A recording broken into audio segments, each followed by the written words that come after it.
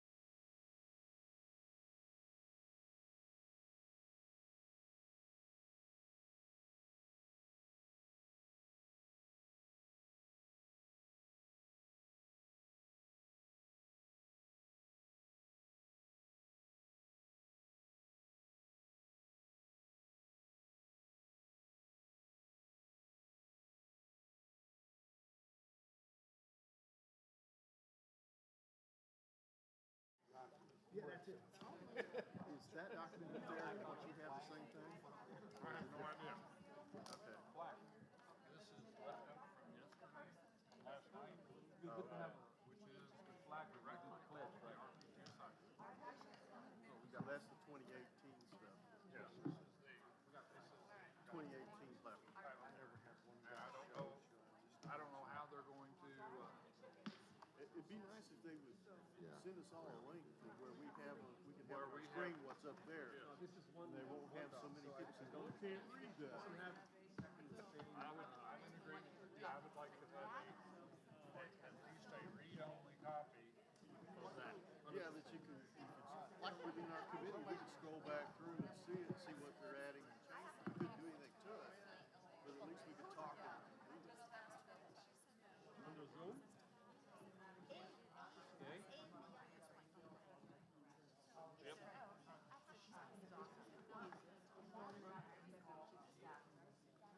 Oh, You shouldn't start the meeting until we have it available for us to, for those of us that want to work with it, with a laptop, because they don't.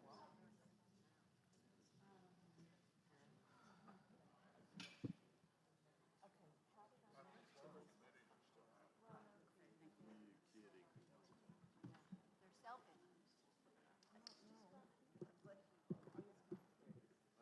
Ladies, would you like to go on?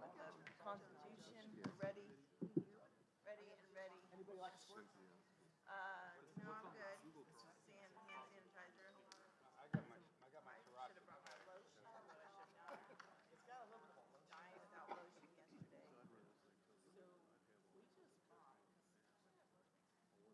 You see, I also have it here. I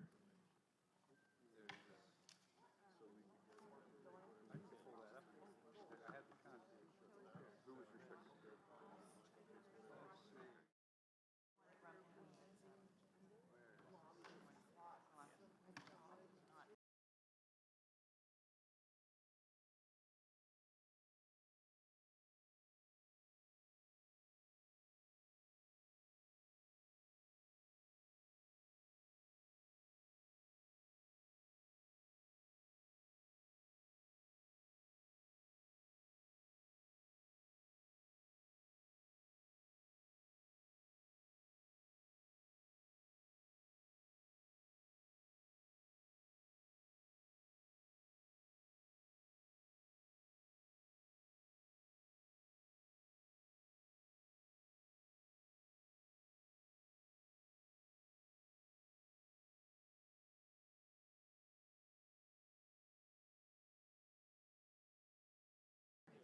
Good morning, everybody. If all the committee members will take their seats, we'll go ahead and get started.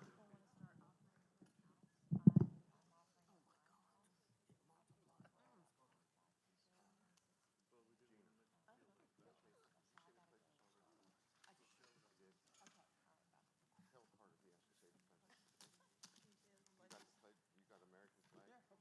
Tell him he has to. Thanks. All right. Okay, I want to welcome each and every one of you today as we get started on our the final day of the temporary convention. And we have a great group of people, and I appreciate each and every one of you. I've seen a lot of unity, a lot of understanding.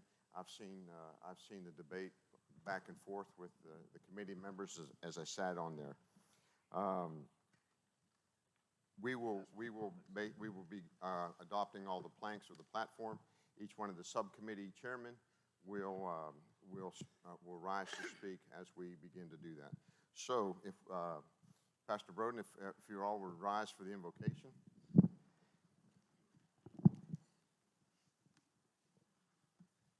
Good morning to you all. Eternal God, our Father, we are thankful for your presence in our lives and in our nation. We pray as we engage in this exercise that you would grant to us wisdom and insight, that we'll be able to grapple with those issues that will have an impact on how the values of our nation is practiced and exercised. We pray, oh God, that you would help us to work through any disagreements, any contradictions, anything that would encumber or run interference with our capacity to serve our party, our nation. We thank you for all who have come and who have made themselves available to this endeavor. Grant to them wisdom. We pray now that you would anoint this effort and that your superintended purposes will be manifested through how we choose and make decisions. Help us to navigate a pathway that will produce positive results for our families, for our children, for our nation. In Jesus' name, amen. Join with me in pledging allegiance to the United States flag. I pledge allegiance to the flag of the United States of America and to the republic for which it stands, one nation under God, indivisible, with liberty and justice for all. And to the Texas flag. Honor the Texas flag. I pledge allegiance to thee, Texas, one state under God, one and indivisible. Thank you all very much. We'll go ahead and we'll get started. Okay, the secretary will now call the roll to establish a quorum.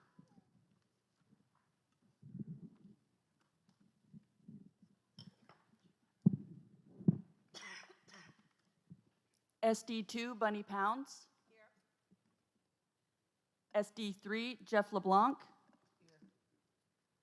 Here. SD4, Amber Shipham. Here. SD5, Gina Flores. Here. SD6, Marga Matthews. Here. SD7, Tom Nobis. Here. SD8, Paul Chabot. SD9, Lee Wamsgans. SD10, Dan Tully. Here. SD11, Tanya Robertson. Here. SD12, Jill Glover. Here. SD13, Carl McConnell. Here. SD14, Will Lutz. Here. SD15, Rolando Garcia.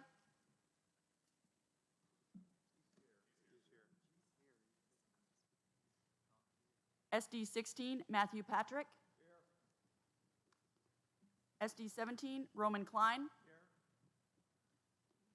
Here. SD18, Bill Posey. SD19, Stuart Knowlton. Here. SD20, Chuck Burnett. SD21, Carter Thomas. Here. SD22, Paul Perry. SD23, Stephen Broden. Present. SD24, Darcy Hasty. SD 25, Lisa Nilsson. Here. SD 26, David Westbrook. SD 27, Wolf Chapa. SD 28, Carl Issett. SD 29, Mark Dunham. SD 30, Mary Lynn Gertenschlager. SD 31, Mary Kay Phelan.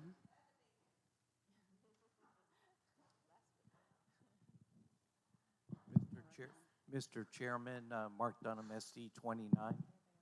We do have a quorum. We thank you very much. Mr. Dunham? Mr. Chairman, I'd like to offer up a rule change that we discussed amongst the subcommittee chairman. Some of the planks were passed on to other subcommittees, so I would offer a motion to cancel out any duplicates that were passed on to planks that were passed on to the other committee, so we don't have duplications within the same subcommittee reports. Okay, so we want, the motion is to add a rule to delete duplications of planks within other subcategories. Do we have a second? Second. It's been moved and seconded. Mr. Dunham, do you wish to speak to your motion? I think it speaks for itself, Mr. Chairman. Okay. Is there anyone opposed to adding the rule for the committee to be able to strike duplicate platforms? Mr. Chairman, Tanya Robertson, SD 11. Ms. Robertson? A point of inquiry. Yes. Would that be exact language or similar language? Planks.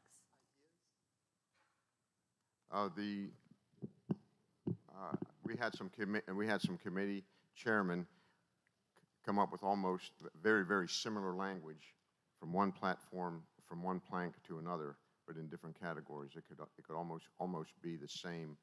It could almost be the same language. Mr. Chairman, could I speak to that, please? Tanya? Yeah. Over here, this way. Hey. There are a lot of times where we would have a plank on a issue or subject matter that we knew was handled more substantially or more thoroughly in a different committee, and it was just a carryover from the last platform. So what I would do in my committee is just make a notation that we were referring it to a different committee. We'd keep the plank in so that it wouldn't be dropped during the editing process and lose the concept out of the platform, which we didn't want to do. And then it would get referred over, and we'd talk to the other committee chairman. They would then amend it. So it may not necessarily be the same language, but the purpose of deleting is because we want to make sure that the concept is covered in the other subsection of the platform before we deleted the plank. So it's still in here, and all we're going to be doing is just striking those out, knowing that it's addressed in a different section. Ms. Robertson? May I speak against? Yes, you may speak against. Okay, I'm rising to oppose this rule change, just because in the State Affairs Subcommittee, we debated a pro-life plank, and we, I guess, connected it to a constitutional plank, and we all know, probably all of us here would connect the two, but to an average voter or an average person reading our platform would not have connected the two constitutional issues. So that's why I'm opposing this rule change, unless it's specifically the same language in the plank. Thank you. Is there anyone else who wishes to speak in favor of the rule change? Yes, William Lutz, SD 14. A lot of us, when we get back to our districts, hear complaints from people about how long the platform is. And I support a detailed platform. I have kind of fought some of those people back because almost the entire neighboring county in Williamson kind of has that view. And so I fought that back in Travis County, but sometimes we adopted 2 planks on unfunded mandates that said almost word for word exactly the same thing. So what the subcommittee chairs have been trying to do is if something's pro-life, we send it to the subcommittees to deal with pro-life. If something deals with toll roads, we send it to transportation. We are trying to avoid having duplicate planks on the same topic in the platform, so we have a document that is more streamlined and easier to read, and that is the intent of this rule. Thank you, members. Mr. Chairman? Okay, you state your name Tom and Novus, SD7. do you wish to speak in favor or oppose? I wish to speak against. Okay, you have the floor. As an automatic deletion, I'm opposed to it. If it's thoughtful that the members can vote on that as each item shows up to make sure that it was carried over to another subcommittee, I have no problem. Thank you. Mr. Chairman. Jeff LeBlanc, SD3. I'd Mr. LeBlanc, you're like to recognized. speak for. In favor? Yes, in favor. I don't know if there's a misunderstanding, but the problem was not necessarily duplicate planks. It was germane to the category it was in or not. I mean, there were things in our committee that were clearly not criminal justice or civil justice issues that had to be referred or, and to another point, it was voted on our subcommittee. Do we want to move this to another committee? And generally, all those are online, and you can see where they were addressed in other sections. So I don't know if there's confusion over us speaking about changes in language or actually whether it was germane to this part of the document. And I hope that's clear. Thank you very much. Is that 3 and 3? Mr. Chairman, point of information. So if we State your name and yeah, SD number. Bunny Pounds SD2. So if we have a plank we had a Social Security plank I saw in business and commerce, but yet we wrote a better one, I think, in finance. How does that reconcile then if this rule was to be adopted? Because my understanding was that we were going to have the opportunity to strike certain planks in other subcommittees that we thought were not as good as other ones. So how would this translate to that? Yes, Matt, speak to that. Yeah. I'll speak to that.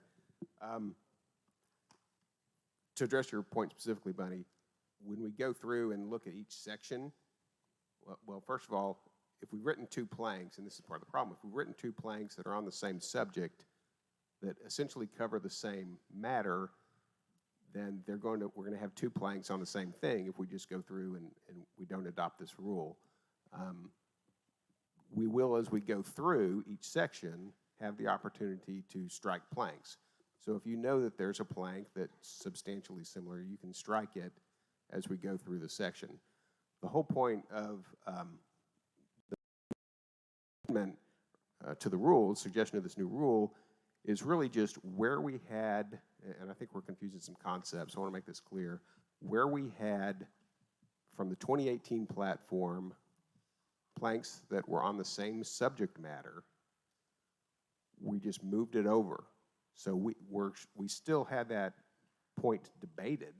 It was just debated in a different committee. And so just like you would always have the ability to redebate a plank or strike a plank if you so choose, all we're saying is that we're taking the line item out up front and then having it debated in another committee. So we're not losing, nobody's losing the opportunity to cover a particular topic because it's going to be in one of the committee's reports. Well, who makes that choice of where it ends up? Well, we as the committees, when we knew that it was covered in a different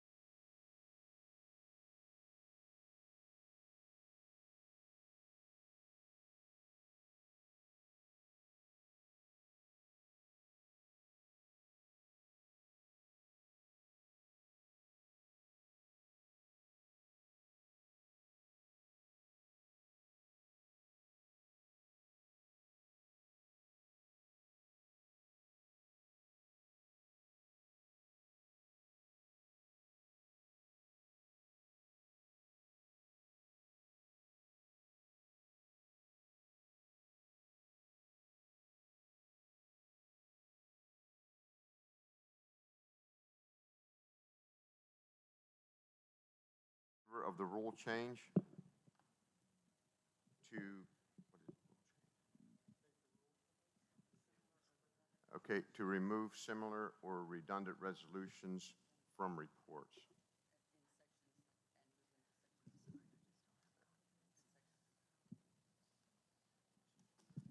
Mr. Chairman, can we see the wording of the proposal, rule? Mr. Dunham, can you restate the proposal? Yes, the purpose of this is to eliminate duplication of a plank that was submitted to another committee for debate, and that the original committee that sent it to said committee didn't drop it off of their platform until they knew that that committee had voted on it and debated that particular issue. For the first day, like I can speak for the National Defense and Border Security. Mr. Dunham, I'm just looking for the language so Oh. that people understand what they're going to be voting on. All right. I should have wrote it down, I guess. To eliminate duplication, if a subcommittee, if it was referred to a different subcommittee to eliminate and voted on, it, forgot how I said it. Can I offer? Yes, help? please. To eliminate duplication of planks referred to other subcommittees. Yes. Short, sweet, to the point. Okay, the motion on the floor is a rule change. It requires 2/3 of a vote, and it's to eliminate duplication of planks referred to other subcommittees. Are you ready for the vote? Mr. Chairman? State your name and precinct Tom number. Nobis, SD7. The Mr. language Nobis? there says an object of what you're going to do, but it doesn't say what you're going to do after that. You're giving a description of to eliminate duplications, but how are you going to do that? Yeah. Okay, please state your name and SD number, and if it's a point of information. And don't refer to the other committee members, refer to the chair. Bunny Pounds, SD2. There's just not enough clarity in that. Who is making that final authority, and how do we know which subcommittee it's going to end up Sure. in? It's just really vague in my viewpoint. Okay. Mr. Chair? Mr. Chair? Matt? I'm sorry. State your name. And Oh, Matt Patrick, SC16. Mr. Patrick. May I offer a helpful example of what we're trying to do so people will understand better? Yes, please. All right. I'm just reviewing my constitutional committee, for example, and we had a plank Texas speakers elections. I have it, in order to not lose it, I left it in. So what you'll see when you review, you'll see that plank in my section.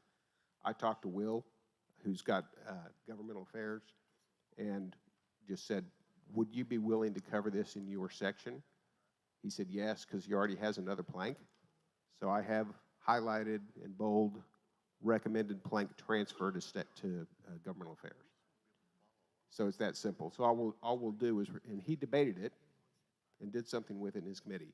So all we'll do when we go through and adopt my section is strike that plank as it was originally written in 2018, because we know that it was already debated in another committee. So those are the sorts of, it's really just a clerical issue. We're not trying to go through and willy-nilly strike planks that have been debated and adopted through all the hard work of the subcommittees. That's just not what we're doing. There seems to be some confusion about that, and I'm not quite sure how it arises. So I'm just trying to clarify. Mr. Chairman, can I offer a friendly amendment to this? That we put in there, if the subcommittee has referred it in writing on the document to another committee? Okay, we have an amendment to the rule. The amendment is if a subcommittee has referred it to another subcommittee In writing. in writing. Point of information, State your name and SD number. Rolando Garcia, SD15. Mr. Garcia? Is the chair aware that our breakfast tacos are getting cold while this debate drags on? He gave me a note, and you guys were, okay, let's go ahead and take this vote. All those in favor of getting breakfast tacos, go ahead and do it. Okay, could you repeat the friendly amendment? Yes. No,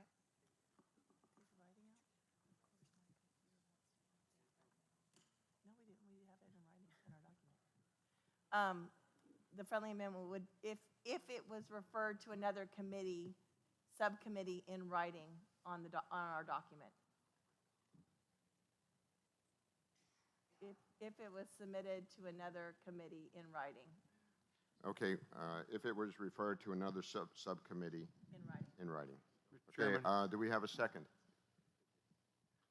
I'll Here. second it just to get it on the floor, but I have a point of information. Mr. Carter Thomas, SD 21. Mr. Carter, state your point of information. I'm curious if in the writing, we put the request in writing in the document. Does that satisfy the delegates'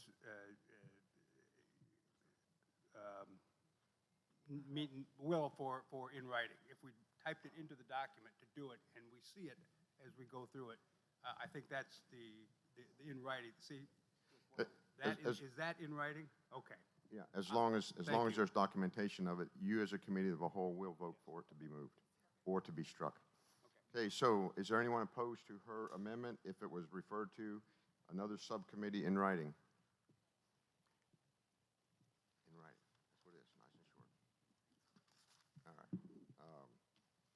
Hearing none, all those in favor of amending the amendment, amending the rule, eliminate duplication of planks referred to other subcommittees if it was referred to another subcommittee in writing. All those in favor of the amendment, if it was referred to in another subcommittees in writing, say aye. Aye. Opposed, no. The ayes have it. Now we go to the main motion. Mr. Chairman, State your name and SD number. Tom Novus, SD7. Mr. I Novus. offer a friendly amendment. Yes, Mr. Novus. If we can see the transfer has taken place,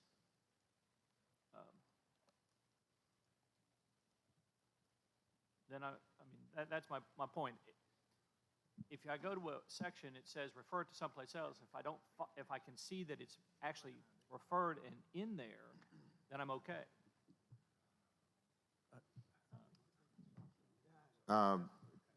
Matt, could you answer that? Just to comment on that,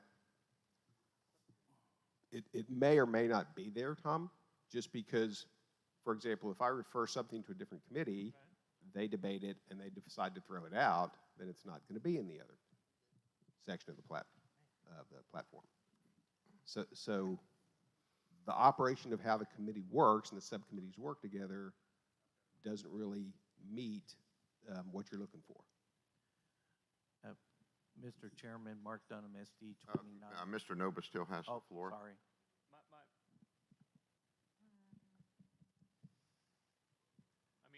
We in our subcommittee, we wrote things in to refer to, but we don't know if the other subcommittee took it up at all. So that's my concern. Okay. But it is there in writing, referred to another subcommittee. Then if it's referred to another subcommittee, then this committee as a whole can vote on it to move it. Okay. If the committee votes to move it, then I'm okay with that, as opposed to just striking.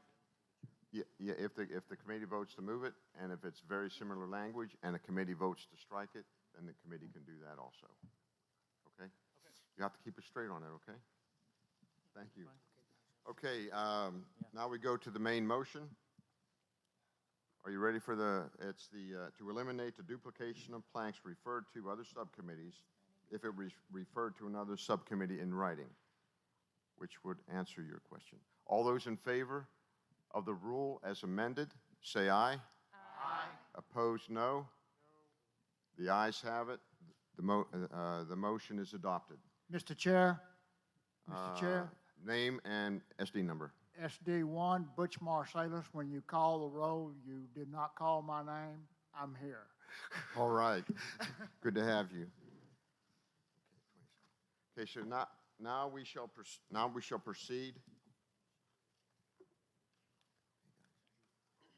we shall proceed with the adoption of the planks as the committee has worked on them.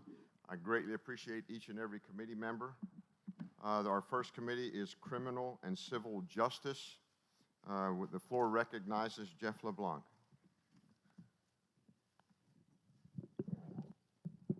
You know what? I'm going to have to sit and do this. Jeff LeBlanc, There he is. Yeah, SD 3. I was the chair of Criminal and Civil Justice Subcommittee. And I want to mention the members that were on this committee. Quick point of information. This is serious, actually. Yes.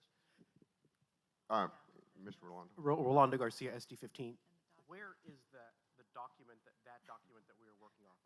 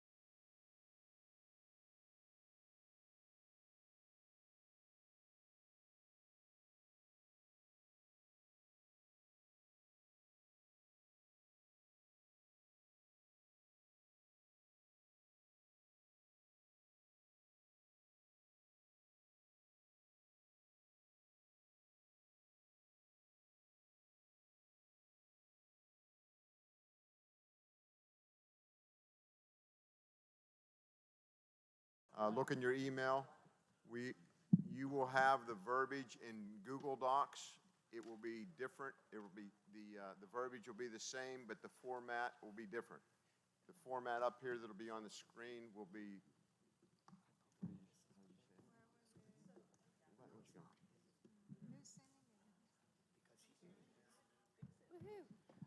Good morning.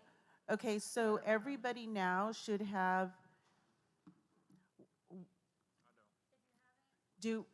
Well, yeah, if you did not receive an email getting access to the Google Doc that we just created, then please come up here and give us your email information so we can get that to you. So this is our editable document for the editorial committee, and you can view it, and it has all kinds of font and bold and numbering, but it's still a draft. We copied that to a Google Doc so that everybody will be able to view it, but you will not be able to make any edits to it. It won't look as pretty as this does up here because when you copy and paste from Word to Google, to the Google Drive, it takes all of your formatting away. But the verbiage, the words are the same. So you don't have to worry about that. So that's what I wanted to just let you know up front.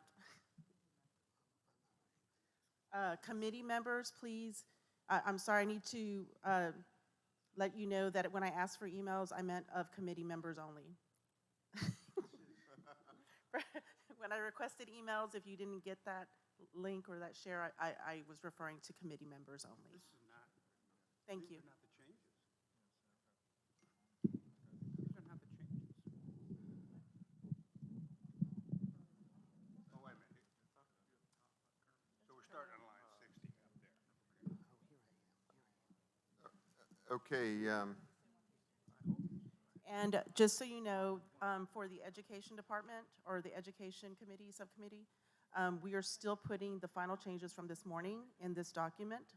So note that if you're looking at that section right now, the final changes, that whatever final changes you had this morning are still being, or we will put those in there right away.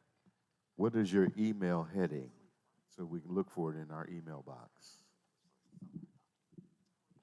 From Karen, is it from? Okay, thank you.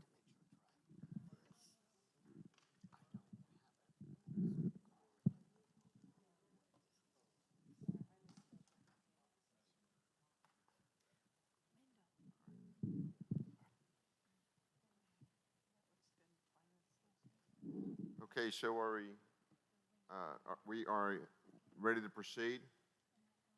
If I could recognize Subcommittee Chairman Jeff LeBlanc, Criminal and Civil Justice. Mr. LeBlanc. Mr. Chairman, first I want to thank all of the hard work that my subcommittee members put in on this. We worked very well together, very hard. The committee makeup was perfect. We had someone with criminal justice experience. We have someone that has been in government and judicial issues, and we really got a full picture of how certain things may interact with different areas of criminal justice. So I want to thank Darcy Hasty from SD24, Amber Shipham from SD4, my neighbor. Could you have them stand up? Oh, please.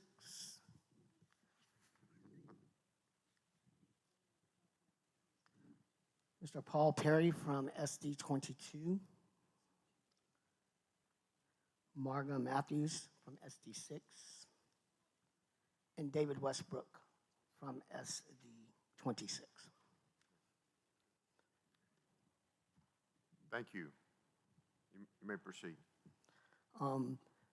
Of course, with current events as they are in the nation, the biggest hurdles we had to tackle this time in the committee was law enforcement, and that is, number one, how to keep the highest respect for law enforcement that we have as a party, and support against what may be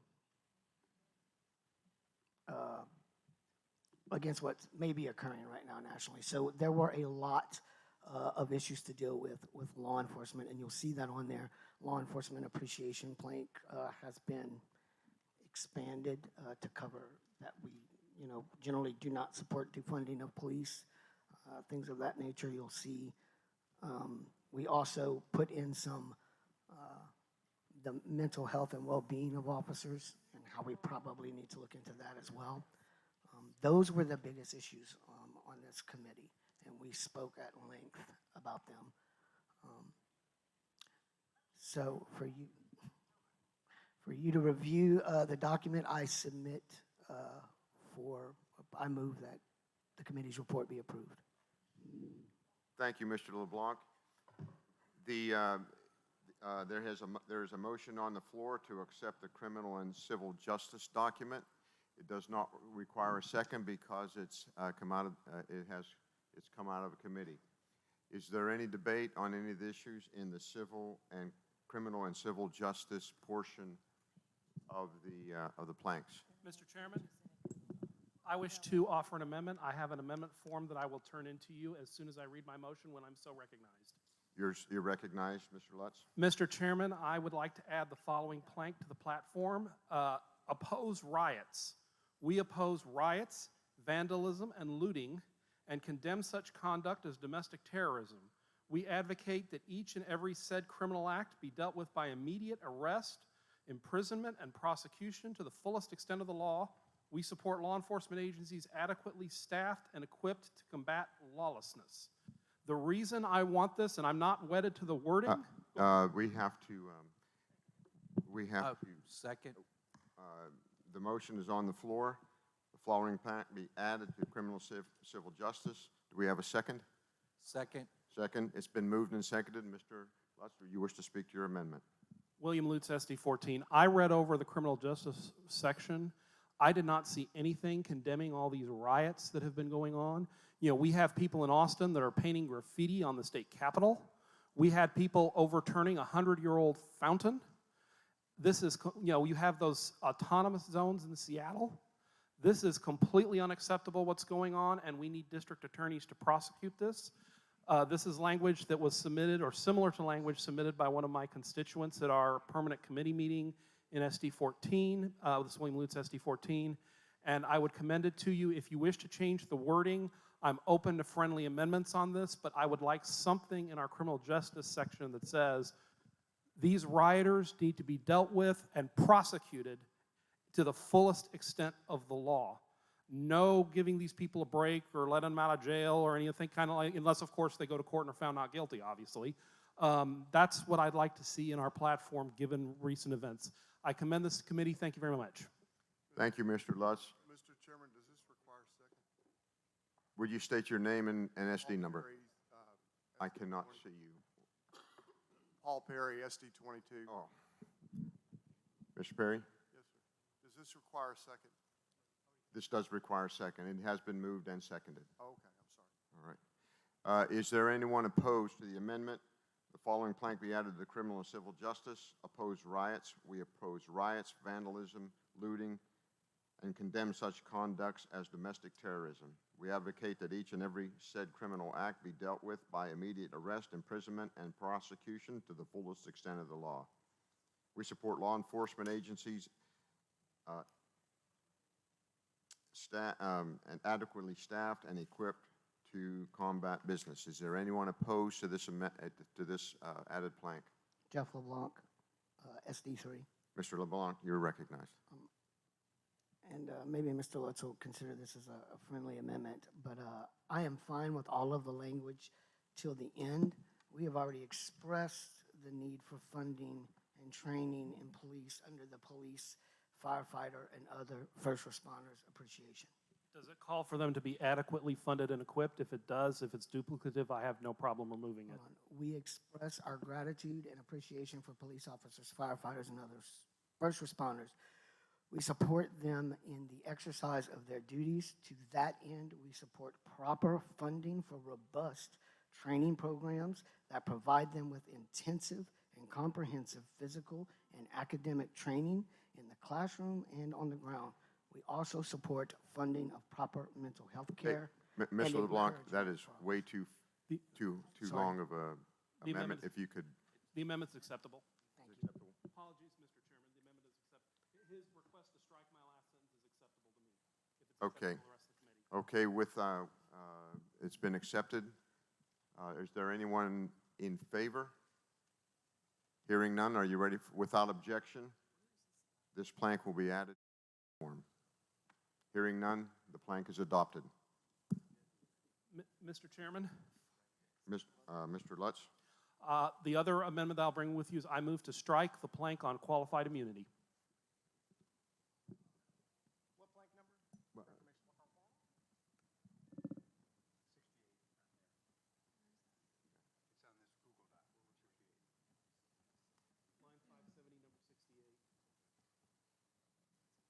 I'll second. I need a, okay. It's been moved and seconded to strike. Yes, that's it. To strike line 68, qualified immunity reform. It's been moved and seconded. Do you wish to speak to your motion? Yes, sir, Mr. Chairman. I do not understand how suing police officers leads to better criminal justice. Qualified immunity is something the federal courts have come up with, and it says that unless a law enforcement officer violates clearly established law, there's an 11th Amendment immunity from lawsuits that in federal court, civil rights lawsuits that are filed against those police officers. There are some people, in fact, a lot of Democrats, who want to get rid of that so that we can go sue police officers and have some judge, many of whom have been appointed by Bill Clinton or Barack Obama, a federal judge decide whether our law enforcement officers have acted correctly. There may be some need for some changes in law enforcement. Maybe we need tougher standards from the Texas Council on Law Enforcement, or the state legislature needs to enact more accountability for law enforcement officers. But I don't think unleashing the trial lawyers on our police officers is going to lead to better criminal justice. The other reason I don't think this should be in the plank is qualified immunity is a mind-numbingly complicated legal concept, and the interplay between state and federal government gets real confusing real fast, and to try to figure that out in the platform, I think is going to be a problem because of how technical this subject is. But my main issue is I'm worried about anything that'll open the door for the plaintiff's bar to micromanage our police departments. They've got enough challenges as it is, and that is why I'm making the motion, Mr. Chairman. Thank you very much. Mr. Chairman, may I speak? Do we have anyone opposed to the motion? Yes, Mr. Chairman, Jeff LeBlanc. Mr. LeBlanc, you're recognized. I think resolutions from our SDs come into huge play here, and they are equally divided to keep it, to abolish it. We towed a very careful line here with someone that works in criminal justice on this subcommittee. We specifically did not call for it to be abolished. We specifically did not include law enforcement in it because qualified immunity applies to a lot of ranges, first responders, things of that nature. And we put for reform, not abolishment. And I would give to the committee that even someone involved in criminal justice stated, yes, reform, but she would in no way support abolish. Thank you. Is there anyone in favor Mr. Chairman, of the may I speak? motion of striking? Paul Chabot, Senate District 8, sir. Mr. Chabot, you're recognized. Thank you. I am a retired law enforcement, and I would recommend striking this. I agree with the gentleman. We don't need to carry the Democrats' water, ladies and gentlemen. This is what the left, BLM, and others. And if there is any good intent behind this, this is not the right time, because we continuously hear now about removing qualified immunity for law enforcement. If this was some other convention years from now where this wasn't a hot topic and we want to talk about elected officials, fine. But we all know that there's an underlying attack on our men and women in law enforcement, and to put this in the Republican plank, I think, is asinine and insulting to our men and women in law enforcement, and it's unbecoming of who we are as Republicans. So please, I do completely agree with that, and I appreciate you bringing up the concern about Plank 68. Thank you, Mr. Chabot. Anyone opposed? I'm opposed. Perry, SD 22. Okay, please state your, Or I served on the committee with Mr. LeBlanc. I've served as a justice of the peace.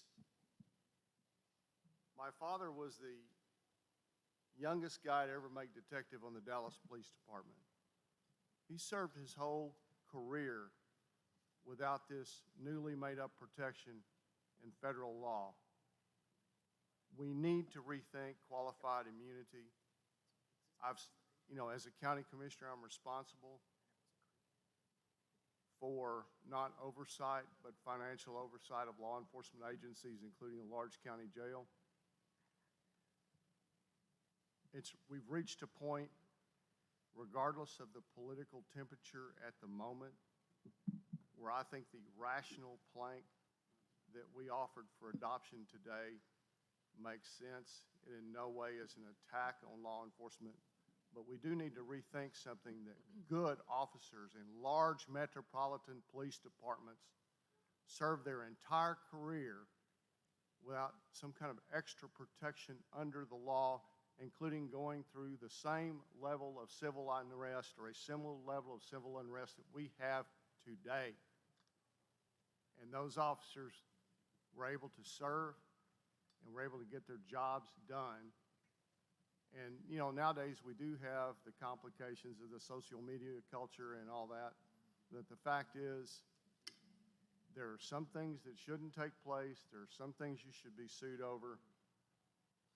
And we need to watch the extra protections we give in our society, because we might become something other than the United States of America. We may be on our way to becoming Rome in the later days, complete with mobs in the street, a lack of rule of law, special protections for certain people, be it people in certain professions or people based upon manufactured classes of citizenship.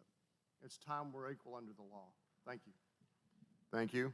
That was 2 for, 2 against. Do we have anyone else in favor of striking blank 68, Mr. Chairman. qualified immunity reform? Gina Flores, SD 5. Ms. Flores, you're recognized. I agree that we don't need to carry the Democrats' water. This particular plank, this is why the Republicans couldn't vote, for several reasons, couldn't vote for the last bill that came through the House, because it had qualified immunity attached to it. And it just opens the door for police officers to be sued. And in this climate, it's going to make it harder for them to do their job. Mr. Chairman. Thank you. Is there anyone, Chairman. the last one, opposed? Darcy Hasty, SD 24. Are you opposed? I am opposed. Okay, yeah, you have the floor. I was on this committee, and I will dare to say that I am the most pro-police person in this room right now. I have spent the last 21 years of my life serving in some form or fashion in criminal justice / law enforcement. I continue today. Matter of fact, you'll see me off and on working on my laptop, working in law enforcement today, right now.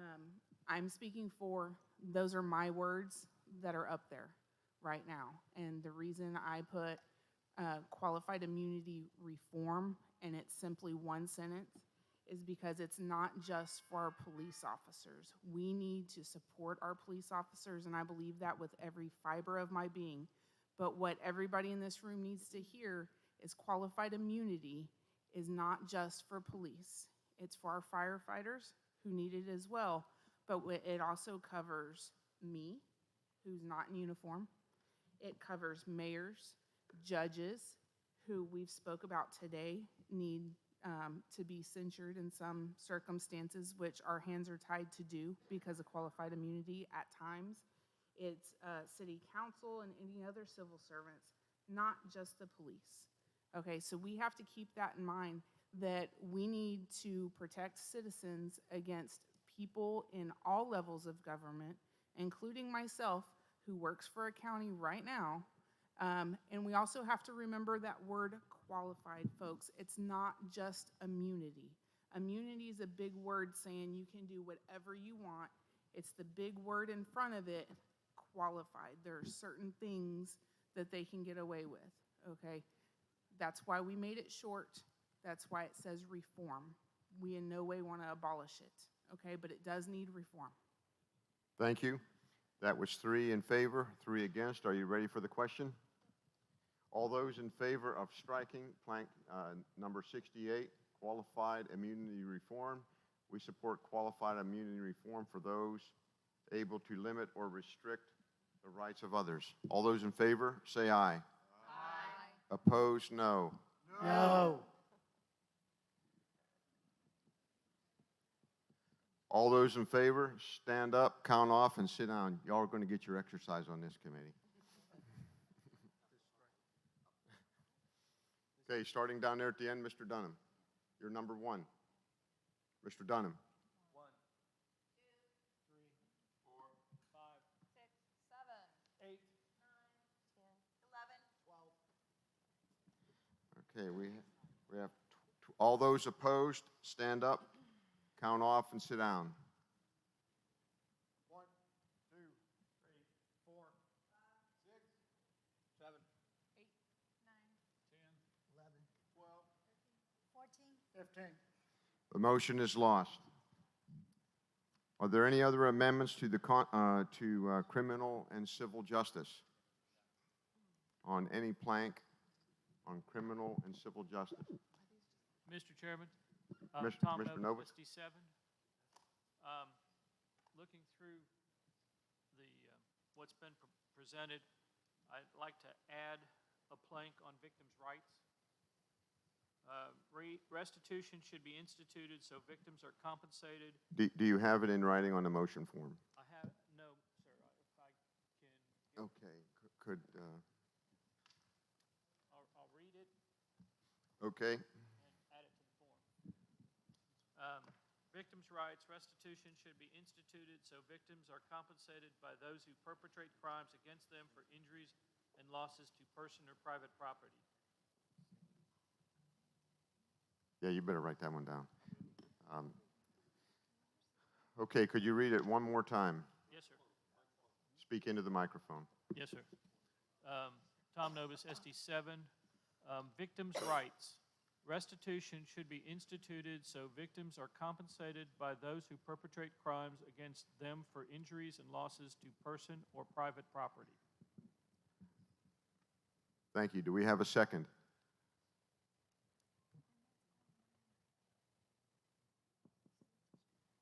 Hearing none, the motion dies for lack of second. Oh, second. William Lutz, SD 14, I'll second his motion. Yeah, it's too late. Sorry. Yeah. Okay. The motion is lost. Are there any other motions I'd like to make to a the motion. criminal and civil justice platform? Yeah, Mr. Chairman, I'd like to make a motion to strike plank 82. Would you please read the plank? Plank reads, civil penalty. We will support a change in the law to make it a civil and not a criminal offense for legal adults only to possess 1 ounce or less of marijuana for personal use, punishable by a fine of up to $100, but without jail time. Okay, it was, do we have a second on striking civil penalty?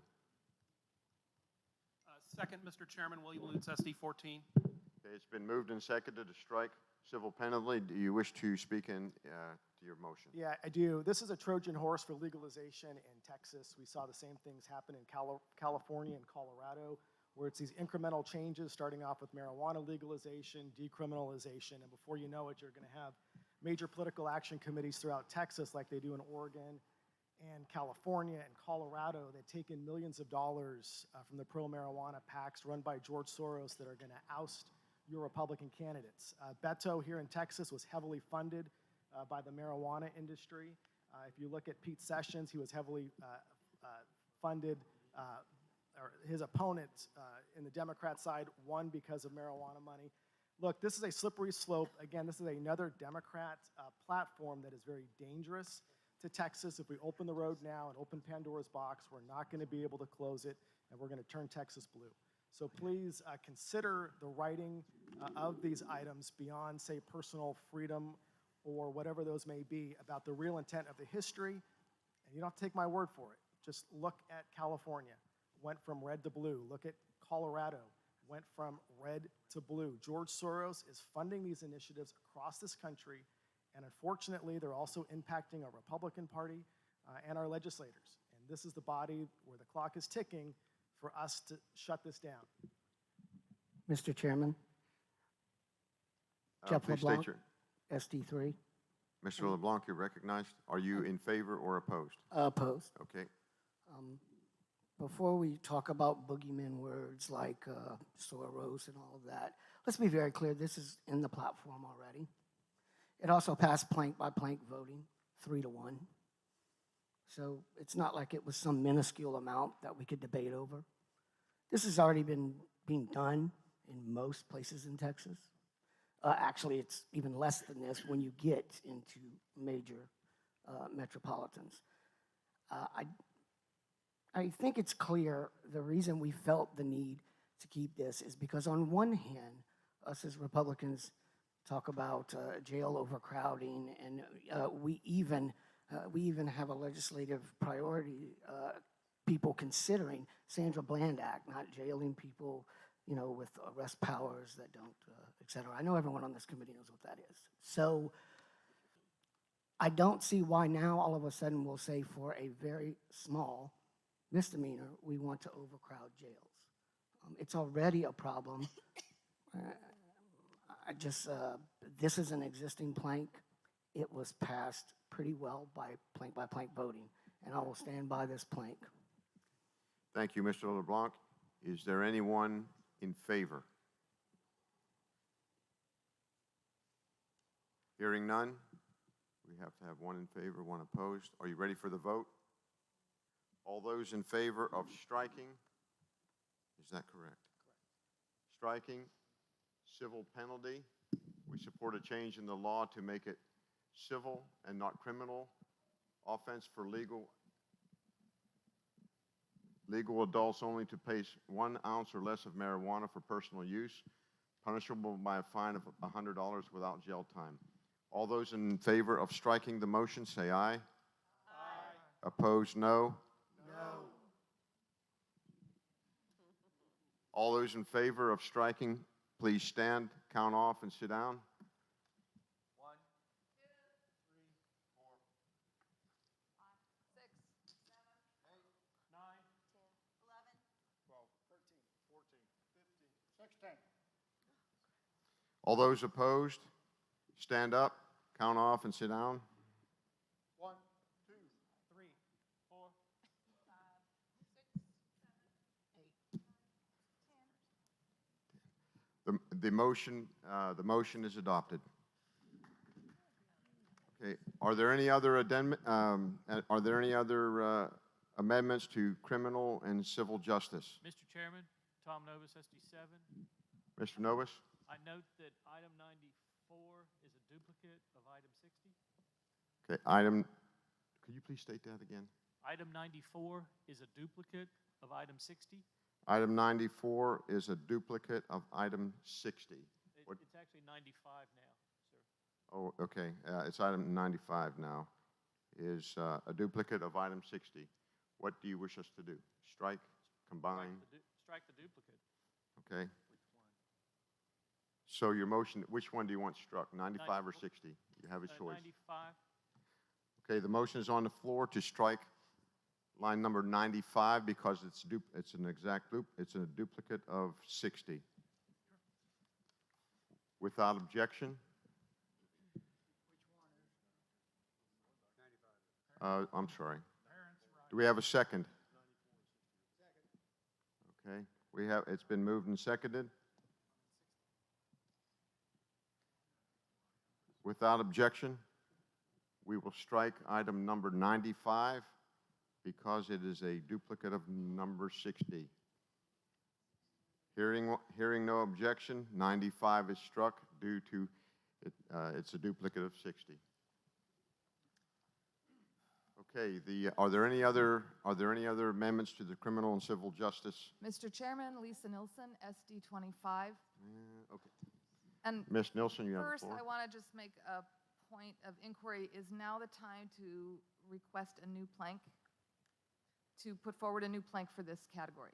Now is the time. Okay, then I would like to propose a plank. Do you have it in your motion form? I do. I can email it. I don't have it printed. Okay.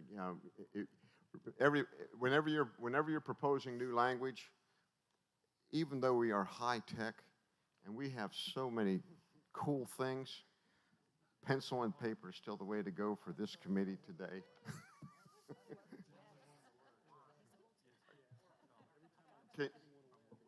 Can you email it to Phil? Yes.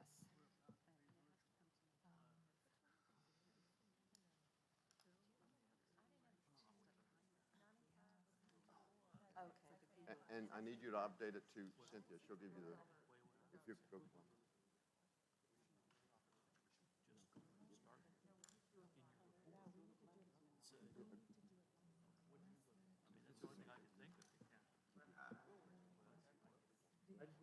You wanted it to Phil and who else? Cynthia. Cynthia, can you give me your email?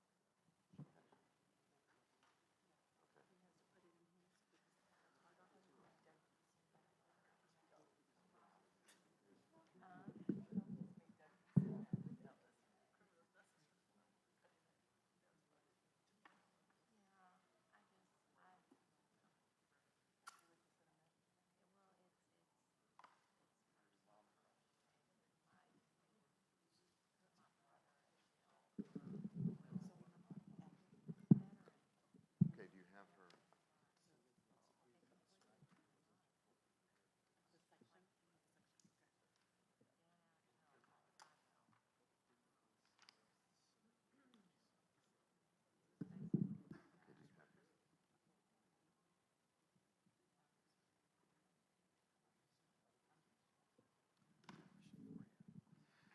Have you emailed it? Yep. Have they received it?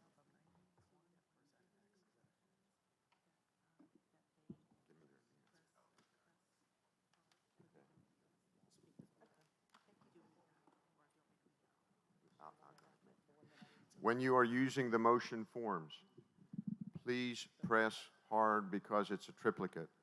So I need you all to be Olympic hammer throwers and press hard so that goes all the way through. Thank you.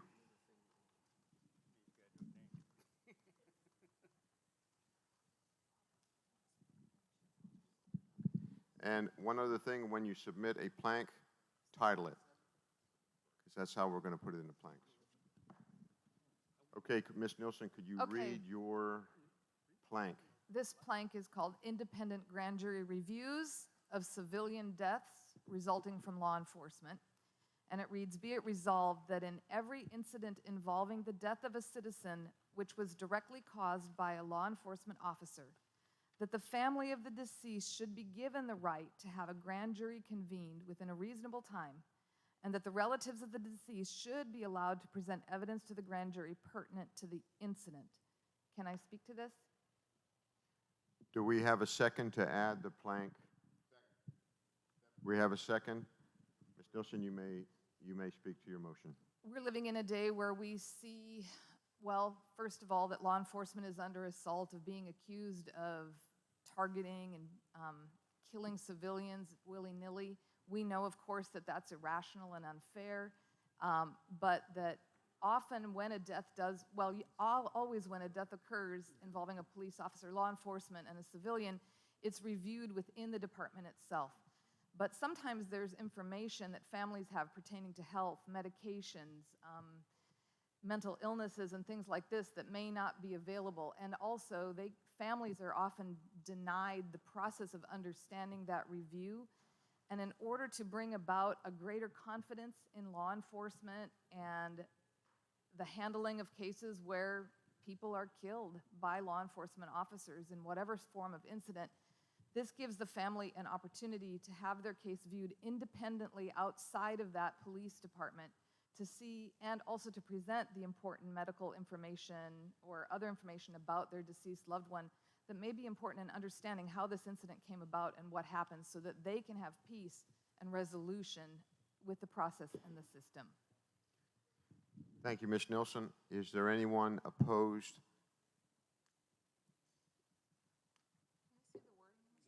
Yeah, they're putting it up right now. It's up there, but it's not over here. Is that being passed on to us? Yeah, they're putting it in right now. While they're, if we could stand at ease while they put all that verbiage in, I would like to invite Senator Bob Hall to come up and to address the committee. Senator Hall.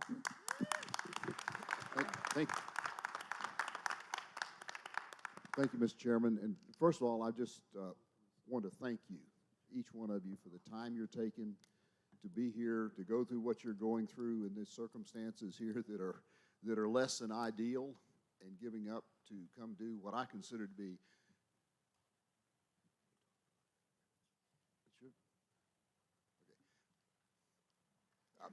what I consider to be the heart of the Republican Party, and that's the platform. In any talk about trying to shrink it or change it or to grow it, I think we need, in terms of well, let me come back to that in a minute. We had a real good platform in 18, and some of these things that we don't need to change just for the sake of changing. We got it. A lot of work has gone into that, and those things that make sense then make sense now. So I hope you're on a path that we keep an awful lot of what was there. I know not a lot of it was addressed. I had several bills that did address platform planks, and some of those we can worry about go ahead and take out, like red light cameras. We no longer have them in Texas, and we managed to get that out. But we have some other things that we have to need to continue to protect and make sure that gets addressed, and that is the issues on toll roads that we've had in there. We worked really hard to protect the people of Texas with language in there that keeps them tamped down, and we need to make sure that we have language in there so that the legislature is encouraged to stop some of the predatory practices of toll collections that are out there. We don't need to have that going away. Hope we'll continue to understand that our grid is extremely vulnerable and that we must have something done. Trump agrees. He's issued 2 executive orders, and they're working at the executive level, the national level. But we're Texas. We have our own grid. We can protect it ourselves, and it's beginning to be recognized by our power companies. We just need to have the government take the initiative, like was done many years ago with the rural electrification of Texas. Had it not been for the government saying, go take power out in the country, we would still only have electricity in our big cities today. So it is the government's role to do that. Vehicle inspections are a total waste of time. I hope we'll keep that in there. And we have to be very careful about the push for a big tent. While I want to encourage everyone to step into the Republican tent, we need to keep it the conservative Republican tent so we distinguish ourselves from the Democrats. Any push to satisfy more Republicans by compromising our principles will destroy the Republican Party and what we stand for. What we need to do is spend our time and energy out there getting people to understand the principles of conservatism that serve the people of Texas and have them come join us, not us join them by watering down our principles and making changes to match social pressures out there today. We need to stick with what we've got. And we have disaster. We have seen that it is a disaster, what we currently have. We need to do this without tying the governor's hands in a legitimate short-term disaster. But when we get to situations like we have today, we would, I think we need to have something where the legislature gets involved, because our government only works when we maintain that separation of powers. The governor is there to execute law. The legislature is supposed to be making the law. And so if we find ourselves in the future where we need to have something similar to what we have, we need to have a mechanism so we do have the people who were elected to make the laws saying that,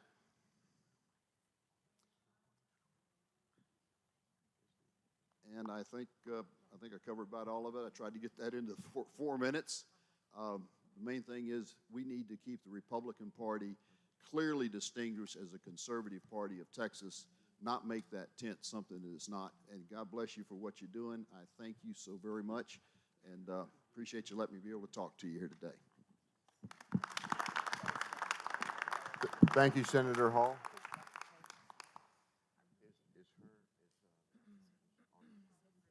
Okay, Phil, you should have. Did you get it now? Is that adequate, or do you still need me to write it on this?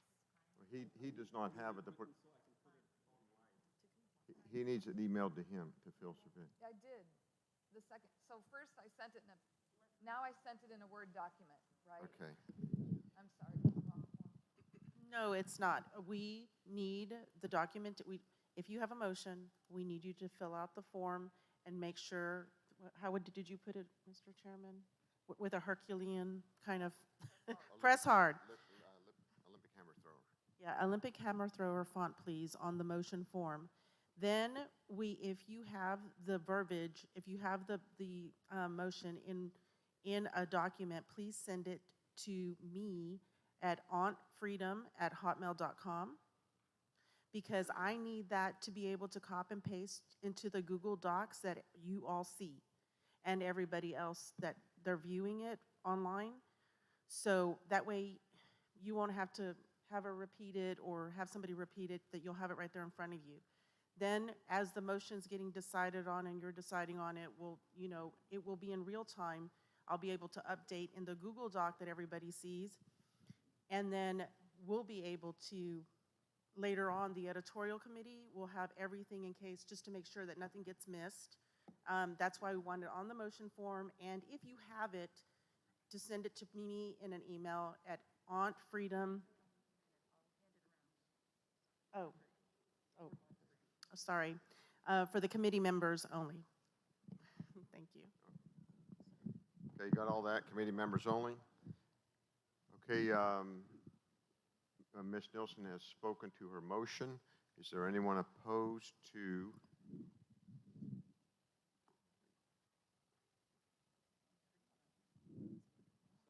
No, it's not on the screen. Okay. Read it, please.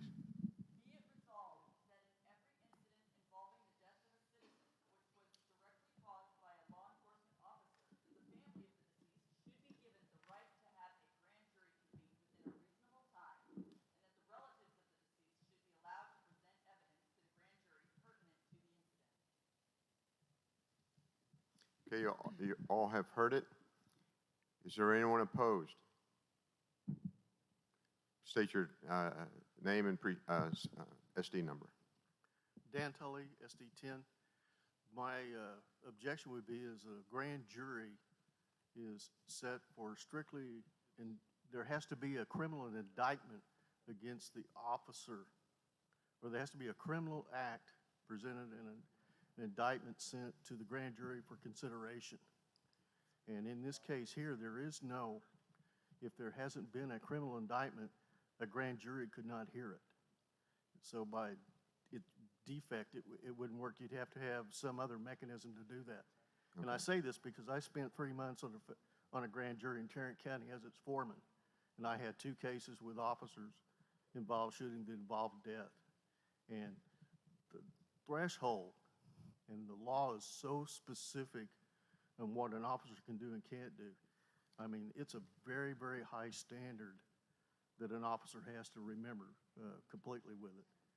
So, I mean, and they're well trained at it. But my problem is the grand jury would not have the authority to do this unless there was a criminal indictment. So this plank, the way it's written, would have no ability to be effective by the people coming in. Now, if there was a criminal charge, the family could be granted permission to come before the grand jury and talk to them. There's no doubt about that, or give testimony.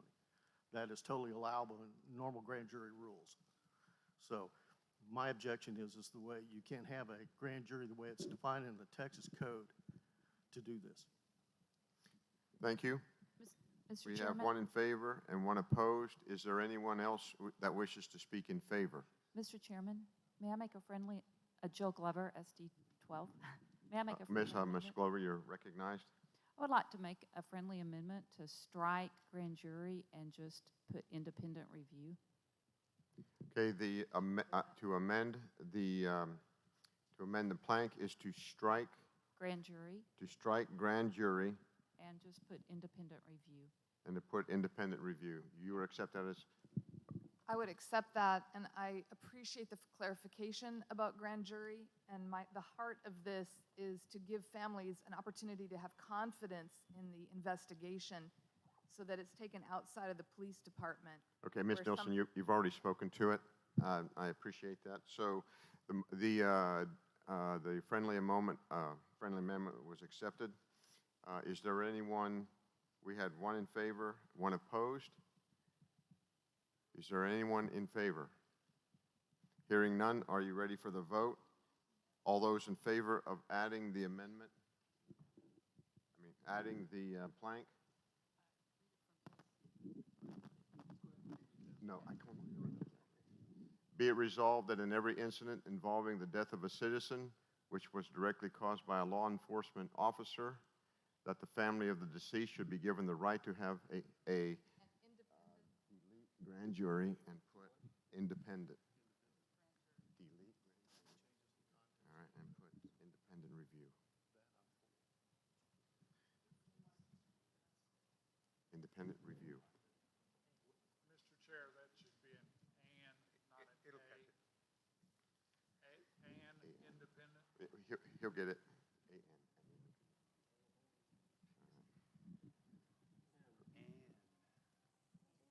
A-N, there you go.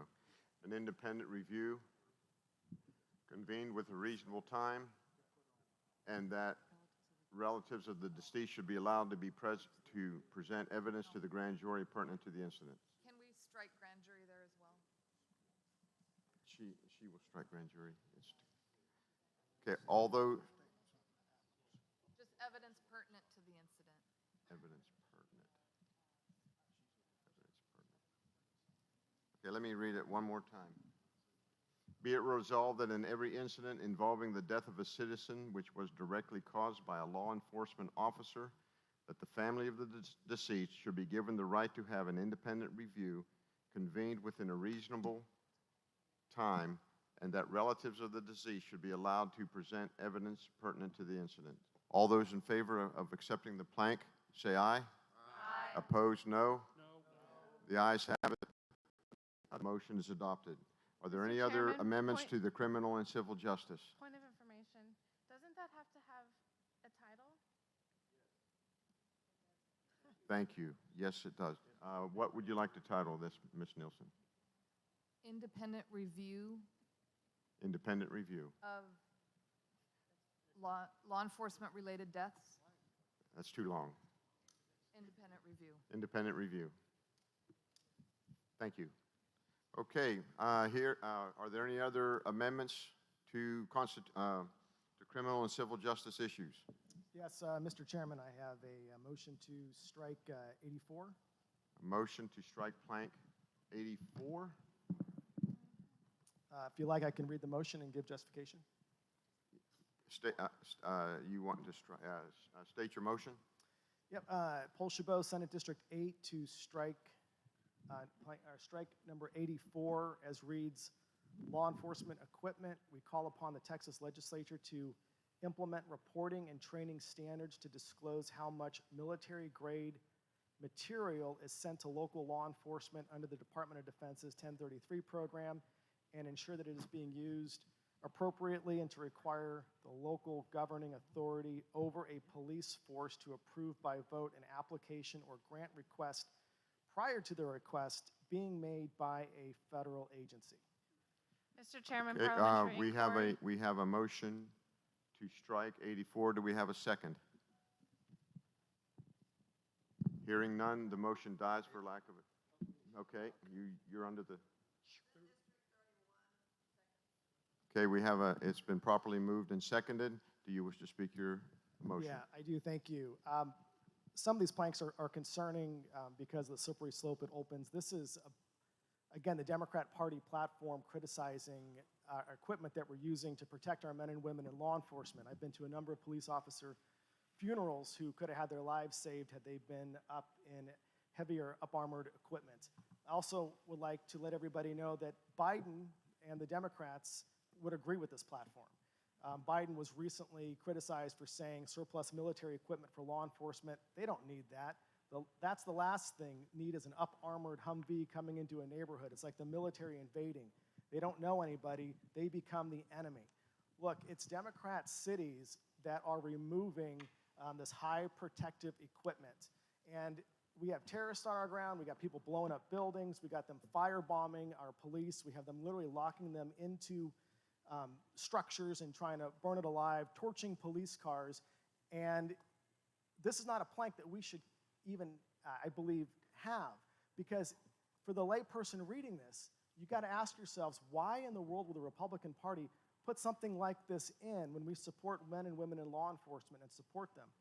Further, again, I will draw your attention to it is the Democrats that don't like police. It is the Democrats that want to defund police. It is the Democrats that don't want us to have this up-armored, safe equipment. And most police departments can't afford it. This is surplus extra material. And I know how it's worded. And I appreciate those on the committee that share my background in law enforcement. But this is a plank that is sneaky because it represents what the other side envisions for law enforcement. And if we show supporting it, then like the good senator said, what makes us that much different? Thank you for your time. Mr. Chairman. Thank you. Is there anyone opposed? Mr. Chairman, Jeff LeBlanc, SD3. Are you opposed to the motion? Yes, sir, I am. Okay. I'm a bit confused how the narrative is now turned into this is the Democrats' plank. This has been in the platform the last 2 times. This is nothing new. This is nothing sneaky, as was said by a colleague on this platform. It is not. It has been there. It has been there the last 2 cycles. And I would severely caution us to stop going against the will of delegates that have voted on these planks, that we have record of their support before we willy-nilly start striking items. These have been voted on. Some of these have been in the platform multiple times. And I understand principles, views, not principles, but views on certain planks over time can change. It is, of my opinion, that you're letting the Democrats steal your narrative if you think they put this in your platform 2 cycles ago. Thank you. Is there anyone in favor Chair. of the motion? Senate District 31, Mary Kay Phelan. I'm in movement to strike this. I actually have a nephew, and he actually has to purchase a lot of his own equipment, if you want to call it that, because the agency he works for does not supply all the equipment. So bulletproof vest, he buys that himself out of his own pocket. The guns that he uses, he's issued a certain grade, which is not equivalent to what's out there that he's fighting against. So again, he has a prerogative to buy something better if he so chooses. So I don't think we need to know what the police agencies' military grade equipment they have. If they're required to buy their own equipment to protect themselves, then I think that's up to them, and we don't need to know what the police agencies or even govern what they're using to fight their jurisdiction. Thank you. Thank you. Chairman, Is there anyone opposed? Senate District 22. You rise in opposition? I do rise Thank you. in opposition. If we go ahead and dissect this plank, which has been in the platform several times now, it's commonsensical. I mean, I'm responsible for making sure things are budgeted all the time for law enforcement. We call upon the Texas legislature to implement reporting and training standards to disclose how much military-grade material is sent to a local law enforcement under the Department of Defense's 1033 program.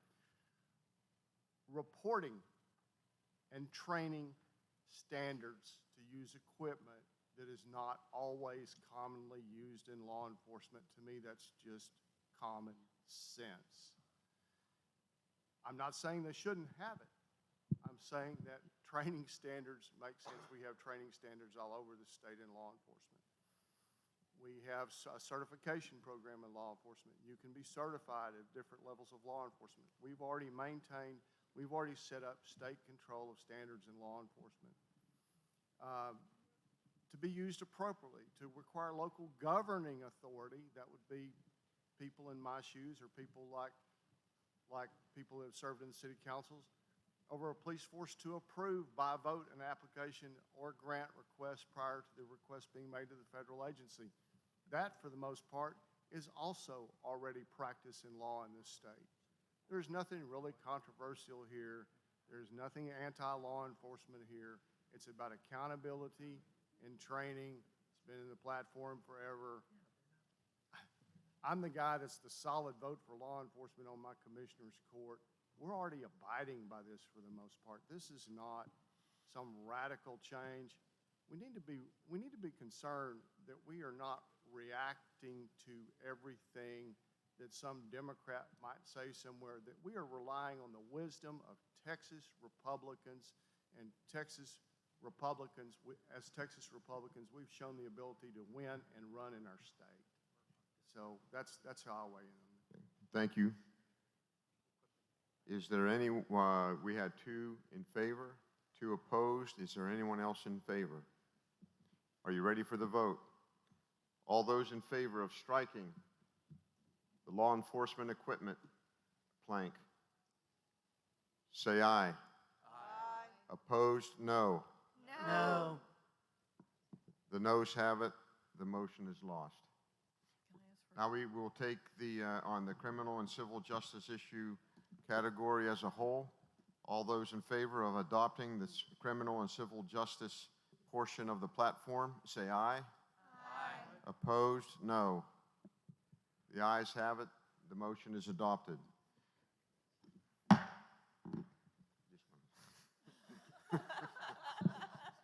You know, sometimes you just have to do something.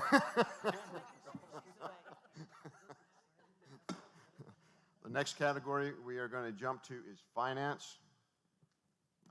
Mr. Will Lutz, you have the floor. Thank you, Mr. Chairman. William Lutz, Senate District 14. First, I would like to recognize my committee members. We had a very collegial committee. We worked together as a team. I think we might have had maybe 1 or 2 split votes all afternoon. Finance was really went smoothly. Dan Tully from Tarrant County. By the way, I have your extension cord in my Buc-ee's bag here that you kindly loaned to both of the committees I chaired. I see Bunny Pounds from Senate District 2 was on our committee. Let me see who else we had. We had Pastor Broden from Senate District 23 in Dallas on our committee. And thank you, Pastor Broden. I am missing, who am I left out? Short pencil's been a long memory. Bill Posey's not here. That's why I left him out. And Carl Isett wasn't able to be with us. So I would like to thank my committee members for the very cooperative way that our committee worked. We did a lot of heavy lifting 2 years ago. I chaired this subcommittee 2 years ago in finance. We did a lot of heavy lifting to make sure that property tax reform was placed in here and to also make it better written documents. So a lot of what we did this time was fine-tuning what we did in the past. One thing we did is, we're heading into what is possibly a tough budget cycle at the state legislature. And so I strengthened the language on gambling, calling for the governor to veto any budget that has a method of finance that relies on expanded gambling. We don't need expanded gambling. It's a bad idea. We also have a call for federal entitlement reform, which Bunny presented to us and Ms. Pounds presented to us, which I believe was a definite improvement to the plank. We also have something on defunding the police. These cities and their lobby organizations always go to the Capitol and say they need to raise property taxes because they need it to fund the police. And so we put a plank in here saying that if you're a city or a county and you cut your police, a large city or county, you cut your police budget by more than 10%, then you should cut your property tax revenue by that same percentage or more. I think that will bring the defund the police movement to a grinding halt if that were to be enacted. So I think we have some, while it is basically fine-tuning, we kept the structure of the document from 2 years ago largely intact, except we reordered some planks so that they flowed better, so that like topics are grouped together. With that introduction, Mr. Chairman, on behalf of the subcommittee, I will move passage, and I will have one technical amendment after my motion is recognized. Mr. Chairman, on behalf of the subcommittee, move passage of the finance section of our platform. It's been moved for the passage of the finance reform. It does not require a second. Do you wish to speak to your technical? Yes, there is an amendment that is marked on our plank. There is a plank that's in the existing platform that says that property taxes should not be diverted to fund toll roads. We sent that over to Business and Commerce, and I believe Business, Commerce, and Transportation has adopted that as part of their toll road plank. I looked over it, and I believe there's language on property taxes, property tax diversions also that has been adopted by Business, Commerce, and Transportation. If for some reason there's something that is missing, I think it would be appropriate to add it in that section. So we are recommending, because this issue was very comprehensively addressed by Business, Commerce, Transportation, that not be included in the finance section of the platform, because we believe it's covered elsewhere. Mr. Chairman, it was 160 in the old platform. I don't know what it is, how they've renumbered it. Right there, diversion of property taxes. See it? Okay, it's plank 143. Yes, plank 143 is, I believe, covered in Business, Commerce, and Transportation section, so I would strike that out of finance as a technical cleanup. Okay, we have the motion to strike and port it over to strike the diversion of property taxes and send to Business, Commerce, and Transportation to merge with former plank 45. Do we have a second? Do we have a second? Okay, it's been moved and seconded.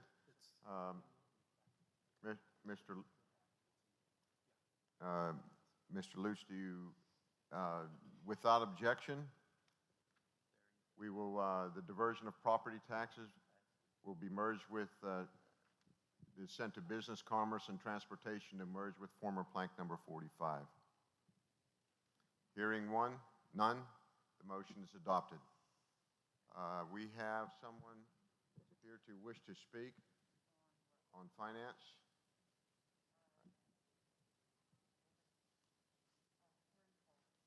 Terry Hall, do you wish to address the committee? You got 1 minute and 59 seconds. I'll try to be quick.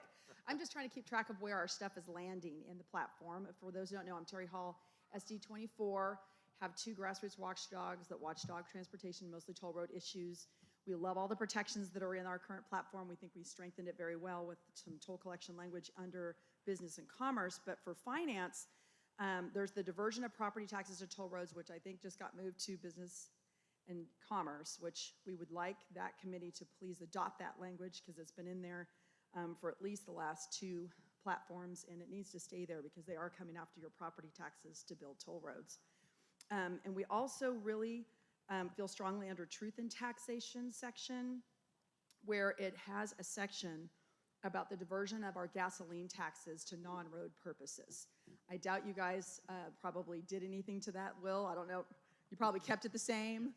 Very good. Okay, because there's a section in there in particular that's very important, because we say that we don't want it spent on bike lanes and bus lanes, and one of the lines in there says restrictive lanes, and that's what they're doing now, where they're using our gas taxes to convert HOV lanes that are already paid for into a paying toll lane. So that's a form of double taxation. So that's why that language in there is so critical for us.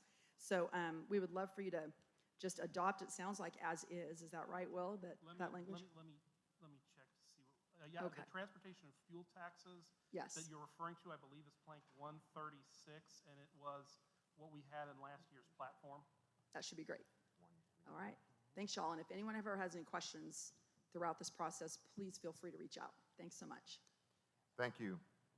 Mr. Chairman, Matt Patrick, SD 16. Mr. Patrick, you have the floor. I would like to make an amendment to plank 153, Plank 153, which is amendment. titled Lending Institutions.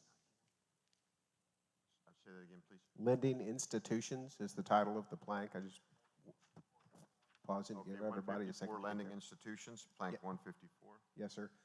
If we could just add one more thing to the end of that, if you would just put and capital S, capital L, capital M, Corporation, SLM Corporation, open bracket, Sally Mae, close bracket. So that's the, yes, it's and SLM, M as in Mark, Corporation, open bracket, Sally Mae, which is spelled SALLIE, space MAE, Sally Mae Corporation. So that's the student loan entity that the government took over under Obama, and they now control 100% of the student loan market. They're using that basically to continue to increase tuition, which is sending money into the academia, the universities, and that needs to be put back into the private market. We have to get a second on that. I'll second it, Lisa Nielsen, SD 25. Okay, it's been properly moved and seconded. Do you wish to speak to your motion? Sorry, yeah. Apologize for being out of order. Yeah, it's just another thing that used to be done in the private sector. That debt should be privately owned. It should be sold in the public market and not part of the U.S. Treasury. The Treasury now holds all of that debt. If they put it back into the public market, it'll start attracting public market prices, and I think that it'll help raise money for the government, so it'll help balance the budget or suppress the deficit. And we really need to restore financial discipline to the markets and capital markets, and this is sort of a first step to do that. So, thank you. Is there anyone opposed to adding and SLM Corporation Sally Mae? Without objection, we will add and SLM Corporation Sally Mae. Hearing none, the motion is adopted. Now we go back to the main motion to accept the finance portion of the platform. All those in favor of accepting the finance portion of the platform as amended, say aye. Aye. Opposed, no. The ayes have it. The platform is adopted. Ready?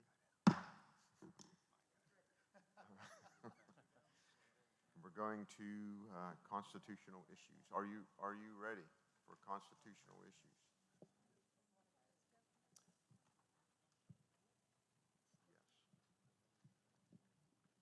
I am, Mr. Chairman. Yeah, Matthew Patrick, SD 16. We're waiting for, sorry.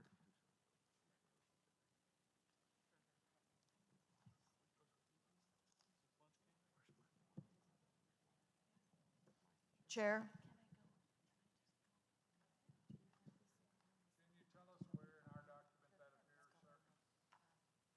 Sorry, Mr. Patrick, you're recognized. Well, I was going to ask a point of inquiry. This is Mary Kay Thielenson in District 31. Not that I'm questioning your hearing or anything, but what do we do when we want to have a stand-up vote? What do I need to say? Division of the House. Division of the House. Thank you, sir. Or division. Are you wanting us to get exercise too? No, I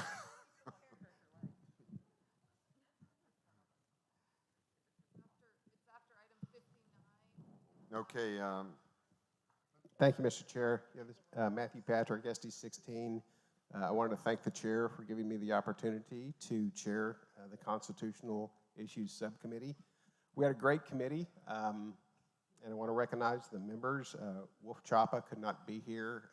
He was caring for his mother who has dementia, and because of all the changes, he had to cancel that care and was not able to get it rebooked, so we certainly missed Wolf. Carter Thomas, if you would stand, please. Carter is just a wonderful guy. He knows more about the Constitution than I do, and he was a tremendous asset to the committee. He's also funny as hell, so we always enjoyed all the help he gave us. Chuck Burnett also was not able to make it. Lisa Nielsen. Lisa, first time on the committee, also extremely passionate and very well informed and added a lot. She did a great job of keeping me in check. Okay, well, she did a sort of okay job with keeping me in check. That's a tall order. But she was looking out for the sort of the average delegate who maybe is the first time here who hasn't had the pleasure of serving on a committee yet. And so we made sure we always considered just what the delegates and the average Republican voter would think about any of our planks. So thank you very much, Lisa, for doing that. And Mary Kay Phelan, Mary Kay, who endured a very, very long drive down here, and I'm not sure how she's going to get back in time to participate in her caucuses, but I know she'll make it work because she's the one who made our committee work too. So thank you, Mary Kay. So, Mr. Chairman, I would move that we adopt No,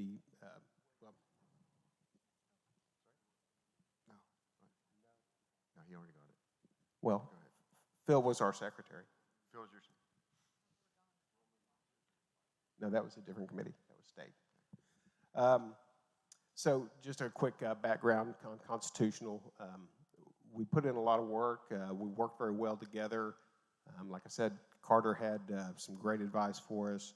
We reorganized the whole section to try to make it flow a little better, more like a regular document would, where the big issues, the introductions are up front, and they kind of trailed off after that. Probably the most significant thing that we did in an attempt to sort of consolidate and make the document more readable, more user-friendly, is we consolidated all of the 2A planks. We had 11 2A planks in the 2018 platform. We consolidated those down to 4, but we preserved all of the underlying issues and intents, and we lost a little specificity in some of the things by having them broken out, but we preserved all of the major issues that we were trying to focus on. So when we get to that section, or if you want to review that section real quick, just to make sure everything that we all care about on 2A is included.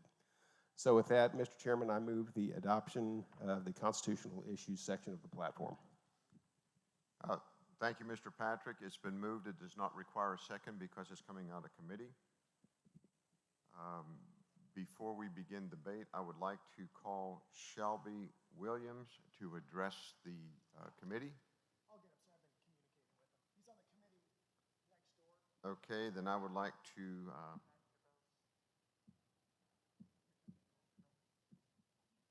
Mike Defendahl, would you like to address the committee? He's on the committee next door, too. Okay. Oh, he's right there. Never mind.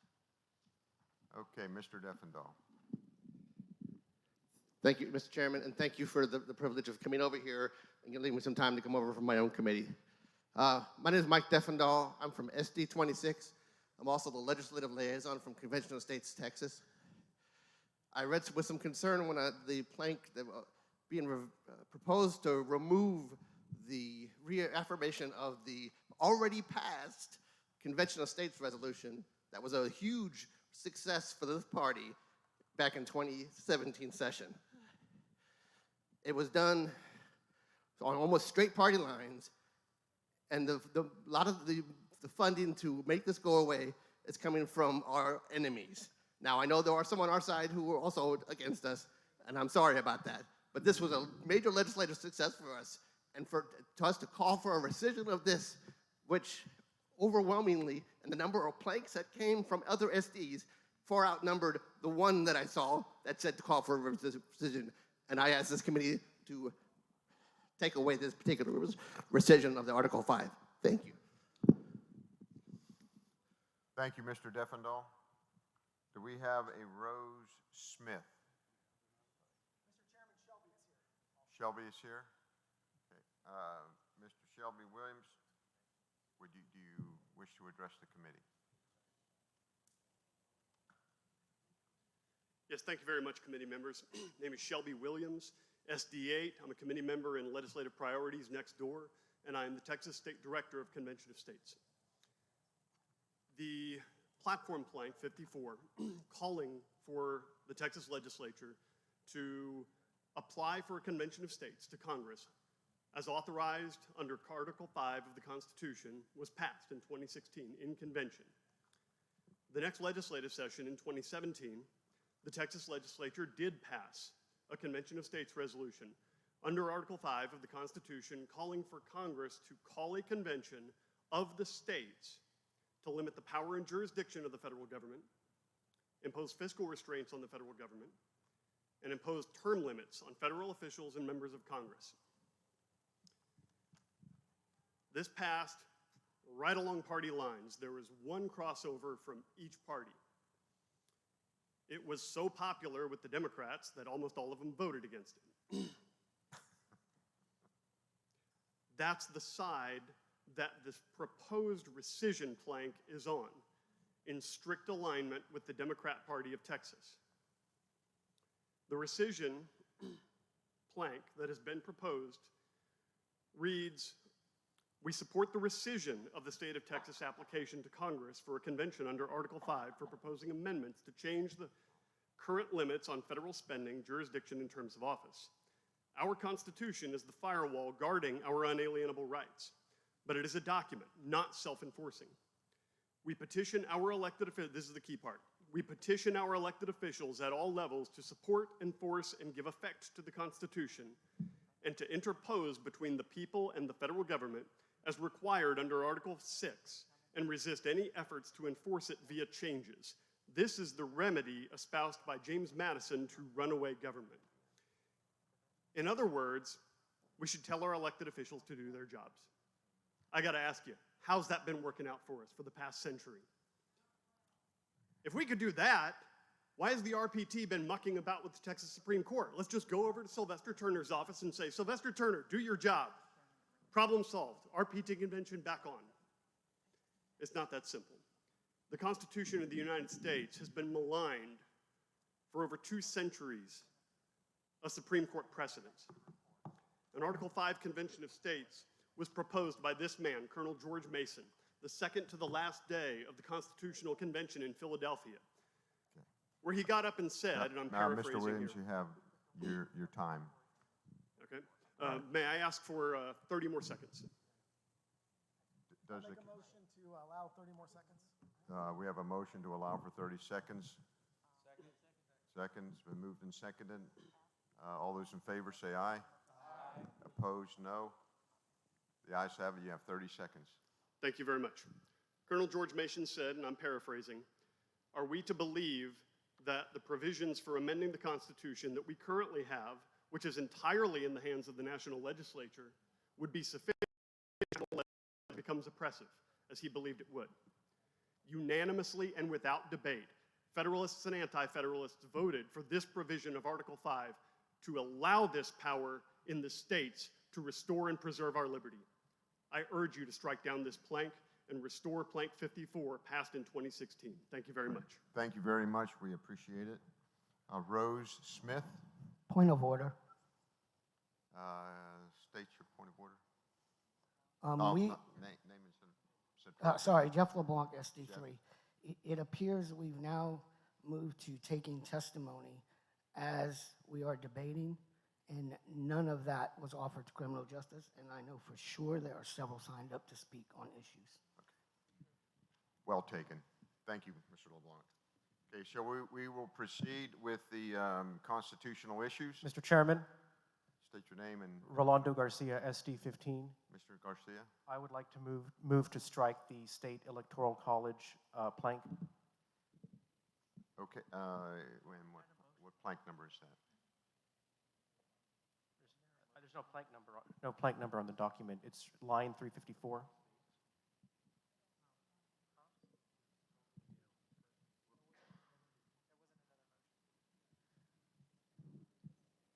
Point of order. Have we taken a vote? It's under constitutional issues. Who said the point? Stephen Broden, SD 23. Okay. Did we vote on the last? No, it was a point of order, and the last, and then we quit taking testimony, and we're going right into the debate on constitutional issues. And the constitutional issue that you're wanting to talk about is the State Electoral College plank. State Electoral College plank. Yes.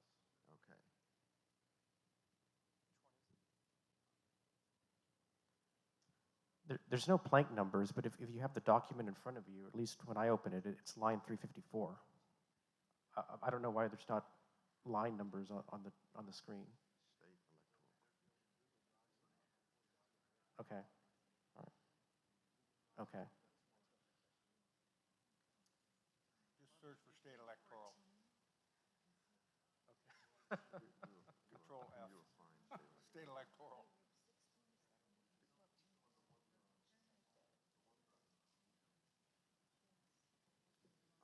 This is under constitutional issues.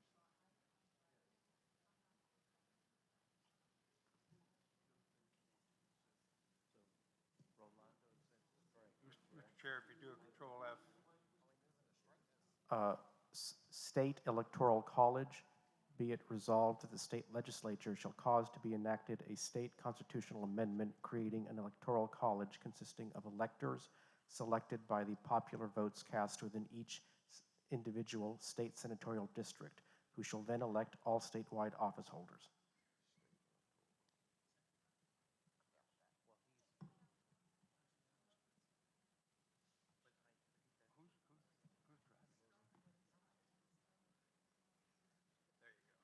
Okay, here we got it.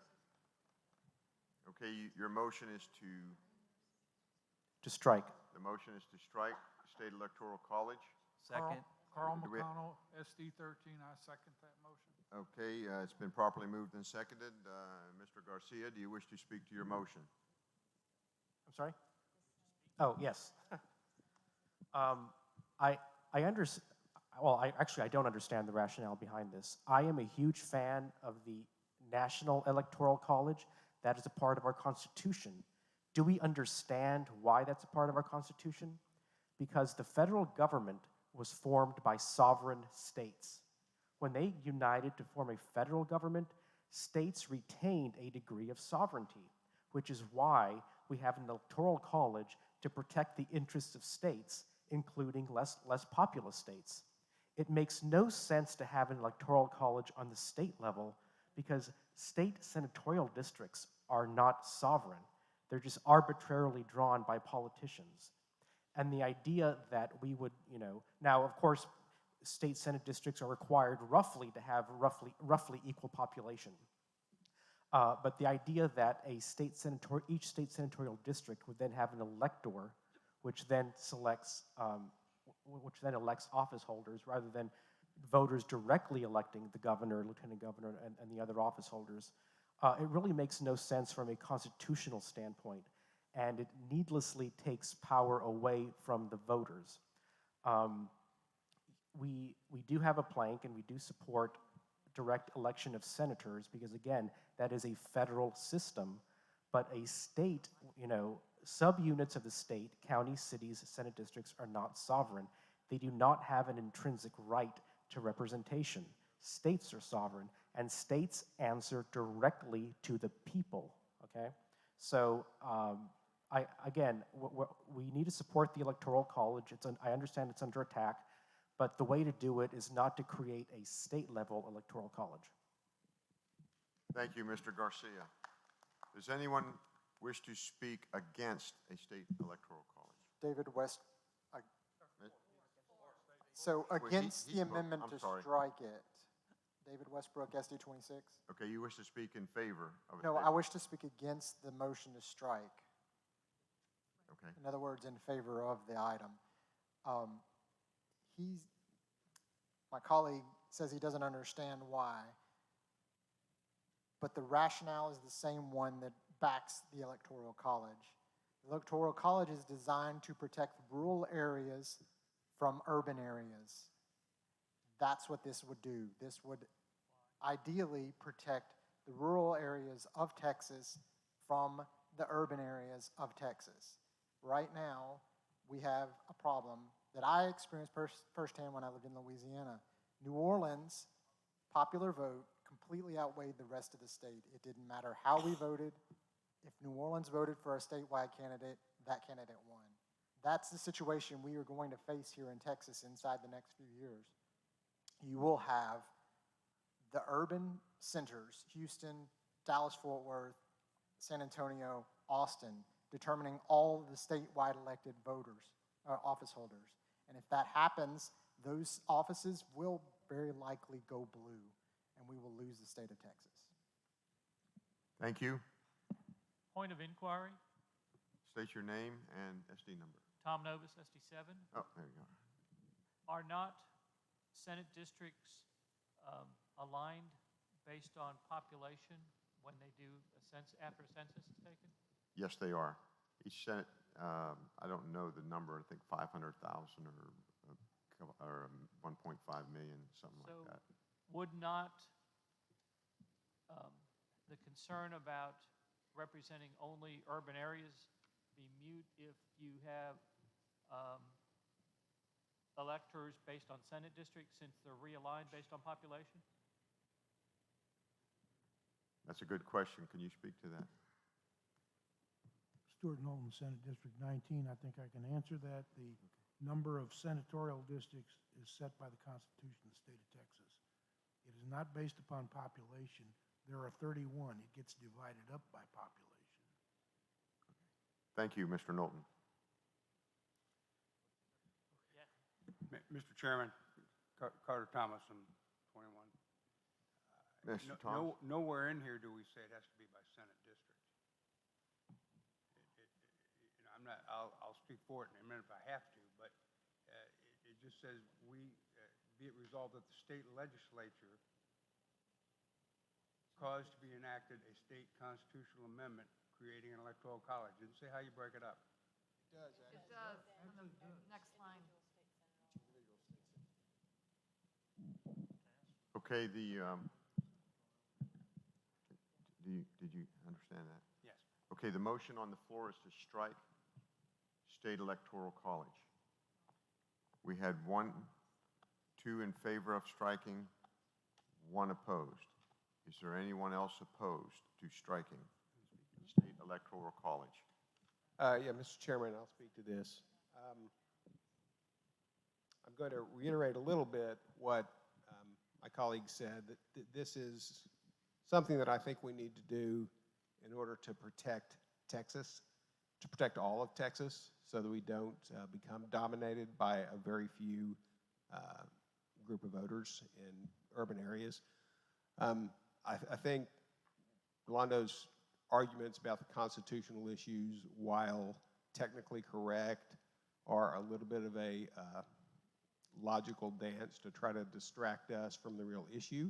The real issue is not whether or not this is something originally sanctioned by the U.S. Constitution, because we have a Texas Constitution that we amend and can make at our pleasure.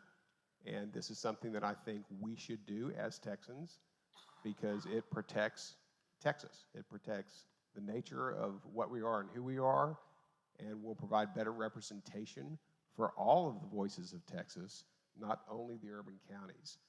We have a significant agricultural, farming, ranching constituency in this state. We have a lot of people that live in areas other than, we're a big state, over 1,000 miles across. A lot of people that don't live in those cities, and I do not want to see them disenfranchised in the next few years. Being from an urban county, Dallas, I see the incremental erosion of my rights and my values as a Republican consistently. And I don't want that visited upon all the people outside of, the 10 counties in Dallas, Fort Worth, Houston, San Antonio, and Austin. I don't want that to be visited upon them without them having any ability to defend themselves. So that's why I put this in here, and that's why I believe we should keep it in here. Thank you very much. We have 2 in favor of striking and 2 opposed striking. Do we have anyone else in favor of striking? Hearing none, All those in favor of striking the state electoral college, be it resolved that the state legislature shall cause to be enacted a state constitutional amendment creating an electoral college consisting of electors selected by the popular votes cast within each individual senatorial district, who shall then elect all statewide office holders. All those in favor of striking that plank, say aye. Aye. Opposed, no. No. The noes have it. The motion is lost. Mr. Chairman, Mr. Lutz? I wish to make an amendment to the subcommittee report to strike the paragraph that reads, it's under state sovereignty. Texas retains the right to secede from the United States should a future president and Congress change our political system from a constitutional republic to any other system. It says, it's line 333 in Mr. Patrick's copy. It's the second paragraph under state sovereignty. And when they found it on the screen, I will speak to the motion. Second. Mr. Dunham, was it Mr. Dunham who seconded my motion? It was Mark Dunham, SD 29. Okay. Okay, could you restate? Let us find it and put it on the screen. State. What's the keywords? It's secede, S-E-C-E-D-E. S-E-C-E-D-E. There you go. Texas retains the right to secede. Okay. That is, my motion is to strike that sentence. Okay, the motion on the floor, it's been properly moved and seconded. Do you wish to speak to your motion? Yes, sir, Mr. Chairman. 2 years ago, I moved to take this out of the platform at the same, as well, and it succeeded. If we have a civil war over this, the Civil War is over. This is ancient history. For most people kind of out in the field who are apolitical, who are not political activists, they view this as maybe a historical debate. There is no serious effort, and I don't know any member of the Texas legislature who is supporting seceding from the United States. This is not something that is being debated actively in our political process, and it does not have a lot of public support. If we leave this in there, it's all the press is going to write about. They're going to turn us into the next incarnation. With all this conversation about Confederacy and other things like that, I'm willing to talk about preserving our history and not rewriting our history. This is the wrong way to go about it. If we want to talk about preserving our history, let's talk about preserving our history and our constitutional republic as other parts of this subcommittee report do. But talking about an issue like this that is not going to happen, that is going to be a red flag, that's going to attract a lot of attention to this, and then when liberal Republicans are challenged in the primary and they want to discredit the platform to try to explain away voting against our platform, they're going to say, well, those are folks that are advocating secession and a bunch of other, they always point to one or two planks that seem weird to people who might be philosophically conservative but who are not activists, and this is one of those planks. So I think politically, this is the wrong way to deal with rewriting history. Nobody's talking about seceding from the Union right now. This has no business in the document. I strongly urge you for both political and policy reasons to strike this plank. Thank you, Mr. Chairman. Thank you. Is there anyone opposed to striking this plank? Mr. Chairman, Matthew Patrick, SD 16. Mr. Patrick, you're recognized. I would now like to sing for Mr. Lutz a few lines of Bob Dylan's song, The Times They Are A-Changin'. Just kidding, I won't force you to endure that. He's right, we did strike it last time around, and it does come up periodically, but look at what's going on in the country today. I mean, California's talking about breaking into 5 different states. We're not the only ones who are talking about succeeding. The eastern half of Washington and on occasion Oregon are talking about breaking apart. The western part of Virginia, you're beginning to hear rumblings about them breaking off from the area right around Washington, D.C. So this is not something that is as extreme maybe as it was 2 years ago or 10 years ago. It is something that we as proud Texans have always sort of clung to. The possibility that we could do this. You guys all know the history, so I won't repeat it. But it is something that we've asked to keep in, that we put in. Our committee passed it. So I would ask you to consider leaving it in this time. Thank you. Thank you very much. Is there anyone in favor of striking Texas retains the right to secede from the United States should a future president and Congress change our political system from a constitutional republic to any other system? Hearing none, are you ready for the vote? Mr. Chairman, I'd like to speak for. We only have 1 and 1 right now, correct? We have 1 and 1. Yes, sir. May I speak for? Absolutely, Mr. Carter Thomas, SD 21. Are you speaking for striking? No. Yeah, for 4 is, leaving it in. 4 is for striking. We have 1 for striking, 1 against. Okay, I'll speak against. You will speak against, okay? May I continue? You can go ahead and speak against. I speak against striking. We spent quite a few minutes on this, and we came to consensus. If you look at the caveat at the end, it's to any other system. There's no serious attempt to leave the United States as long as we're a constitutional republic. However, if you look back at our founders, there was no serious attempt to leave England either. But they seriously, they came to a point when the Declaration was written that it was time for the freedom of these people to make a change in their government. Very radical document, and they did it. I would suggest to you, if we were moving toward a Colombian form of government, despotism, tyranny, and it was clear to everyone, that would be a good thing to fall back on. That was the intent. No seriousness no serious thought of rebelling tomorrow. We said if we change to any other form of government from a constitutional republic. So I urge you to keep it. Keep it. Okay, we had 1 in favor, 2 against. Are Mr. you, Chairman, point of inquiry, Roland Klein, SD 17. Mr. Klein, you have the floor?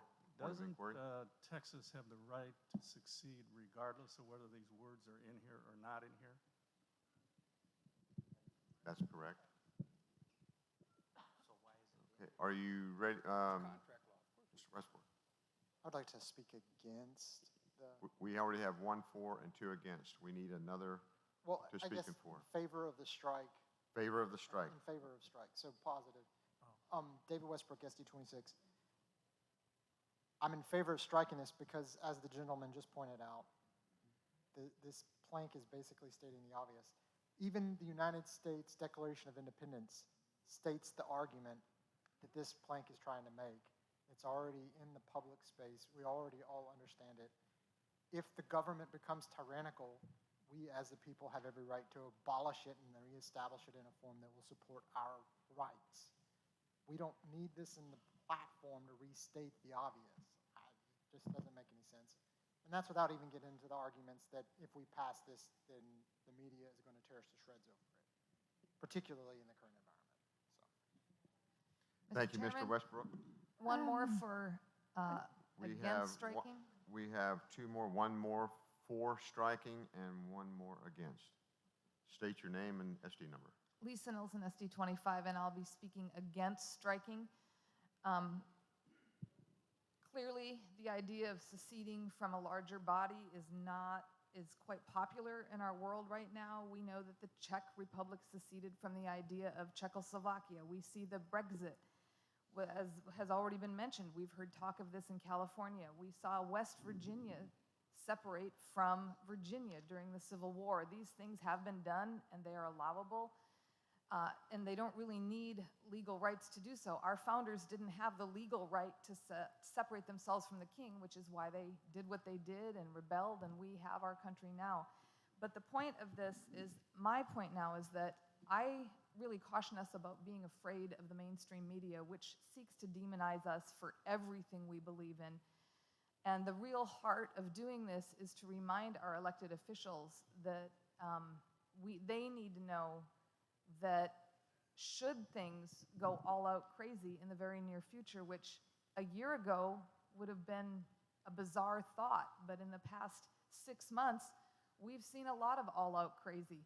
This is kind of a signaling to our elected leaders that, listen, we don't want to go along with whatever crazy comes along if it becomes tyrannical. And so again, the key sentence here is the second part here where we talk about should a future president and Congress change our political system. We're not advocating for this if we have a say in our government, but when things go all out crazy, we as Texans need to be reminded of the courage of our founders and what it means to stand against tyranny, and that we have a God-given right to do so, and it is stated in our founding documents and was demonstrated by our founders. Thank you very much. We have 2 for striking, 3 against. Is there anyone else for striking? Okay, are you ready for the vote? All those in favor of striking, Texas retains the right to secede from the United States should a future president and Congress change our political system from a constitutional republic to any other system. All those in favor of striking that plank, say aye. Aye. Opposed, no. No. All those in favor of striking, stand up, count off, and sit down. We'll start over here on the right. 1, 2, 3, 4, 5, 6, 7, 8, 9, 10, 11. Okay, all those opposed to striking, stand up, count off, and sit down. We're going to start on the right. 4, 5, 6, 7, 9, 11, 12,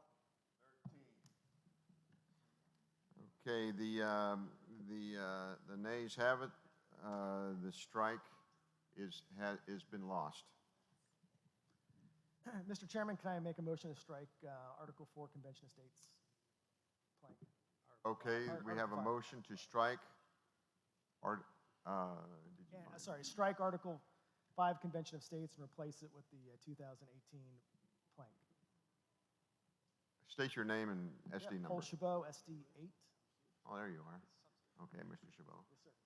Okay, one more time. State your motion, Mr. Chabot. Yep, motion is to strike, and it's not numbered, but it's stated Article 5, Convention of States, that we support the rescission of the state of Texas application to Congress for convention under Article 4.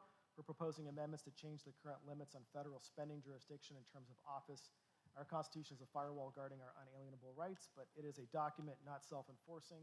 We petition our elected officials at all levels to support, enforce, and give effect to the Constitution and interpose between the people and the federal government as required under Article 6 and resist any efforts to enforce it via changes. This is the remedy espoused by James Madison to runaway government. And I motion would be to strike and the entire and replace with the existing, which we don't have in front of us, from 2018. That does support the Convention of States. Okay, your motion is to strike the current Article 5 Convention of the States and insert the 2018 platform plank of the Article 5 Convention of the States. Is that correct? Yes, sir. Okay, do you have that on a motion form? I do not. Okay. Do we have access? Mr. Chairman, maybe I can make an amendment to my motion of simply replacing or the wording of how it is, where I still need to It's a submit. substitution motion. Yeah, yes. Wait, we have, you just made the motion. Do we have a I second? second it. David Westbrook, SD 26. SD 26, okay. It's been properly moved and seconded to strike the current Article 5 Convention of the States and replace it Friendly amendment. a friendly amendment. Substitute the 2018 Article 5 Convention of States language for the current language. That is correct. That's my amendment. Okay, unless we get language up here, something in writing. I have it pulled up. It's on the party website right now. The current 2018 language. I can read it if we're. Okay, what plank number in 2018? 54. You got it? 54. Article Plank 5, number- Convention of States. It's plank number 54, correct? Yes. Plank 54. At least on the website. I think the numbering in the PDF document's a little skewed. Right there. Okay, cut and paste. Yep. Mr. Chairman, do you still need to complete a form, or is the cutting and pasting? He's going to cut and paste. Copy, thank you. We'll still need a form so she can put it in the. Got it?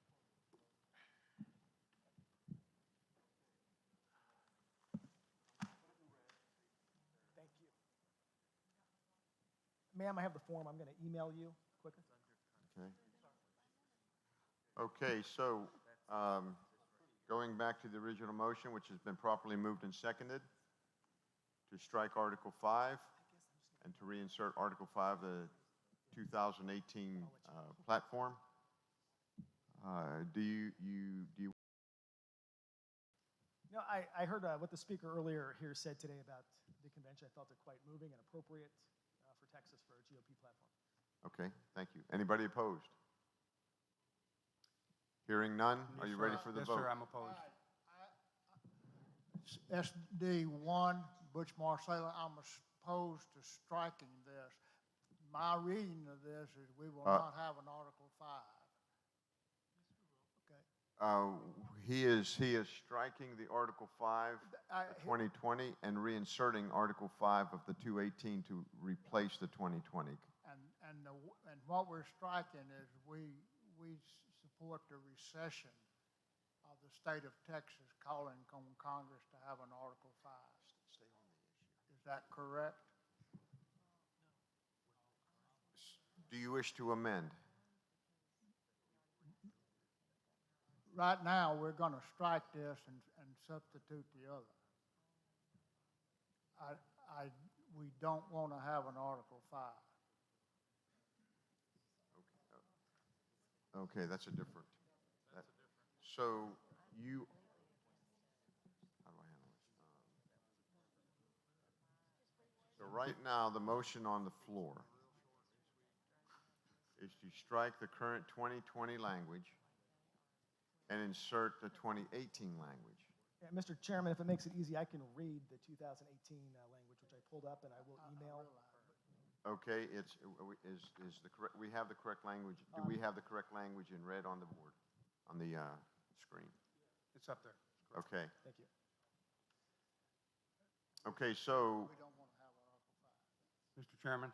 Mr. Marceau, do you wish to amend? No, I do not want to strike what we have now. Do not want to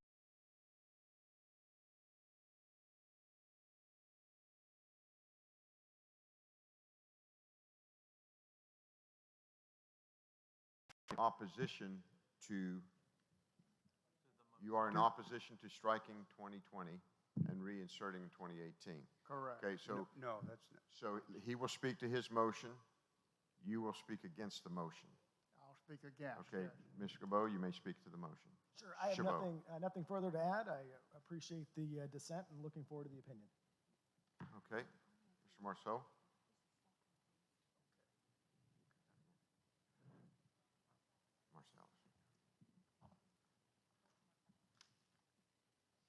Mr. Marcellus, you may Yes, speak sir. to So, your. SD1, Butch Marsalis. I do not want an Article 5 convention. It is somewhat confusing the way it's written. The way I read the one here in 220 is that we will not have an Article 5. There is nothing wrong with our Constitution. The only thing wrong with it is we do not support the Constitution.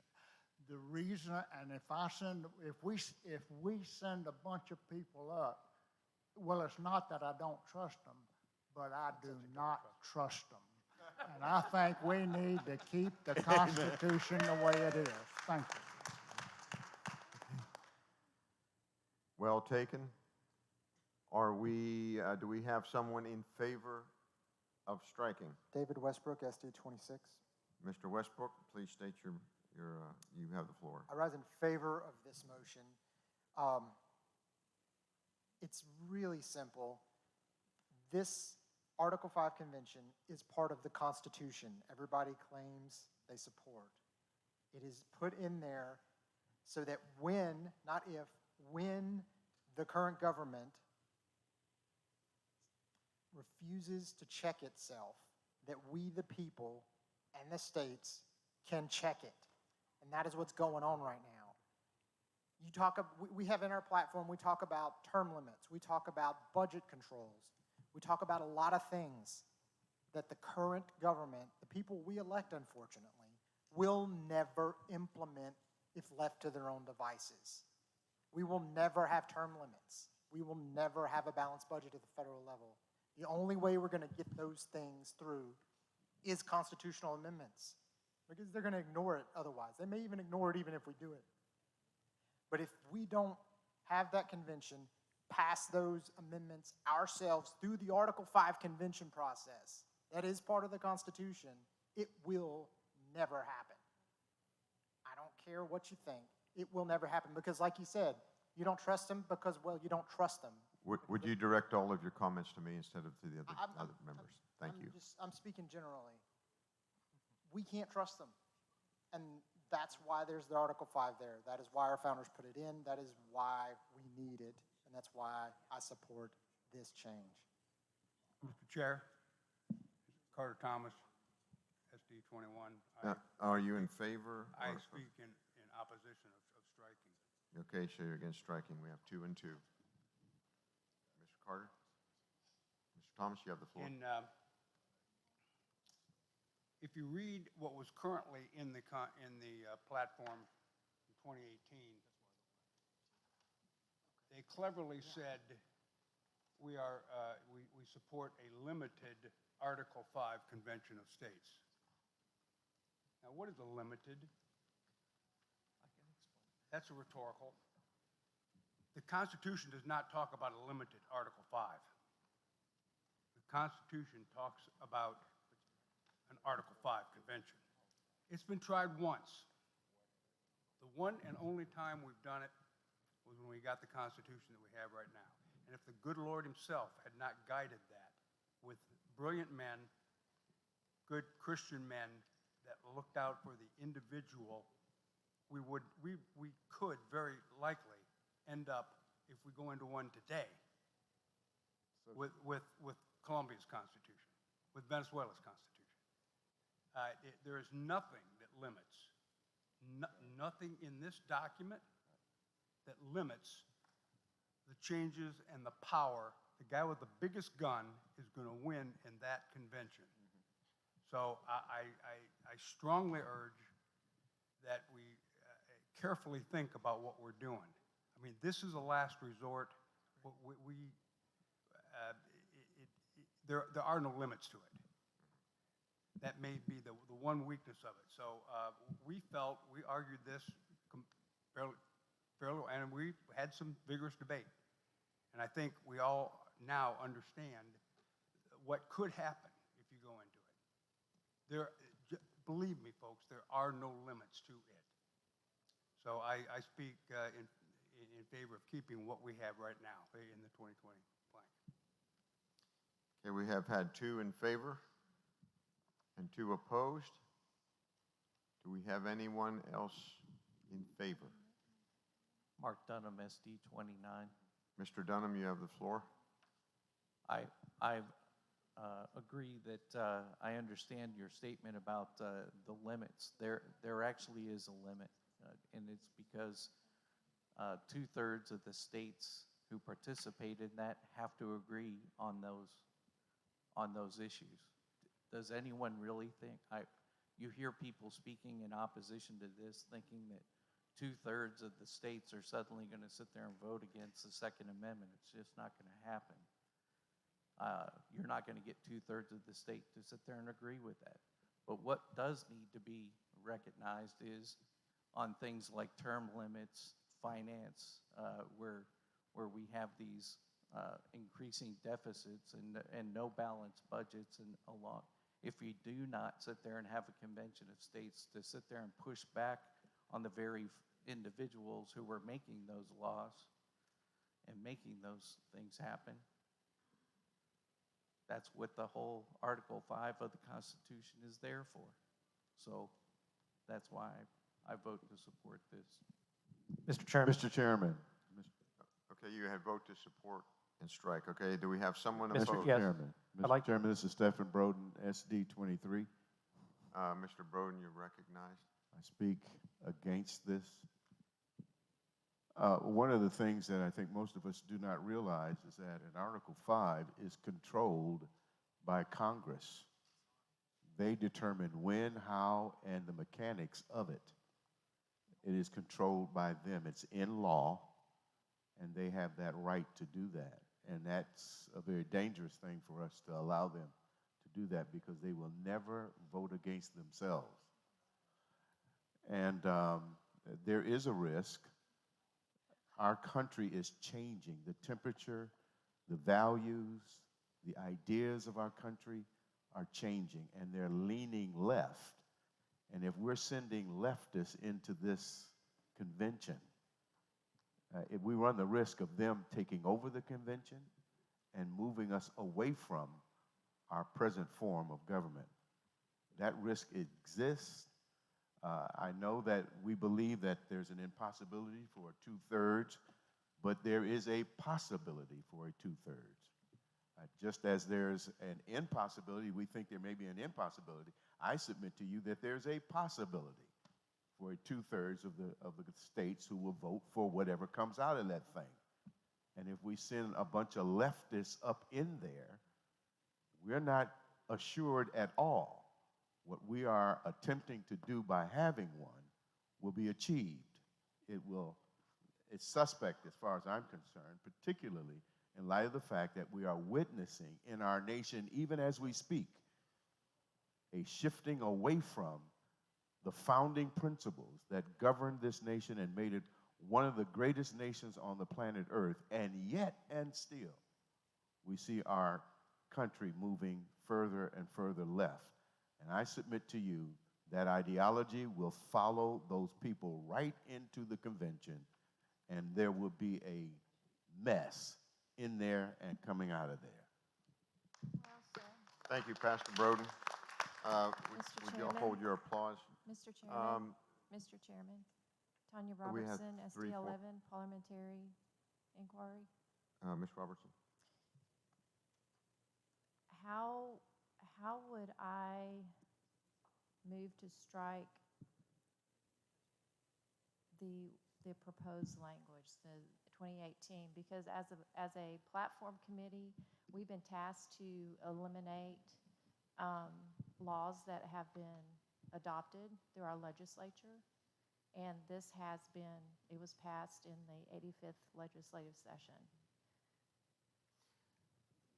That point is well taken. One of the charges that we had as a committee when we first started was anything that was enacted into law that we were going to delete from the platform because it's already into law, and it doesn't need to be there. There were, I believe, anywhere from 42 to 49 platform planks that are currently in the last legislative session that were added. This was one of them. So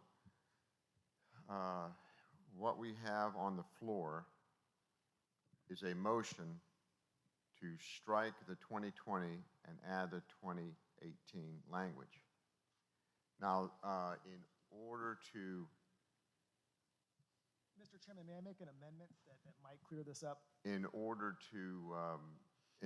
to make this work, this would need to be voted down, and then as a platform as a whole to be voted down.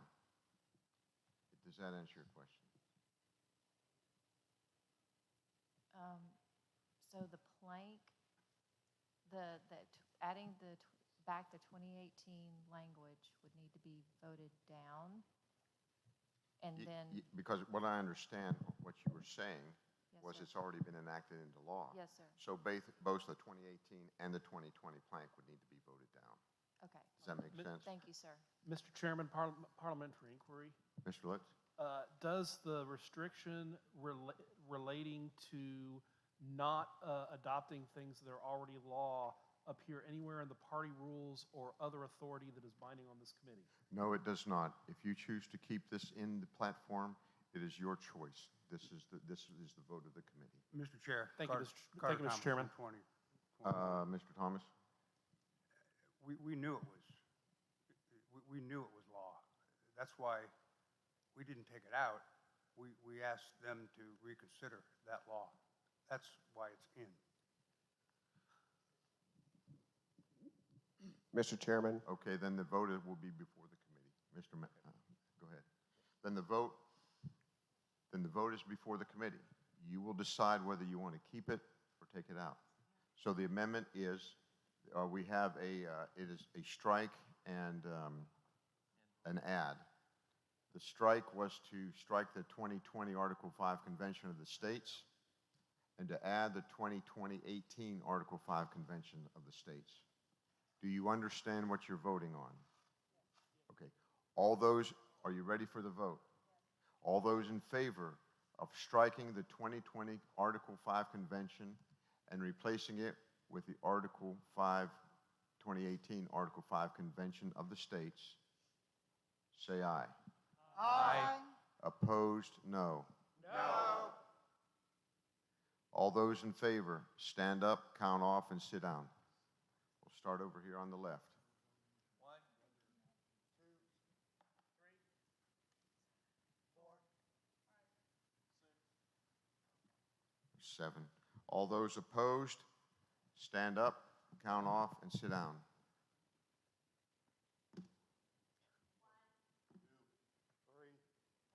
5, 6, 7, 8, 9, 12. 18. Okay, the motion is lost. We will go, we will keep the 2020 Article 5 Convention of the States. So, okay, are there any more amendments to the constitutional issues at hand? Yeah, Mr. Chairman? I would, Tom Novus, SD7. Mr. Novus, I would like to add a plank. do you have it in writing? Yes, sir. All right. Been given to the secretary. Protecting rural counties. Protecting rural counties. All amendments to the Texas Constitution must require a majority of the voters in at least 191 counties, 3/4, instead of a simple majority of statewide votes.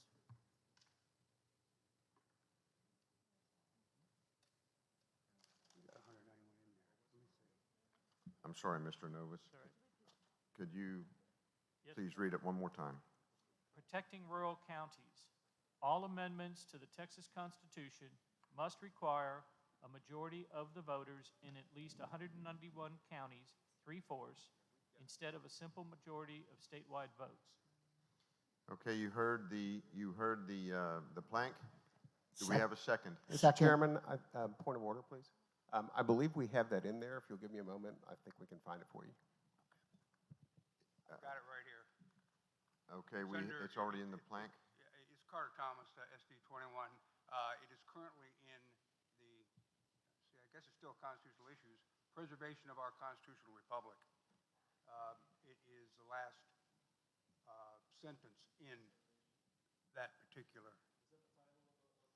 What was the plank? Well, I don't know, the one that I got sent out, it's under preservation of our constitutional republic. Is that correct?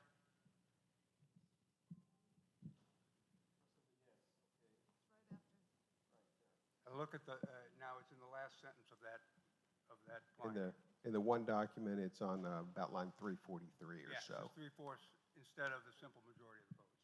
Thank you, sir. I'll withdraw my proposal. Thank you, Mr. Nobles. The motion is withdrawn. Mr. Chairman, Matt Patrick, SD 16. Mr. Patrick, where are you? Yep, over here. Hi. I would like to add a new plank to the section. I have it in writing. I'm going to read it into the record, and then I'll bring this down to you, if I may.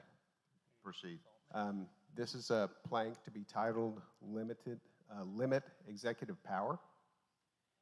And the plank shall read, quote, "In the event the executive branch activates the emergency powers for a disaster, the legislature will automatically be convened 2 weeks later for a session to take up whatever matters deemed necessary for the legislature."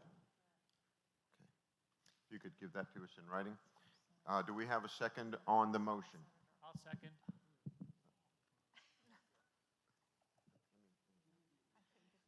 we second that 31 times? 30 times.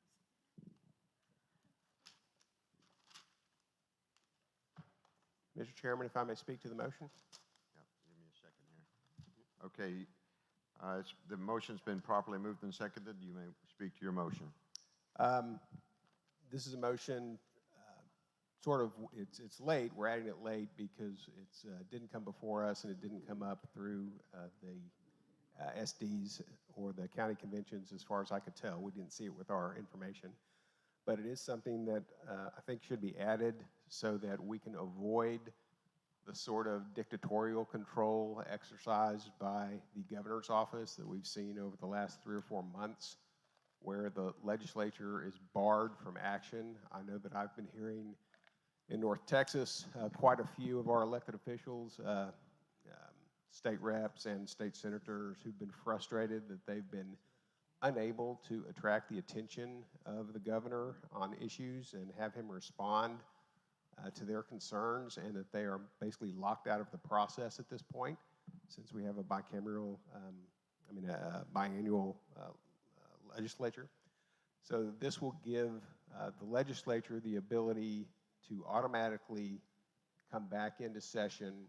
It's not a special session. You can't call it that because there's a defined term for that and defined rules around that.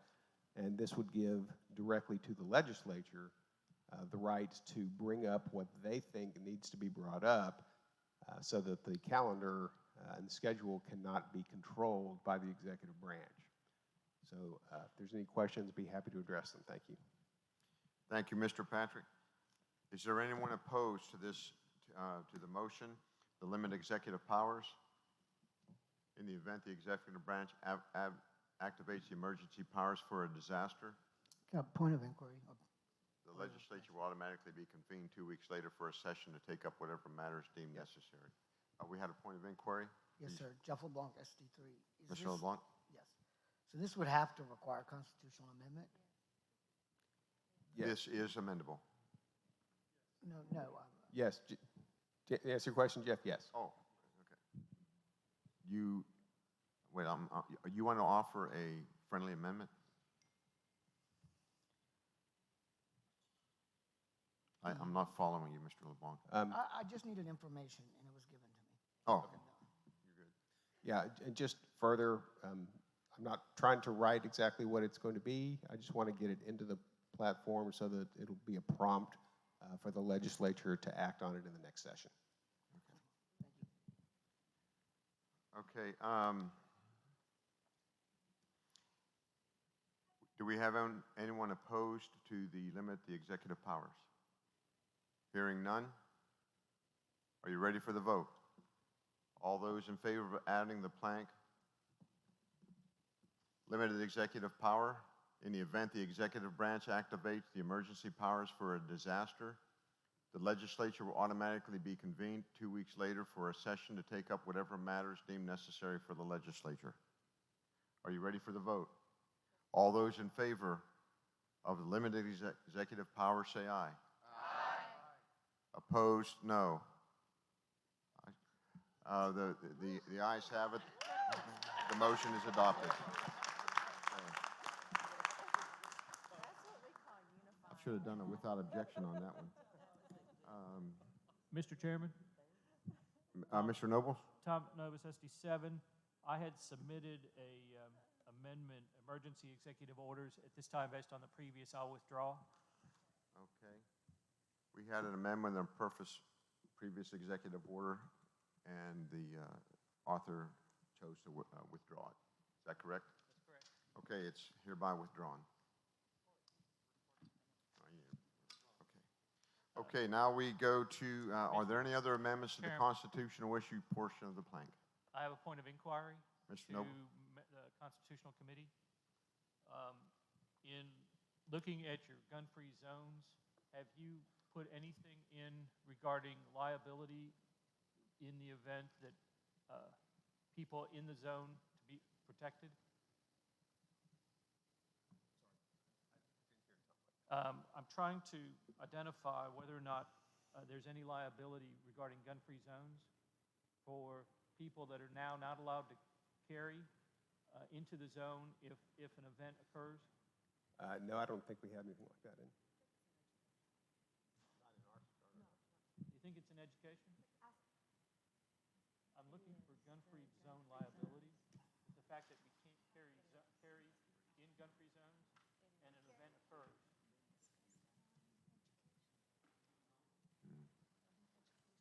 Mr. Chair, the education group did not discuss specific gun-free liability, gun-free zone liability. State your name and SD number. Carl McConnell, I'm part of the, I'm SD 13. The education subcommittee did not specifically address gun-free zone liability, to answer your question. Thank you, sir. Okay, we're back on the constitutional issues. Are there any other amendments to constitutional issues? Hearing none. All those in favor of constitutional issue portion of the platform as amended, say aye. Aye. Opposed? No. The ayes have it. The motion is adopted. Right now, we have lunch. It's here for everybody. Mr. Chairman, a point of order. Mr. LeBlanc, you have a point of order. It has been brought to our attention, and maybe nothing we can do, but I do want to state this. Criminal and civil justice is missing planks that are in our minutes from committee, are in the document I have shared with Linda, and they are not on the working document. Yes, sir. I did try to bring it forward before we started, but everyone was a little busy. We do have those in the minutes, and it's going to take a little time to pull those documents out, and then we'll work with the committee chair to make sure those get put in, and then we'll put them back up for a vote. Thank you. No, hey. Okay, we have lunch here for everybody. If we take we recess for a few minutes, and then just go right back to your seat. And while you're eating lunch, we will have people address the committee. So we're now at recess for a few minutes.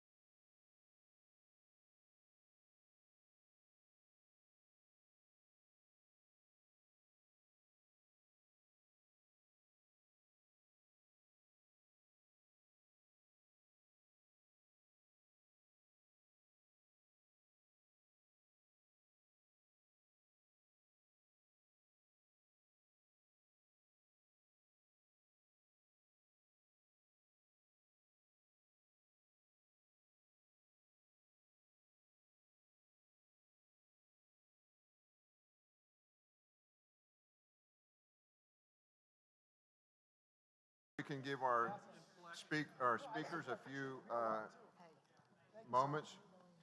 I think Senator Hall had about a 22.75 second announcement to make. Yes, sir. This will be very, very quick. I appreciate it.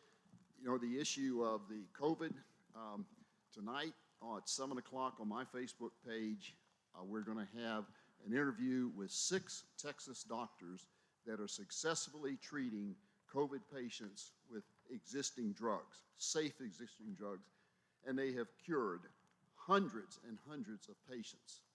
And hopefully the word will get out that we need to change our strategy. Our current strategy of mask shutdowns and isolation is not working, and hoping that the COVID is going to go away.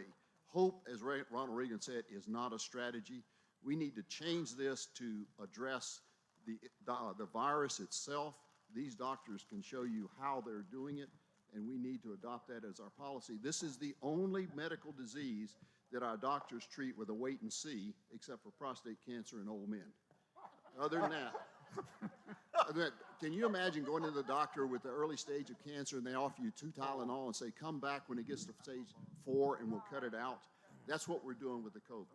We're telling people, yep, you tested positive, here 2 Tylenol, go home, and when you get so sick you can't stand it at home, come to the hospital, we'll give you a comfortable bed till we put you on a respirator, then we'll move you to a ventilator, and then we'll haul you out of here in a hearse. We have got to move from that, folks, into actually treating this. Is working. I've got doctors from other states that want to participate, are doing the same thing, but it'll be on our Facebook page at 7 o'clock tonight, Senator Bob Hall on Facebook, and I ask you to share it with as many people as you can so people understand they don't need to be afraid. As these doctors say, we aren't, docs not afraid of COVID, and that's who they are. So thank you very much. Thank you, Senator Hall. Mr. Chairman, Jeff LeBlanc, SD3, we need to consider a motion to amend the criminal and civil justice report. Mr. LeBlanc, can we have some people that have been waiting to testify, and when we let those folks testify and we call the first one up. Unfortunately, that testimony is going to testify on something that is in all of the minutes and the reports, but wasn't on the document that was being shown. Okay, so we have a motion to... It is on equal parenting, by the way. The motion on equal parenting, the docs that we had passed on, we wish to put those up on the screen so everybody can see what was passed on one particular plank, and then we will vote on that. Will they put that on the screen? And Mr. LeBlanc, would you please read them? Yes, sir. This was an equal parenting plank. We support legislation providing for equal and consistent parenting time, possession, and access for every child when both parents are fit, willing, and able, as it is in the best interest of the child. Okay. That was indeed passed in all the documents. You can even see it on the RPT site. It just didn't make it onto the one you guys were actually looking at that we voted. It's just a clerical error. It's not a huge deal. Okay, it's been voted. Do we have a second again to revote? Okay, it's been moved and seconded. All those in favor of the motion, say aye. Aye. Opposed, no. Mr. Chair. The motion carries. Thank you. Mr. Chair. Name and SD number. Carl McConnell, SD 13. Mr. McConnell, you have the floor. Earlier today, the criminal and civil justice section, of which I was not a part of that subcommittee, prepared their report, and we voted on several issues related to that I was not adequately informed about, because during that particular report, no public testimony was allowed. And I feel like that had I been allowed to hear that other testimony, I would have possibly voted differently than I would have. So I would make a motion that this current blank was added into, that we take public testimony on the criminal and civil justice section and reconsider the committee's report based on that testimony. So your motion is to reconsider. Reconsider the Criminal and Civil Justice Committee report after the appropriate public testimony, or with the appropriate public testimony. Okay, we were going to go ahead and call public now. Point of information. Mr. LeBlanc, point of Jeff information. LeBlanc, SD3. I just want to verify for sure, that last vote we took was to put the equal parenting in, correct? So that's completed. Thank you. Yes, that vote was to put equal parenting in. Now, getting back to you, Mr. Carl, on the vote to reconsider, that can be done. However, we were going to go ahead and do public testimony, and we would like to hear the public testimony, then reconsider, then go back to criminal justice.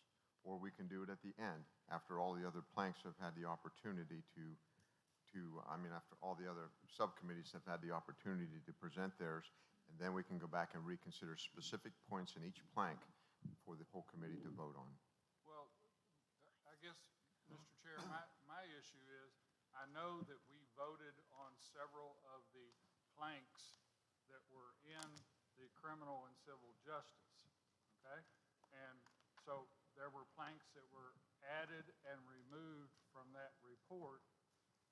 We just added another one that, had we had an opportunity to have some public input, those votes might be completely different. During our short break, I was approached by some of those persons, and after I listened to what they had to tell me, I realized that my vote was incorrect, and on several of the topics that were discussed. And had I heard their testimony, I would have voted entirely different. So that's why I would like to go back and review that report again, and when we open it for review, have the appropriate public comment for those people who we skipped, and not force all the other planks to be listened to. We've done that for everyone that we've listened to. We've opened up, listened to the report, and then listened to the public comment, and listened to the revisions to the planks. So I think we've made a grievous error by not allowing the public comment before we accepted that report. Okay, your point is well taken. The motion on the floor needs to be, and you'll need to make it, that you will want public testimony done before each subcommittee's report, and it has to be done the testimony has to be in conjunction with that testimony. Am I correct in understanding what you're saying? Yes, sir. Okay. But we need to, as part of that, we need to jump back and redo what we did on civil and criminal justice. Mr. Chairman, Matt Patrick, SD 16. There is no motion on the floor. I have made that in the form of a motion. Okay, so you move to adopt public testimony before each plank. You want time permitting. Mr. Chairman, Mr. Chairman, point of order, please. He's in the middle of a motion. Okay. And what is the rest of your motion? Well, And then you want to reconsider. my motion is to reconsider the criminal and civil justice subcommittee report after hearing the relevant testimony, public testimony regarding that portion of our platform. Okay, the motion to reconsider the civil and criminal and civil justice report. Point of order, Mr. Chairman. Matt Patrick, SD 16. Mr. Patrick? Could you please instruct the committee as far as what are the requirements for a motion to reconsider and what the vote threshold is that has to be passed for a motion to reconsider, please?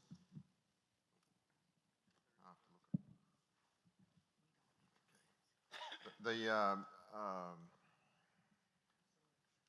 going to take a minute.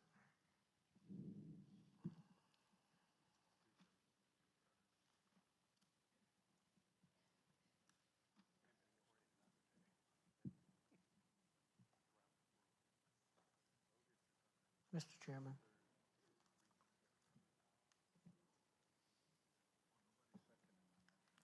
Um,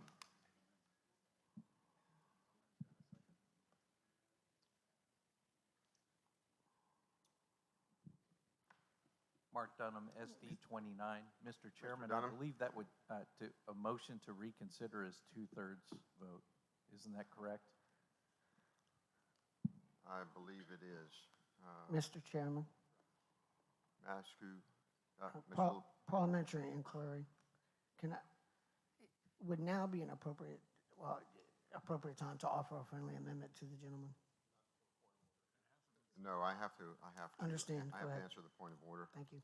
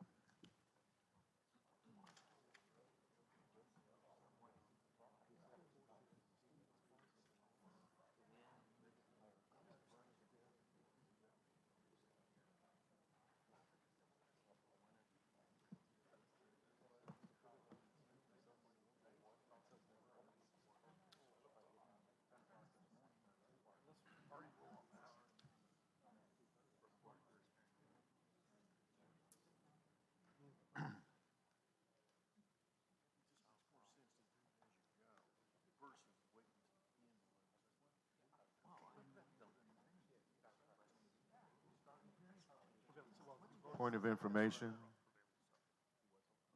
Pastor Broden, SD 23. Yes, Pastor Broden. Do I understand that the motion is to reopen for the purposes of considering those planks specific to those who will be testifying, or the entire section? It will be, when you open it up, the whole plank is again for testimony. But it was Mr. McConnell, he had a couple of planks that he wished to reconsider. So it's specific to some planks connected with the testimony. I was told that there were 3 or more persons who wanted to testify regarding the criminal and civil justice section. If you'll remember, we just went right in and started adopting planks and, modifying planks. Right. When we went to the next subcommittee's report, we immediately started hearing public testimony. Those people who are still sitting out there, I hope. I don't know if they're still out there or not, but I assume that they're still out there. Should have had their opportunity to speak at the time that particular section of the platform was being discussed. Mr. Chairman, I wish to raise a point of order. Oh, good. Mr. Lutz, your point of order. William Lutz, SD 14. I raise a point of order that this is a compound motion that is out of order. It is a motion to allow public testimony and a motion to reconsider. Those motions should be presented separately. In the alternative, if you believe this is in order, I'm going to move to divide the question that he is raising. The point of order is well taken. It is a compound motion. So the motion on the floor is to reconsider the criminal and civil justice. And you have already spoken in. Do we have a second on Second. reconsidering criminal and civil justice. Morgan Matthews, SD6, I second. You second it? Okay. Is there any debate? Mr. Chairman, just point of clarification, did the movement vote for the motion to adopt criminal justice? Yes, the movement adopted to adopt criminal and civil justice. Thank you. And so, okay, all those in favor of reconsidering some planks in criminal and civil justice, to open it back up, say aye. Aye. Opposed, no? All right, let's do it one more time. Can you all speak up? Mr. Chairman, All those in favor? Mr. Chairman, point of information. We are in the middle of a vote. Well, that's the question. Doesn't this require a 2/3 vote, so it requires to stand or count? I could not find it in Robert's rules. I believe it.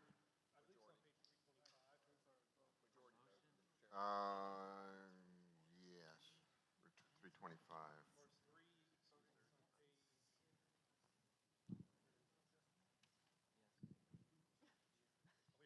Page 320, excuse me.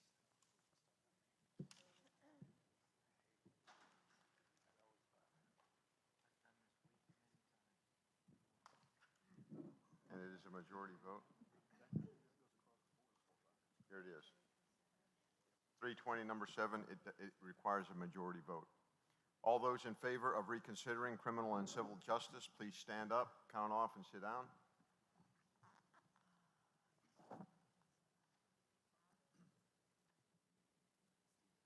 Pastor Brown, we'll start with you.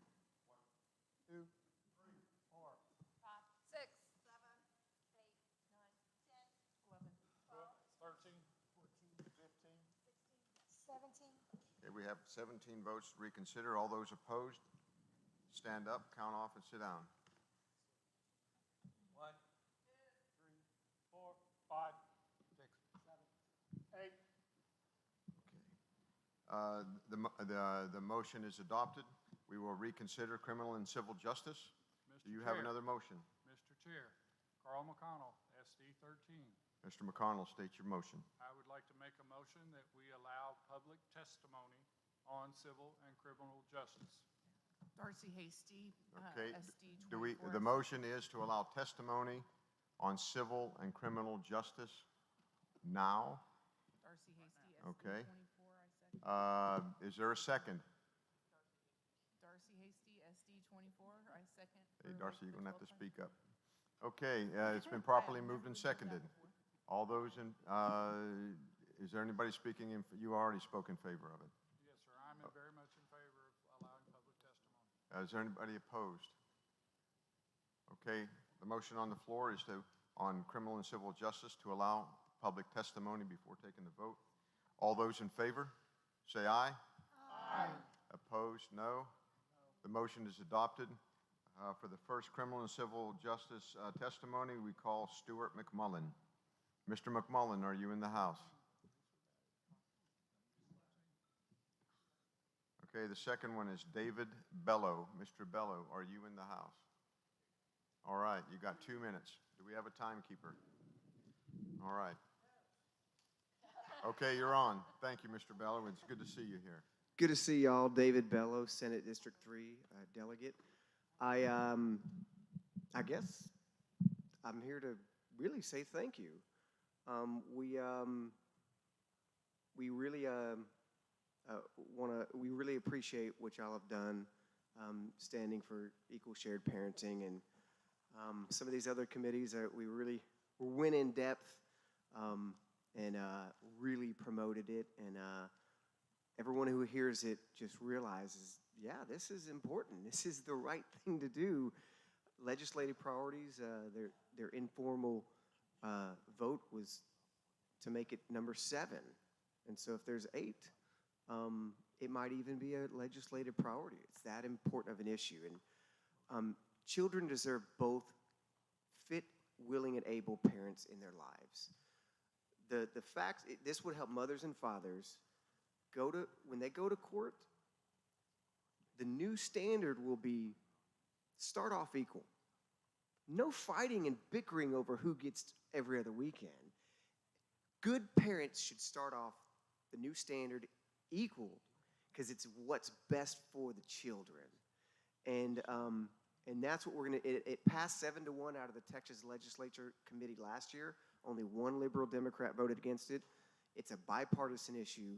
It's an important issue. We need to get it to the floor of the House, and it will be passed. And that's why we're here, to give it that boost, put it on the platform, give it the boost, so that way we could take it to the House, and it will be passed. And I really want to thank y'all. I could go on about the importance of it, but you already passed it. So thank you very much. God bless. Thank you, David. We appreciate that. Josh Jaros, Jaros. You're going to have to tell us how to pronounce that, Josh. Good afternoon, committee. My name is Joshua Jaros. I'm from Senate District 4. I'm a delegate here at the convention. Just want to give a quick intro of what equal parenting is all about. Right now in our Texas Family Code, judges, when a divorce or when a couple comes in, they're going to get a divorce. The judge is going to look and decide which one of those parents is the better parent. And then the judge is going to give that better parent the most time with that child. Well, here's the problem. There isn't a better parent when you have two great parents. And a child needs both parents. And so we're getting kids stuck in homes, mostly with mom. Nothing against moms. My organization, Americans for Parental Equality, supports both parents. And we've got a number of mothers also that end up being the quote-unquote weekend visitor. And so what our agenda is we're trying to encourage legislation that will have a starting point where both mom and dad are recognized as being important in that child's life. So when a judge has two great parents, that child will continue to have a great relationship with those two parents. Look, divorce is a tough situation. But when you compound that in a child's life, when all of a sudden that child's life has fallen apart and now they're missing a parent too, it's trauma upon trauma. And so I thank you all for seeing this issue through. It is one of the biggest government overreaches. That's why this is a Republican issue. And it also there's a huge amount of money that's exchanging hands at the state level and also with divorce attorneys.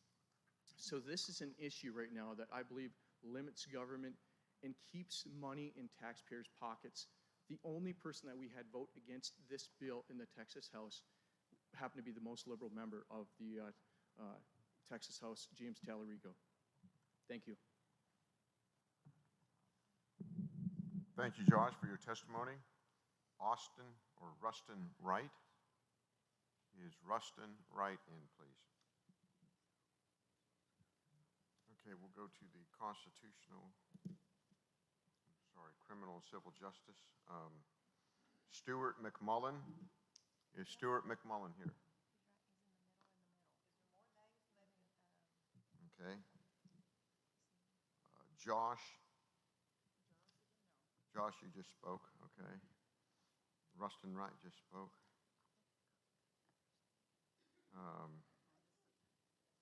David Bello spoke, is that correct? David Bello spoke.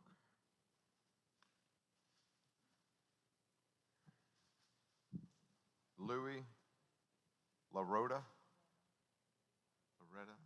Louis LaRota. L-A, capital R-O-T-T-A. All right. Thank you, Mr. Chairman, and you did pronounce that correctly the first time. All right. My name is Louis LaRota. I'm from Senate District 15. I'm also a candidate for House District 148. I have the privilege of interacting with a lot of people in House District 148, which, if any of you know, is more of like the north side of Houston. It's the west side, a bit of the Spring Branch, the Heights. So I have a very diverse district. One of the major issues that we face are criminal justice issues, and this is something that I think the Republican Party can lead on, and I think we're making the right steps. I'm here because after spending most of my time after returning from the military, being active in the Republican Party, one of the things that I hoped to see was less people in our prisons clogging up our system and making it harder for law enforcement to do the jobs that need to be done, persecuting people who are actually criminal offenders. I feel that while Texas is definitely not California, Texas is the better state among all states because we know how to respect life, liberty, and property. And among that is liberty. Because if we're incarcerating people needlessly, what are we really conveying? What are we really telling people about our values? I think there's a good balance stricken with Plank 82, the civil penalty, because we do not need to incarcerate young people. The Young Republicans, several other coalitions here across the state of Texas have already worked tirelessly on this issue, and it attracts younger people to our cause because we do not agree always on people's personal values, but there's no need to really continue and perpetually incarcerate younger people. It drives people out of this party. It makes it very difficult. If you take a look around at these committees, you take a look around at our party, we're working really hard to bring this message to the Republican that are hiding in the shadows, so to speak, in my district. So I move that we reconsider reinserting Plank 82, a civil penalty, because it's reasonable. It's what we had already voted on 2 cycles ago. We've kept it in there, and it's the will of the delegation. So thank you for your time. Thank you very much, Louis. We have Justin Keener. Mr. Carl, make sure you're getting your planks that you want to reconsider. All right. Thank you. Mr. Keener. Good afternoon. Justin Keener, SD 14. Speaking in support of bail reform, I'm holding up a picture of DPS Trooper Damon Allen. He was killed on Thanksgiving Day in 2017. He pulled over an individual who had been released on bail, even though he had previously rammed his car into a police officer's vehicle. The judge was not aware that this individual had priors that would make him a danger to society.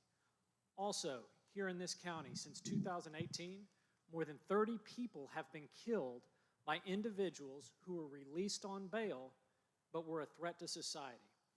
Now, there's 2 arguments in bail reform. You have the liberal argument, which says everybody should be released before their trial.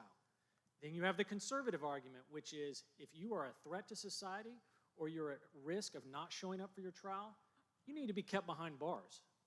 We're arguing, the plank that's in there is the conservative bail reform, which says we need to make sure that these liberal counties who are just letting people out are no longer allowed to do that, and that public safety needs to be the criteria that is used for someone to be kept behind bars. That's it. Thank you. Thank you, Mr. Keener. We appreciate it. Jeremy Baker, is that correct? Mr. Baker, you have the floor.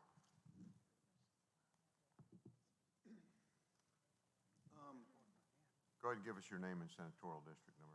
Jeremy Baker, Senatorial District 31, Secretary.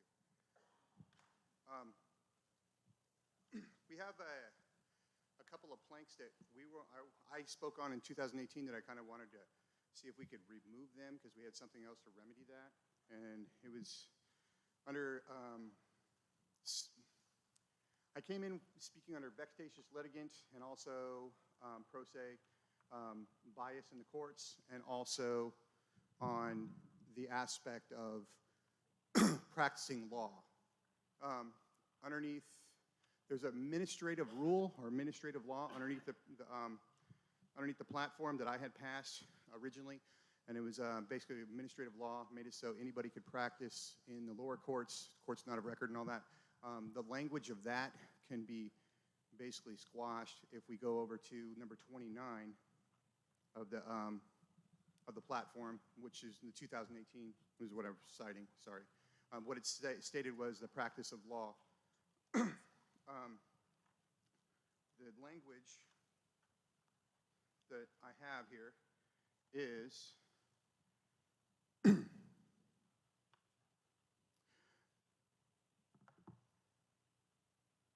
we support allowing any person to practice law either as a lawyer or as a paralegal, regardless of where he or she received their law education from, as long as criminal and ethic backgrounds checks are met and with the informed consent of the client that the paralegal is not a bar attorney.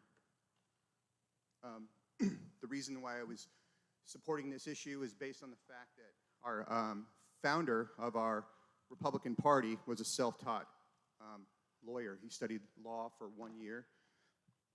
okay? And he was recognized as one of the best attorneys in the country and became our president. He won 37 murder cases, and most of our self-defense laws are based on his interpretations of the law. As a Republican, I would believe that this is an issue that we should support. Mr. Baker, your time. Thank you. We appreciate it. Point of Desi? inquiry. That is a plank that's in the business, commerce, and transportation section. Would you state your name and precinct? Lee SD number? Wamsgons, SD 9. It's in Commerce? It's in business, commerce, and transportation. Thank you. Desi Andrews? Is Desi here?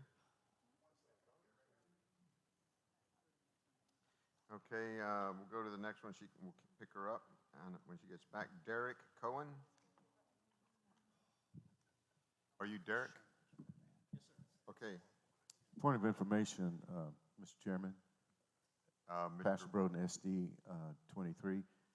Can we make sure that those who are testifying at this time is testifying for the criminal section, please? Yes. Right on my sheet right here to the left, they put criminal justice. All right, thank you. Okay, proceed, Mr. Cohen. Derek Cohen, Delegate SD 14. Here to testify in support of two of the planks that have previously adopted, that being bail and the due process provision.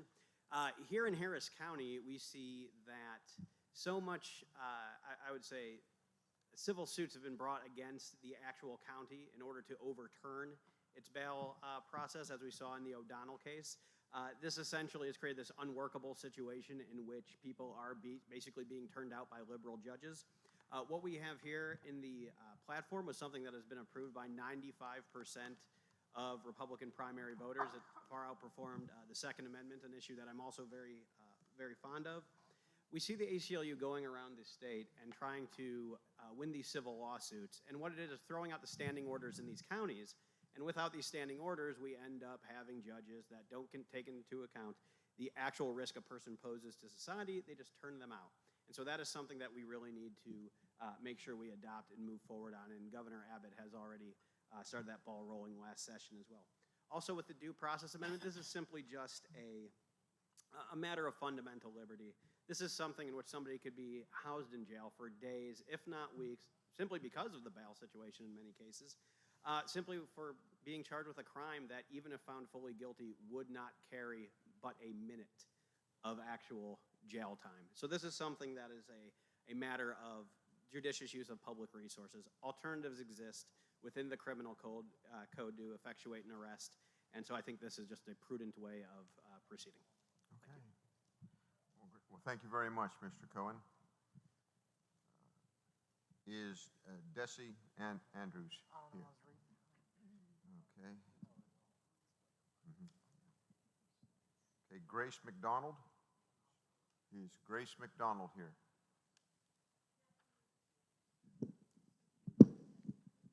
Bummer, I broke it already. I'll hold it in my hand. Could you state your name? Unbroken now, isn't it? Could you state your name and precinct number?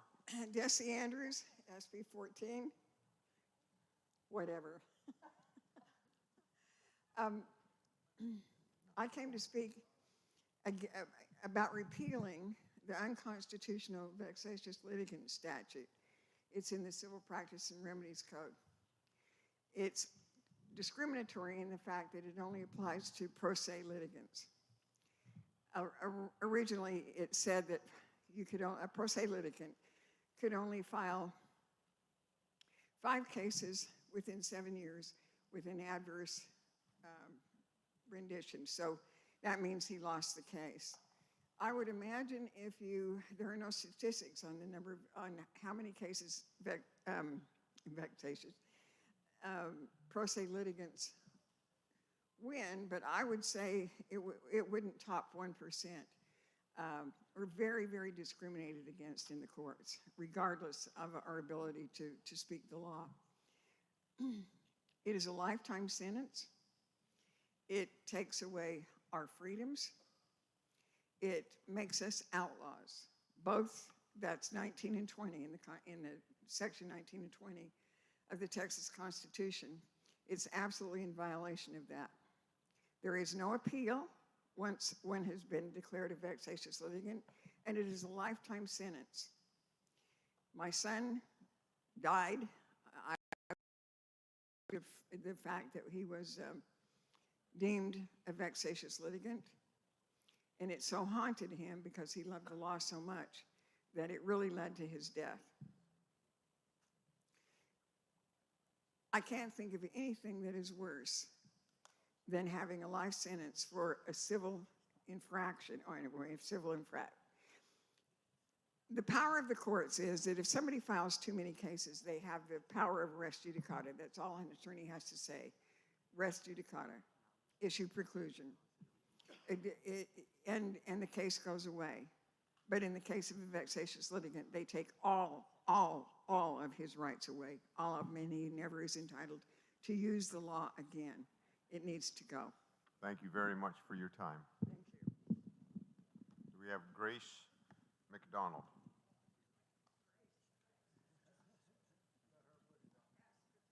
Thank you. Ladies and gentlemen of the committee, my name is Grace McDonald, SD14. I'm here to speak to you on the topic of criminal justice reform. Specifically, I'd like to reference the platform plank on no-knock warrants. The plank that you currently have is good, but I'd like to see it a lot stronger.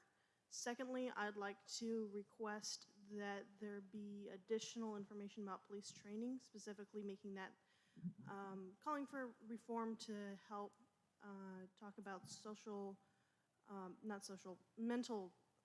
illness training for officers. The current plank you have provides people with mental health training for the police officers to be able to reference and to provide backup for the police officers. But as I've stated in the criminal justice subcommittee hearings, the current amount of training that police officers receive is equal to that of hairdressers. That is ridiculous. They should be receiving a lot more training and adding training for helping people with mental health issues who, since we have them do well checks anyway, they need to have the knowledge and training in order to do these extra duties that they have been given. Ladies and gentlemen of the committee, thank you for your time. Thank you very much. Do we have Louis Loretta again.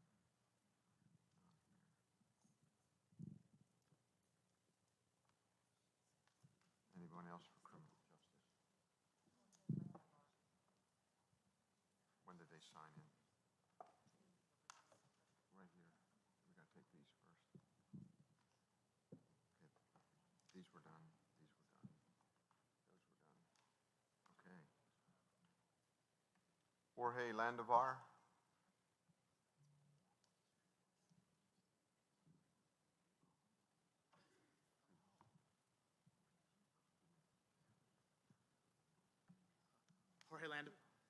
Jorge Landavar, SD 9.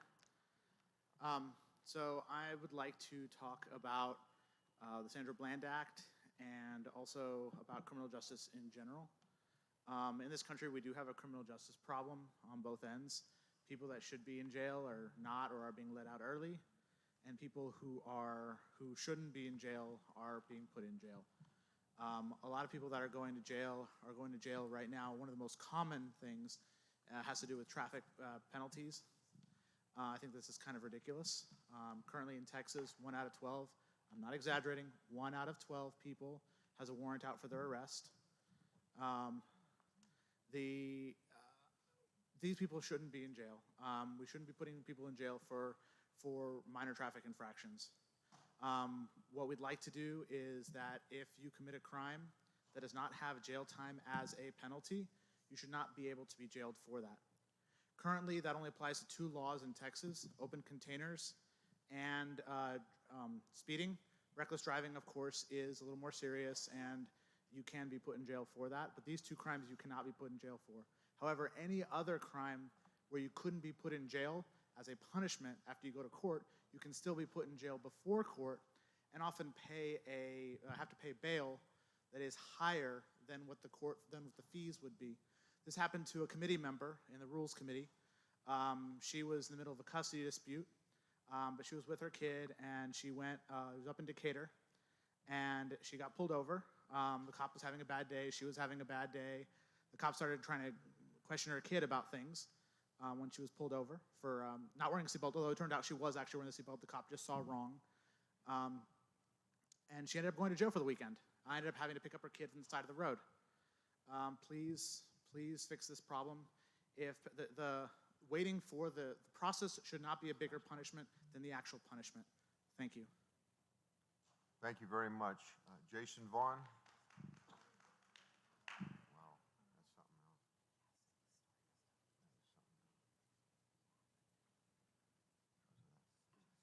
else. Mr. Chairman, committee, thank you very much. My name is Jason Vaughn. I'm with SD13. You guys might also know me as the food guy. So, yes, I'm the guy that's brought all the food this week. So, Thank you so much. Yes. I don't need applause. I need your votes. No, I appreciate you so much. It's been an honor to serve you guys this week. And I just want to thank my committee man, my committee member, Carl, because as you can tell, that this is an important topic to so many people here that wanted to have their voice heard. And I know it's taking up your time, but thank you so much for hearing them. And I can tell you for young Republicans, criminal justice is one of our top 3 issues that we have been able to work on, including civil penalties for cannabis, marijuana reform. And that's something, there's been talk, like, oh, this is a new thing. This is something that came from California. It's not. It's not. For the first 150 years, it wasn't illegal, and we're not pushing legalization. Let's be very clear on that. We're saying that people shouldn't go to prison for it. But specifically, in 1975, we have this great historian, by the way, named Karen Marshall. Some of you might know her. But that found that in 1975, we filed our first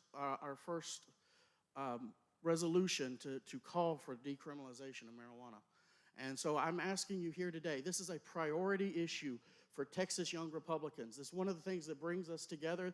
I was at the Capitol almost constantly, not just fighting for criminal justice, by the way, going and fighting for pro-life and for all the other issues that takes us. But part of that is that this brings so many people, especially here in Harris County at the Houston Young Republicans, brings so many people into the party and allows us to fight because they do have conservative values. It is small government. Thank you so much for your time and appreciate you listening to all these wonderful folks. Thank you, Mr. Vaughn. Okay, that completes our testimony for criminal justice. Mr. Chair. Mr. McConnell. Carl McConnell from SD13.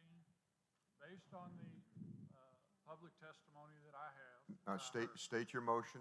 What do you want us to vote on? When we get to it, I want to make you aware that I have 2 motions that I'd like to make. Okay, make one motion. The first is I would like to delete plank 72, administrative justice, in its entirety. And I will state my reasoning behind it. Basically, the author said that's already been passed into law. Okay, you, criminal and civil justice, plank 72, you wish to delete it in its entirety? Yes, sir, strike it. Okay. What is the topic on 72? Administrative justice. Administrative? Administrative justice is the title. Administrative justice. It's a little short one-liner.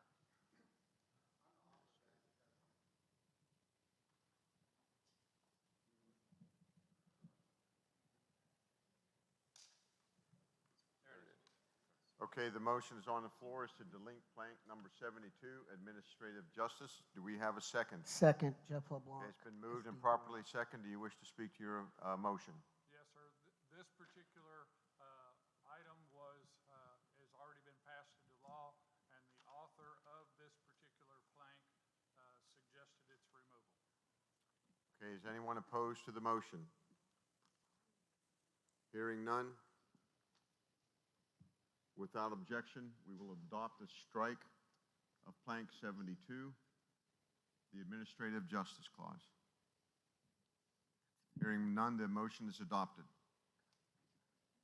Please state your second motion. Mr. Chair, again, Carl McConnell, SD 13. We had previously struck blank 82 civil penalty. Prior to hearing public testimony, I would like to make a motion to reinstate the 2018 platform plank regarding civil penalty. And what platform plank was that? Number 82, civil penalty. 82 civil penalties. Darcy Hasty, SD 24, I second. Okay, do we have a second? Darcy Hasty, SD 24, I second. It's been properly moved and second. Do you wish to speak to your motion, Mr. Yes, McConnell? sir. This particular, when we discussed this, I had not had the opportunity to hear public comment on it, and it was, quite honestly, my impression that the plank, as it was stated, was not part of the existing platform from 2018, that it was an addition to the platform. And based on my previous experience within my SD 13 conventions, similar language, modifying it as a criminal offense, but a lesser class of criminal offense, was rejected. And I was not aware that there was already a plank in the platform that recommended the change from a criminal to a civil offense. And we had two persons give public comment in talking about the history of this plank.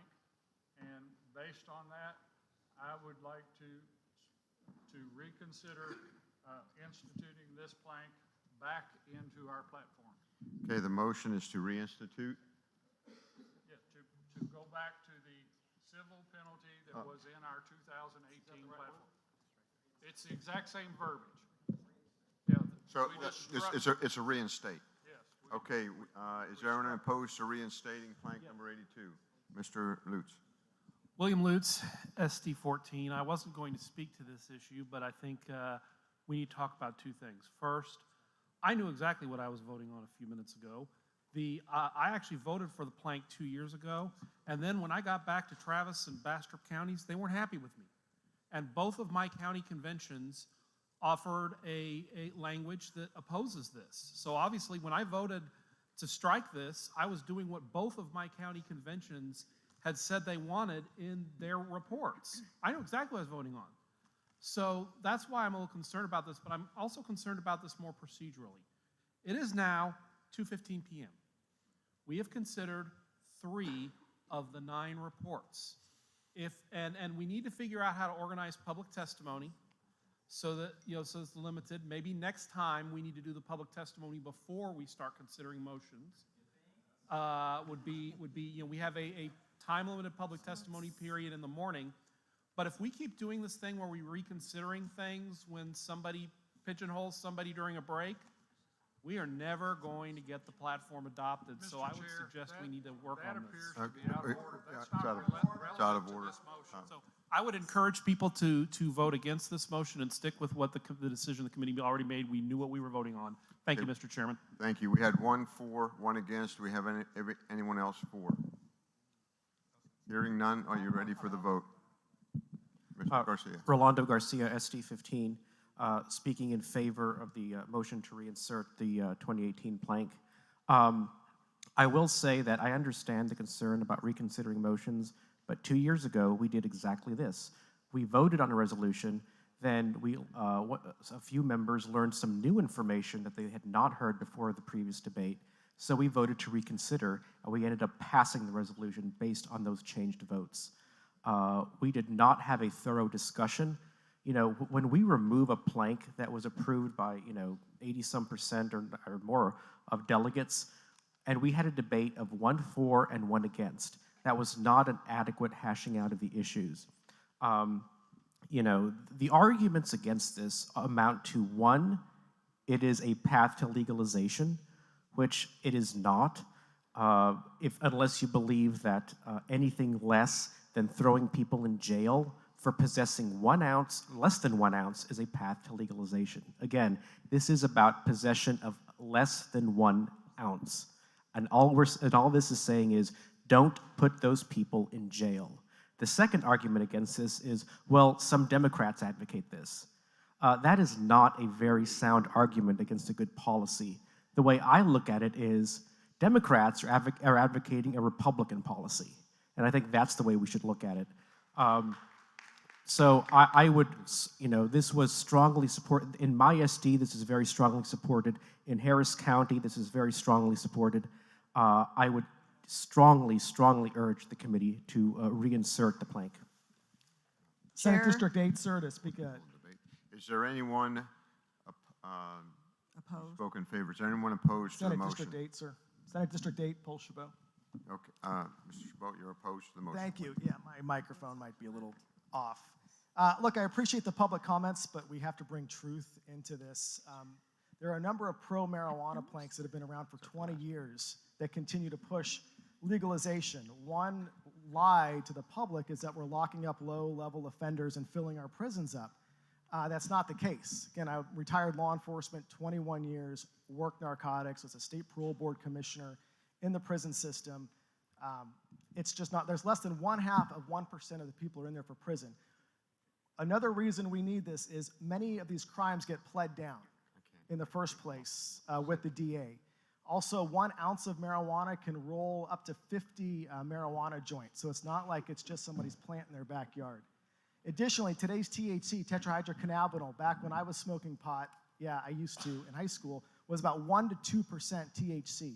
Today, it's very high potency, up to 90% tetrahydrocannabinol honey oil, which is why President Trump, Vice President Pence, the Attorney General, our law enforcement associations have stood out against this. The challenge for this body and this committee is, God bless them, but we got a lot of libertarians in here. And I love you guys on the fiscal issues, but I'm a social conservative. And I absolutely guarantee you that the talking points that you're hearing today are identical, that were presented by George Soros in 1996 throughout California and across to Colorado and happening now.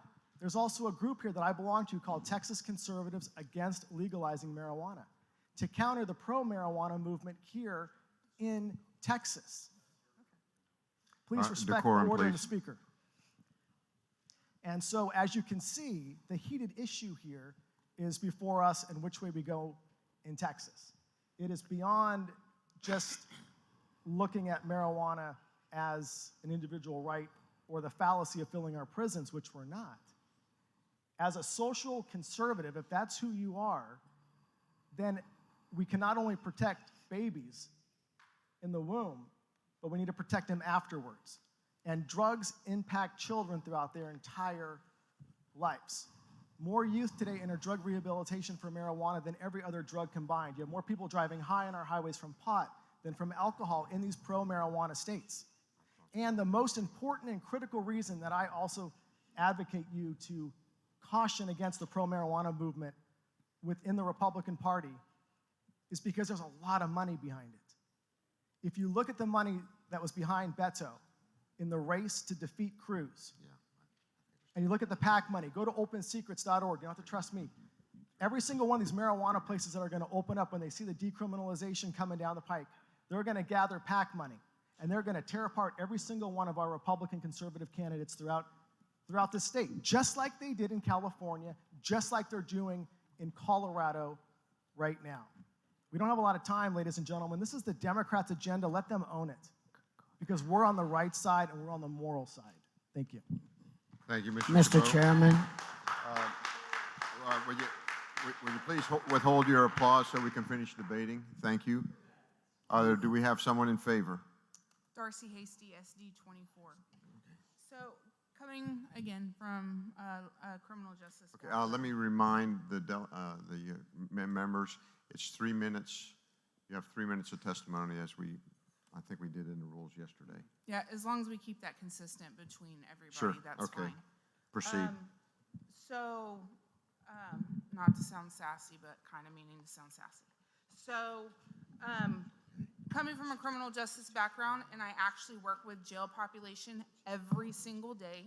That's my job, one of them, because I wear many hats, but my job is to work with jail population. If you understand the role of a sheriff is to keep people incarcerated, right? And that's anybody that our legislature says must be arrested, and then we have to keep them incarcerated. If y'all walk in that jail, how many 17, 18, 19, 20-year-olds, most of us in this room would call them kids, are sitting in those jail cells for 1, 2, 3 days, okay, sometimes more, because you can serve up to 180 days in jail for a simple marijuana charge. 180 days for a possession of marijuana, 0 to 2 ounces, okay? What we're calling for here is a fine up to $100. We're not saying it's legal. I'm not asking for it to be legal. What I'm asking for is to quit filling up our jails that we can't afford. It costs us $45 a day in my county to house one inmate, and we're consistently full. We can house 67 inmates. Our average jail population is 96. We have to send people off every day, and a big part of that is DWIs and possession of marijuana. We've got to do something, and if we adopt this right here, we're gonna empty out some of our jails and make room for violent offenders, and that's what we need to do. And that's what I'm asking us to do today. Thank you. Chair, Senate District 31, I'd like to speak in opposition. We had, yes. That is 2 and 2. Okay. Mary Kay Phelan, Senate District 31. I oppose Phelan, you're reinstating. recognized. I oppose reinstating what we've already voted on. As Will stated, I know exactly what I was voting on, and that's to remove this simple slap on the hand for a violation. We all are aware that drugs is one of those stepping stones, and I think we need to take it at the very initial step, which is marijuana for most of these young youth, and make it a penalty, make it a criminal charge if need be. A lot of times these jurisdictions, that's really up to them if they want to proceed with it, but a lot of cities, they need this hardcore statement to arrest the people who are doing other business. So again, I think we need to leave it back up to those counties, those sheriffs, those police departments to decide what is their problem and how they want to initiate it. To say that everybody shouldn't be charged for marijuana, I think that's just being too blanket across the board. Again, I oppose reinstating. Mr. Chair. Thank you, Ms. Phelan. That was opposed. We had 3 in favor, 3 opposed. Wait, what did we? Oh, sorry. How many in favor? Okay, we have 2 in favor, 2 opposed. I'd like to oppose. You wish to oppose, Mr. LeBlanc? You have the floor. It's in opposition. No, I'm speaking in favor. I apologize. Okay, in favor of striking? Okay, Mr. LeBlanc. No, favor of keeping, reinstating. That's what the motion is. It's struck. I'm seeing it as, okay, in Okay. favor of Correct. reinstatement. Okay, Mr. LeBlanc, you have the floor. I appreciate all the testimony here. I appreciate the feelings of the committee members who don't agree with it. I would not support legalization. I will tell you that what came before this committee would have pushed this further. We didn't pass it out. So the fear that somehow those of us who worked very hard on this subcommittee to keep a plank already in the party are somehow some part of some mass conspiracy of marijuana lobbyists is insanity. It was a plank already there. I certainly understand people being against it, but I can tell you resolutions came to my committee that went from full legalization to even legalizing more hardcore drugs that I wouldn't consider. I mean, the committee as a whole, but I wouldn't either. I think it's fallacy. I think normally if this was an in-person convention, I'd see all of you at the bar having a drink after this. Almost. I know not everyone here drinks. And Correct. I said not everyone. It is an outright laughable situation to watch some of you talk about this drug as you sip martinis. Mr. Chairman, decorum, please. Okay. I apologize. I wasn't referring to anyone in particular. But a drug is a drug. If we're going to keep the mantra of all drugs are bad, then all drugs are bad, guys. Where's my plank for prohibition of alcohol? Where is it? You guys care so much, where is it? How many people are killed by drunk drivers? Where is my prohibition for alcohol plank if you're this serious about this? Thank you, Mr. LeBlanc. Do we have any? One more. Please do not applaud. We need to keep moving. We have one more. Do we have anyone opposed? I'll speak in opposed. Lisa Nilsson, SD. Ms. Nilsson, you have the floor. 25. I'm a mother of an 18-year-old boy and a 21-year-old boy, and I've had conversations with them and their friends. Usually, as any of you know, teenagers that age, almost everything they say is sarcastic. But I know that among my sons and their peers, the fact that marijuana is illegal and carries with it punishment is a big deterrent against their being involved in using it. I recognize that alcohol is also a slippery slope for many people, and currently the age to purchase and consume alcohol is 21. So my sons are protected. They are law-abiding when they choose not to drink. And I think that opening the door to a friendly and tolerant use of marijuana, especially under the consideration that marijuana today is not the marijuana of my day, generation ago, I think that would be exceedingly unwise and even unloving for us to do that to the kids in our younger generation who want to try to live well. As it is, my kids get enough pressure from kids they know. Oh, what's wrong with you that you're not smoking pot? It's no problem. What leg do they have to stand on if we take away the criminal aspect of it? Thank you. Thank you.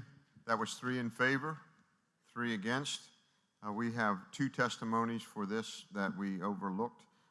Marina Trevino, are you here? Would you please speak to the issue? 2 minutes. Thank you, Marina Trevino, and I'm SD 11. And I wanted to request the committee to consider changing the language on the equal shared parenting title of. Yeah, we have you down for criminal justice. I know. Well, That's out of I order. was confused as well. I put it under Health and Human Services, and then I understood it was under this topic. So. Yeah. Let's let her go. If without objection, we'll let her finish her testimony. Mr. Chairman, I do object. We've got an open motion on the floor that we need to address and close out vote on before we move to any other issue, please. I have a point of order. It's well taken. There's I have a point of order. A name and. Jeff LeBlanc, SD3. Mr. LeBlanc. I believe we have a rules violation of Rule 8L. No member of a state executive committee, county executive committee, or state convention committee may vote on any issue for which the member is a registered lobbyist or has a substantial interest, as defined by Local Government Code Title V. We have a member who has testified here who is a member of an anti-cannabis group, it is his group.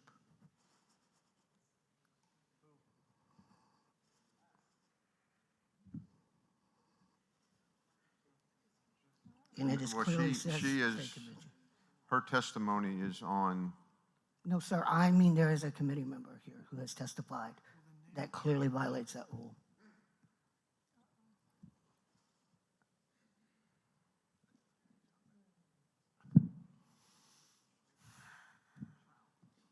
Okay, so we're talking a conflict of interest. Correct, yes, sir. Okay. Okay, then the individual will have to recuse themselves from voting. Can the individual at least state their case, Chairman?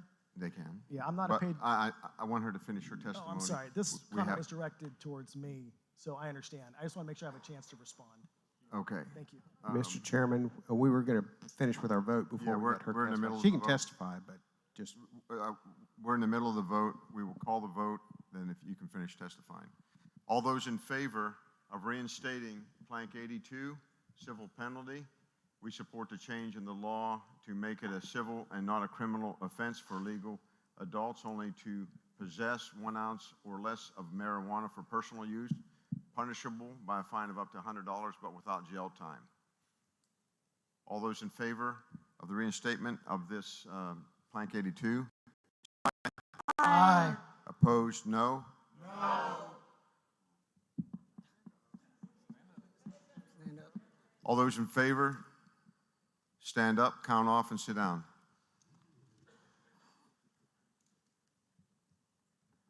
Starting over here on the right.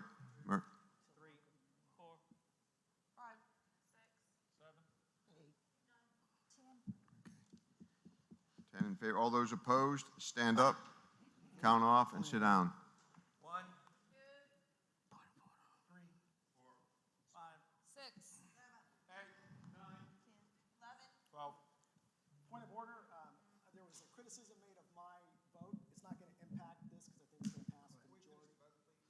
Yeah, we're in the middle of a vote. Then you call the point of order. Do I vote? I guess because I was. Just abstain. Abstain? I will have, I don't know what to do. I'm sorry? I don't know what to do. I need to. Yeah. It doesn't matter. It'll pass. And, well, You're 13. 13? 14. Okay, we have 10 in favor, 14 opposed. The motion is lost. Mr. Chairman, could we stand at ease for a couple seconds to deal with the point of order that was raised under Rule 8L? Yes, please, Mr. LeBlanc.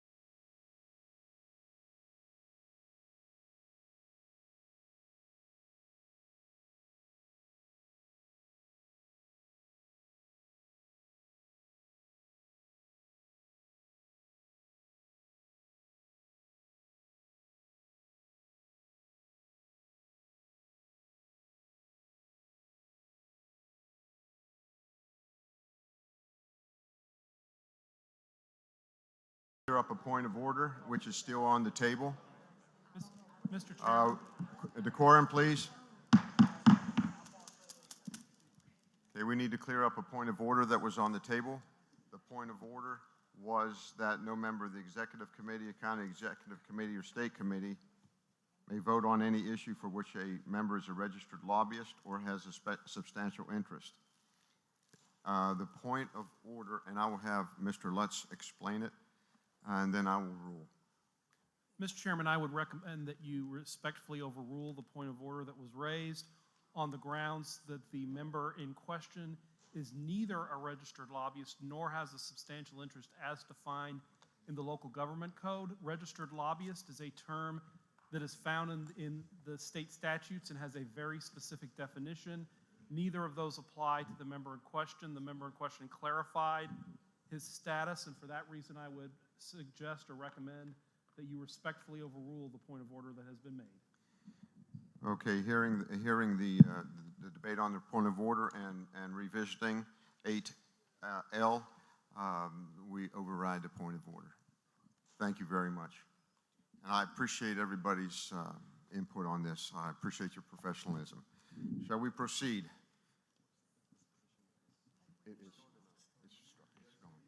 Okay, we are going to move on to Testimony, if you, Marina Trevino, and we have one more, and then we're going to cut off testimony. We have to proceed with the work at hand. Okay, thank you very much. I appreciate your time. And what Could I you wanted speak to- into the microphone? Okay, sure. Just like you're licking an ice cream cone. Okay. So, again, my name is Marina Trevino, SD11, and I believe that words are very important. So what I wanted to do is ask the committee to reconsider the language on the resolution, the equal shared parenting. The equal shared parenting is on the right track, but it primarily addresses the equality as a physical entity, a physical custodial entity. What I'd like to do is change the language to equal responsibility parenting. In that, with that wording, I believe it expands the resolution to include 100% involvement in the child or children's whole life. And I'd like to give you two incidents where I think this would extenuate my point. One is with shared responsibility, this did not happen. Children had to withdraw from sports activities. Number one, because the custodial parent worked a long way away from home and could not get the children to the practice field and the cost of the fees involved. Whereas the non-custodial parent was in the same vicinity, could get the child to the practice field, and could help financially with the fees. Another instance where it did work, and this was voluntary, but this would help it become more standard, is that with that same parent working that great distance from home, was not able to pick the children up from daycare before the daycare closed. And in communicating with the non-custodial parent, there was an agreement made that the non-custodial parent would pick the children up and hang on to them until the custodial parent was able to get home from work. So that's an example of how shared responsibility parenting would be effective. And I thank you for your time. Thank you, Mr. Neal.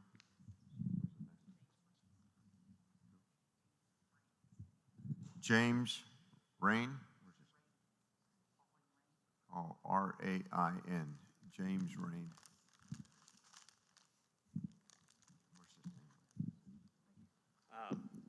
Good afternoon. My name's James Rains. I'm from Senate District 15 here in Harris County. I'm the vice chairman of the Texas Young Republicans. And even though I'm a little late, or my name wasn't, I guess somebody didn't see it before, I still want to come and hopefully maybe give you some food for thought with related to the civil penalty discussion we just had.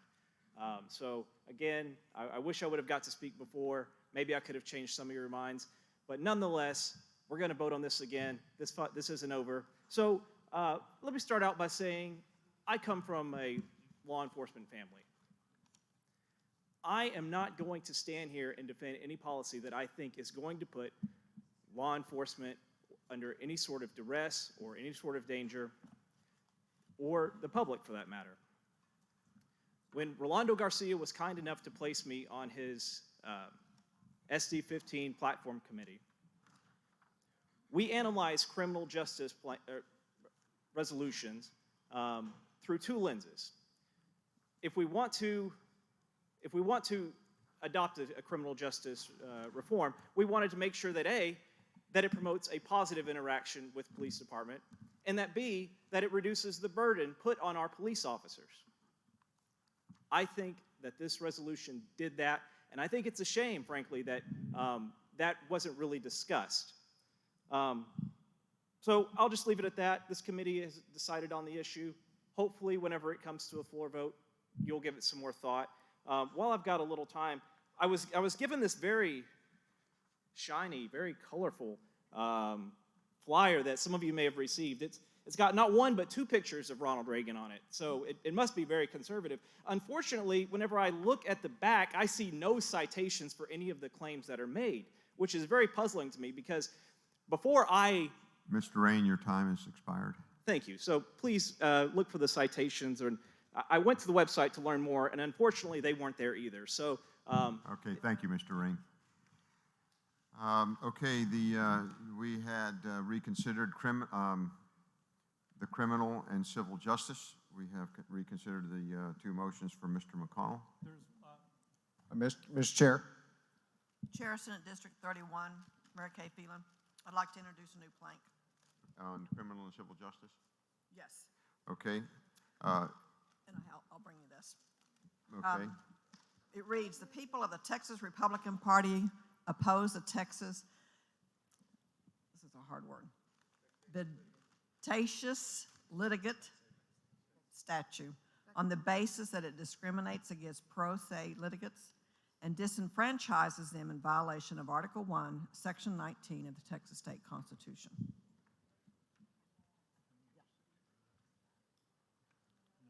Okay, do we have a second? Second it. Lisa Nilsson, SD 25.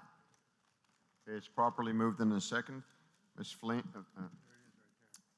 Flynn, You can call do me wish to Mary speak? Kay. Mary Kay, thank you. Mary Kay, do you wish to speak to your motion? Actually, can I defer to someone in the audience? Can I give my time to someone in the audience? Who do you wish to speak? Jeremy Baker. Without objection from the committee, do you wish to allow Jeremy Baker to speak on Ms. Mary's behalf? Hearing none, you may speak. Okay, we have an objection. And so it's out of order. We cannot defer to anyone in the field. Mary, do you want to try to Yeah. speak to your motion? So the litigants is someone who defends themselves without an attorney. To me, the article, if it's against the Texas State Constitution already, then I think we ought to just vote against it. I'm not as knowledgeable in this, but it was brought forth on my Senate district, so I wanted to give them opportunity to speak on their behalf. Thank you. Okay, thank you. Is there anyone opposed? Mr. Lutz? William Lutz, SD 14. I am not necessarily opposed to reforms of vexatious litigation statute, but you need to be very, very careful, and this is another one of those issues that gets real technical real fast. Because one problem we have in the Texas court system that our legislature has been very diligent about dealing with is frivolous lawsuits and lawsuit abuse. Now, there is a statute that is apparently being applied based on the testimony we've heard earlier today in a way that they are hurting some pro se litigants.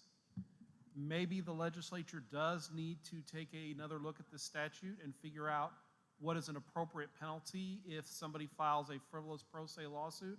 But there are frivolous pro se lawsuits against businesses that are real. And a lot of times if you're a business and you get sued by a pro se litigant, you still have to hire an attorney. You still have to defend yourself in court. And a lot of times judges don't like giving out sanctions. Sometimes they do, sometimes they don't. And so I'm not saying we don't need to reform the statute. We might.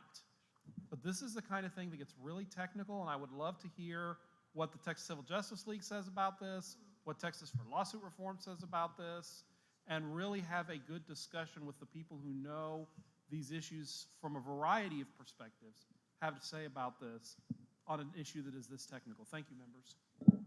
Thank you. We have one in favor, one opposed. Is there anyone else in favor? In favor, Mr. Chairman. Please state your name and Paul your... Berry, Senate District 22.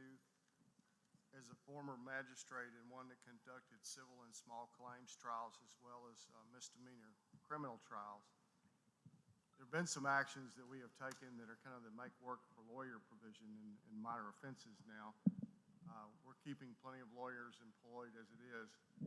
However, when it comes to denying someone's right before a court of law, the Republican Party should not agree with that, nor should we agree that the bar gets to be your gatekeeper, whether you can access the court system or not.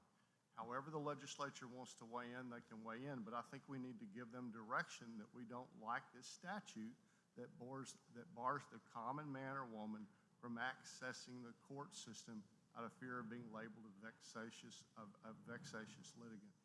I fully agree with the intent of the proposal to the plank, and I would like to see it adopted.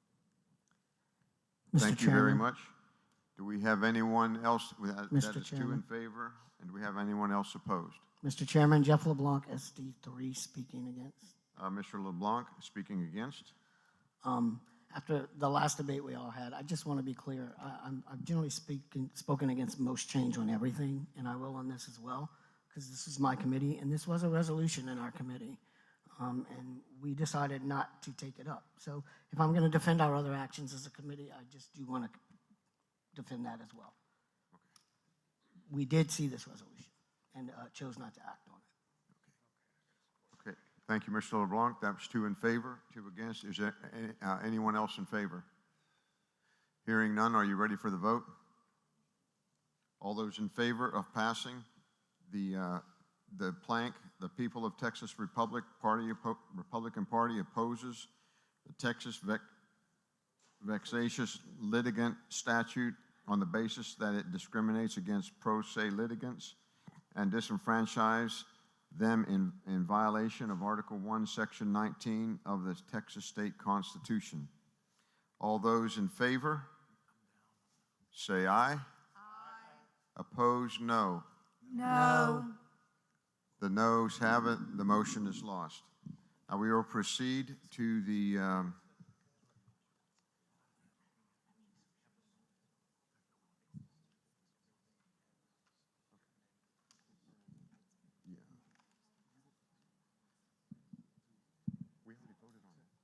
Mr. LeBlanc, could you approach the bench here, please?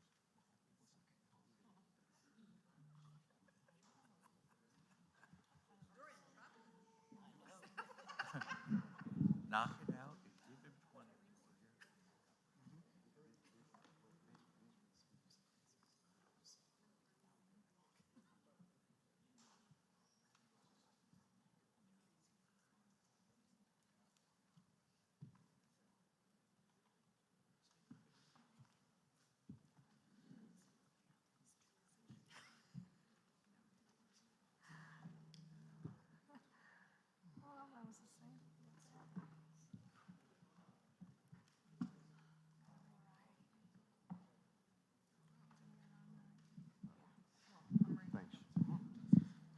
Okay, now we will vote on the criminal and civil justice as a whole. All those in favor of accepting the that category as amended, say aye. Aye. Opposed, no.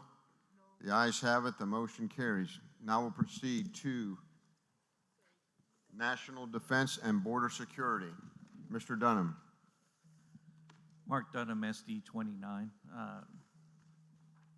I was the chairman for National Defense and Border Security, and I would like to ask my fellow committee members to stand and be recognized.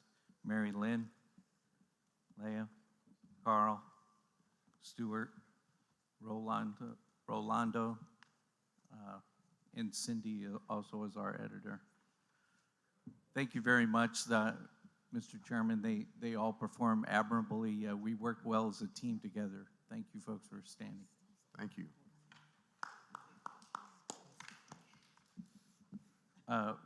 Mr. Chairman, I was very fortunate not only to have such a good team, but the platform from 2018 just needed to be tweaked and modified based upon the submissions that came from all over the state. Those small tweaks were added to the 2018 platform to help us form the 2020 platform. So therefore, I moved that our report be adopted to the 2020 platform as presented. Thank you, Mr. Dunham. It's been moved to adopt the National Defense and Border Security portion of the platform. It does not require a second. Is there anyone who wishes to amend any particular plank within the National Defense and Border Security? Mr. Chair. Mr. Chair, could we just have a few minutes to go through it? Please state your name and SD number. I'm sorry, Mr. Chair, Matt Patrick, SD 16. Can we just have a few minutes to read through it real quick, please? Yes, sir. You can have a few minutes to read through it. Thank you, Mr. Chair. Mr. Chair, also, in keeping with what we've done with all of the other subcommittees, shouldn't we have the relevant public testimony, if there is any, for this platform, this portion of the platform? Okay, go ahead and put that forth as a motion. Yes, sir, Mr. Chair, I would make a motion that if there is any public testimony related to the national defense and border security portion of the platform, that it be heard at this time. Bunny Pound, second. Second. SD2. I think we have one. Okay, we have one person who wishes to testify. All those in favor of allowing testimony before the debate of this particular plank, of national defense and border security, say aye. Aye. Opposed, no. Okay, we need to call, holy crow. Okay. I got it. Zbigniew Wolczak. Z-B-I-G-N-I-E-W. W-O-J-C-I-K is Mr. Oh, there he is. Could you please say your name and your SD number? My name is Zbigniew Wojcik, SD25. Pleased to meet you, Mr. Wolczak. I am the legal immigrant from the Soviet bloc, from Poland, in 1986. And I was involved in the fight against the communism. I came to the United States and I passed the information to the US intelligence about the terror that is over there in the communist countries, specifically in Poland, and also how to overcome the Soviet bloc. There are a lot of protests and riots recently, and the Epoch Times reports about the involvement of the communists in these riots. Also that there are a lot of foreign trained agitators, hundreds of them. I would like to highlight the Mr. communism. Wolczak, can you speak into the microphone, please? I would like to... There, a little closer to the microphone. Closer? There you go. Good job. Okay.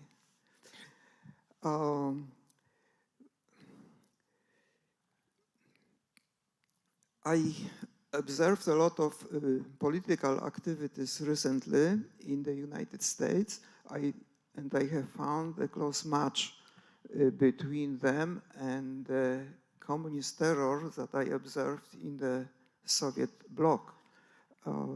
There are several of them that I can tell about right now. For instance, affordable housing.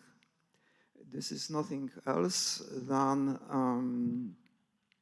the redistribution of wealth that is propagated by the communism. The stimulus package introduced by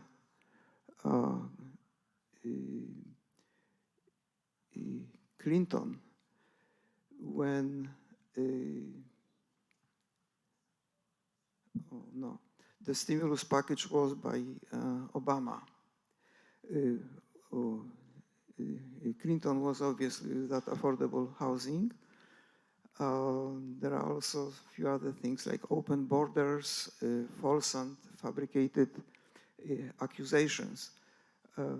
Recently, there was the impeachment of President Donald Trump, and they didn't have enough evidences to support what is happening in the Soviet bloc. The communists quite frequently use the fabricated and false accusations against the political opposers. So because the terror that is very much like that one in Soviet bloc was already observed here in this country, I would just postulate that the rules are, given that. Mr. Wolchek, I believe your time has expired. Okay, regarding the legislation. All right. Okay, thank you. Thank you very much. Okay. I believe that's.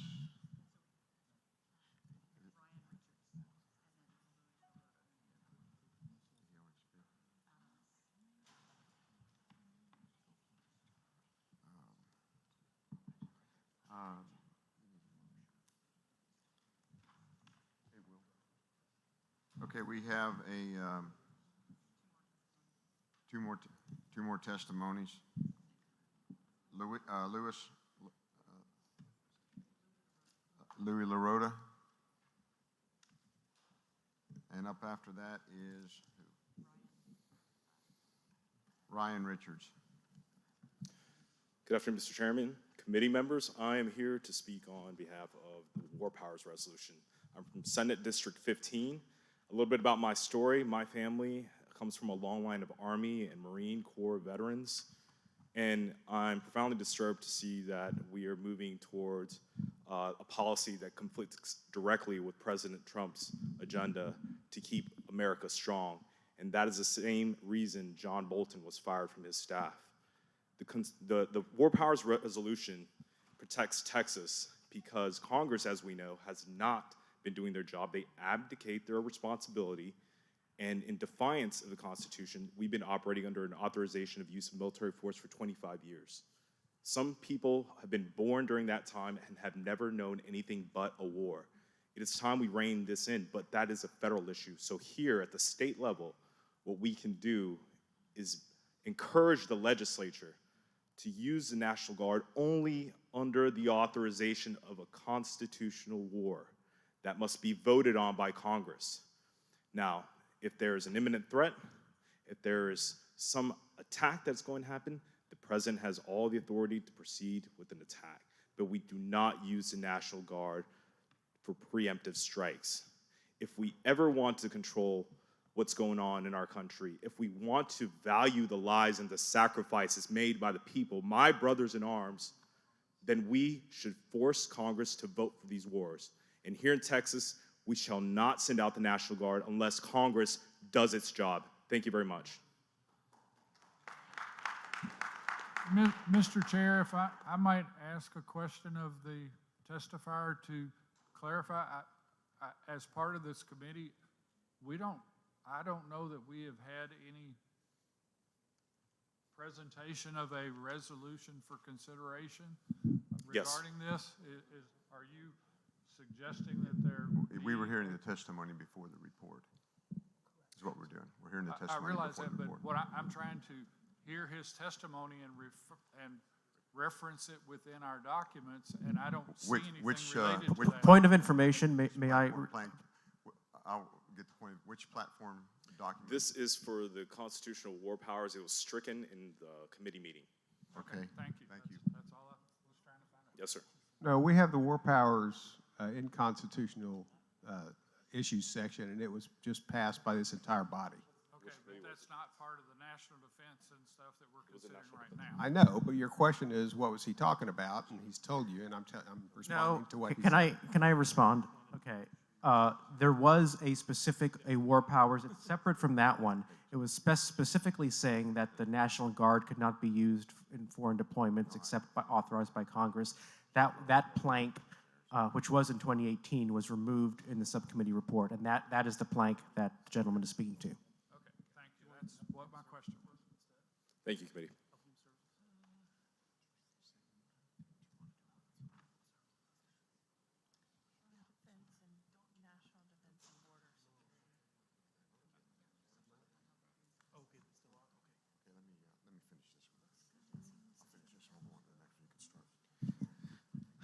Okay, we heard all the testimony on national defense and border security. You have had time to, oh wait, I'm sorry. We had all three of them. No, these are the ones on the forms here. Okay.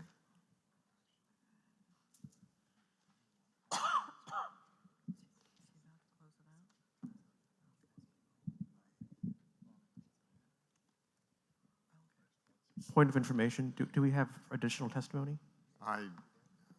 We had 2 testimonies, and that's all I was going to hear. And I think we had both people testify. Is that correct? Were you to testify on national defense? Okay, state your name and go ahead and give us your testimony. Ryan Richards, Chair, Gaines County, ST 31. So I have a resolution from Gaines County. Honestly, I'm not sure if it made it through the committee, but Mary Kay Fallon has it. It says, we decisively reject need-to-know black budget military projects being kept from the president. The president is our elected representative, and as the commander-in-chief of the military, all classification, including need-to-know basis, is vested in the executive branch. I don't know if people here know, but there are things that like the rogue agency of the CIA can do that they tell the president to pound sand if he asks what they're doing. Could I? I can't. One of these. I am going to. Mr. Lutz will take over at my chair until I return. I have to testify before the SREC. So Mr. Lutz will take over and finish up national defense, then he'll go on to the next section. Thank you.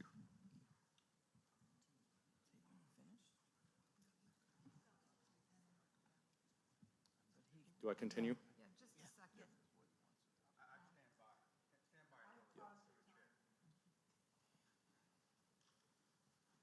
Sorry, sir, about the confusion. Has he testified or is he ready? He's in the middle of it. Yeah, go ahead. What's the normal time? Go ahead and, with all the confusion, let's give him his 2 minutes. What's his name? Ryan Richards. Chair recognizes Ryan Richards for 2 minutes. Thank you very much. Welcome to our committee. Thank you. So I've already read the potential plank. I can't imagine a legitimate reason for our elected representative to not be able to know everything that goes on inside our government, especially when in the Constitution, classification is vested in the executive branch.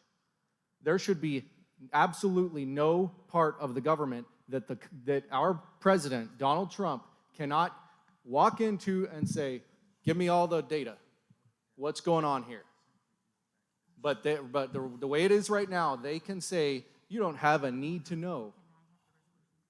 Honestly, he needs to arrest everyone that says that. But so I would like this as a statement to the feds that we absolutely oppose need-to-know basis in classification on the federal level. Thank you for your time. Thank you very much, sir, for appearing before our committee. Is there anyone else wishing to testify for, on, or against any planks relating to National Defense and Border Security that is signed up?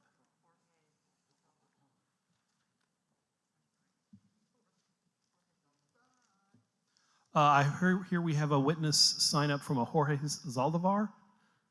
Landivar, sir. Jorge Landivar. Landivar. Landivar, apologize for mispronouncing your name. Chair calls Jorge Landivar for 2 minutes. Welcome to our committee. Thank you. From SC9, before I start, I would like to thank President Trump for being the most pro-peace president we've had in the last 50 years. This is kind of weird to say because he's a very bellicose person personally, but he has not started any new wars, something that can't be said of any president in about 50 years. So I would like to thank him for that. Second of all, I'm pretty annoyed at Congress because every year Congress passes infringements of our rights and they sneak it into the NDAA, which is the National Defense Authorization Act.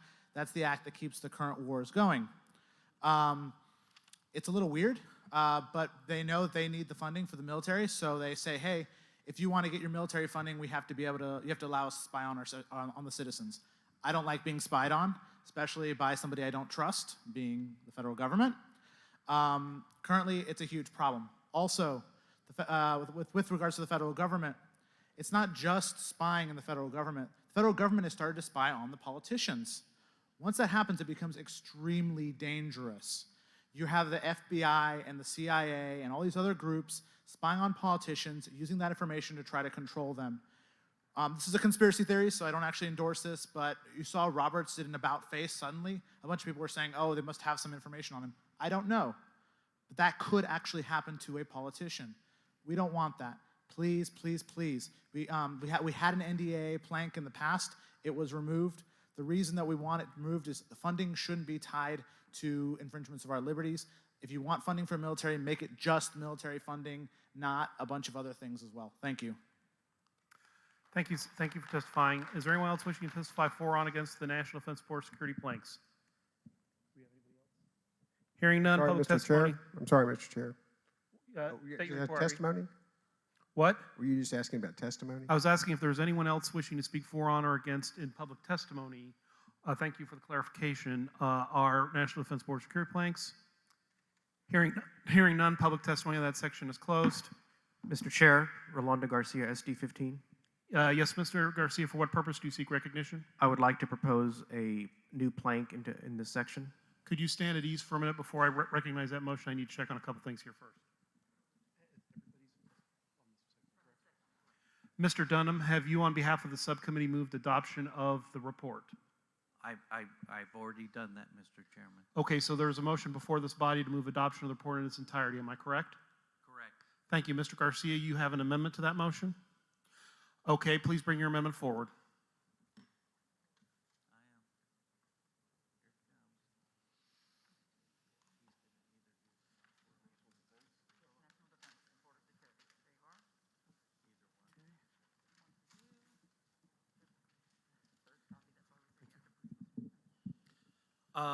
Mr. Garcia offers an amendment.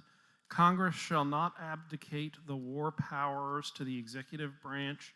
I'm doing the best I can to read the third. I'll read it because it's Please the read your motion. plank 278 from the 2018 platform, and I will read it. The plank is titled National Guard Deployment. Congress shall not abdicate the war powers to the executive branch except when under imminent threat and not to be used as a preemptive strike unless approved by Congress. The Texas National Guard and the Texas Air National Guard should only be deployed to overseas combat zones under authorization of Congress through a declaration of war. That is the plank 278 in the 2018 platform. Normally, the chair is supposed to state the motion before it's debated. Can I get unanimous consent that that is the equivalent of the chair stating the motion? Thank you. Without objection, so ordered. Mr. Garcia is recognized for that motion. Mr. Chair, I will second that motion. Thank you. I'm sorry, I forgot about that. Is there a second to Mr. Garcia's motion? Mr. Chair, Carl McConnell, SD 13. I will second that motion. Thank you. I was jumping the gun a little. I appreciate your helping us stay correct in parliamentary procedure. Chair recognizes it has been moved and seconded. Mr. Garcia is now recognized to speak to his motion. Yes. I actually chaired this subcommittee 2 years ago when this plank was first adopted, and it was relatively uncontroversial. There was very strong consensus behind it, both on the subcommittee and all the full committee. And of course, in plank-by-plank voting, it passed overwhelmingly. This basically strengthens our position on war powers and enforcing, and reasserting Congress's constitutional authority to declare war. The reason one of the main reasons Donald Trump won the primary in 2016 against a lot of well-known Republicans is because he was the only one talking about stopping endless foreign wars, okay? And that's why he won in 2016 as well. He was the only candidate saying, why are we still in Afghanistan after 15, 16 years? Why are we still in Iraq? Why are we sending our sons and daughters to fight and die all over the world in countries that have nothing to do with our national security? So in recognition of this very powerful sentiment in America and in the Republican Party, this plank would say that the Texas National Guard and Air National Guard could only be deployed overseas when Congress has actually declared war, okay? We are still in Afghanistan 19 years. Congress passed an authorization of force 19 years ago, and we are still there. When Congress passed that, it was never the intent that we would still be there 19 years later. And yet Congress has never had to authorize American troops in Afghanistan since 2001. We all recognize that there's been a terrible imbalance of power between the executive and the legislative. And again, this is simply one way of reasserting that balance. All right, is there anybody wishing, the author's spoken his motion, anyone wishing to speak against Mr. Garcia's motion? Mark Dunham, SD 29. You are recognized. Yes, I speak in opposition to this as we discussed this within the committee, and Mr. Garcia brought it up at the committee, and the votes went against him. And the simple reason is it's a misunderstanding of how our United States forces are established. And as a veteran myself, serving 22 years active, 26 total, I can tell you that the National Guard is most used in a supporting role. It's from aviation assets. Our mobilization assets are almost entire aviation mobilization is almost entirely National Guard forces. These are also used to sit there and support actions like in support of the Ebola incidents that were going on in Africa and everything else. So I think I understand the sentiment of the long-term deployments, and maybe our forces should be larger, but in our current force structure, we're heavily dependent upon the National Guard and reserves to sit there and augment our war fighters that are out front. Thank you. Okay. Is there anybody else? We've now had the author spoken his motion, someone has spoken in opposition. Is there somebody who wishes to speak in favor of Mr. Garcia's? Carter Thomas. Mr. Thomas, you are so recognized. SD 21. Folks, I spent over 22 years, or 20 years in the Army and in combat, and I can assure you, the only folks that want to fight a war, that want to, are the war hawks in Congress that have these endless things. We do it, we go and fight because that is our job, and we love our country. We need to get back to the Constitution. The legislature needs to make the tough call to invoke the War Powers Act for us to go in. In most systems, I understand there's an exception in here for emergency situations, and we can debate that, but we must get back to Congress declaring war. And I don't care if it's National Guard, if it's the regular troops, what branch of service. We serve the country. We don't want to kill people just because it's out there. Let's have Congress do their job.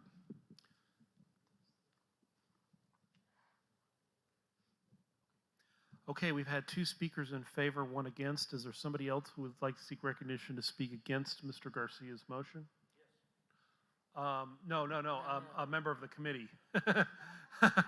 Lee Waskons, SD9. Okay, you are recognized.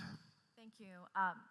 As a mother of 15-year-old and 17-year-old boys, I am certainly not anxious for anyone to go to war.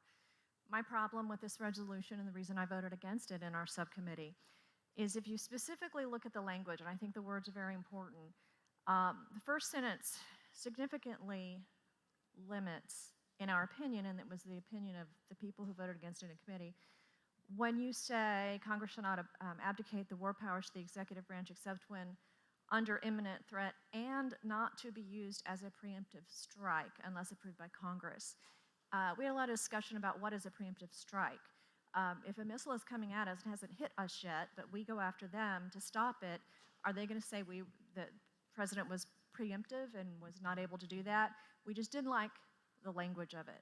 In addition to that, something we learned through a couple of veterans who have been in active combat was that the National Guard is 35% of the current force, and I had no idea it was that strong. And my concern, without giving our soldiers adequate support with our National Guard, that it would put our soldiers' lives in danger when they do have to immediately address a threat to our country. So I move that we continue to strike this from the platform. Okay. As written. Okay, we've now had 2 on each side, I believe. Am I correct? I would like to speak. So we've had 2 each. I think we've had 2 and 2. I believe you've had 2 and 2, Mr. Chairman. Okay, we've had 2 and 2, I believe. So we would now need to find somebody who is in favor of Mr. Garcia's motion. Ms. Pounds, is that why are you seeking recognition? Mr. Chairman, Bunny Pounds, SD2. You're I'd like recognized. to speak in favor of this amendment. I believe Article 1 is been very abused in that Congress has lost a lot of its power in Article 1 of the Constitution. And I believe I stand in favor of this because Congress needs to approve wars, period. Thank you, Mr. Chairman. Is there an additional member of this committee wishing to speak in opposition to Mr. Garcia's motion? You are recognized. I'd like to... State your name and Senate Sorry, district. Darcy Hasty, SD 24. I know there is a delegate in the audience that'd like to speak. I'd like to yield to him if nobody objects. This would require unanimous consent? Is there objection to her? Any objection to her request? Objection. Then your request is out of order. Do you wish to speak to this motion? Okay. Is there anyone else seeking recognition to speak? Any other member of this committee seeking recognition to speak against the motion? David Westbrook, SD 26. You are recognized. I would just like to point out that the plank is problematic because it addresses multiple issues that are not necessarily directly related. I think at one point the part about the National Guard was actually added on to the previous plank that was there. That it is deserving of a plank, but it should probably be a separate plank. Okay, all opportunities for debate have now been exhausted. Therefore, an aye vote is a vote in favor of Mr. Garcia's motion, which would add the language. Do we need me to read his proposed plank again? It's on the screen, okay. Which would add the plank on the screen back into the National Defense and Border Security provision of the platform. A no vote would be to keep it out, which is what came from the subcommittee. Is everybody clear on what they're voting for? Mr. Chair. Yes, Mr. McConnell. Point of order. At all the previous discussions that we've had, this has been put into that Google Doc so that we could see it and read it before we made our motions. I have not seen that appear in our Google Docs. The only place is up there, and I'm telling you, I'm an old man and I can't see that. Then I'm in that document and do not see it. I can read it to you. The chair can read it, which would be allowed under Robert's Rules of Order, or we can give you a paper copy of it, which would make it easier for you. Did you insert it at the beginning? Okay. I do now see it in that document. Are you ready? Yes, sir. Okay, does everyone know what they're voting on? All those in favor of Mr. Garcia's amendment to add a plank to National Defense and Border Security section signify by saying aye. Aye. All of those opposed? No. In the opinion of the chair, the voice vote is inconclusive. All those who are in favor, stand up and count off. From the chair's left. 1, 2, 3, 4, 5, 8, 9, 10, 11. All those who are opposed, stand up and count off, please, starting from the chair's left. 1, 3, 4, 5, 7, 8, 9, 10, 11, 12. There being 11 votes in the affirmative, 12 votes in the negative, yes? I guess I got lost in Senate District 31, Mary Kay Phelan. I did not vote either way. I'd like to vote in favor. That would change your numbers. That will not affect the result of the vote because then the motion will be lost on a tie vote. But just to make sure everybody has had a chance to vote, will the committee does the committee wish to retake the vote? Okay, committee wishes to retake the vote so that we can, because it's close, so that we can be sure the vote was accurate. Point of order, Mr. Chair. There is state your point of order. The point of order is how can it, under normal parliamentary procedure, if there is a tie, the chair is required to break the tie. The chair is not, the chair is allowed to vote. If you wish me to research this in Robert's Rules of Order, we can stand at ease in doing so. The chair is of the opinion at this time that the chair is not required to vote under any circumstances, but the chair may vote and may vote to break a tie if the chair so chooses to. So what you're saying is then it is your decision not to vote on this. As the presiding officer, I am trying to be impartial on these motions, which is why my general preference is to abstain. There has been a request to take this vote again because the count was indeterminate. The chair is going to accept that request. The chair will see how that vote turns out and will make a decision accordingly based on the results of that vote. Your point of order is appreciated and respectfully overruled. Mr. Chairman, Stuart Knowlton, SD19. For what purpose do you seek recognition? Point of information. State your inquiry. The vote was taken and stated. Then someone comes in behind and says, oh, I wish to make a vote. I don't think that's correct. Once you've counted it out, it's done, is it not? You had already counted the vote. The chair had interpreted. Abdicated. We've added votes. I'm sorry, just a clarification. When we were here first day, we had some people who didn't vote, and we added their votes to the total just to clarify when the votes weren't taken. So that's all that's happened. We're not recounting. The chair We're properly counting.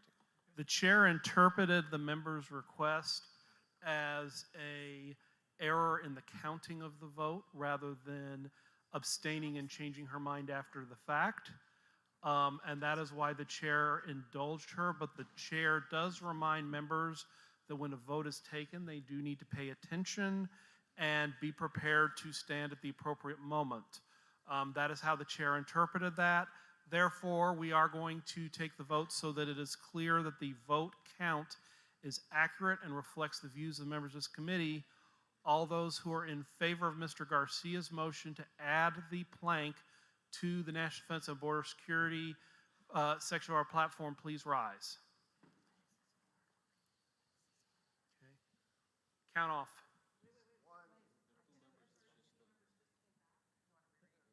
Okay, I've been told to restate. Does everyone understand what they're voting on here, members? No. She was here before. She didn't even know what she's voting for. She just walked. Okay, members, I'm going to read the plank so that everybody knows what they're voting on because I want to make sure we get this right. The proposed new plank is the National Guard. Congress shall not abdicate the war powers to the executive branch when under imminent threat and not to be used as a preemptive strike unless approved by Congress. The Texas National Guard should only be deployed to overseas combat zones under authorization of Congress through a declaration of power. That is the plank that Mr. Garcia has proposed adding. Declaration of war. Yeah, it says declaration of war. I'm sorry, that was a typographical error. Apologize to the maker of the motion. I read what was on the screen. I should have tried to read your triplicate here. That is what is being proposed. That is not currently in the subcommittee report. It is a motion to add it, but it has been in the platform before. Is everybody clear? A yes vote would be to add this. A no vote would be to not add it, which is how it came out of subcommittee. Is everybody clear on what they're voting on? Okay. All of those who are in favor stand and count off, starting to the chairman's left. 1, 2, 3, 4, 5, 6, 7, 8, 9, 10, 11, 12, 13. All of those who are opposed stand and count off. 1, 2, 3, 4, 5, 6, 7, 8, 9, 10, 11, 12. Great. Put the chair in a tricky position. There being 13 ayes and 12 noes, the motion carries.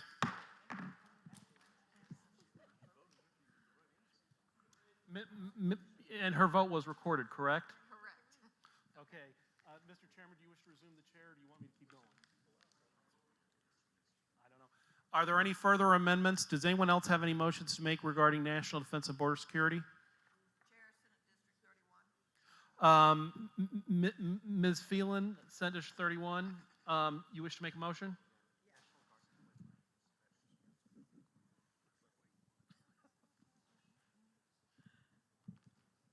Yeah, Senate District 31, Mary Kay Phelan. I'd like to submit a new plank. I gotta find it again. You have a motion form? I already gave it. Okay, thank you. I typed it, so let me find it here.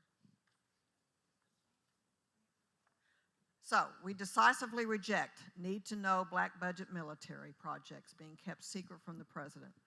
The president is our elected representative, and as a commander-in-chief of the military, all classification, including need-to-know bases, is vested in the executive branch.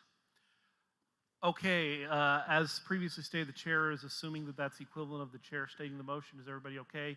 Do you want us to wait until this is typed in before we proceed with debate? What is the committee's pleasure? Jeff LeBlanc, SD3, I'll second. Okay, there is a second. Mr. LeBlanc, SD3, seconds the motion. Would you like to speak to your motion? Yes. You are recognized. Thank We will you, try to Chair. get it typed in as soon as possible. I'm just trying to save some time here. This is another one that's submitted that I don't believe it came through. But doing my research here, the black budget is a $50 billion budget that the president doesn't have to know. They're not obligated to let him know. This $50 billion budget is for the military and covert operations that our president, who is our commander-in-chief, should know of every aspect of what is being considered in this world for the United States to be involved in. I believe he needs to know what he's dealing with, and to me, being not allowed to know what's going on, we're being our own domestic terrorist here. He should know what the military, our U.S. military, is doing in the world. Thank you. Okay, is there somebody who wishes to speak? Mark Dunham, SD 29. You are recognized in opposition. to speak in opposition. Probably being one of the only people probably in the room that's actually worked in the Black World programs, both at NSA, CIA, and through military intelligence, also with Delta Force. I can sit there and tell you unequivocally that that is a false statement, that the president does not have access. The president is the one that gets to approve those said budgets. Thank you, Mr. Chairman. Thank you. Is there anyone else? Okay, we've had one speaker for, one speaker against. Is there another speaker who wishes to seek recognition, speaks for? Lisa Nilsson, SD 25. I'll You're recognized. speak in favor. And I guess I would just like to say that while I have not had time to do a lot of research on this, nor do I have any experience with black ops of any sorts or whatever, that it seems to me that this is an example of what the president likes to call the swamp and what many of us know as the deep state interfering with the president and his ability to run our country. And I would just, obviously we have no legislative authority here, but this certainly makes a statement that we want our president supported appropriately so he can lead in the way that we have voted on him to do. Is there a member wishing to speak against the motion?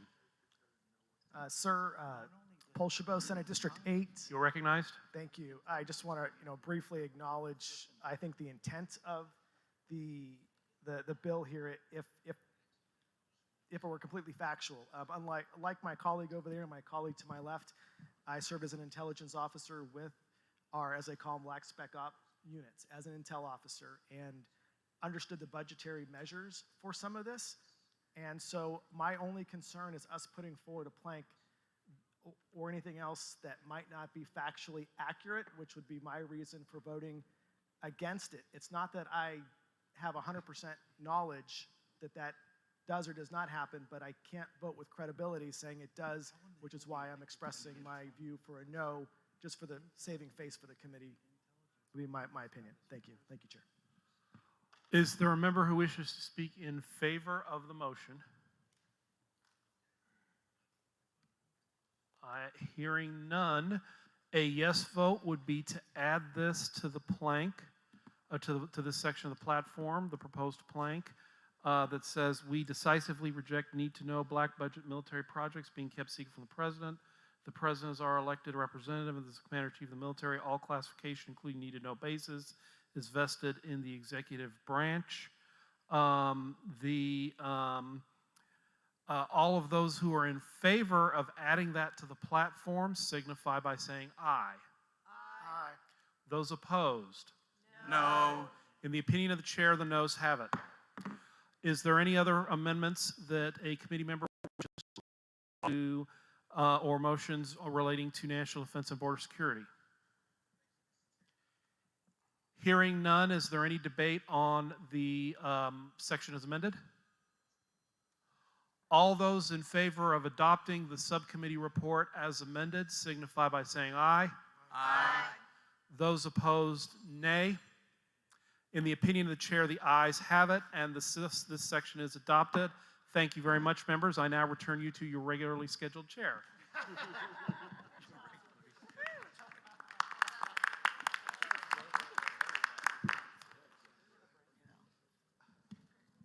Thank you, Will. He's done a really good job. Pardon me? Do you all need a break? I just got back. Okay, we'll stand at recess for 10 minutes.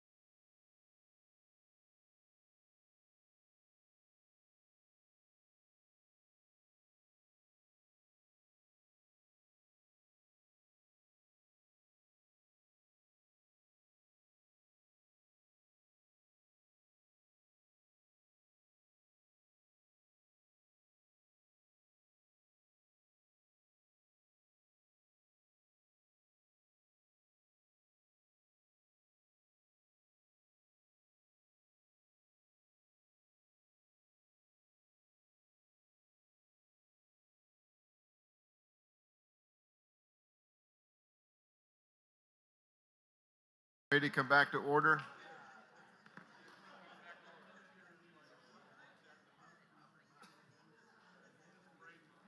The delegates and alternates that wish to do testimony. Karen has auctioneering capabilities. She can help you get right through it. So if you need help with that, she has the auctioneering skills to do it. The next subcategory is education. Then after the testimony starts, or I quit talking, you can't sign up anymore. The testimony is on education. Oh, by the way, for all of our committee members here, dinner will be provided at 7 o'clock tonight.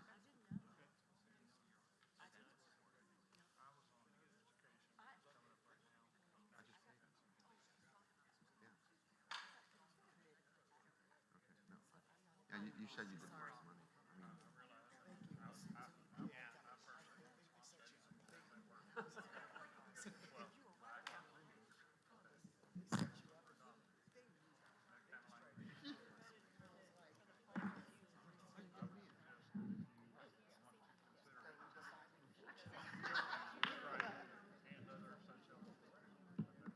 Okay, the platform committee will now come to order.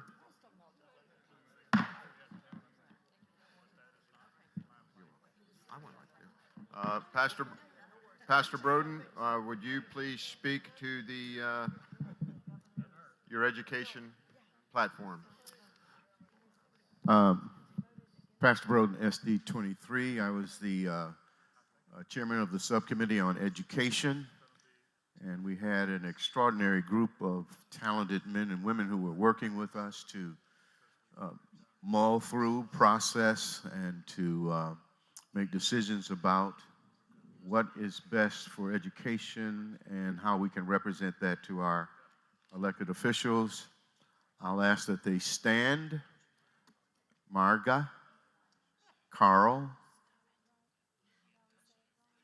Gina, Lisa, and Yvonne, if she's here. Yvonne was our secretary who did an extraordinary job. And Mary Kay. Now, keep standing.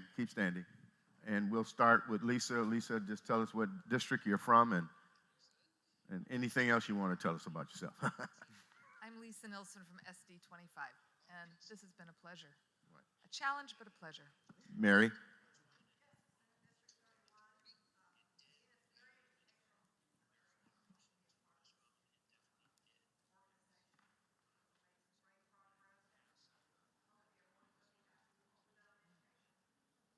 Gina. Gina Flores, SD 5.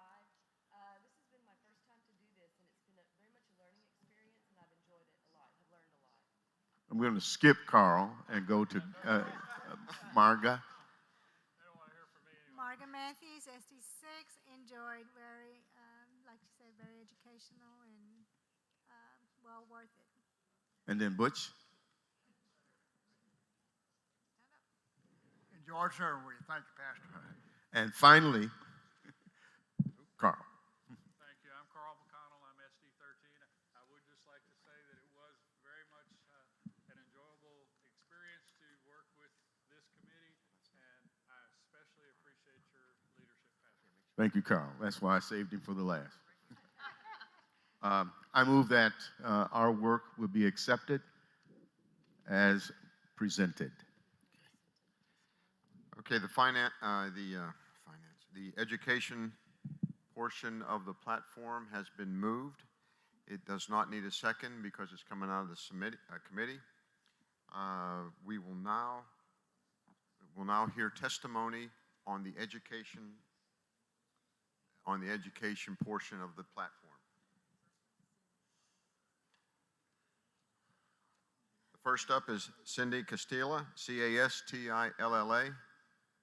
Cindy, are you here? I'm going to pass because my changes were made in Health and Human Services. Thank you. Thank you, Cindy. Deborah Simmons.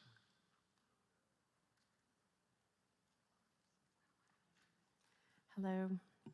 My name is Deborah Simmons. Thank you for serving and for your thoughtful deliberations.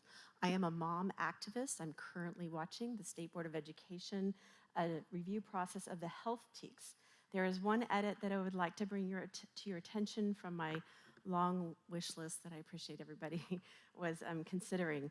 On plank number 136 from 2018, it's called National Core Curriculum. Please add National Sex Education Standards. It's the NSES, and the language for this amendment is actually in that document, so I can share that. The NSES is the Common Core of Sex Education, written by a non-governmental body and aggressively pushed for adoption across the country. These standards were adopted in Austin ISD, which prevented the adoption of any actual abstinence curricula. I'm sure you heard about it in the news. The NSES version 2 include things like the following. By the end of 8th grade, a student should be able to describe pregnancy testing, the signs of pregnancy, and pregnancy options, including parenting, abortion, and adoption. By the end of 10th grade, they should be able to analyze state and federal laws and guidelines that address sexual health care services for minors. For example, contraception, emergency contraception, prenatal care, adoption, abortion, STD, including HIV prevention testing and treatment. It goes on for 10th grade to identify medically accurate sources of information for emergency contraception in the long list, and again, the pregnancy options. By the end of 12th grade, they want students to analyze personal and societal factors that can influence decisions about pregnancy options, including parenting, abortion, and adoption. They list abortion so many times in this, along with all of the other unusual requests. The actual language included asking to keep out the SIECUS guidelines. Those are actually even worse. Interesting enough, SIECUS is the Sexuality Information Education Information Council of the U.S. It was formed by former Planned Parenthood medical director Mary Calderon with seed money from Hugh Hefner's Playboy Foundation. It is the perfect marriage between abortion and porn. The NSES was developed by SIECUS, Planned Okay, Parenthood. you have about 5 seconds. Thank you. Thank you. Okay, next we have Stephen Jordan. Good afternoon. I'm Stephen Jordan from SD25. And I just want to speak on a plank that I spoke on in the subcommittee as well. And I love the attempt here at what we're trying to go for, but I think there's a small problem that's going to get twisted to make an issue. It's the school security plank. And it asks that we allow teachers and school employees who are certified to carry a concealed gun on the premises of their school for protection purposes. My problem is with the word certified. I don't want to create a loophole that allows an ISD to say, well, you can be certified if you apply for this and do all this extra training and we approve you, because then they could basically just prevent it. Additionally, getting some sort of additional certification from an ISD requires someone who would carry a firearm to out themselves. And I know some of you are from places where there's a lot of conservative people, but if you're an Austin ISD or something, you are never going to apply to carry a firearm for your protection, because as soon as they find out, they'll probably just fire you. So I would like this to be changed, if you guys could make a change to make it clear that this certification is a license to carry, just a standard license to carry that we already have. Thank you very much. Thank you, Mr. Jordan. Mary Elizabeth Castle. Is Mary Elizabeth Castle here? Okay, may I go to Zygmunt Wolchek? Is Mr. Wolchek here? The fella from Russia? Poland. Correction. The fella from Poland. Okay. He's not here? Okay. Okay, Rachel Malone.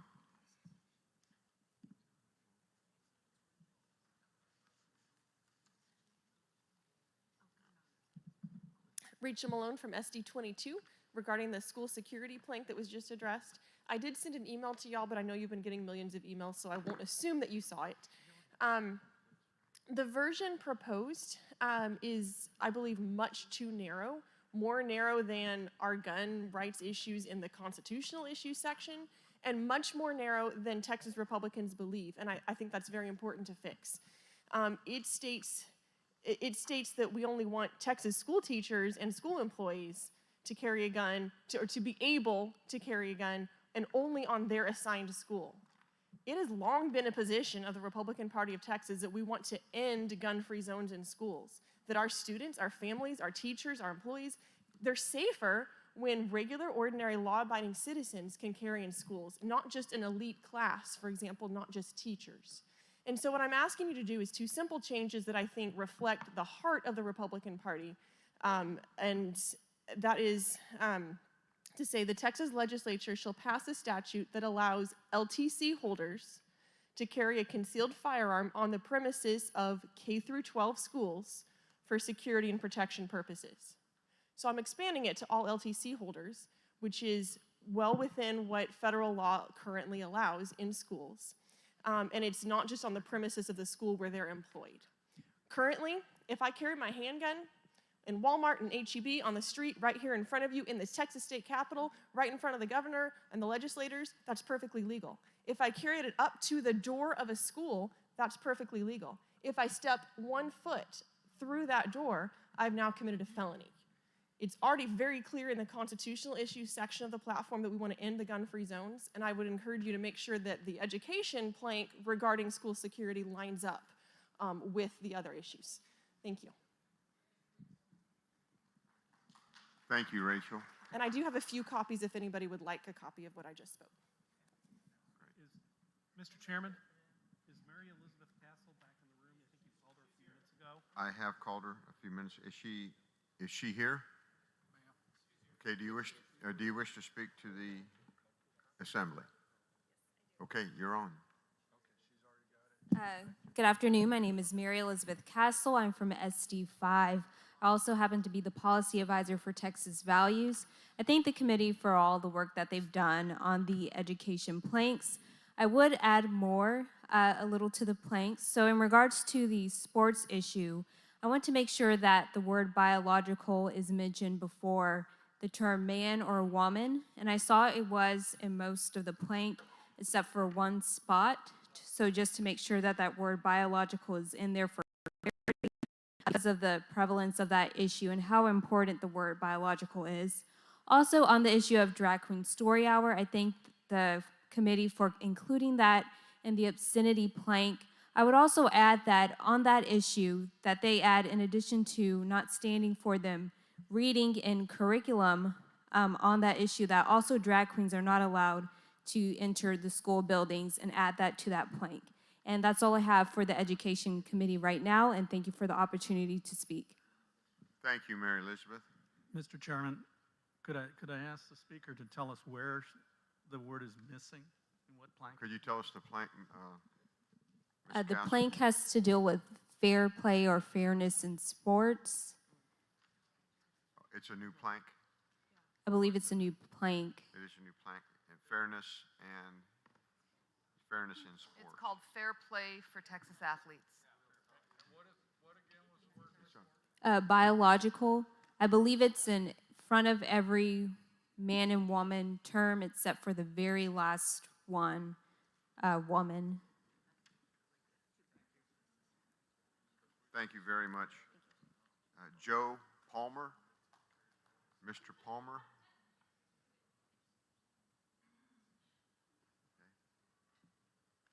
Thank you, Mr. Chairman, members of the committee. Thank you for your time.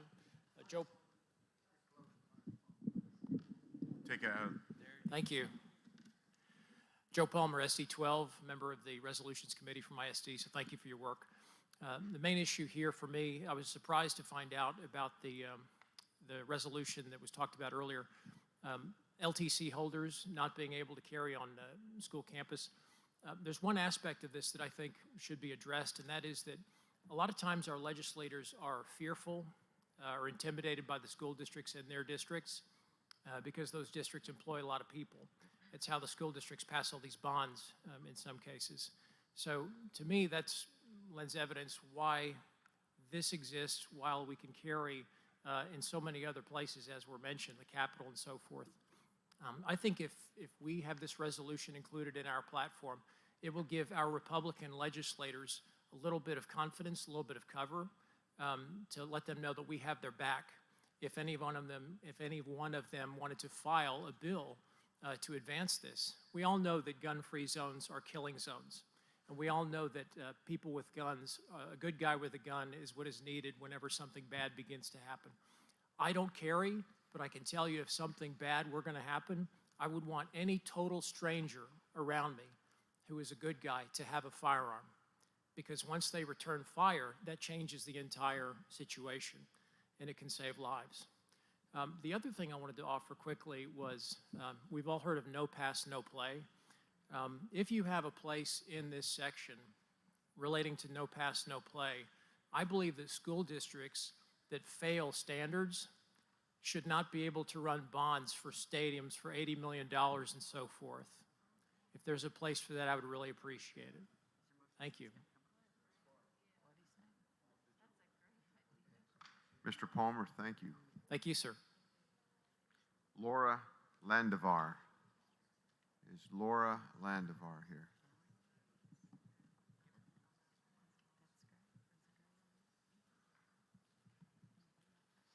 Kevin Witt, you're on deck. Pull it down, just slide it down. There you go. Lauren Landevar, SD9, and I would also like to talk about school security.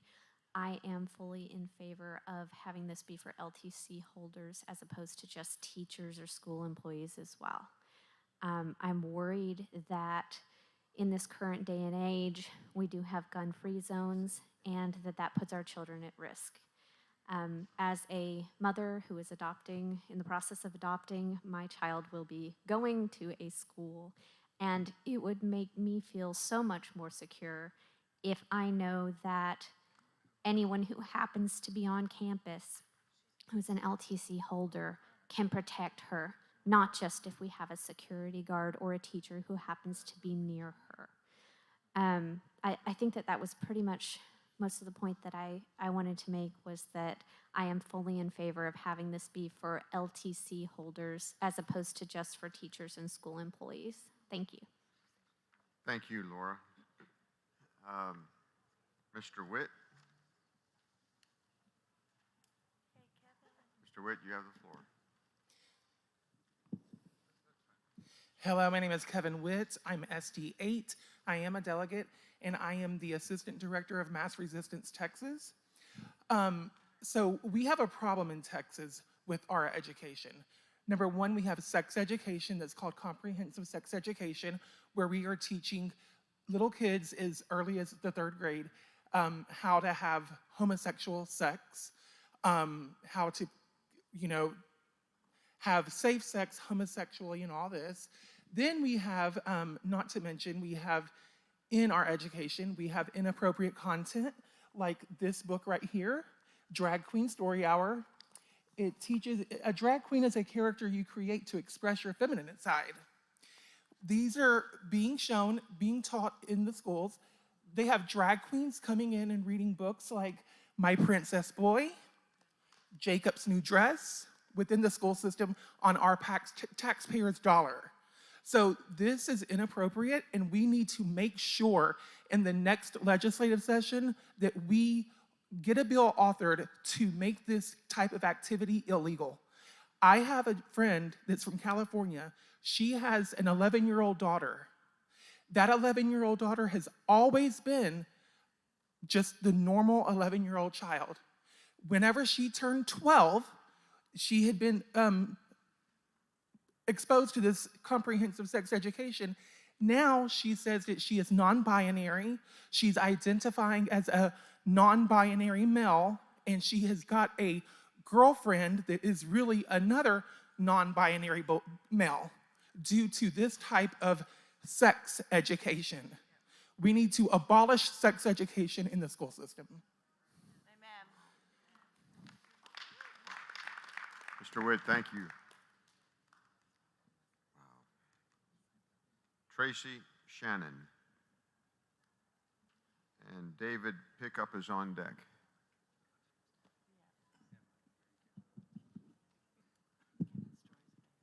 Hi, Tracy Shannon with Mass Resistance. I'm the director of Mass Resistance Texas. I'm with Senate District 4.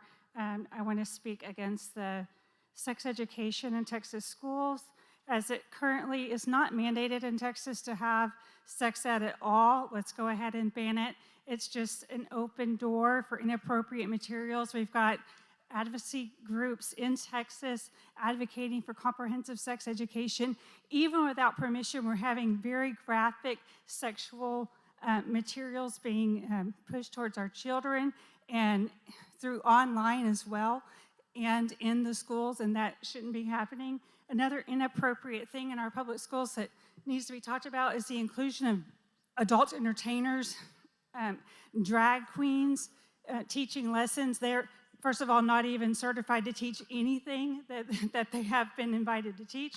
And it's inappropriate to push drag queens and adult entertainers to children because that lifestyle is filled with fetishes, kink, and erotica. We shouldn't be pushing that to kids. The other thing is gender identity is being taught in our schools. We should be teaching scientifically appropriately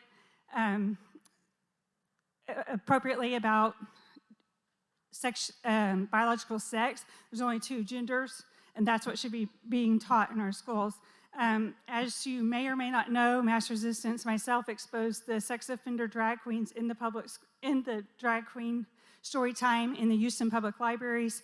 That's just more proof that drag queens are not for kids. Drag culture is not for kids. Let's clean up what we're promoting to children in Texas. That means in our public libraries and in our public schools. Thank you. Thank you, Ms. Shannon. David Pickup. Thank you. I'm David Pickup, SD 8. I'm a licensed marriage and family therapist, doctoral candidate in psychology with California Southern University. I'm one of the only therapists in Texas whose clientele is 100% made up of boys, girls, adults as well, either sex, who are dealing with unwanted gender dysphoria and unwanted same-sex attraction. In short, therapy really works. It's wonderful. I support the planks, sexual education, gender identity, and inappropriate content as they stand. I assure you that many of the children that come into my office who are confused and who have anxiety and sometimes evidence of depression have been confused by the liberal left's education programs that they're trying to force all children to believe. And when I say force, I mean force. These folks, largely people of faith, even the children, are being forced to believe in what is commonly called the LGBT agenda. It's not that we hate people, we're just disagreeing about what truth is around these issues. And these planks, they support the truth, not just from a faith-based perspective, but they support the truth scientifically, emotionally. And we have to stop being silent and speak up with these kinds of planks because our children are being harmed. I can give you specific case histories if you need to ask me questions or documentation. Our children are being affected. The LGBT caucuses, with all due respect for their opinions, they are changing the minds and hearts of our children fundamentally. They're changing what it means to be human as we were created to be and fulfill our lives. And we have to have planks like this. We can't be silent any longer and speak out strongly. Speaking out strongly on the basis of truth is not hatred. It's just the truth. And that's where we're coming from today. Please pass these planks as is. They're actually wonderful. They're bold, and I know that a lot of people sometimes might be upset. They think it's not nice, but I think we're done being nice or politically incorrect. We need to stand on the truth for our kids. Thank you. Mr. Pickup, thank you for your time. The testimony portion of the education is over. We will now, Mr. Chair. whenever the testimony had started, the sign up was, all signing up was cut off. Mr. Chair, State your name and SD number. Carl McConnell, SD 13. Mr. McConnell? I would like to make a motion to amend the item titled Fair Play for Texas Athletes. These aren't numbered in the education plank. I think it was an oversight on the committee's part. I would like to add the two words into it. It currently states we hold that biological men should compete against other men. I would like that to be stated as against other biological men, insert the word biological. And further in the paragraph, it says biological women shall compete against other women. I would like that to be stated as biological women shall compete against other biological women. Is that correct as written up on the board?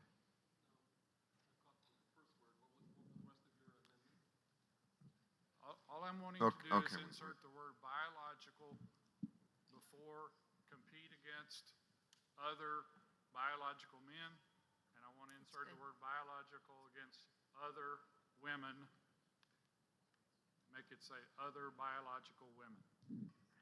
Okay, the motion. I'll second that. Second. Okay, it currently says biological men should compete against other men. I want it to say compete against other biological men. And later in the sentence it says currently. Okay, we're gonna add the word biological men should compete with other biological men. Yes, and further in the And paragraph. we're gonna insert the word biological before men, and for biological women shall compete against other biological women. Insert the word biological twice. right there. So, do we have a second on the motion? Darcy Hasty, SD 24, I second that. Okay, it's been moved and seconded. We have an add, the word biological, to compete against other biological men. And biological women shall compete against other biological women. That is correct. Okay. Do you wish to speak to your motion? It's been properly moved and seconded. As I kind of said in the introduction, I think that was just an oversight on the committee's part when we were putting this resolution together. We intended it to be, I think it was the intention of the committee to say biological women should compete against biological women and biological men should compete against biological women. Yeah. Okay. Do we have anybody opposed to this amendment? Hearing none, are you ready for the question? All in favor of the amendment by adding, we hold that biological men should compete against other biological men, and biological women shall compete against other biological women in athletes in the public school system of Texas and at the college level. All those in favor of the amendment of the main motion, say aye. Aye. Opposed, no. The ayes have it. We shall go to the main motion. Mr. Chairman, Somebody was before you. Mr. Chairman, I would like to propose another change in language to the National Core Curriculum plank. We are not finished with this plank here. Sorry, I thought we were. No, we have to vote on the main motion. Oh, I thought you were talking about the whole thing. Yes. No, we have, no. Okay, okay, now we'll go to the plank as amended. We hold that biological men should compete against other biological men, and biological women shall compete against other biological women at athletics in the public school system of Texas and at the college level. Yeah, collegiate level. All those in favor, say aye. Aye. Opposed, no. The ayes have it. The motion is adopted. Are there any other amendments to the education platform? Yes, Mr. Chairman. Mr. Chairman. I'm Lisa Nilsson of SD 25, and I would like to amend some language in the National Core Curriculum plank to include, so if you want to. Okay, let's find in the National Core Curriculum, Core Curriculum. which is about 6 up from where we just were. Is that it? Yes. Are you there? Yes. Okay, So state your motion.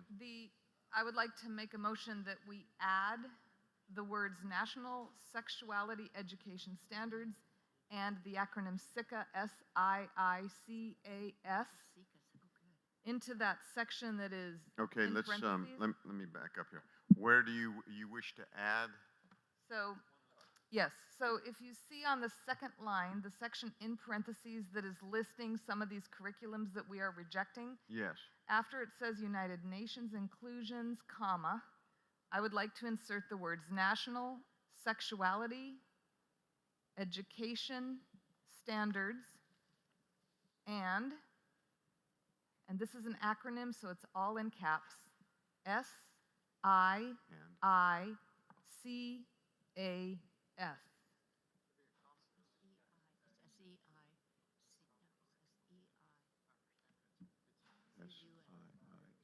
CAS. Okay, and you had another, that was the addition to the, okay. We have the motion on to amend the National Core Curriculum Plank number 104. We oppose the use of national or international standards in the state of Texas, i.e. Common Core, C-Scope, United Nations Inclusion, take that, National Sexuality Education Standards, SIICAS. I think we need the word "and" just to be grammatically correct. And where? After standards, between standards and And, okay, got it. SIICAS. Do we have I'm a second sorry, on the motion? I have that acronym wrong. It's SIECUS.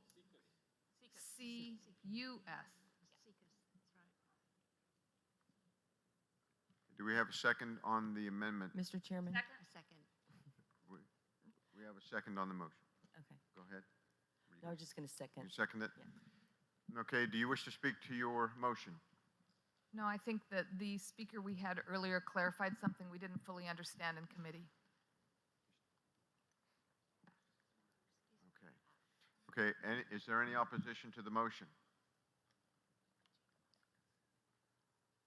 Without objection, we will add to the 104 plank National Sexuality Education Standards and SIECUS, SIECUS. Hearing none, the motion is adopted. Mr. Chairman. Paul Perry, SD 22. Mr. Perry? I have some language I'd like to substitute in the school security proposed plank. You beat me. Me too. The Texas legislature shall pass a statute. Are we there yet?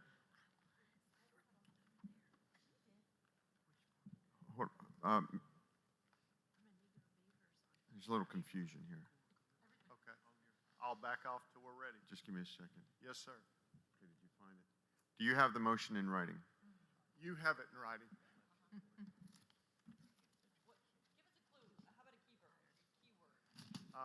Shall pass a statute that allows LTC holders to carry a concealed firearm. School security plank. School security plank. All you have to do is query school security. It'll be the third one. School security. You want the topic, school security? That's where we are, sir. Okay. Y'all should have a copy of it. Rachel Malone Okay, probably gave it's you this one right here? one. Yes, sir.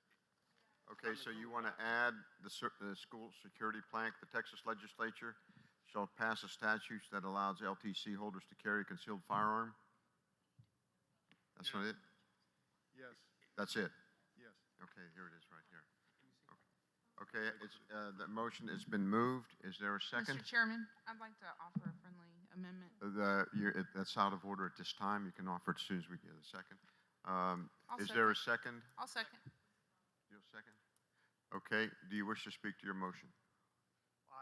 I would just concur with what we've heard earlier, that if we're going to allow the security of children or anyone to be enhanced, that the whole idea behind an LTC is that you have someone there who is a surprise to the person who wants to do harm, and that the people planning to do harm realize that there is another factor in society. And we have seen nationwide those that have the ability to carry have suppressed crime in their states. Those that have not, or these these gun-free zones, enhance crime, and give encouragement to those who want to do harm. And what I propose to do is save lives. Thank you very much. I'd like to offer a friendly amendment if I could. State your name and, Darcy Hasty, SD 24.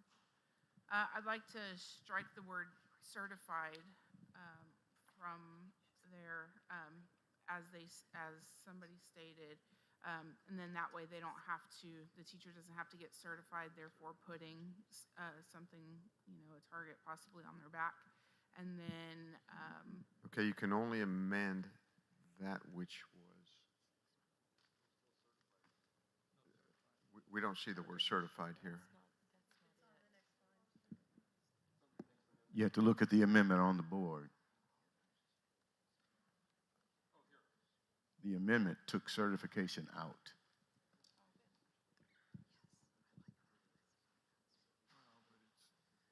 okay, the only amendment that I'd like to add is for us to actually spell out what LTC means, and that'd be license to carry, license, and add license holders. So instead of just LTC, actually spell out what that is.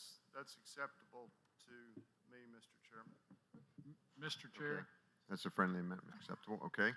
Carl Is there McCoy- anyone opposed to the amendment?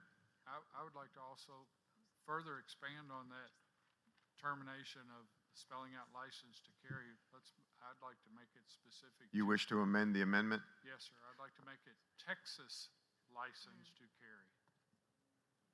That keeps out-of-towners and from everything from coming in. Do we have a second on adding the word Texas license to carry? Second it? Okay. All right. Texas, go ahead and add Texas. Add Texas right there.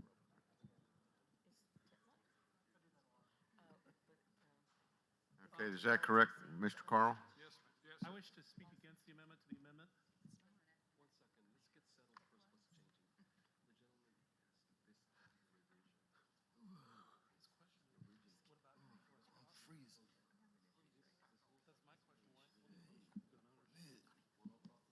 Oh, yawning. We are just on 108, is that correct? Sir? We're just in plank number 108, correct? Well, I don't have a number. I can't see the number. It's up on the screen. Okay, school security. Let me read it. Can I That's read what- my motion? No, let me read it. Okay, the whole thing as it Read the stands. motion, we can make sure they match, okay? May I read the motion so we make sure they match? Yes, please. That's a long way away, unfortunately. All right. He's going to read it. Exactly. Okay. And I believe this is as amended by Senate District 24. The Texas legislature shall pass a statute that allows LTC, parentheses, licensed to carry holders, to carry a concealed firearm on the premises of K through 12 schools for security and protection purposes. Okay, and so the rest of the plank is deleted.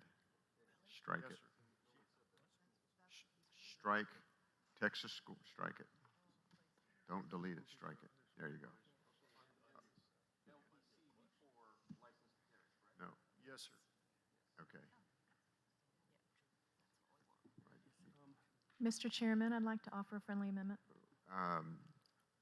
That's a third-tier amendment, and it is not accepted until after the main motion is accepted, and then you can offer another amendment. Mr. Chairman, have we voted on the amendment to the amendment? The gentleman trying to add the word Texas in front of LTC? No, we have not. We are, No, I don't think it was. I think that was only No. the spelling out of license to carry. no, we have not voted on the word Texas. No, he accepted it as a friendly amendment. to Was add the it word Texas. accepted, sir? No, sir, I did not accept the amendment to the amendment as friendly. Yeah, You do not accept the friendly amendment to No, add and- Texas? And can I give a short explanation? The Texas Department of Public Safety issues a list of licenses from out of state that are accepted in Texas.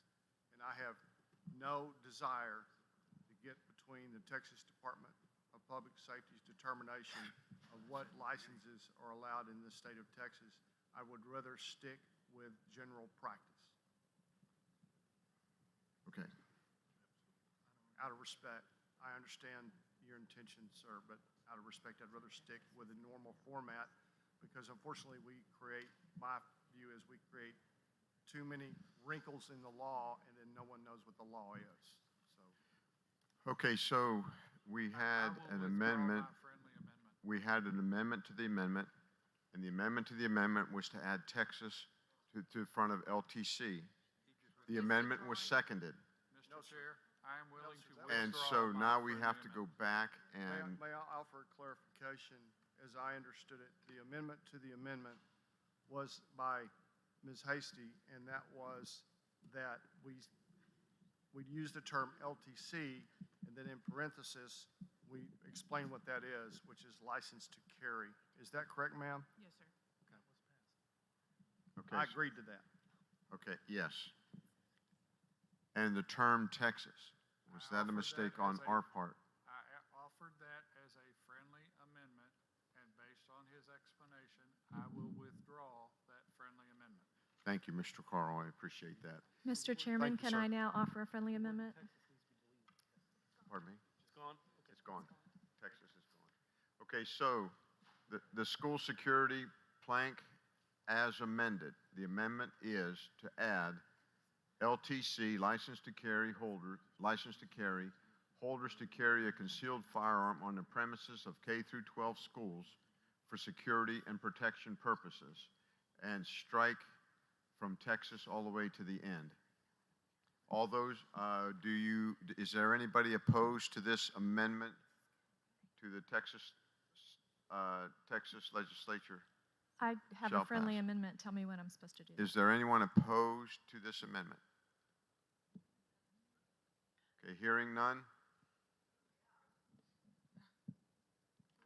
I'd like to offer Okay, an hearing- amendment to this. Can I offer a friendly amendment? I just want to change that to pre-K through 12 because a lot of buildings have kindergartens. Okay, we have an amendment to the amendment, pre-K. We have preschool. Do you wish to accept that as a friendly amendment? Absolutely. Okay. Without objection, we'll add pre-K.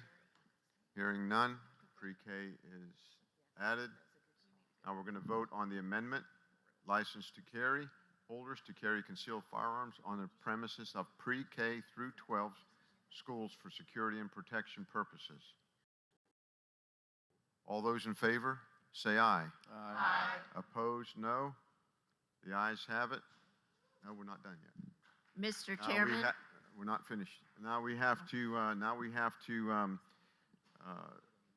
the main motion as amended, school security. The Texas legislature shall pass a statute that allows licensed to carry holders to carry a concealed firearm on the premises of pre-K through 12 schools for security and protection purposes.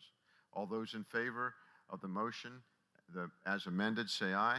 Aye. Opposed, no. The motion is adopted. Mr. Lutz. Mr. Chairman, I wish to add a plank, and we can reword it as later. I have it on the form. Founding Fathers in High School, and I will give this to you in a minute. Okay. We support a high school level curricula rather than 8th grade level for the study of American history pre-1877 that are heavily weighted toward the study of the original founding documents, including the Declaration of Independence, the United States Constitution, the Constitutional Convention, and the Founders' Writings. I second. At the proper time, I wish to speak to my motion. Okay, the motion has been, It can go anywhere in the section. Second, Stephen Broden, SD 23. the motion is properly moved in the second. Do you wish to speak to your motion? Yes, this plank was actually brought to me by Richard Fonte, who's a member of the National Association of Scholars, former community college president in my district convention, both this year and 2 years ago. A lot of you don't know that in 1997, the State Board of Education made a decision that American history in high school would only consist of 1877 to the present, because the teachers thought all of American history was too much to do in 1 year. So what that means is you can go through high school, unless you're in advanced placement in Texas, you can go through high school and never open the Federalist Papers, never talk about the Constitution, the Declaration of Independence, or any of that stuff. That was a bad decision in 1997 when they pushed it through then. It's still a bad decision, and we need to get the Founding Fathers back in our high schools, because what we have is we have a bunch of kids who have been taught through the entire education system that they're victims. And so when one bad thing happens in Minneapolis, we get riots in the streets. We need our kids coming out of high school to understand our Founding Fathers, our Constitution, our Declaration of Independence. And to me, what they did in 1997 was wrong then, and in the 20 years that have succeeded it, it has not worked. And I think recent events are a perfect example of that. Mr. Chairman, move passage. Thank you, Mr. Lutz. Is there anyone opposed? Without objection, I move adoption of the plank, The Founding Fathers in High School. We support a high school level curriculum rather than 8th grade level for the study of the American history pre-1877 that are heavily weighted toward the study of original founding documents, including the Declaration of Independence, the United States Constitution, the Constitutional Convention, and Founders' writings. Hearing none, the motion is adopted. Are there any other motions? Mr. Chairman, Mr. Matthew Chairman. Patrick, SD 16. I think there was somebody over here, Mr. Pat. Is there somebody over there? Mary Lynn? Mary Lee. Mary Lynn Gerstenschlager, SD 30. I have a friendly amendment to the scientific theories plank. Okay, can you give us about 8.5 seconds to type this in? Oh, my name. Okay, that's been passed. 5, Okay, 6. which plank are you referring to? This is scientific theories, Scientific. and it's the second sentence, I think, the Scientific line theory. 4.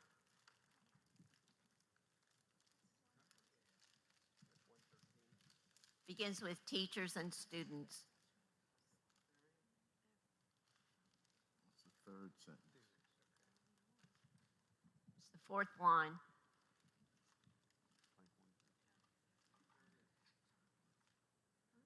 Okay, please state your amendment. It would amend it to read, teachers and students should, and delete the words be able, and then continue with discuss the strengths and weaknesses of these theories openly, and delete the word and, without fear of retribution or discrimination of any kind. Okay, strike the word and after openly. I'm sorry? Strike the word and Correct. after openly. Strike. Okay, we have an amendment. The scientific theories, after the words teachers and students should be able, is struck. To discuss the strengths and weaknesses of these theories openly, the word and is struck. Should delete the word to. It should be. Did you want should be able to? I am deleting only 3 words. In the first sentence, delete be able, continue on, and after the word openly, delete the word and. I'd like to offer a friendly amendment to the friendly amendment.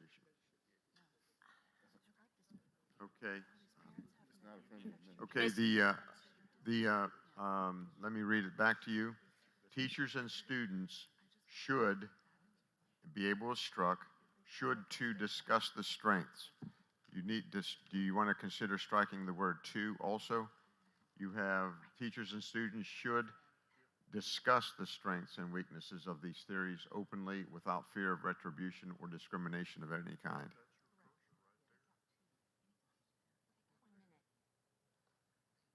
I wanted to read, teachers and students should discuss, and delete the word to then. There you go. Thank you. Okay, do you wish to speak to, do we have a second on the motion? I'll second the motion. Carl McConnell, SD 13. Okay, the motion is properly moved and seconded.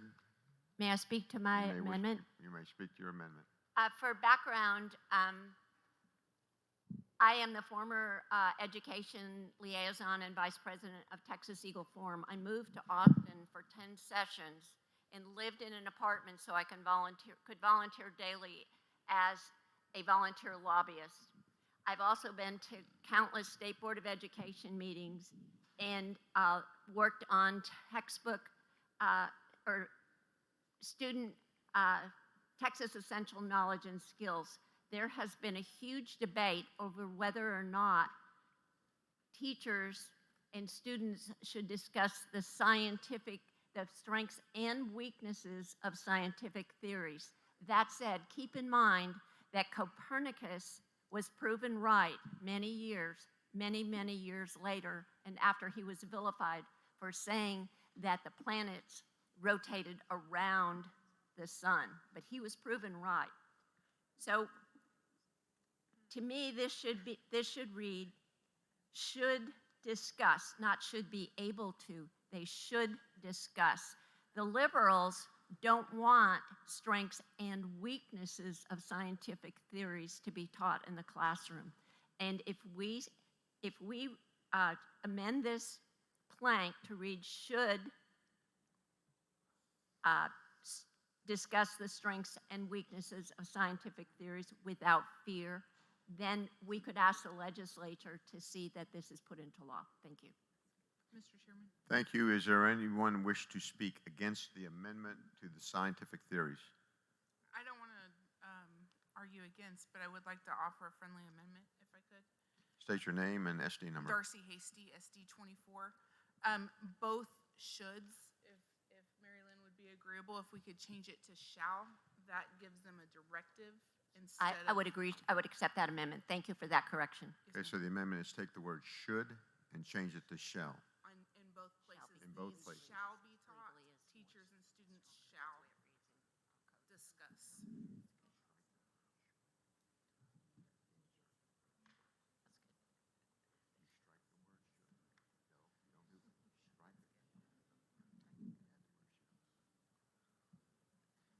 Okay, the friendly amendment has been accepted.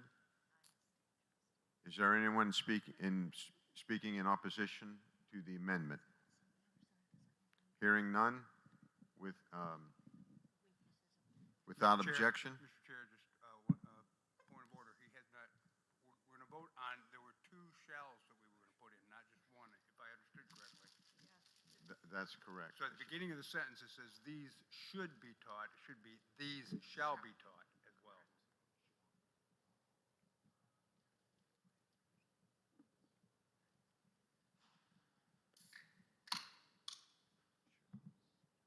Thank you. Okay.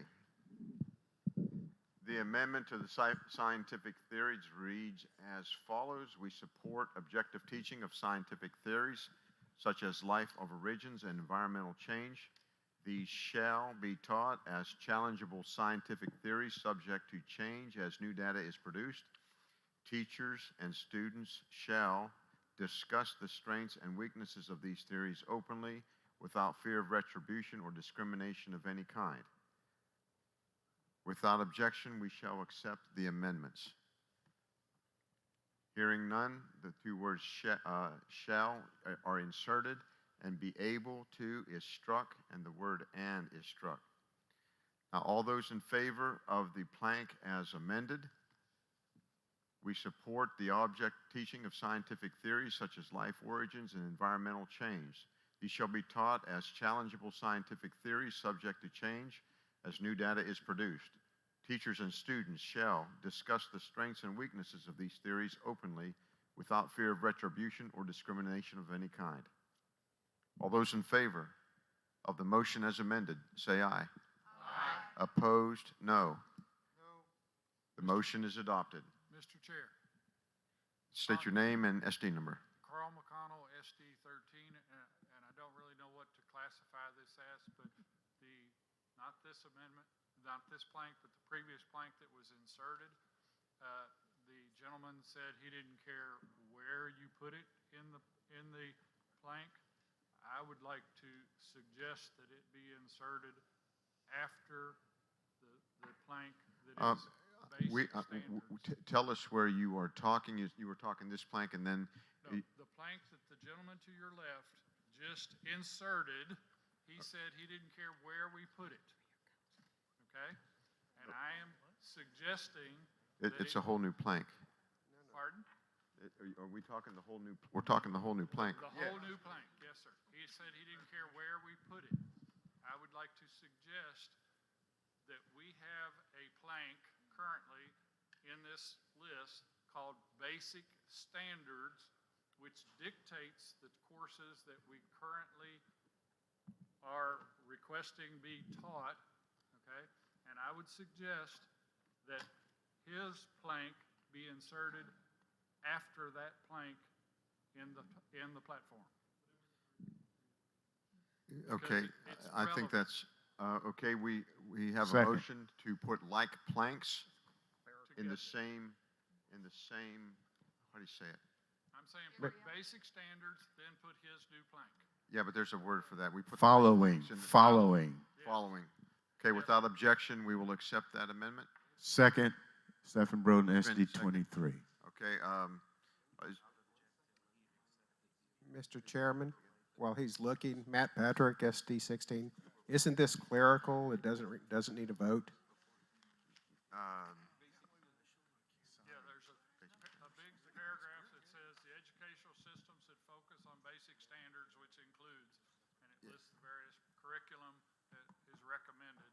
And I'm recommending that his inserted new plank be follow that plank in the platform. okay, so if there's no objection, we can have the editors classify each category as stated without, and we can let the editors do that. If there's any, is there any objection? Okay, the editors I will take care object. of those issues. I object. Thank you. Very good. I'm glad you brought that up. Is I there any object. other, I object. oh, you object? Yes. You do. Okay. There's an objection?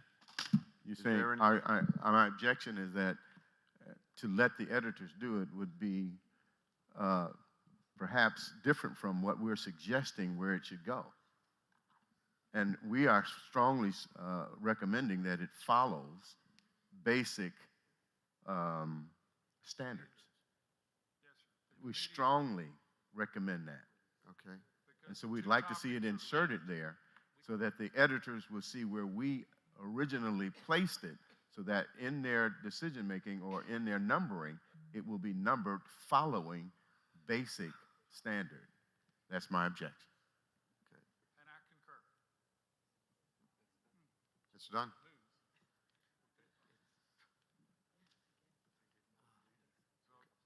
Okay. What I'm suggesting is that you maybe renumber to call it a 102A. Okay. Okay, it will,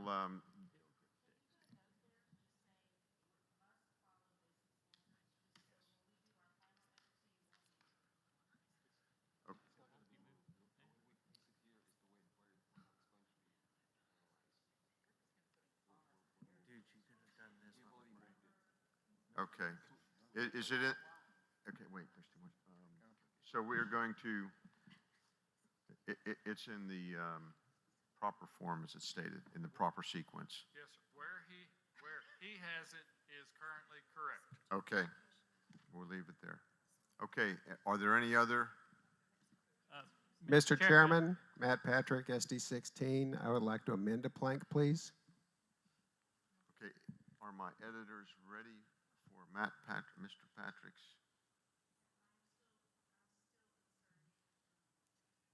If you give us one moment, Mr. Patrick, we'd appreciate it.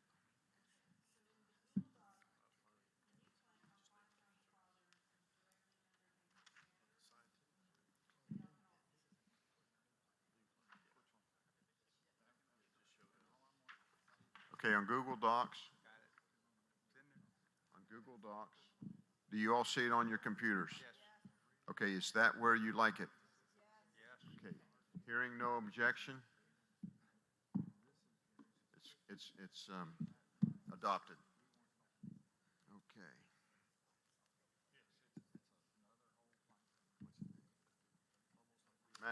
Mr.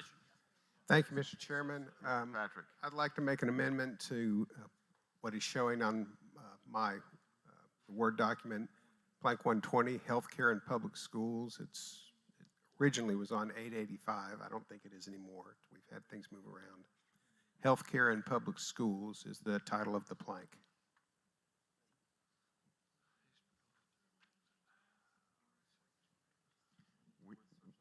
Can you give us another word? We don't see the match. Legislators shall prohibit reproductive health care services.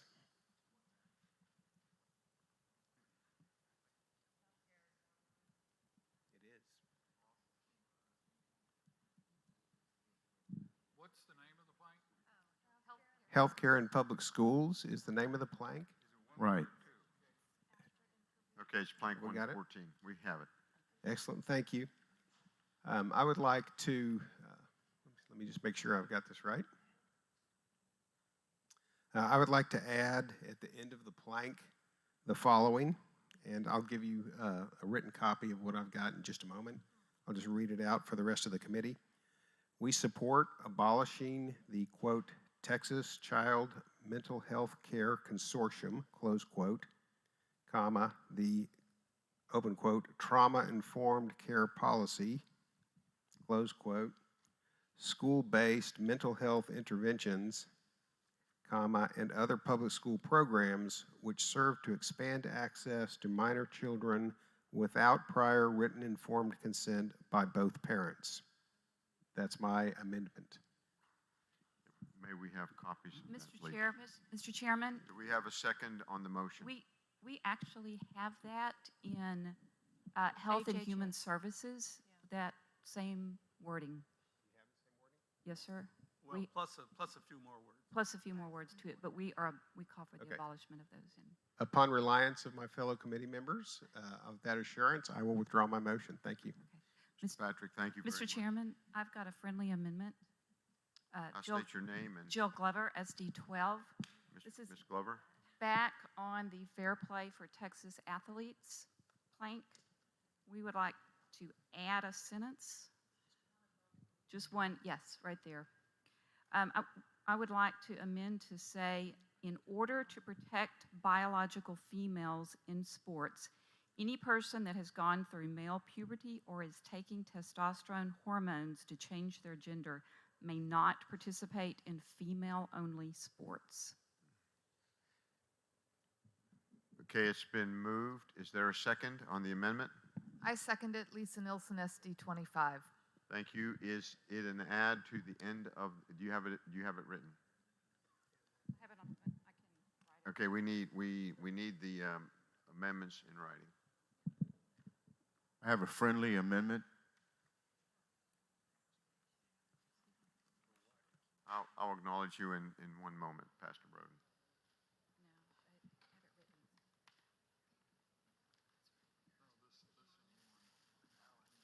Anyone wishing to make amendments, Yes. please use the motion forms. Yeah, before you make the amendment, if you feel that you're going to do it. Does that include friendly? Friendly? No. Yes, I thought, I'm sorry, I would have written it. I didn't think it included friendly. I thought if it was friendly, we could just read it, but I apologize. No problem. Everyone, you're doing great.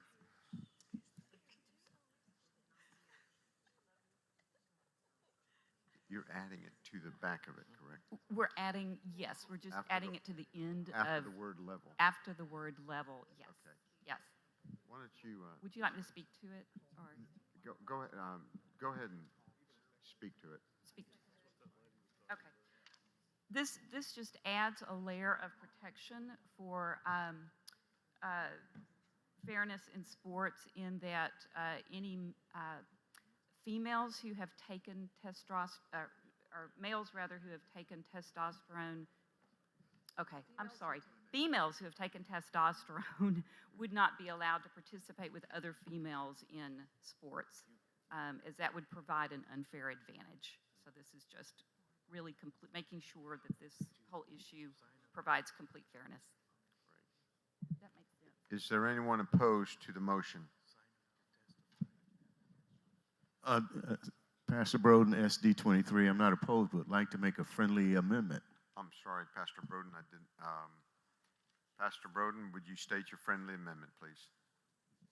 I'd like to change the testosterone to puberty blockers drugs.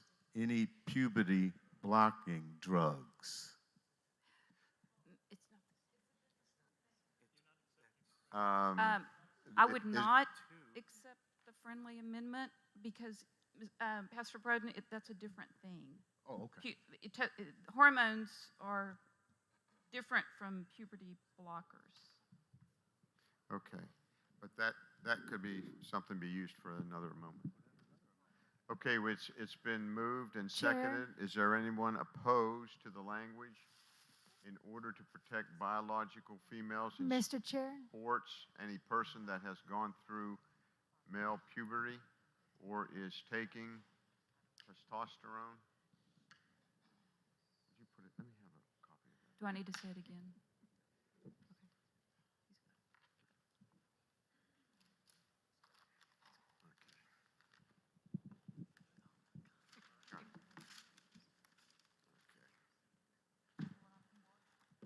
Puberty or is taking testosterone hormones to change their gender may not participate in any female-only sports. Is there anyone opposed? Mr. Chair? Please state your name and Margaret SD number. Matthews, SD6. Can we ask an expert on the wording exactly of that? What you're trying to say, that to talk purity or whatever? So it's a point of information. Yes, point of information, You want to ask an expert. right here. If they're in agreement, I would say absolutely. Okay, it's all those in favor of allowing testimony from these two gentlemen. Is there a second? Second. Okay. Okay, it's been moved and seconded. All those in favor, say aye. Aye. You may go ahead and speak to your.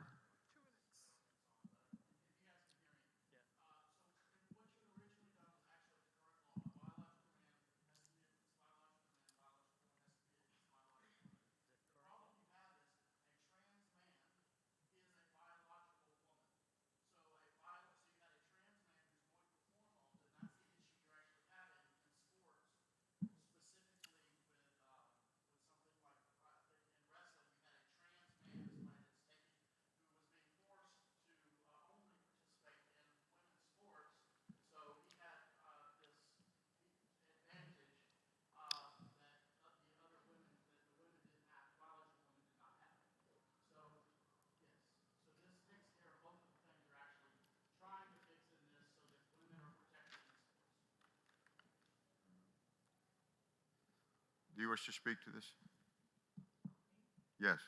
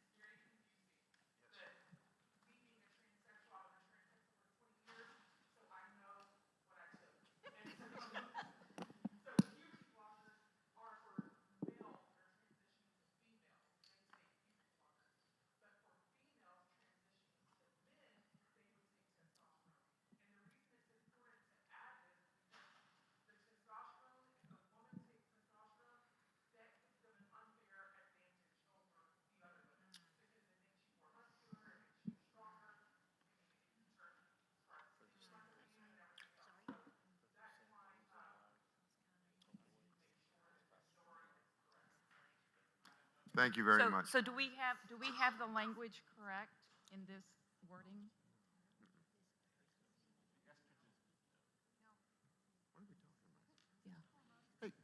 Hey guys, I'm going to take some personal privilege here. If I may, this makes no sense at all to me. This really doesn't. You have men and you have women. And you have this confusion of people that are confused about each other because they think they're a man and it's a woman and the woman thinks he's a man. All right, so why in the world are we debating whether this lady should be taking testosterone and this guy should be taking estrogen? I don't understand this.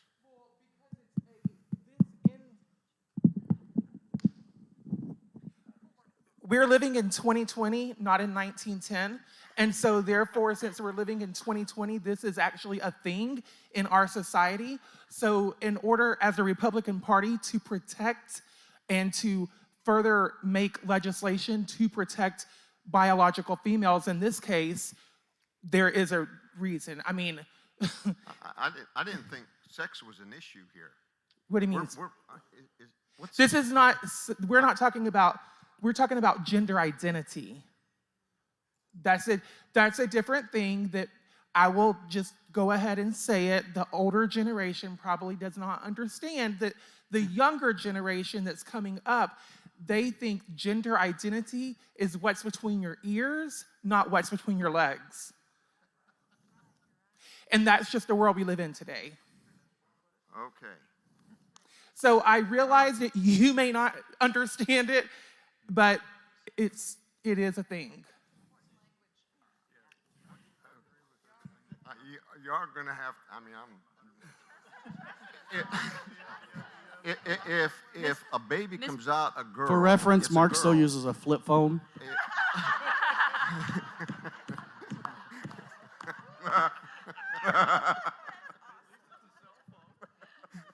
I guess I'm in the 13th century. Mr. Is the Chair, language right? may I ask the witness a question? Yes, you may. Mr. Witt, would you take just a minute and explain what your personal experience was with these hormones? And perhaps that will help Mr. Chairman understand a little bit the importance of doing this for our kids.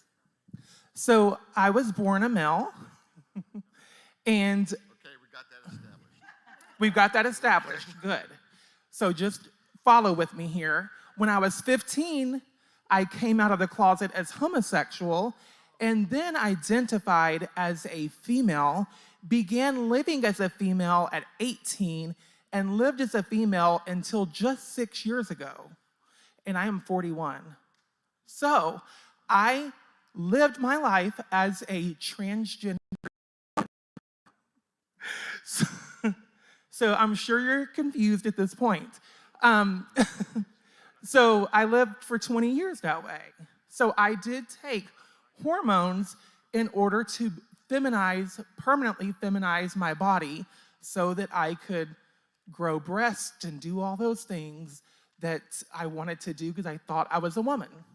Since then, 6 years ago, I came to the Lord, and the Lord showed me my true identity and that I was born a man and that I'm really a man, and taught me how to love myself the way that I was born, something I was never able to do because I had gender dysphoria, which is a real mental disorder. So that's a real thing that we deal with in today. And there are many kids that have gender dysphoria. So we can't just overlook it and say, well, a man is a man and a woman is a woman. There are people that are born with a mental disorder and they don't think of it that way. Excellent. So I appreciate your testimony. Thank you. you're welcome.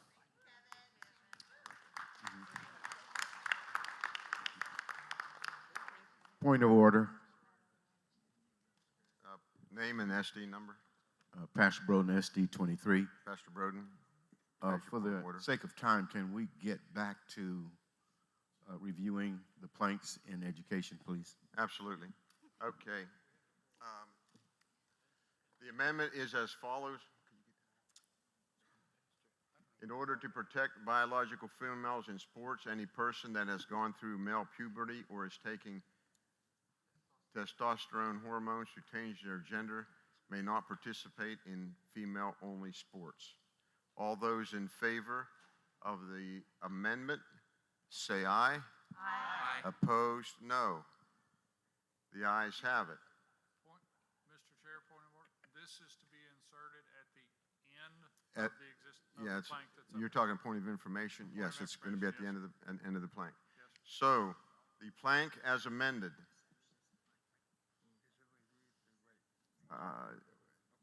Okay, that was the amendment to the amendment. Now this is the main motion as amendment. We hold that biological men should compete against other biological men, and biological women shall compete against other biological women in athletics in the public school system of Texas and the collegiate level. In order to protect biological females in sports, any person that has gone through the male puberty or has taken testosterone hormones to change their gender identity may not participate in female-only sports. The amendment to the amendment is the word biological in front of men and other biological women. All those in favor of the motion as amended, say aye. Aye. Opposed, no. Now we go to the main motion. We hold that biological men should compete against other biological men, and biological women shall compete against other biological women in athletics in the public school system of Texas and at the collegiate level.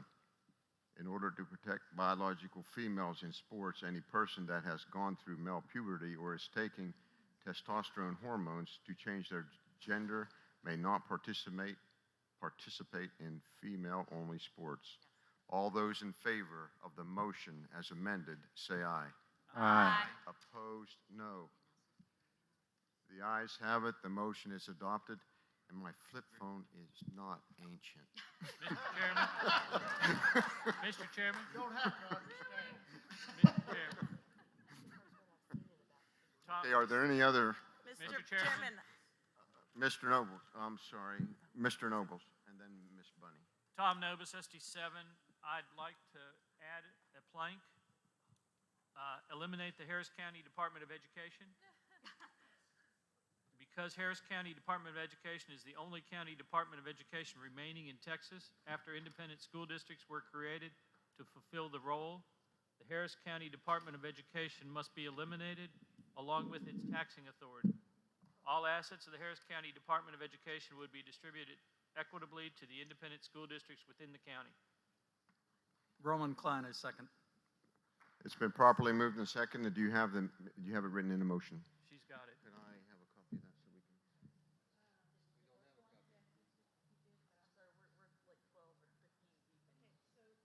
Eliminate the Harris County Department of Education.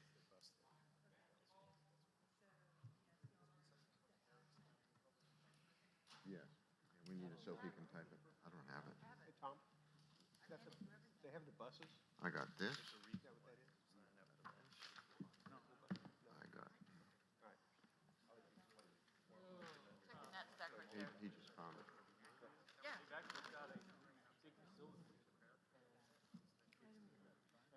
If you could stand at ease for a moment while we. You have the next.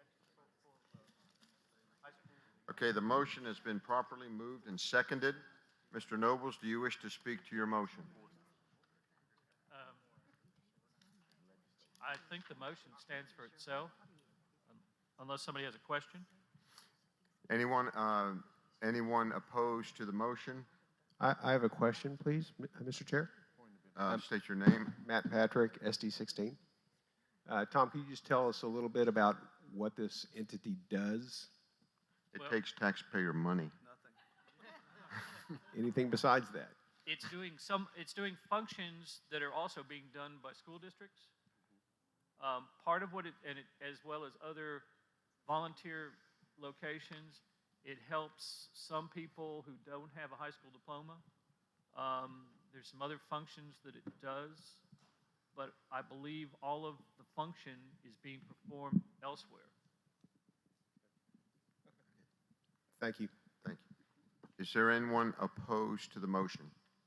Point of information, David Westbrook, SD26. Mr. Westbrook, point of information. I'm not entirely sure how to ask this pointedly, but why is this relevant to the state party as opposed to just Harris County party? Mr. Nobles, could you please answer that? Because the department was created by the state. And it has to be abolished by the state? It's my understanding. Okay. Is there any other discussion? Are you ready for the vote? All those in favor of the motion?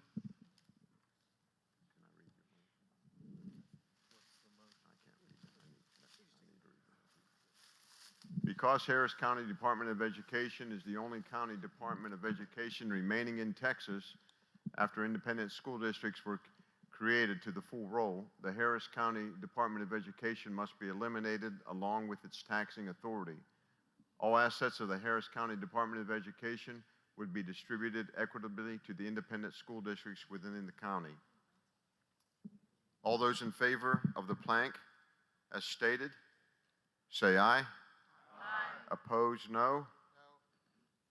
The ayes have it. The motion is adopted. Are there any other motions to the education Yes, plank Mr. portion Chairman. of the platform? Mr. Chairman, Buddy Pounds, SD2. Ms. Pounds, you are recognized. I want to propose a new plank under education called Texas School Reopenings. Texas school reopening. You have it in front of you. I do not.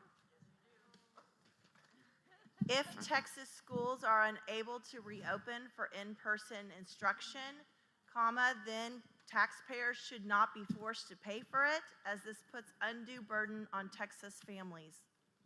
Do we have a second on the Texas school reopening platform? SD 25.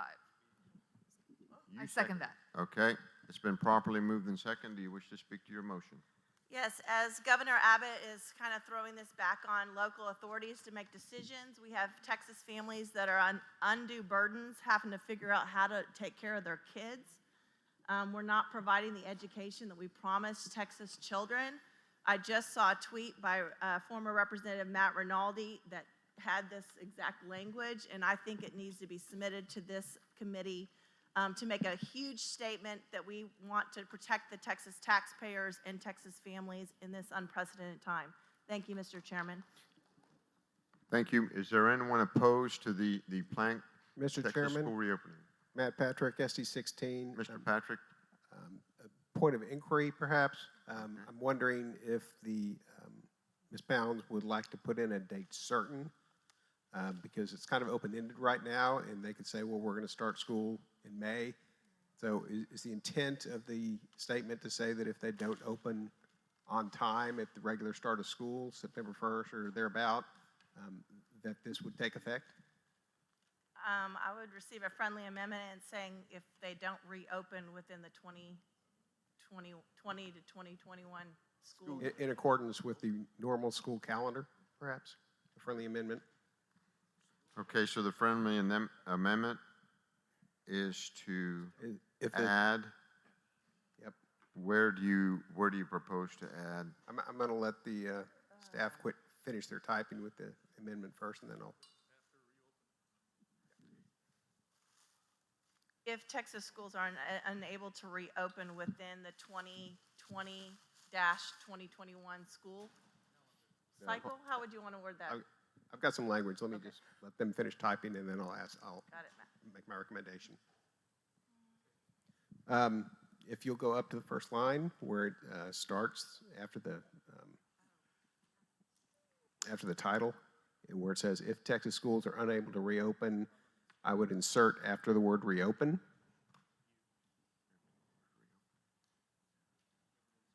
Just up one line. Yeah, right there after reopen. Just insert on or at the regular scheduled, on or at the regularly scheduled school calendar. I guess it just should be saved. Should in person be 2 words?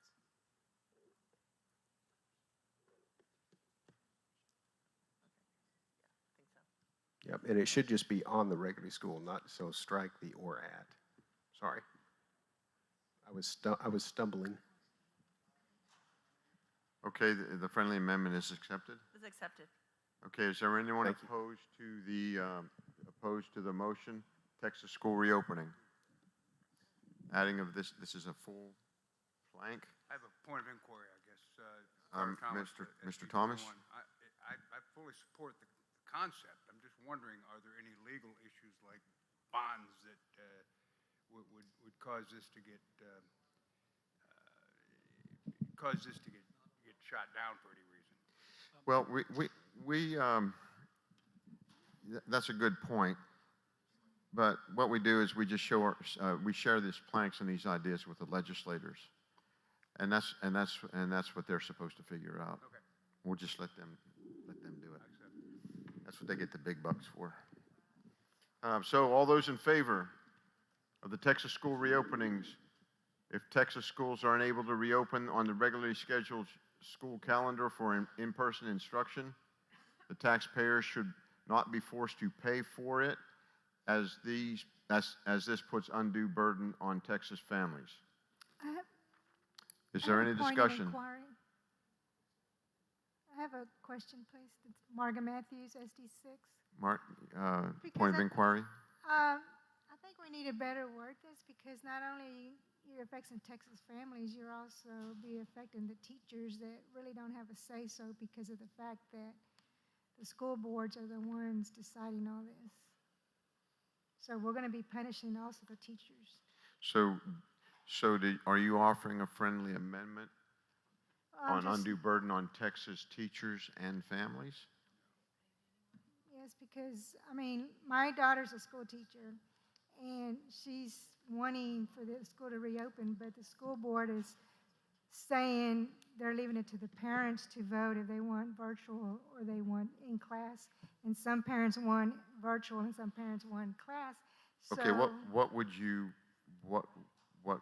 offer as an amendment? God, y'all need to help me with this one, because it has to be worded to where they're not being punished also, because they really don't have a say-so. The board has given it to the parents to vote. So the parents are voting on this online, whether they want their kids to go or not. And some parents are voting virtually and some parents are voting. Mr. Chair, point of information. Does the language currently cover your concerns, since teachers are also people with Texas families? No, because she's also not going to get income, because if you vote it that way, because she has a family also, she's going to be kind of punished both ways. So what would you like us to do? We need a motion to the amendment or to the plank. And maybe that needs to be voted through the state, since the state's the one that funds them. And it may be the state needs to give the teachers an opportunity to speak on it. And because right now they're not given an opportunity to even speak on it. The board's the one that did it, not the school teachers. Can you give us it in the form of a motion? A motion for the school board funding. Or I'm sorry, for or the an state that- amendment to the plank. Yeah, I need to help me word this where I don't mess it up. Well, the way it's worded, I just don't want the teachers to be punished for the funding, because they're not Perhaps gonna be another punished. plank? Because they don't have a say-so. Okay. I believe teachers are in the premise of Texas families. This is causing an undue burden on everyone Exactly. in the state of Texas. So I think that's understood. Okay. Does that answer your concern? I mean, it's not going to narrow it down to your specific thing. It's a blanket. Seems like it's a blanket platform. Plank. Can you put at the end an amendment to the end and put Texas families and school teachers? Yes, we can. So the amendment would be Texas families by adding the word school teachers after the word families, the word and school teachers. Would you accept that as a friendly amendment after the word families? I think that's a narrow interpretation, and I think we should just keep it to the broader picture. So no, I don't accept the amendment. Okay, the amendment, friendly amendment is rejected. Do you wish to amend? By adding the word and school teachers. Yes. Okay. After the word families, this is an amendment to the plank. After the word families, adding and school teachers. Do we have a second? Okay, is there a second? The amendment dies for a lack of a second. Now we go back to the main motion. Do we have someone speak in favor? Have we had someone speak in opposition to the motion? Without objection, are you ready for the vote? Point of information. David Westbrook, SD 26. Mr. Westbrook? How would this get implemented? It's up to the legislature. That's the legislature's job. No, I mean, like, practically, like, are we going to not pay the taxes, or? They can refund property taxes. That's for the legislature to figure out. We don't want to do their job for them.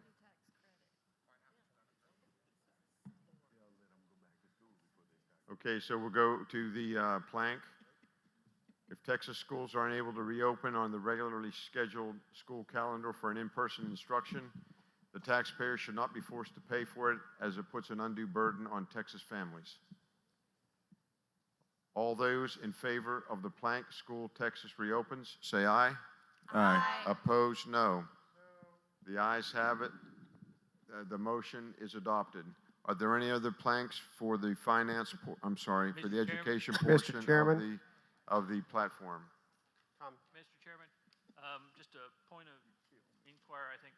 In regards to my previous addition, the elimination of Harris County Department, I suggest that you move it below the abolished Department of Education plank. Okay, it was recommended to move the Harris County Department of Education to below the, Abolish Department of Education plank. to below the abolish the Department of Education blank. Is there a second? Second. Is there any discussion? Without objection, we'll move the plank to abolish education. Hearing none, the motion is adopted. Mr. Chairman, Matt Patrick, SD 16. I have a new plank I'd like to discuss, please. Okay, give us 1 second. We have to move this down to the. Yes, sir. Hey, Mr. Nobles, move that below the abolish. Yeah, move the Harris County Department below the abolished Department of Education plank. Move the Harris. Yes, right where you got it. Excellent. Thank you, sir. No, it's staying. We're just moving it. We're just moving it. No, we're just moving it. We're keeping it. What?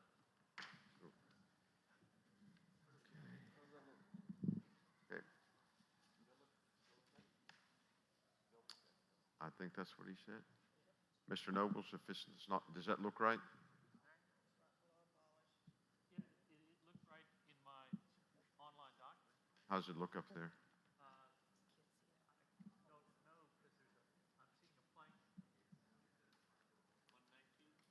In the proper order? Okay. Mr. Patrick, you have a motion? Thank you, Mr. Chair. This motion is titled No Pass, No Play. No pass, no play.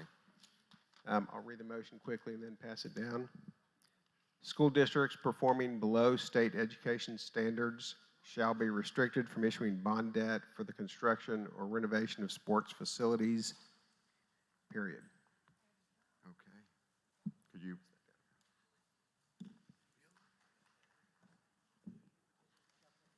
Jeff LeBlanc, SD3, I'll second. Okay. Okay, the no pass, no play.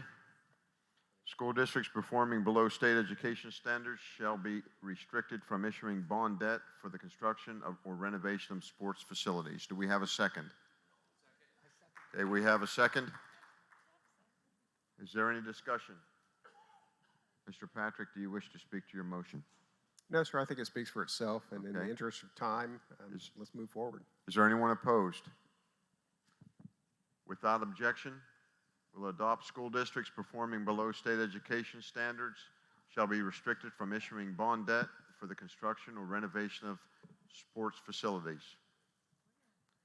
Hearing no opposition, the plank is adopted. Are there any other additions to the education platform? Mr. Chairman, with respect to this section of the platform, I would like to be recognized to move the previous question. The previous question has been called. It is not debatable. All those in favor of ending debate, say aye. Aye. Opposed, no. The ayes have it. The motion carries. Now we will vote on the education platform as a whole. All those in favor of the education platform as a whole, say aye. Aye. Opposed, no. The ayes have it. We shall move on. Is business commerce ready? Mr. Paul Perry. Where's Paul? There he is. Are you ready, or do you want us to try someone else first? No, we will march on. We will proceed. Okay. I want to make sure I get everybody included in this. We had a very efficient meeting. We had some discussion. We had some meaningful discussion, but we still got through our business in a good and timely manner. I want to thank all members of the committee and all the good folks that helped us. Can you hear me? We cannot hear you. Okay.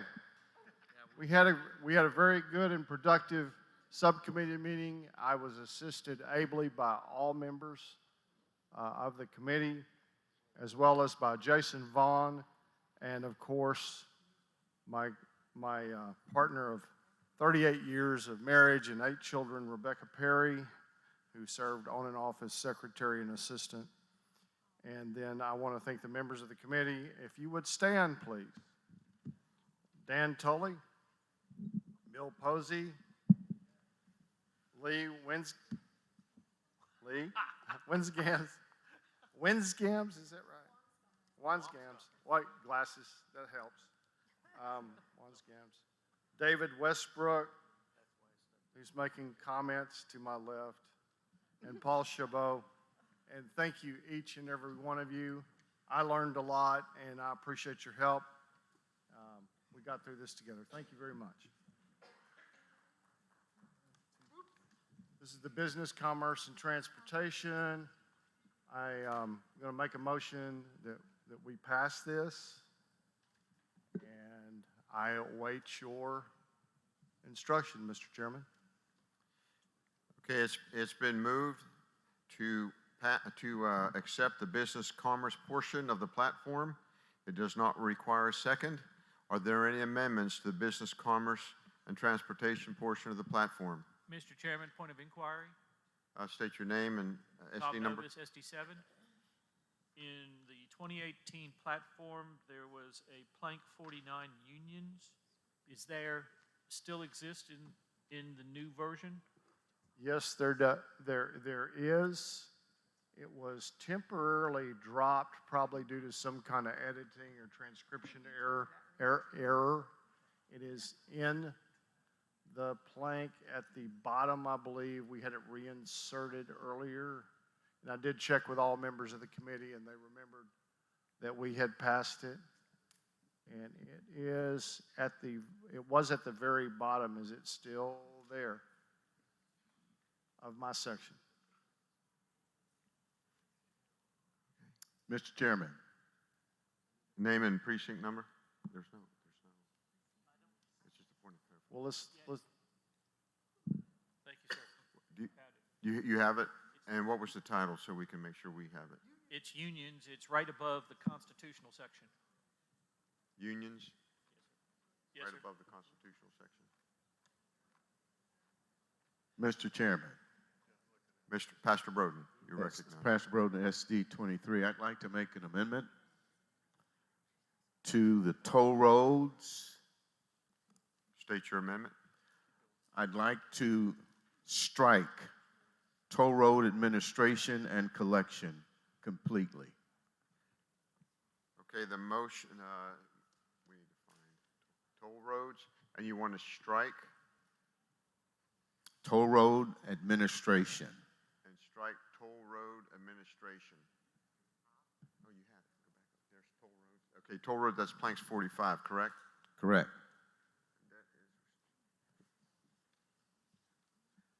Where is the toll road administration you're talking about? It's after C, where it says we oppose the use taxpayer money. Right under that sentence is toll administration and collection. Toll administration and collection. Point of information, We do not see it up here. it's a subtitle right under A. It's right under, it's Right right above under C, you're right, it's the last. Okay, what we did on number C, it says, we oppose the use of taxpayer money to subsidize, guarantee, prop up, or bail out any toll projects, whether public or private, and we call upon both state and federal lawmakers to adequately fund our highways without hidden taxes, tolls, or raiding emergency funds. Then you have toll administration and collection. It is That from has already there. been, it looks like it's already been removed. Oh, it has? And in the, No, it's already been, I'm No. sorry, could you speak to that? no, it says Mr. Perry? toll administration and collections. I believe that's a colon. is Oh, what I okay, we see. need to check our documents here. Cynthia, it's a subtitle. We're looking at Google and it's showing a D has been removed in the official doc, but not in the Google. Okay, you just highlighted it, somebody did.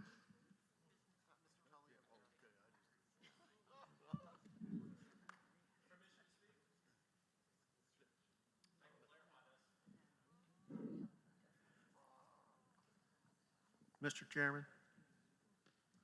Mr. Chairman? Mr. Perry? That's not me. Are you addressing me? That wasn't me Mr. Chairman, this, questioning me. Dan Did you Tully, find SD10. it? Did you find it, Mr. Chairman? We haven't found it on his document. Okay, can we take testimonies for a few minutes while they find these documents? While they Yes, get sir. these? That would be fine by me. Okay, Harry Taylor.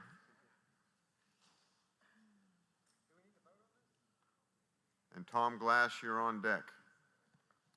Harry Taylor from Senate District 13. Before I start my speech, I'd like to go ahead and clarify the issue you're dealing with. During the lunch break, plank 45 or 46 right there was moved in between separating plank 45. That's why you can't see it. If you scroll down just a little bit, you'll see it there. That was a request from another speaker who will be up here shortly. Scroll down.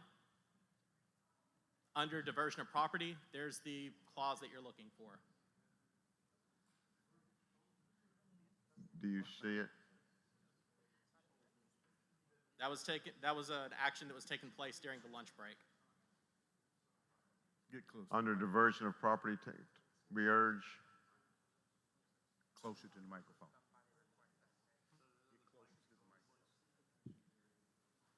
Let me know when you want me to begin my speech. Do you see it? I don't see it. Scroll up. Plank 46 is in the wrong place. Toll administration and collections is the rest of plank 45. During the lunch break, there was a restructuring Okay, of this the is- this agenda, is the and that's whenever plank 46 separated them. 46. It was inserted incorrectly. It should have been inserted somewhere else.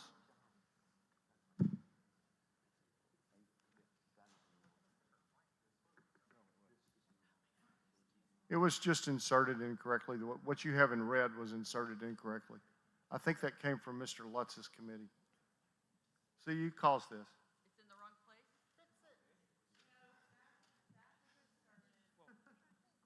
Mr. Lutz's fault. This William Lutz, with the permission of the body, we can speak to this if this is helpful. Yeah. There is a plank in finance that relates to toll roads. It really didn't belong in our committee. It belonged in transportation because it relates to toll road financing. It just says we oppose the use of property taxes. I mean, you could see it because it's. Which is plank 142. Yeah, it was old plank, I think 160 at one time. And we sent it over to Business Commerce Transportation because it's really a transportation issue, which is do you support or not? There's it's a tax reinvestment or some sort of zone where you use property tax financing to prop up a toll road. And we thought all the toll road stuff should be together. And my question for Mr. Perry was, there is some language in the Plank 45 that his committee adopted that says we oppose the use of tax dollars or taxpayer dollars. I'll look at the exact language here. Oppose the use of taxpayer money to subsidize, guarantee, prop out, or bail out any toll projects. And so my question on the finance plank, which I sent over to your committee, is, has it already been covered by the plank that you adopted as a committee, or do you need the language that was in the finance section to round out your, to deal with your issues on tolling? But it really Well, belongs to the committee. we had like everyone else had, I believe, we had some orphaned material in our subcommittee report that we reported that was orphaned out later. I'm not going to presume to answer that now. I'd like to give my committee a moment to look at it. And if begging the general committee's indulgence, maybe we could take this up at the end and look at any other, Mr. Chairman, I'm not going to tell you how to run your meeting, but if we had some other potential planks that need review by the general committee first, that would give us a chance to look at this and try to figure this out. Because like everyone else, I believe, had some miscues in the, Sure. as we moved planks and resolutions back and forth. Well taken. Are there any other, we will take this up after, near the end of the Business, Commerce, and Transportation portion of the plank, if you would remind me to do that to make sure it gets done. Yes, Are sir. there any other amendments to Business, Commerce, and Transportation? I guess we're going to take it up sooner than what we thought. Well, that's good and bad, you know? Okay. Point of information, Master Broden. We have, Mr. Broden? I had made an amendment to remove the toll administration and collection. What happened to that? That is what caused our planks. We figured out our planks were separated by other planks, and we're trying to figure out how to put the planks back together. So we have some technical difficulties. So until they get that, whenever they get that fixed, we will go back to your amendment to the motion and strike it, and we'll take testimony until they get it done. All right, thank you. Mr. Taylor, you have the floor. This is Dan Tully, SD 10. What Mr. Broden is trying to address is, what it really is just a title that's in there for a grouping of explanations of, or additions of the plank that's below it. Same thing with public-private partnership. As you have it right there, there's a list of them there. The total administration, the collection starts that, and then it groups it together just like you have it on the screen, and B right there is the deal. So, I mean, it just lists some things and clarifies all the stuff together. That's just strictly an administrative title that's in there to help it know what the information below it is. It was It's a subtitle. It was a strike. Could you please state your strike again, Mr. Broden? I wanted to strike toll administration and collection. Everything under it would be striked out. Okay. So the motion on the floor, then that is in order. Are we ready to complete our work? Okay, the motion on the floor is to strike, starting from the word toll administrations and collections, go ahead, and you're going to strike it all the way down to Unpaid toll. unpaid toll, strike it. Is there a second? Point of order, Lee Wamsgons, SD9. I thought we were going to listen to public testimony first before we started taking amendments on the section. I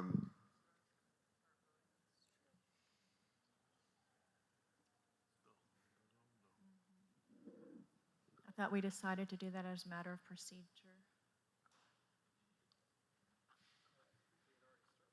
And then we could go back to Pastor Broden's amendment. Mr. Chair, point of information, you had actually required me to make a motion to hear that public testimony as part of the section that I was trying to talk about, which was education, and you did it previously on the other one. So if, in my opinion, if the body would like to hear public testimony, someone would need to make a motion to hear that public testimony.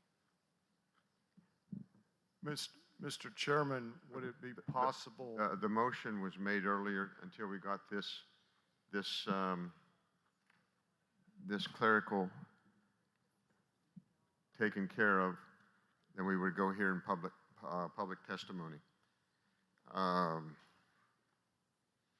Point of personal privilege. State your name and precinct. I'm willing to allow for public testimony before we move further with my amendment. Without objection, we'll go forward with public testimony. Okay, hearing none, Mr. Taylor. Yes, Harry Taylor, Senate District 13. I come today to speak as a member of the Republican Party, which is a grassroots organization, on my own behalf. I am not a paid lobbyist. I do not speak on behalf of any organization, and I challenge anyone speaking on the issue of toll roads to say the same today during their speech. There was an effort to restructure and condense the platform, so Plank 45 is a rewrite of 44 and 45. That's what the first half of it is. The second half, which is in question right now, dealing with toll road collections, is not anywhere in the 2018 planks. This is new, but it is being added in, and it looks as if they're trying to pass it as if it were something from the previous planks.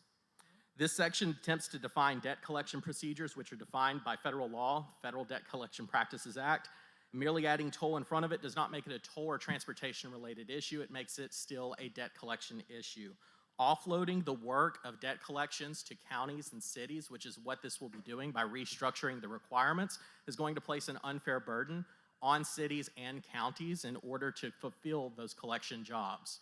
Right now, we have a partnership where people can outsource that to professional debt collections agencies that know exactly what they're doing. That is actually what I do for a living. I'm trying to protect the jobs of my employees whenever I'm speaking with you today. If we do not follow the current process, we open cities up to being sued.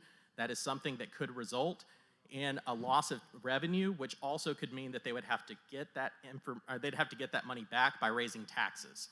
That's a vulnerability that we cannot afford. I do want to go on and point out that the government is quite terrible at customer service. What I do is primarily focused on customer service and not on force. We're able to use leading a horse to water in order to get it to drink instead of beating it with a stick. I can promise you that with my soft skills, I'm able to lead a horse to water and talk it into drinking. That is what my skill set is, and I can train other people to do the same. Now, before you start throwing stones at me for being a debt collector, I need to remind you that Matthew in the Bible himself was a tax collector.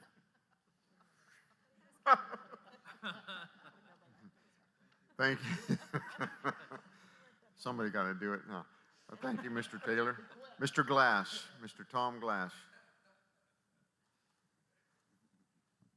Thank you for calling me, Mr. Chair. Tom Glass, SD7.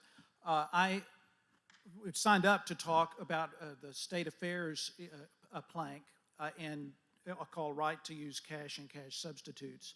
And I'm not sure this is the appropriate time for me to be talking. So, your clock is running. okay. Okay, and so I'm going to step back and hope that you will call me when it comes to state affairs. Unless somehow the plank for right to use cash and cash substitutes, which was passed out of Roland Garcia's state affairs, got transferred over into this section. No. Okay. No. Okay, I have your name down for state All right, affairs. thank you very much. Okay. Sudi Sarter.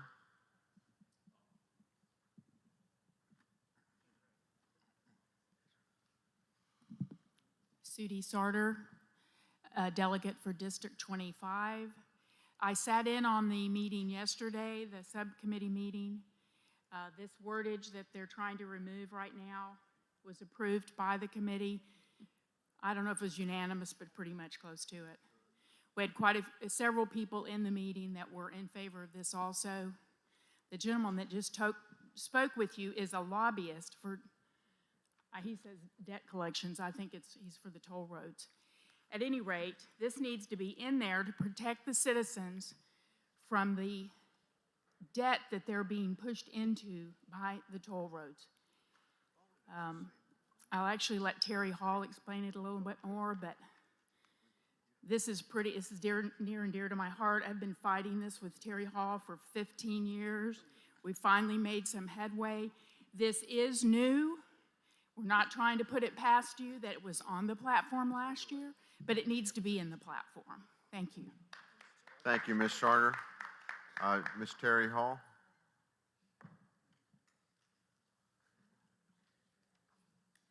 Terry Hall, SD 24, with Texans for Toll-Free Highways and Texas Turf.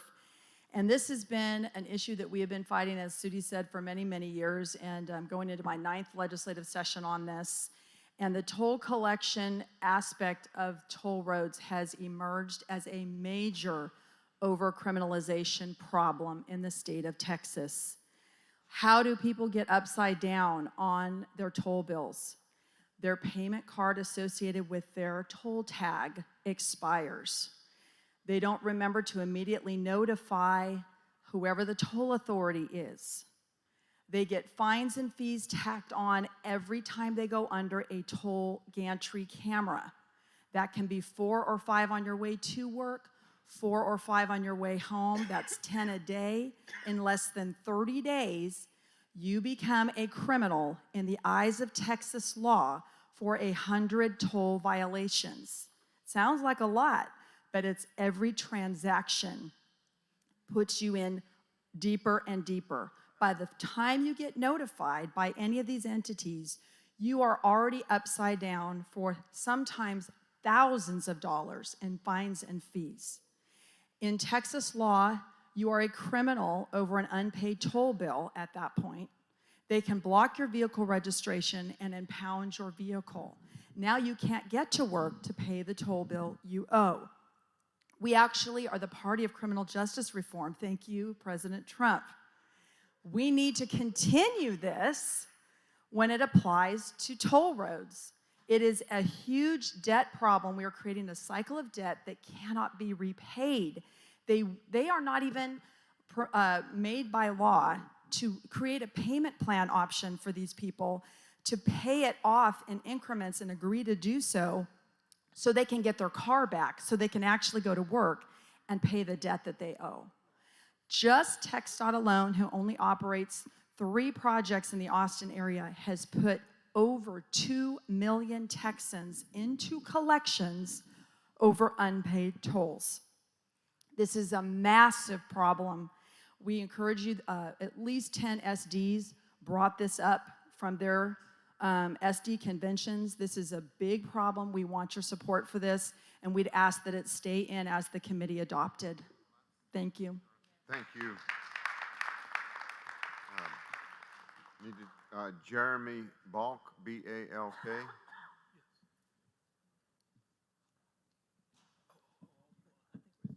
And Lauren Landivar. Is Lauren Landivar here? Okay, that ends the testimony on business, commerce, and transportation.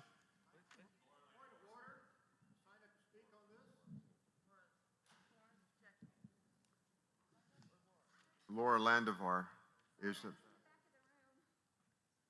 Okay, you're up. Lauren Landivar, SD9. I'll be brief. I had submitted some language on the licensing, which I believe is currently labeled under number 25 on the listing. So currently it says, we call upon the Texas Legislature to review all business/professional licensing programs and associated licensing for boards for the purpose of abolishing as many as reasonably possible and repealing those laws, rules, and regulations. I had wanted to suggest that we also put an additional sentence in here about not making fingerprinting or DNA samples or blood samples to be something that is required for licensure or renewal of licensure. So personally, for me, I've been affected by this. I'm a CPA, and a couple of leg sessions ago, there was a Democratic push to make everybody have to get fingerprinted. And this is law-abiding citizens, mind you, not suspected of a crime, just normal people. And a lot of that got shot down by a Republican lawmaker, but this last session, that did not happen. So currently, I am faced with, to get my license renewed, I would have to give up my fingerprints, something which I have purposely avoided for years. This is the reason I don't have an LTC, is because I don't want the government taking my personal information without me being suspected of a crime. So I'm forced to choose between my livelihood, which depends on my CPA license, or my personal freedoms and liberties. And I don't think that that's something that I should have to choose for. So that's why I'm suggesting adding this language to licensing, that this is the way that the world is going, is they're trying to get everybody's fingerprints, everybody's data, and I think that that's not the way that life should be. Anyway, thank you. Thank you, Lauren. Okay. No, this was it. Okay, we get back to the platform. Are there any other amendments or additions to the Point of order. transportation? I signed up to speak on business transportation under Hold on. the general title of various.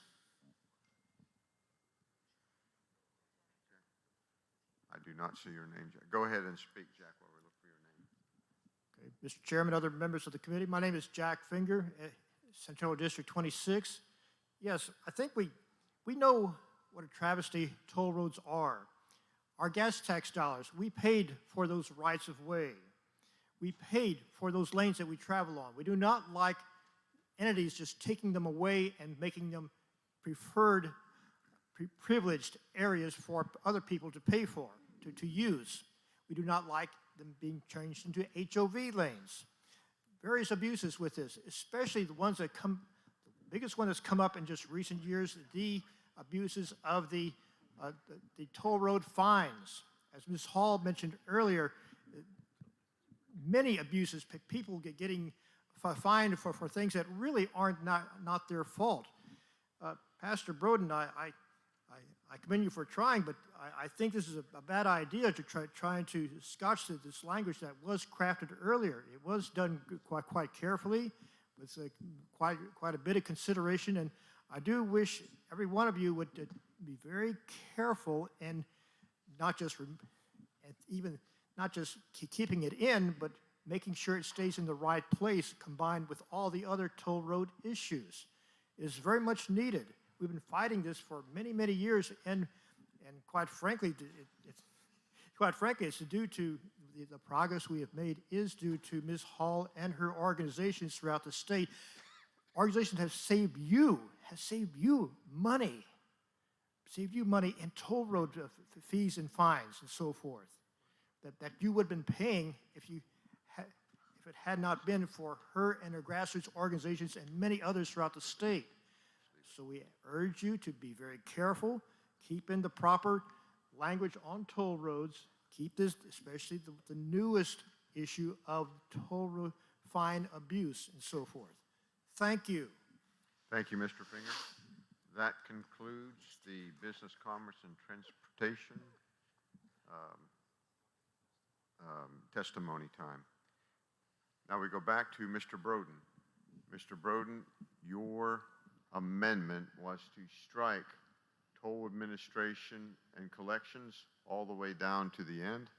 Do you wish to continue with that? At this time, I'd like to withdraw my motion. I thought I was doing what they were wanting done. I read it as an extension of government, more bureaucracy, more collection, and I read it wrong. Thank you, Mr. Broden. The motion is withdrawn. Are there any other motions to the business, commerce, and transportation portion of the platform?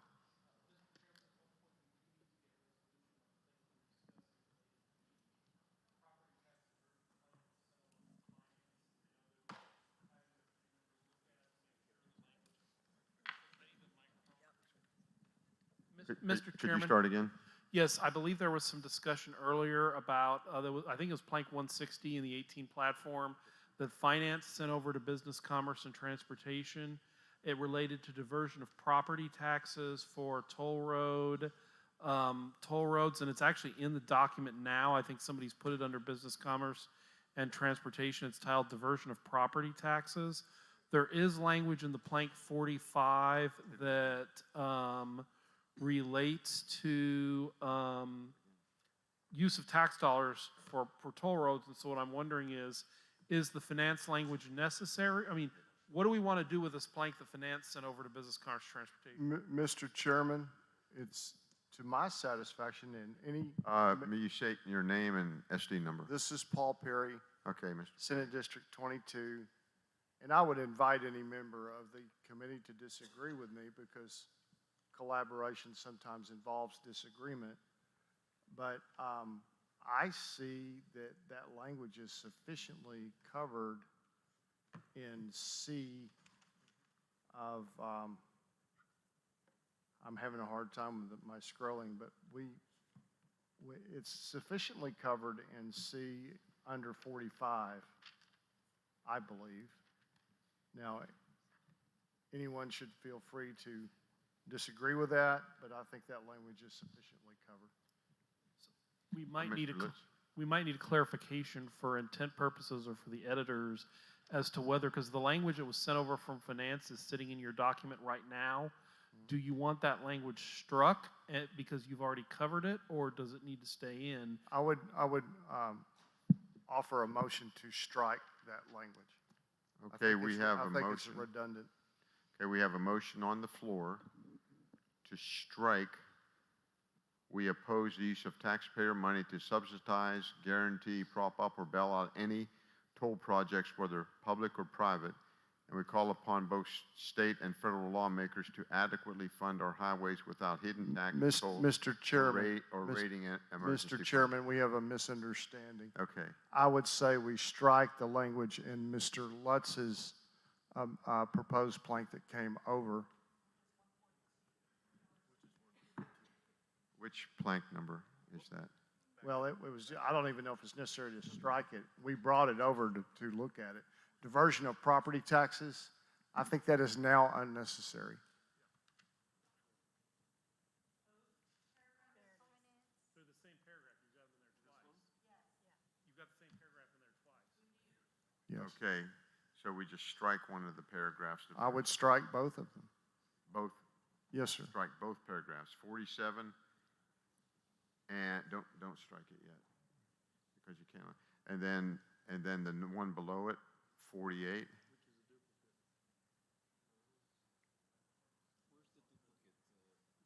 47 and not Tidelands, no. 47. 47 and then above it, I believe, if you will look. What's in red above it? No, I'm sorry. It's not appearing in that document, it's appearing in the Google document that we have in front of us. Mm-hmm.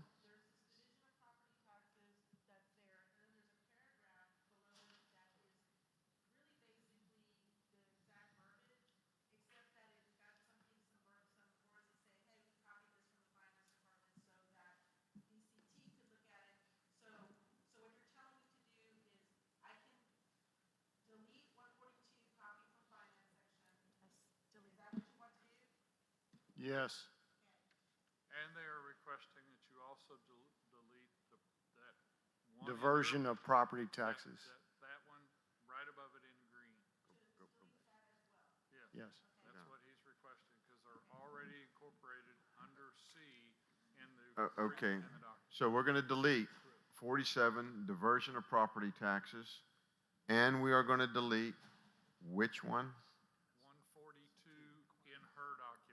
and 142 in her document. Does everyone understand? We are going to be deleting 2 identical planks. Diversion of property taxes sent to business, commerce, and transportation to merge with former plank number 45. We oppose the diversion of property taxes to build, subsidize, and/or guarantee the loans of toll projects, which is primarily being done through transportation reinvestment zones. The state needs to properly fund the Texas State Highway System to prevent the use of locally property taxes being diverted to state roads. So that one and plank 142 are written exactly the same, need to be deleted because they are being covered.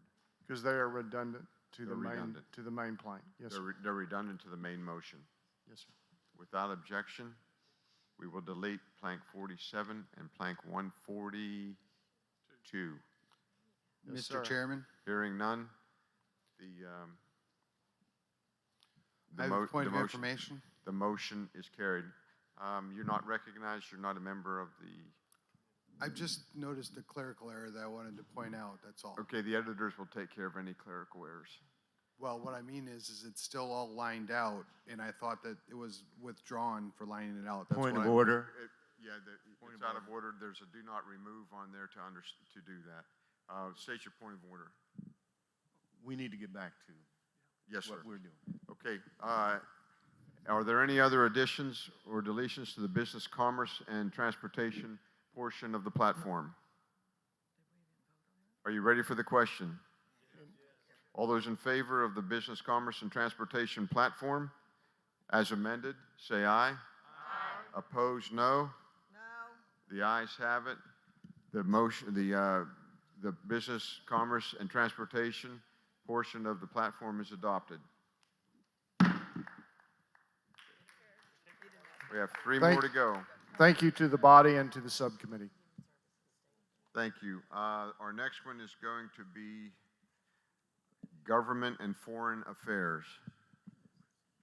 Mr. Chairman, I am very grateful to our committee members on Government and Foreign Affairs because we had a lot of material under the committee's jurisdiction. We worked really long hours. We actually had to come back after the committee of the whole last night to finish up China and talk about China. And so I would like to recognize the members of my committee, Jeff LeBlanc, I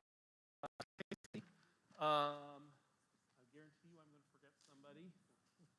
Jeff LeBlanc, Darcy Hasey, Marilyn Gershenschlager, Stuart Knowlton, and who am I missing? We had one person who was not, Wolf Chapa was not able to make it here, and also Mark Dunham. And I'm very grateful to all of them. Feel free to stand. Will the members of my committee stand? They did a lot of really good work in our subcommittee. We did a lot of reorganization of the planks and a lot of looking at, consolidating and reorganizing to try to make this read better, try to make it better written. What we did is we basically have 3 big policy areas under the committee's jurisdiction.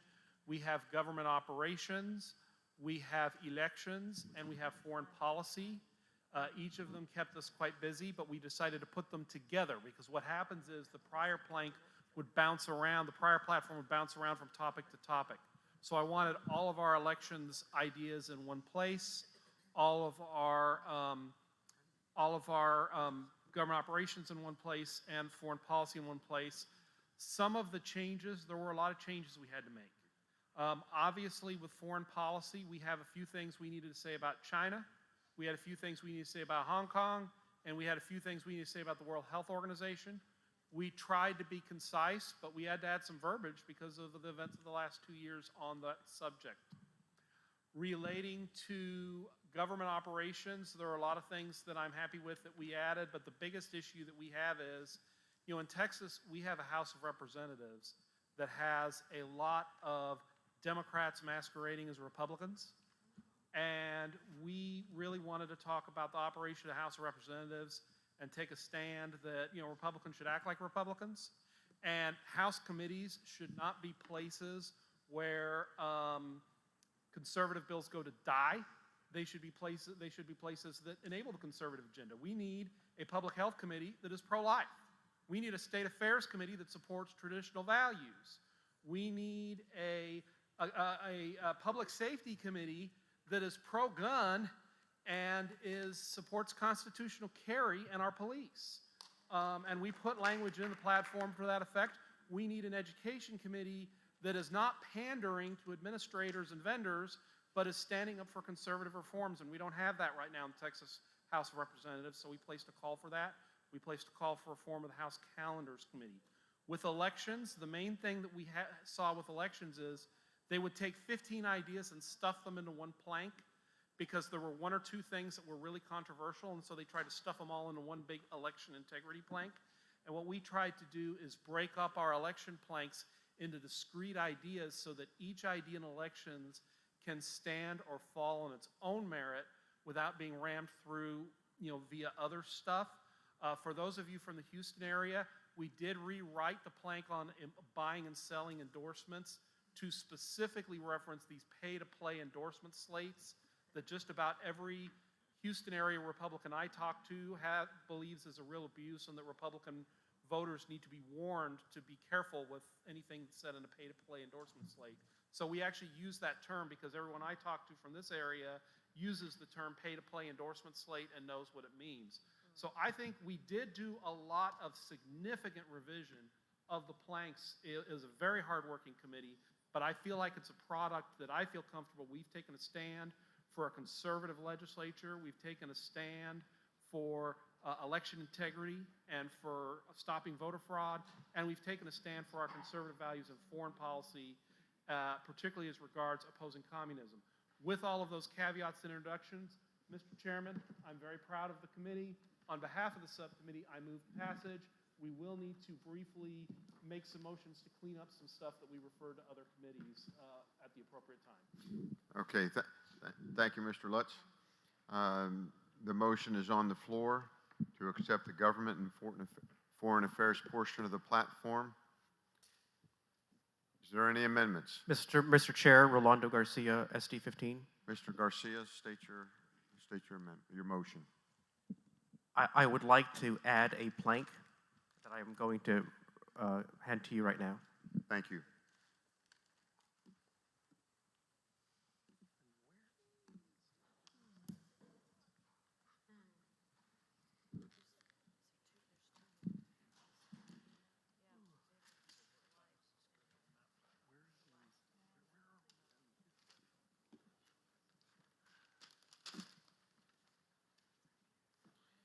Okay, would you proceed with your motion? Okay. Now that I handed you, I don't have the actual copy in front of me, but. Would you like mine? Come on.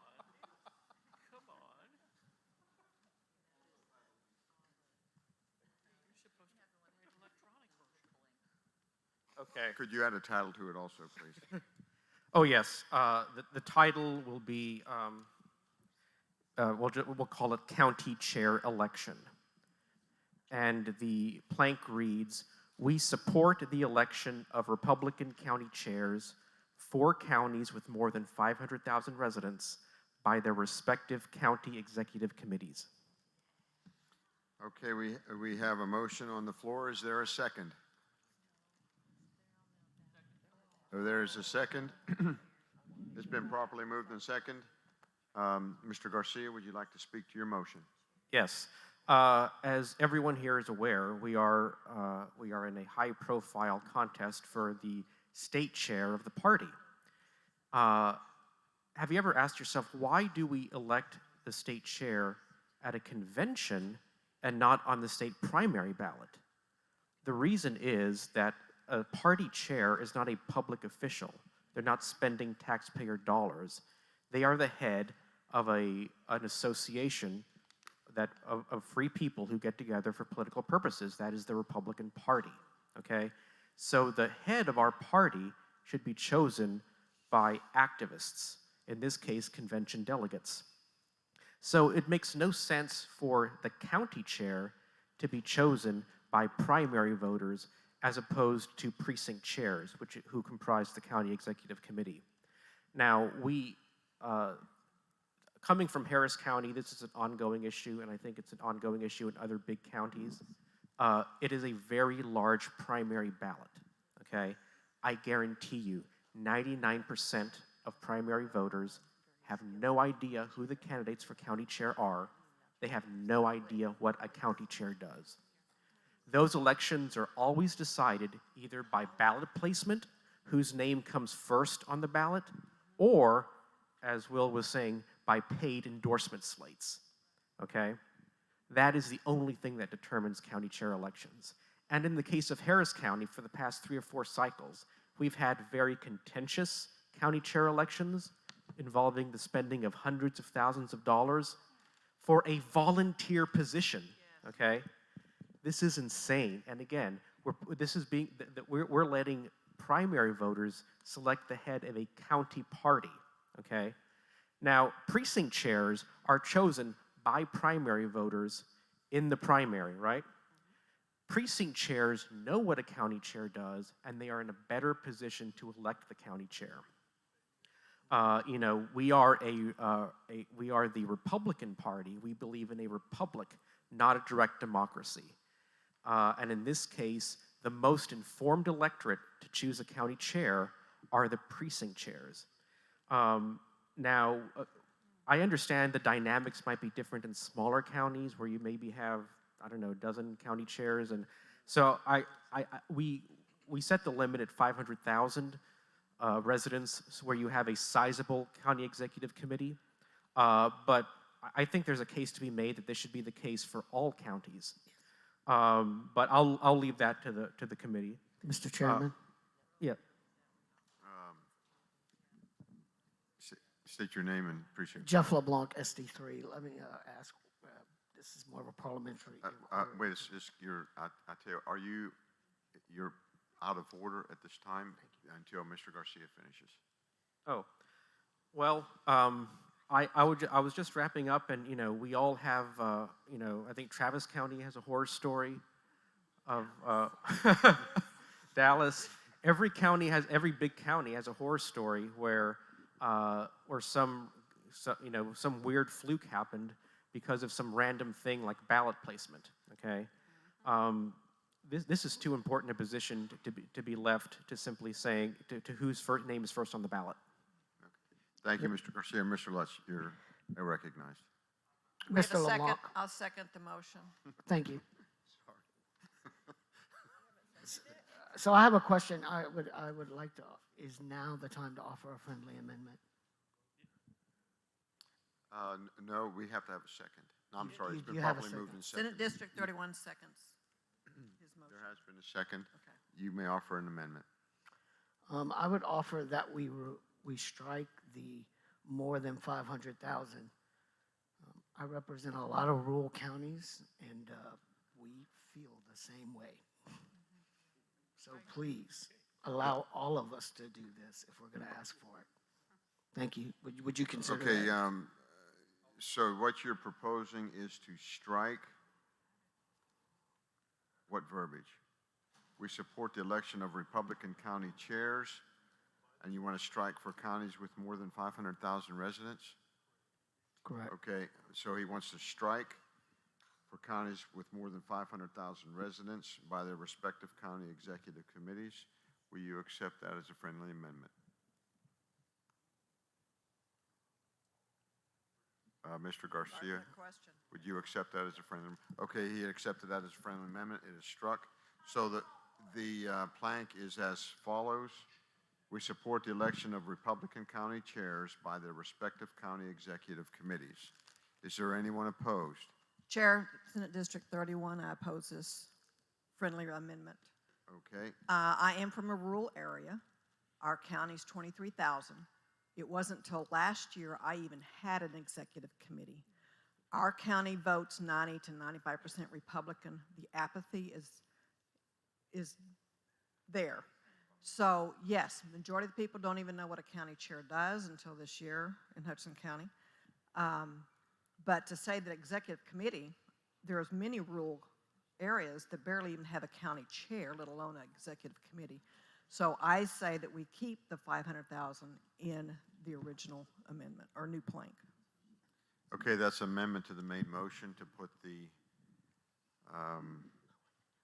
to reinsert for counties with more than 500,000 residents.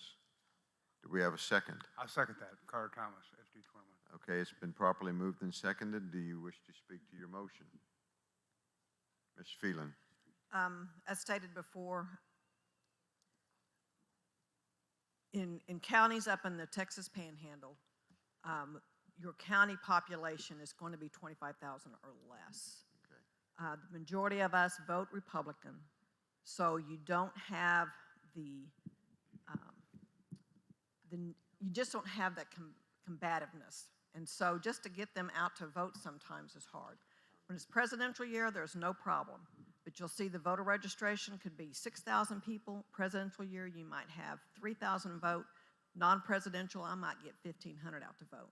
So to even get them to know what a county chair does, let alone a precinct chair that comprises your executive committee,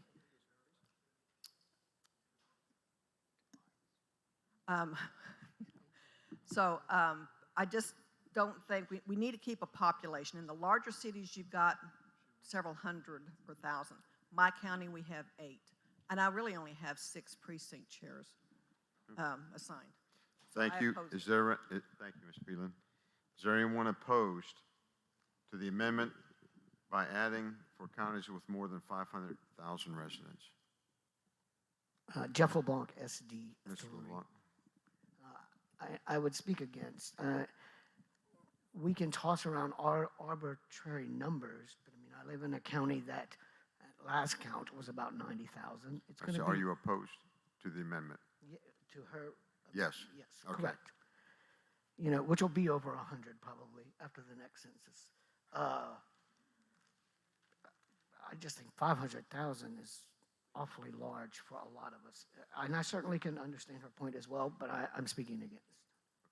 Thank you, Mr. LeBlanc. Is there anyone in favor? To be the second one in favor. Mr. Chairman, Paul Perry, SD 22. Mr. Perry, you're recognized. I am in favor of the amendment.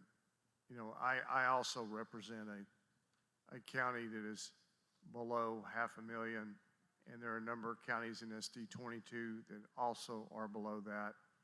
And when you have a county that votes mostly Republican, sometimes it's hard to fill those precinct positions, and you can get more interest from Republican voters in these races than you can from just the members of the executive committee, which can fluctuate from active to not active, and sometimes you need to replace the chairman to get a more active executive committee.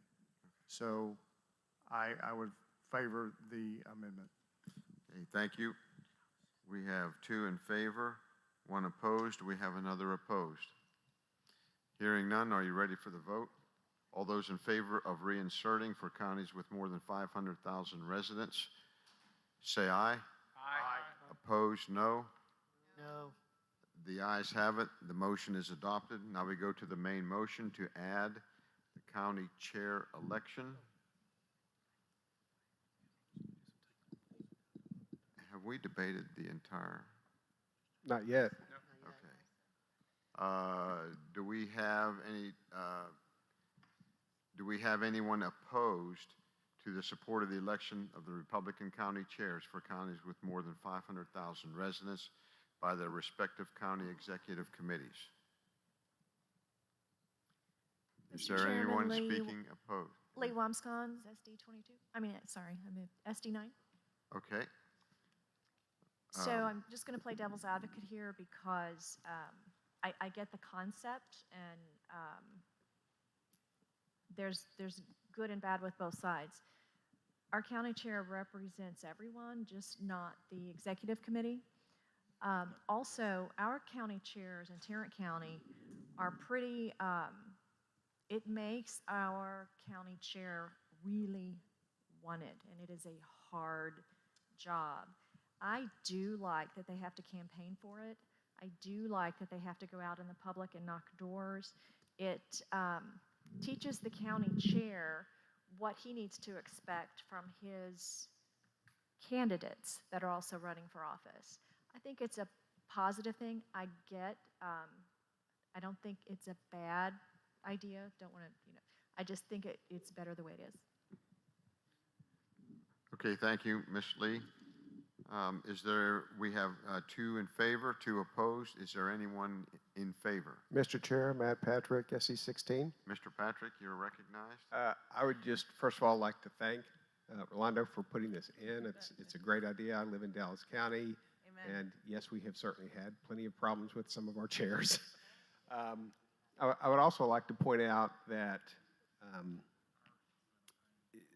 the point that he's making about general elections not really giving us the representation we want in large counties is particularly true when we have open primaries, because we have a lot of switchover voters in Dallas County, and there are statewide campaigns that I think you're all familiar with, where the Democrats have been encouraged to vote in the Republican primary just to create havoc for us, and they certainly have accomplished that.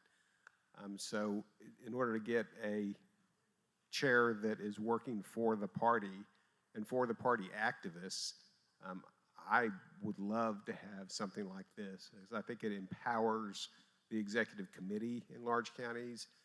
It actually would give us, might give us, or create an easier path for us to recruit precinct chairs if they knew that they had the authority to then elect the people that were going to be running the county. So it actually enhances the attractiveness of the precinct chair position, which is something in Dallas County we struggle with. So I'm very much in favor of this, and thank you for recommending it. Thank you. We have one more. Point of information, Mr. Chair, Chairman. David Westbrook, SD 26. Mr. Westbrook, point of information. From Bexar County, and we've had our fair share of fun with this, but every time this particular idea gets broached, that I have broached this idea with others, I've been told that this would violate state law. Is that correct? Can I answer? Yes, please. Okay. Yes, this plank doesn't violate state law. The state law does dictate that, it's in the Texas Election Code, how county chairs are elected. The purpose of this plank is to help us change the law, as with every other plank that we pass. Yeah, well taken. Okay, we have one more, we can take one more in opposition to the plank. I would like to make a motion, Jeff LeBlanc. Do you I'd wish like to amend. You wish to amend? Yes. Okay, this will be you wish to amend the plank as amended? Okay, Yes. Proceed. Can we change the number to 70,000? 7,000? 70. 700,000?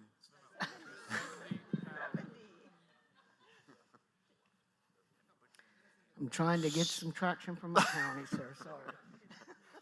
Okay, the amendment to the plank is to strike 500,000 and insert 70,000. That's 70, 0, 0, 0, 0. Do we have a second? Second, Senate District Okay, it's 31. been properly moved and seconded. Do you wish to speak to your amendment, Mr. LeBlanc? I just want it a little bit more open for other counties that may be in between the last discussion we had. Okay. Is there anyone opposed to adding 70,000? Hearing none, are you ready for the vote? All those in favor of striking 500,000 and inserting 70,000, say aye. Aye. Opposed, no. No. The ayes have it. The motion is adopted. Now we go to the main motion, county chair election. We support elections of Republican county chairs for counties with more than 70,000 residents by their respective county executive committees. All those in favor of adopting the county chair election plank, say aye. Aye. Opposed, no. No. The ayes have it. The motion is adopted.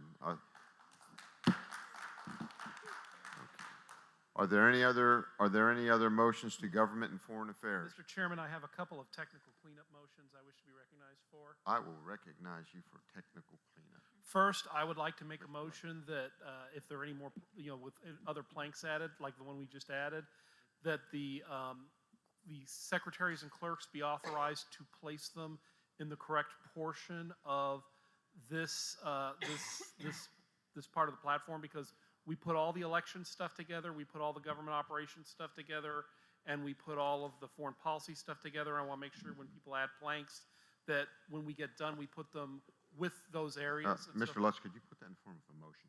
Okay, would you wish me to make that in writing?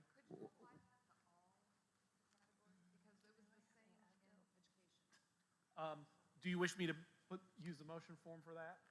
Can you do it in 10 words or less? Give me a couple minutes and Oh. I'll type something on that. And Okay. You can recognize me for the other one, which is going to be simpler. Okay. There is a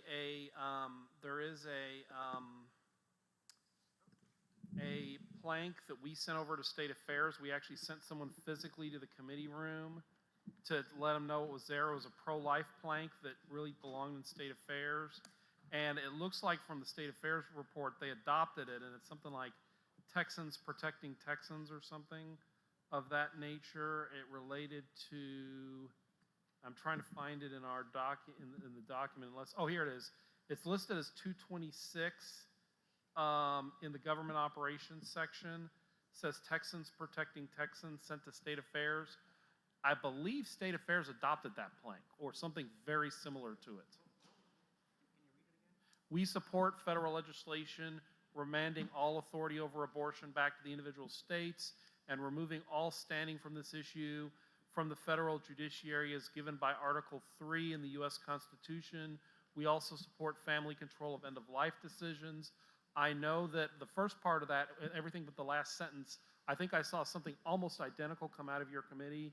The last one, you have a very detailed plank on end-of-life issues that is far better than that.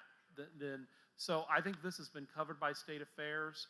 I'm going to recommend, and we intentionally sent a human being over to your committee to make sure that a pro-life plank did not get dropped, fall through the cracks. We weren't opposed to the concept. We just felt it belonged in your, in the committees that do pro-life stuff. Okay, And so- we wanted to strike it here. Okay, so the Chairman, motion is to Mr. strike. Chairman, might I also say the end of life was covered in HHS? Yeah, I mean, basically, other parts have covered this, and that's why we don't need it here.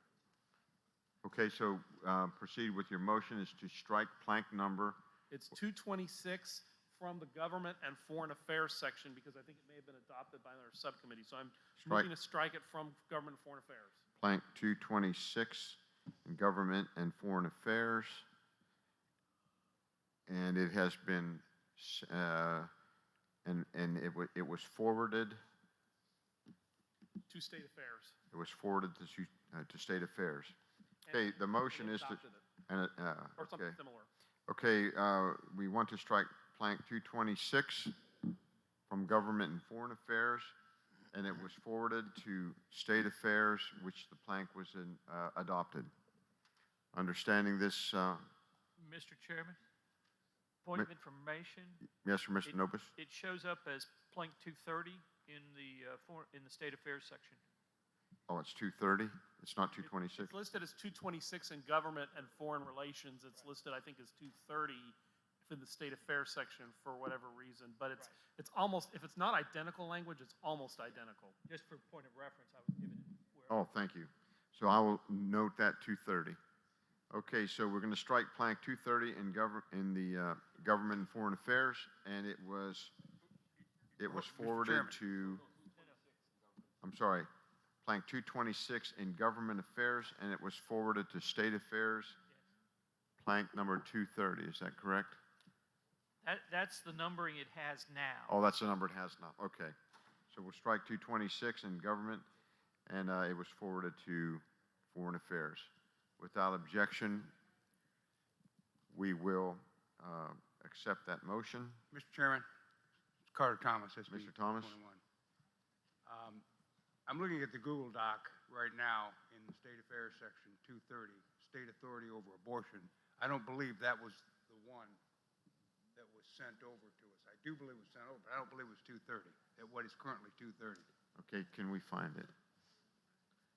That, the one that's currently 230, I guess the question would be, if it was the same one, we believe that that particular issue was covered by a different plank that we put in.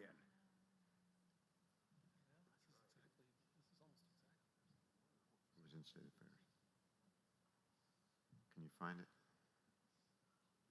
Did that have to do with the Article 3 powers in abortion as well? Yeah. Okay, so it's so sort of- what we did, it is covered by another amendment, so it is not 230, but it was covered by another amendment. No, the government foreign relations one that I was suggesting striking deals with the Article 3 powers, and you have adopted a plank on the Article 3 powers. In the constitutional issues one. No, it's in constitutional issues?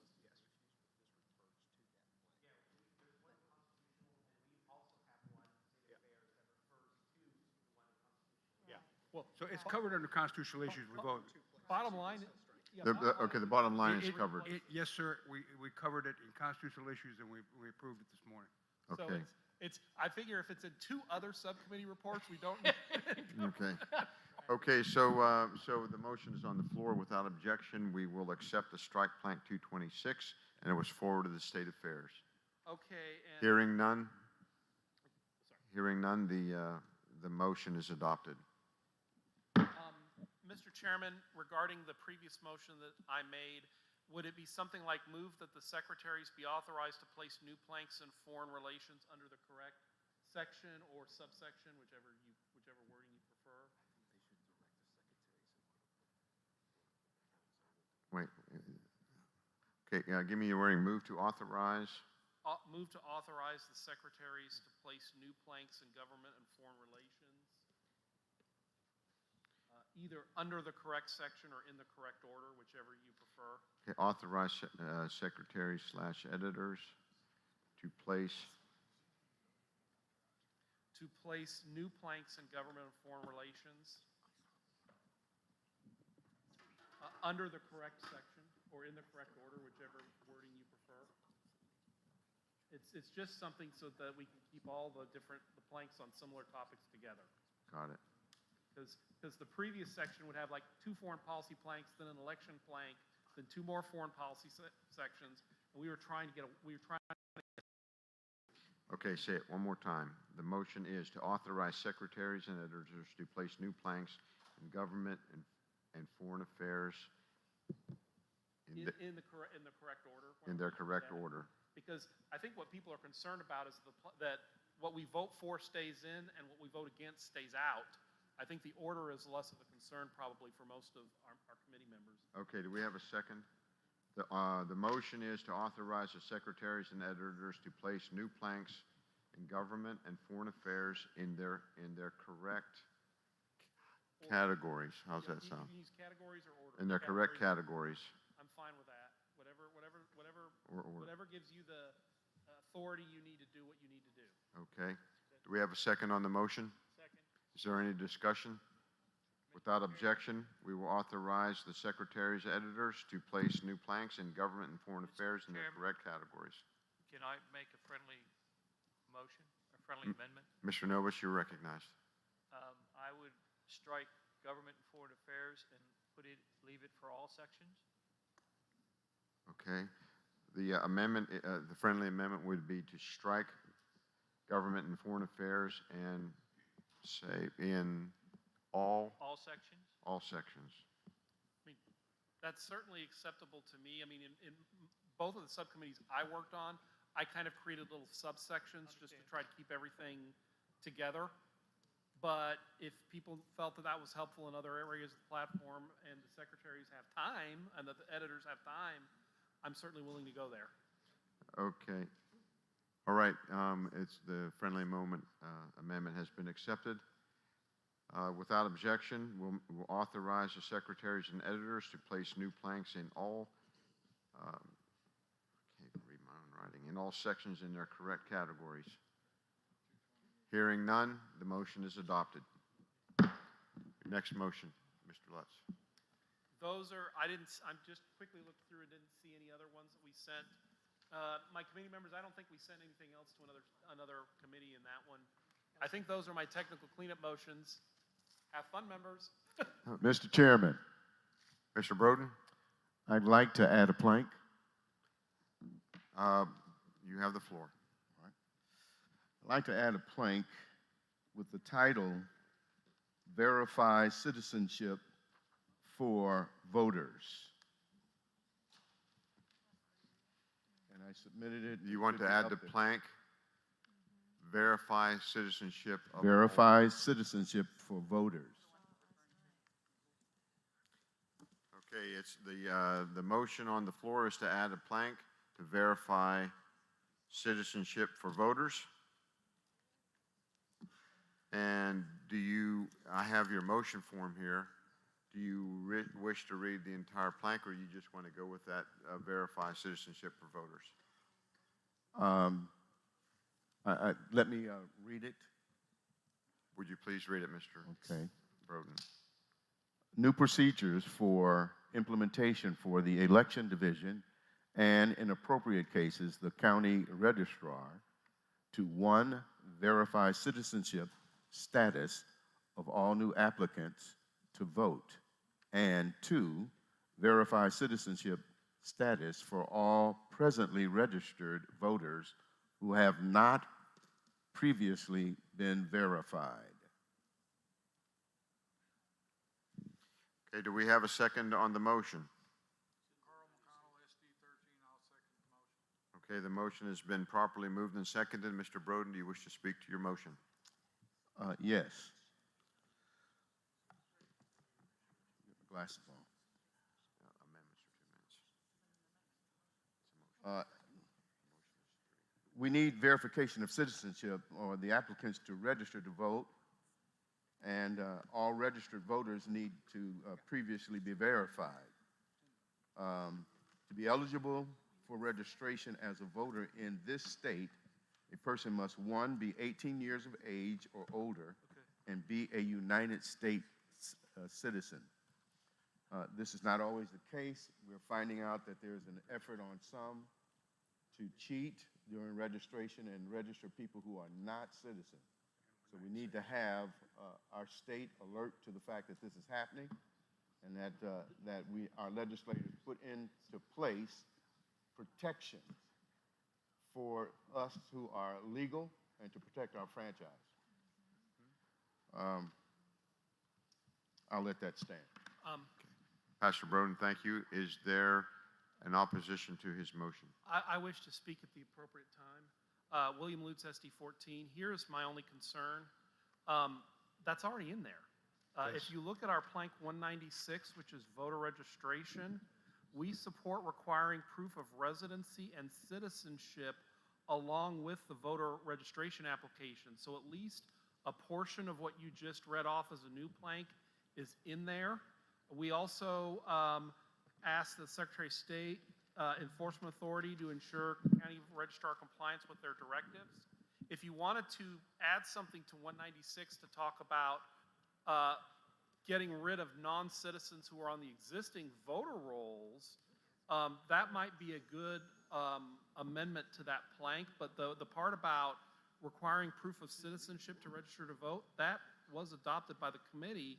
I do think something that relates to, and I was just going through to make sure we didn't have it in somewhere else in here, something that relates to verification of existing. In 189, you have voter ID as well. Well, we have voter ID in 189. I believe a lot of what you are talking about is covered already. There's also a plank in the immigration section that says require proof of citizenship to register to vote. Which is also, so we've got it in 2 places already, and this would add a 3rd. So the proof of citizenship for voter registration is in there not once but twice now, from what Rolando is telling me, what Mr. Garcia is telling me. So the only concern I have is at least a portion of your new plank was already adopted. And maybe what we could do is either you could come back with one that is new to this section, you know, that we haven't already covered, or what will your be? That's kind of my concern. Pat,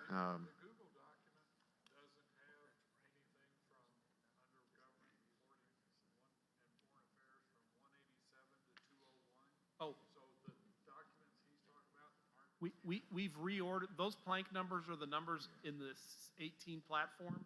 They're not in order in our document, because what we did is we took all the election stuff and put it together, all the foreign policy stuff and put it together, and all government operations stuff put together. So you need to scroll down to our election subhead and look through it, and the title is voter registration, but it's there. okay, Maybe I should make a motion to postpone further consideration of his amendment for 5 minutes, or so that we can work this out. okay, we can, if there's no objection, we can stay at ease until you, Pastor Broden, and Mr. Lutz look at these different areas of what your motion already covers. I withdraw my motion. You withdrew your motion? I think that what Mr. Will has represented Okay. covers our concern. Okay, then well, the motion cannot be withdrawn because it's been properly moved and seconded. Okay. So we'll proceed with the vote. We Postpone indefinitely, that we could do that. this is at the convention. So the question, so all those, we want to this has already been in several areas, so a no vote. All those in favor of the withdrawing of this motion, say aye. Aye. Opposed, no. The motion is withdrawn. Thank you, Pastor Broden. Are there any other amendments to the Mr. Chairman? Government and Foreign Affairs portion of the? Mr. Chairman? Oh, there you are. Okay, Mr. Novus. I'd like to add a plank, transparency and appropriations. Plank called Transparency In appropriations. and Appropriations. Okay, please. We demand the Texas legislature identify essential and non-essential spending in every appropriations bill. Okay, we demand that the Texas, it's been properly moved. Is there a second? Is there a second on we demand that Texas legislation identify essential and non-essential spending in every appropriation bill? Second, Tanya Robertson, SD 11. Okay, it's been properly moved in the second. Do you wish to speak to your motion? Well, since they consider businesses essential and non-essential, I'm thinking maybe we should find out what their spending is, and if it's non-essential, maybe they can eliminate it. Very good. Is everyone opposed to this motion? Because I have to speak either for or against, I'm going to speak in opposition, though I don't necessarily oppose the concept. Okay, Mr. Lutzer, you're speaking in opposition. The only thing I'd say is, first, this is probably more a finance issue than it is government operations. I wish you had brought this up. We brought this up in finance. The big question is, what is essential and what is non-essential, and what does the legislature do with it? 60% of the appropriations bill is two programs. Of the general revenue appropriations bill is basically two programs: Medicaid and the foundational school program. Now, I believe there's a lot of waste in public school districts. Good luck getting the legislature to reduce that appropriation. So the question we were trying to figure out is, we elevated the spending limit planks in finance because we figured if you tighten up the state spending limits, it kind of gets you there through the back door. I'm not necessarily opposed to this concept. The question is it something where the legislators are going to be able to game it, where they're just going to say, well, all of our spending is essential spending. Okay. And that's what they'll do. Okay. Thank you, Mr. Chairman. Thank you, Mr. Lutzer. Is there anyone in favor of the amendment of the added plank transparency in appropriations? Hearing none, are you ready for the vote? All those in favor of adding plank transparency in appropriations, we demand that the Texas legislature identify essential and non-essential spending in every appropriation bill. All those in favor, say aye. Aye. Opposed, no. The noes have it, the motion is lost. Okay, are there any other amendments to government and foreign affairs? Mr. Chairman, there is one issue, and I don't know when the appropriate time to deal with it is, but our Constitutional Affairs Chairman just brought Mr. to my... Lutzer recognized. Our Constitutional Affairs Chairman just brought to my attention that we have 2 planks in the platform relating to the National Popular Vote Compact. We think it's so bad, we need to say we're against it twice. So what we are trying to figure out here I have no problem sending this to Constitutional Affairs. It's listed as 308. It's the second to last plank under elections and constitutional affairs. It reads, "We support the Electoral College and oppose the National Vote Interstate Compact or any effort to enroll Texas in it." Constitutional Affairs has a plank that declares that that compact is unconstitutional. The only thing I'm concerned a little bit about Constitutional Affairs language is I want an explicit statement of support for the Electoral College. I think it's really important that we say somewhere we support the Electoral College. In fact, the previous plank, which actually got sent to us by State Affairs, and we adopted it, just said we support the Electoral College, period. And then the National Popular Vote Compact. So there are really 2 ways we can deal with this, and I'm certainly interested in the committee's pleasure on this.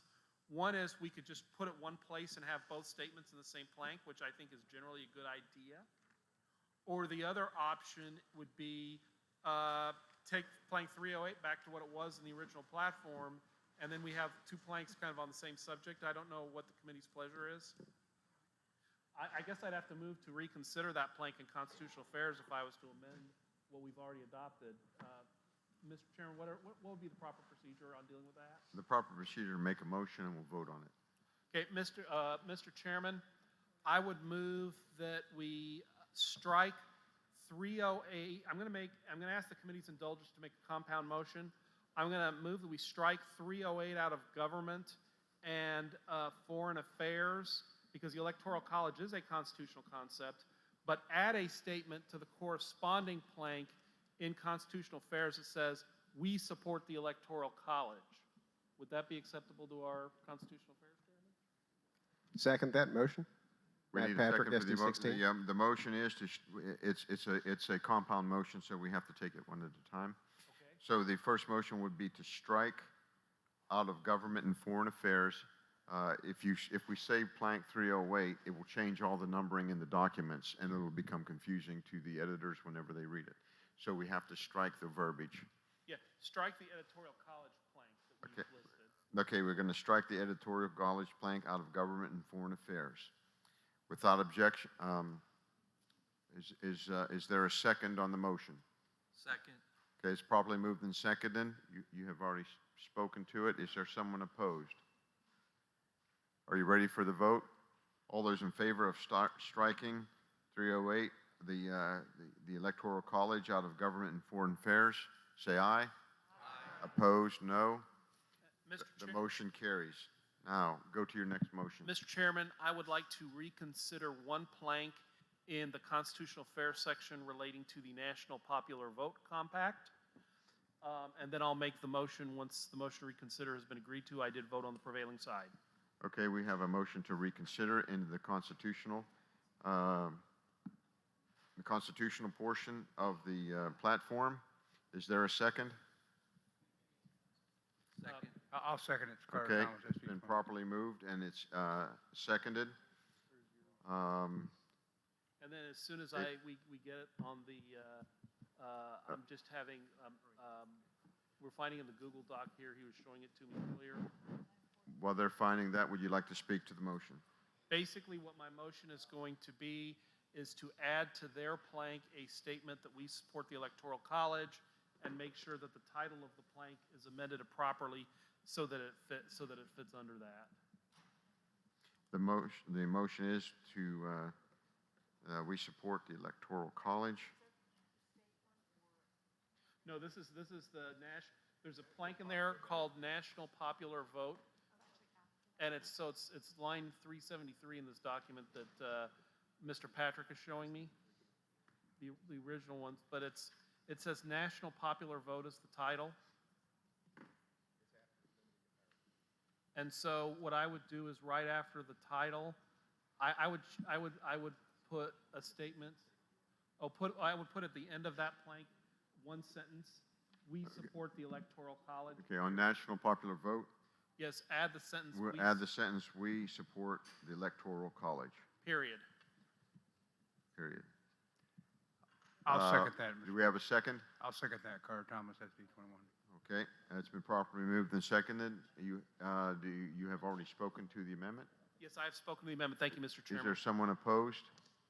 Without objection, we will add, under the national popular vote, "We support the Electoral College." And if anybody else, I think I found all the technical. Wait, there's a vote on the floor. Hearing none, the motion is adopted. You may go ahead and speak. Mr. Chairman, I think I found all the technical issues where we have planks in this area that are in more than one place, unless somebody else brings another one to my attention. Thank you, Mr. Chairman, for your patience with me on this. Mr. Chairman, Thank you, Mr. Lutz. Mr. Chairman, SD1, Butch Marsalis, is there something, and I'm missing it, is there something about internet voting? Good. That's a Mr. question. Lutz? I do not believe there is, but we do have a plank that it could fit very easily under if you would like to add it to any one of our planks. I would like to make the motion and have it placed where he did, is prohibit of internet voting, and any electronic voting will be verified with a paper trail. Okay, those. That is, I think that is out, I think that goes into a different category. Yeah, those two motions are very separate. There's internet voting and then there's electronic machines. Those are two separate categories. One of them probably will get general agreement from this committee. One of them will be very controversial. If you're going to make that motion, I'm going to ask to divide it. I would like to ask the internet voting I would like to make a motion to prohibit internet voting. Okay, so the motion is to prohibit internet voting. Do we have a second? Second. Okay, it's been properly moved and seconded. Do you wish to speak to your motion? Yes, sir. As Congressman Louis Gohmert says, anybody who wants to have internet voting is cheating. Thank you. Is there anyone opposed to Point of information, Mr. internet Chairman. voting? Tanya Robertson, SD 11. Ms. Roberts? We're having a virtual convention in the next 3 days. And we're voting electronically with no paper backup. I'm kind of, although I'm in favor of not voting electronically, I'm thinking that this may be a little hypocritical at this point. Point of information, I guess the only Mr. Lutz? The only thing that I think is on the table right now, he agreed to divide his motion. So right now, we're talking about a prohibition of internet voting. The electronic voting paper backup thing is a completely separate issue that I'm assuming may be brought separately. Well, no, her concern is we right now, as a Texas Republican Party, are voting using the internet in order to finish our virtual convention. Ms. Roberts, may I make a friendly suggestion? Perhaps it could be amended to specify for public office. Well, it's been properly moved and seconded, and he was debating, and so you would have to. I was offering an amendment to the motion on the floor, please. Okay, we have an amendment to the motion, and Point of information. Rolando Garcia, ST 15. Isn't prohibition of internet voting already in a fair election procedures plank? Mr. Lutz? There was language in a prior plank last time that had it. We tried to condense that plank because there was a lot of verbiage. They stuffed about 15 ideas into one plank, and we were trying to unbundle it.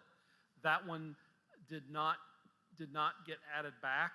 And so if he wants to add that to the 189, a simple one sentence to the 189 that came out, I have no problem adding prohibition of internet voting for public office back to 189.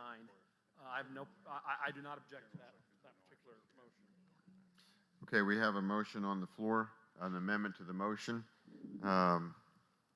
Matt, can you please state your amendment to the motion? Well, I think the objection and discussion was about the fact that we as a private, well, we, the Republican Party, are voting over the internet. So to solve that problem, I was suggesting that we specify in the motion that it be only for public office, which would protect any private organization, such as RPT, from being subject to that motion, or that idea. Okay, so you withdrew.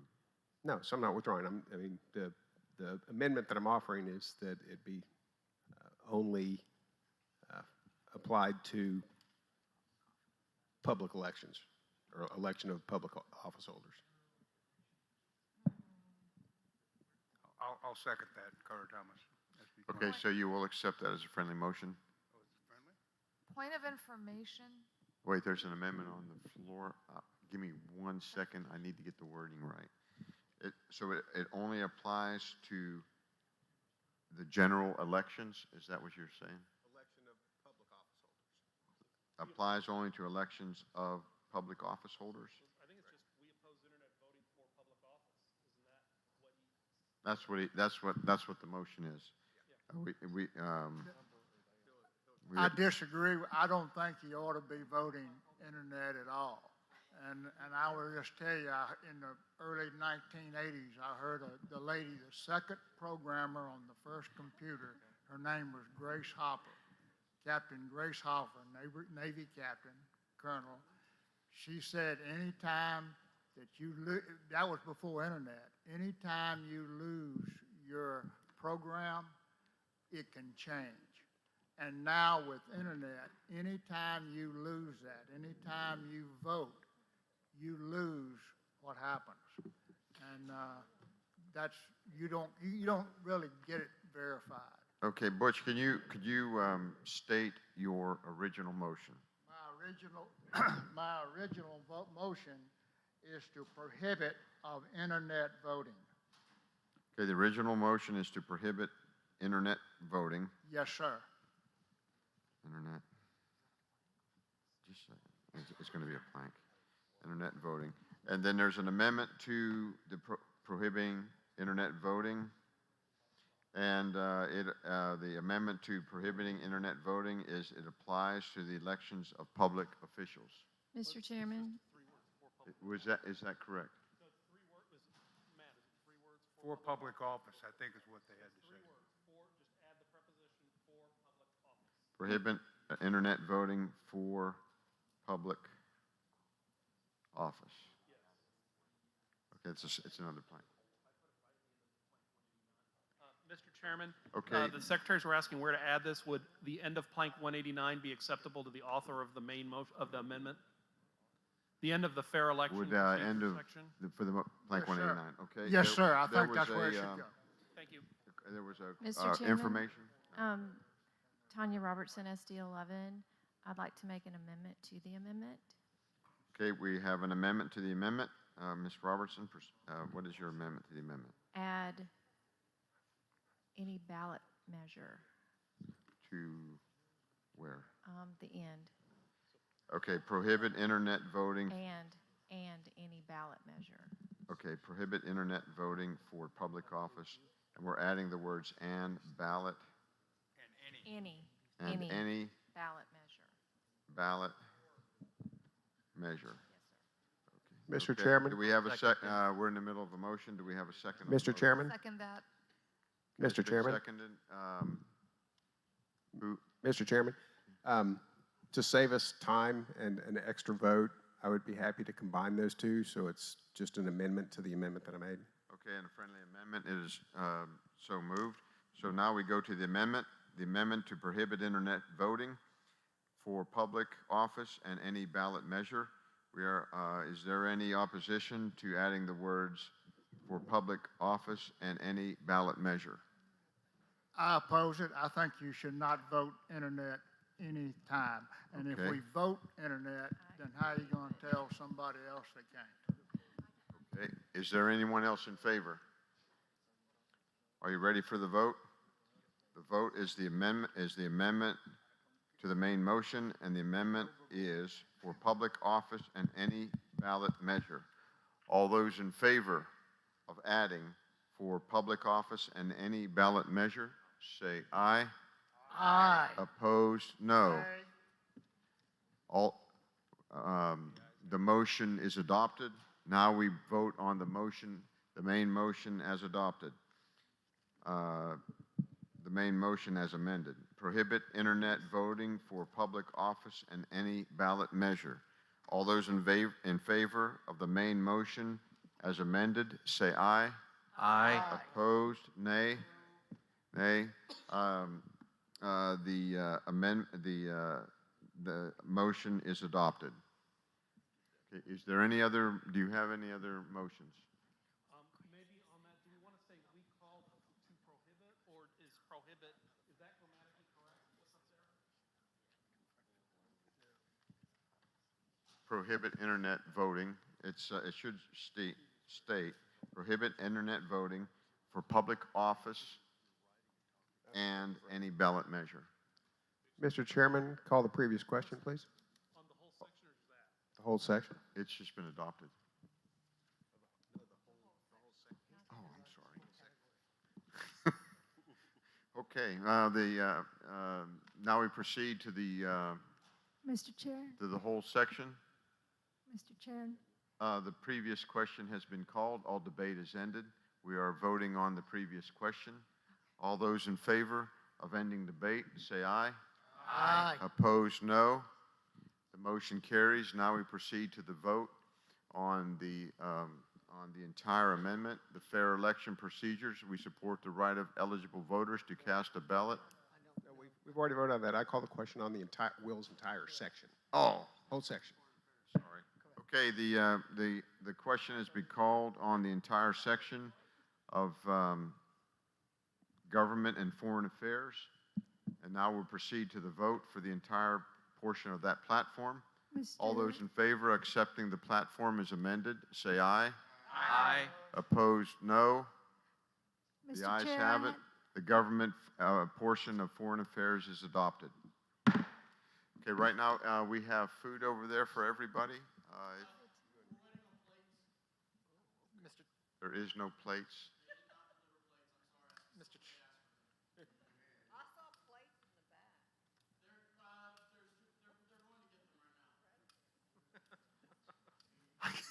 Mr. Ch- Mr. Chairman, Thank you. while we wait for plates, Mr. TJ is here to present his resolution. Okay. We have. He's been patiently waiting We have for the last one 6 hours. resolution that we had voted on yesterday that could come up before the body today. Mr. Scott, if you would pass those out to everybody. Mr. Chair, while we wait on that, I'd like to hear, she was, Mr. Nobles, I can't hear you. the lady who's, I'm sorry, is trying to make a request to the chair. yes, I've been trying to make a request, but they kept talking, and it was on, I wanted to add a plank, but, you know, before you kept talking, and I was trying to get your attention, and that was on the elections. Okay, do you wish, would we like to reconsider so Ms. Margaret can add a plank to the elections?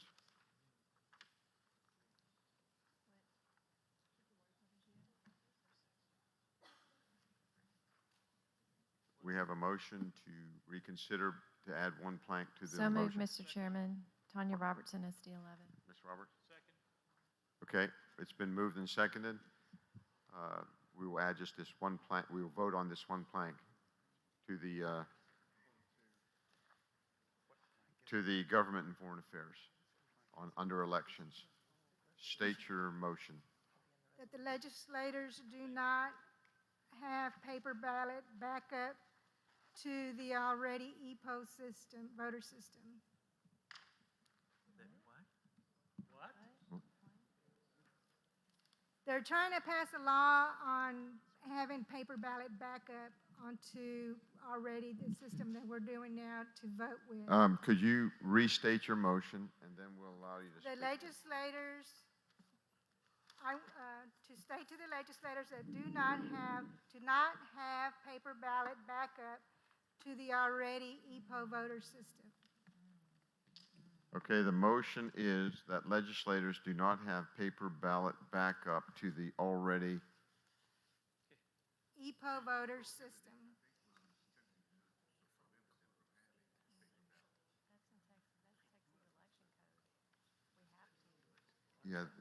that's Texas, is that Texas election code? Well, no, I'm trying to figure out whether she's for or against the paper ballot backup. All right, She's worded it, I don't know what they're even proposing. They're proposing to have, we're already voting on an EPO system, the EPO computer internet, but it's not connected actually to the straight to the internet. They're wanting a backup as a paper trail. And when you do that, legally, the paper ballot would be overriding the EPO book, which is already in place. So then we're going to be like Broward County, where they have all this paper ballot, and it's going to be a lot of fraud. Okay, are you opposed or in favor of the so-called paper ballot backup system? I'm confused. I am opposed to the paper ballot system. Okay, Okay. now, if she can make her motion, I will speak to it at the okay, proper time. okay. I see your motion here that legislators do not have paper ballot backup. To not have paper ballots backup. So you do not want the legislators to have a paper ballot backup to the already e-poll, I think that's electronic poll voter Yes. system. Do we have a second? Can I speak? Okay, on it? hearing no second, the motion dies for lack of second.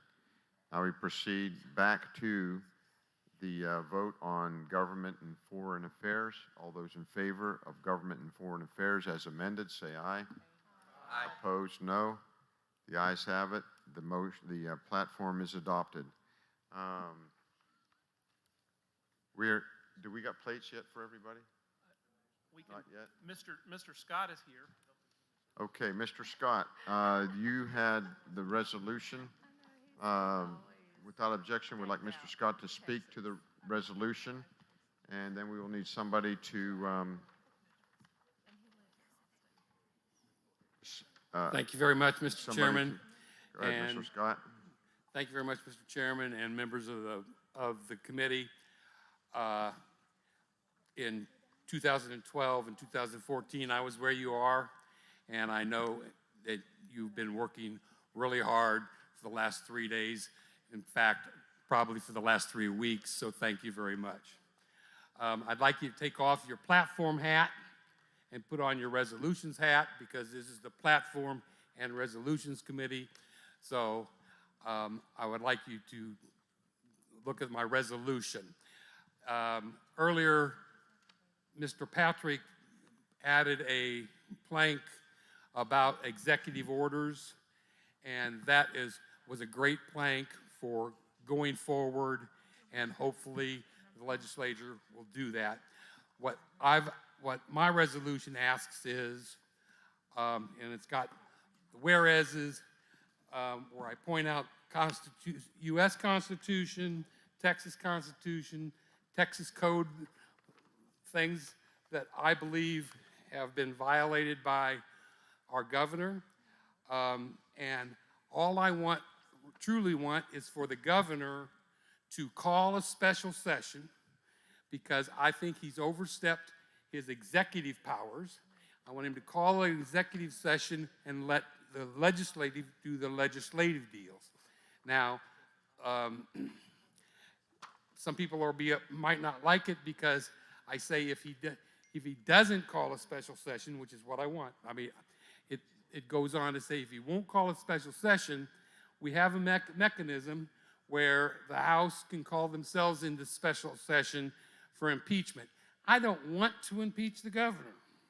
I want him to call a special session, but if he refuses to do that, therefore you'll see there's a therefore for him to call it.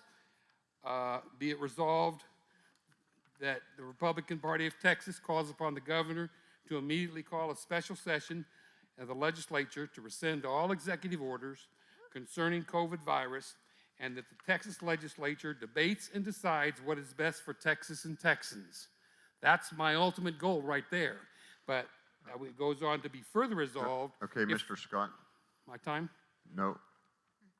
Do we have a committee member that is willing to sponsor this, to bring it to the floor so we can debate it and vote it? I will move the resolution, sir. David Westbrook, SD 26. Okay, it's been moved. Is there a second? Oh, go ahead. Is there a second? Second, Tanya Okay, it's been Robertson, SD properly 11. moved and seconded. Mr. Scott, would you please finish speaking to your? Again, yes, it's further resolved if the governor doesn't call the special session that we're asking for, that the legislature calls themselves into session to have an impeachment debate. I would hope that it wouldn't come to that. I do not want to see the governor impeached. I want to see a special session so the legislature can do their job and the executive branch of our government can do their job. Thank you, and I would appreciate your passing my resolution. Mr. Chairman? Can Okay, it's been I- properly moved and seconded. Do you wish to, Mr. Novus? Wish to ask a question to the speaker. Yes, please. In your items down here, it talks about Government Code Section 665.004, Paragraph A, Subparagraph 3. Yes, But can you tell me what that is? yes. Subparagraph 3 is, okay. Texas Code 665.004 titled Convening House for Impeachment Purposes when the House is not in session. And it lays out 3 ways that they can do that. Number 1, by proclamation of the governor. Number 2, by proclamation of the Speaker of the House if he has 50 people in writing that have asked for it. And number 3 is by proclamation in writing signed by a majority of members of the House. So that would be 76 members of the House. Thank you, sir. Any other questions? Mr. You wish to speak to your motion? Thank you. Thank you. You wish to speak to your motion? I think he laid it out pretty well himself, so Okay. I do not feel the need to speak for him. Mr. Chairman, would it be in order to move to postpone this for an hour or two, and let me explain why? I think the idea of calling for a special session to deal with these executive orders is appropriate.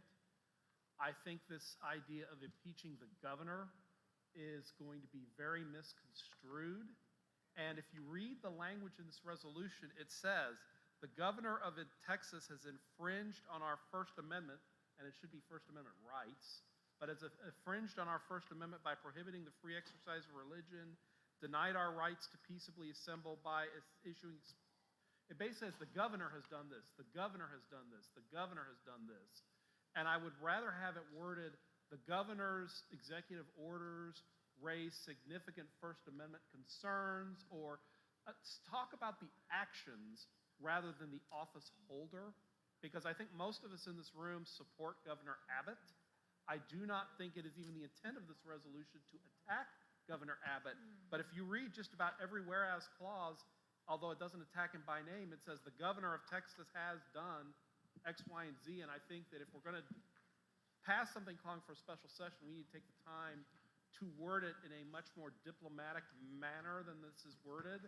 And so I'd move to postpone this for at least an hour or two so that this can be rewritten in a much more diplomatic form. And I would prefer that we not talk about impeachment of the governor in a resolution, is my own personal preference. Okay, we have a motion to postpone this until, Mark Dunham, SD 29. I'll second that. for an hour. How about until 8:45 p.m.? How about 8:45 or until we finish the next plank? We only have 2 more to go. That's acceptable. Okay, so we'll postpone this for the next hour or until we finish with the next plank. Without objection, we'll postpone this resolution. Are we ready for the dinner? Mr. Chairman, Mr. Chairman, we're Yes. postponing it, but I have a point of inquiry. Who's going to work on the words? It'll be Mr. Scott and I was going to ask the author if she wanted to work on rewriting this. Yeah, So the I sponsor- might also, Sponsor. I'd like to give the opinion, I think the Yeah, optics Mr. would, T.J. Scott will get him to. I think the optics for impeachment would be very bad. And I'm in favor of a special session, but I agree with his idea. Mhm.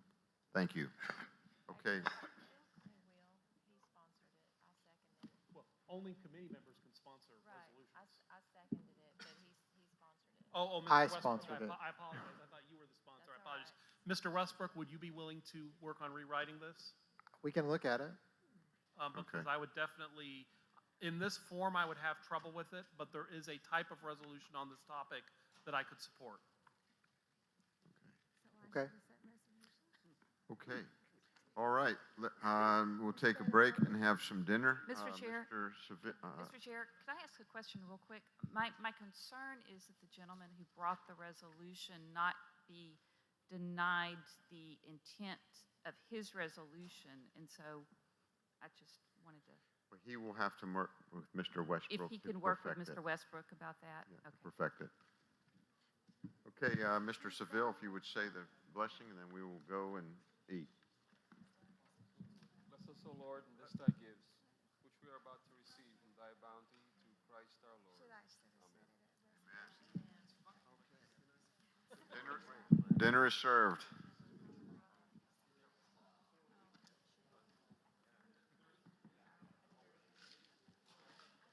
But they're even figuring out the wording. So I should have said, I should submit a resolution. That's what I'm saying.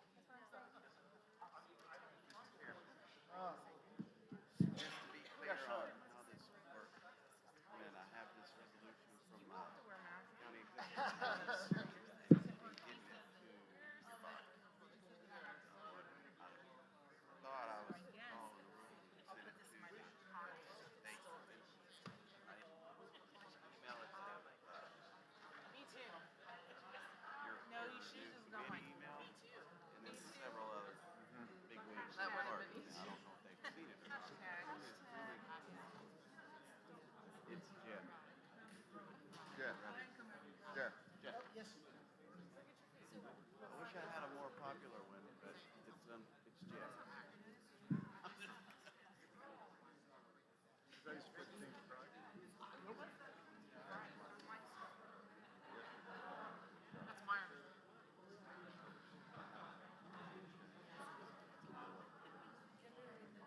We'll talk about the other one. But this one I do. Okay. All right. How you doing? I'm all right. You having fun?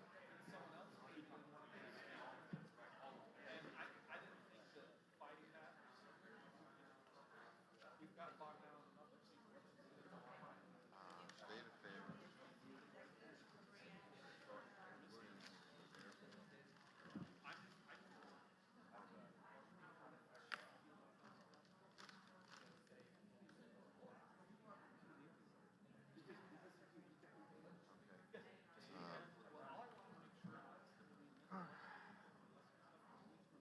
The text. When we start with.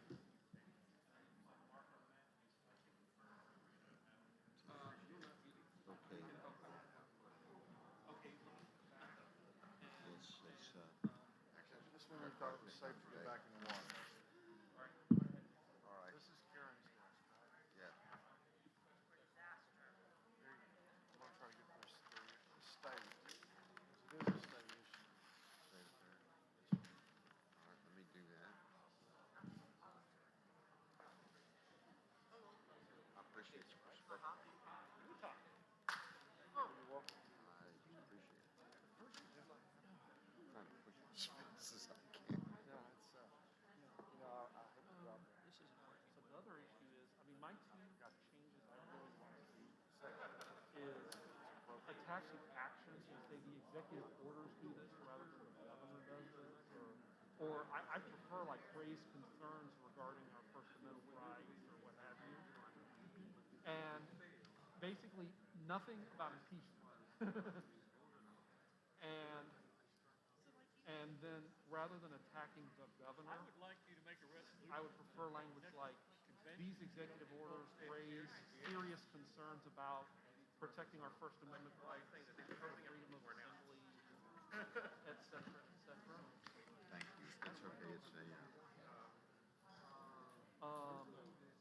Just so that we don't get It's a bunch of interesting people how thinking two we're committees attacking that I'm on Greg, are that we're left trying to to the keep end. Greg Abbott Health and, yeah.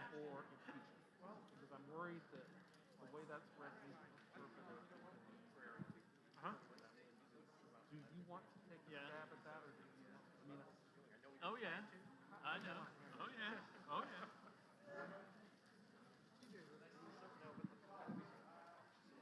I don't either. And, oh, that's even worse.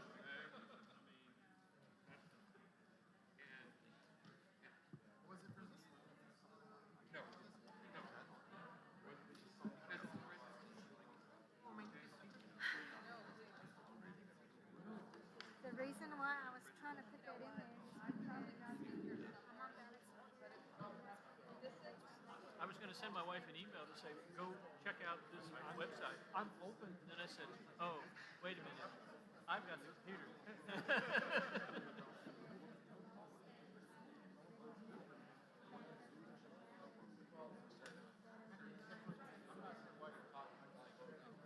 Oh? I don't know. Same email address. What? Yeah, I understand. I mean, You can. No, but what do you want? Yeah, I don't know. People, including Mr. Klein, shared my concern. I made a motion to postpone. Because I think it's so that you raise by this resolution, we could vote. What I have to know about the way it Because works they don't understand. and how What I it's wanted.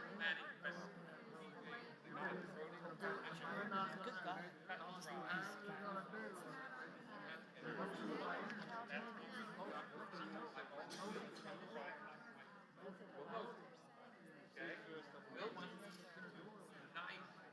We had a lot of issues.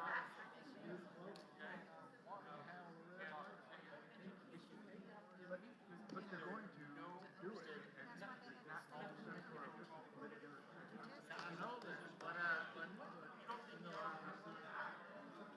2018 says no internet. And that's for public office. And we're not public office. It didn't say public office. It said internet, no internet. Okay. And any election.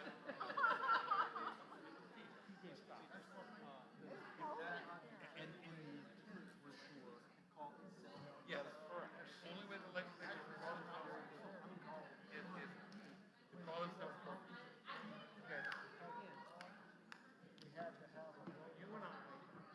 So do you believe in what they said 2 years ago? Okay. Do you believe what they said 2 years ago? Effective. You've got the power of this vote. I don't. Okay. Mike. It wasn't supposed to be diplomatic. I don't care if I'm stepping on the governor's toes. Okay? I mean, and we take out the impeachment part, there is no reason to call special session. He already knows there's a lot of people out here who want a special session. There's no question. But don't you believe he does? We're going to be we're going to be lower than the Democrats. Doesn't matter whether they like each other. I don't have a I was trying to find what I did.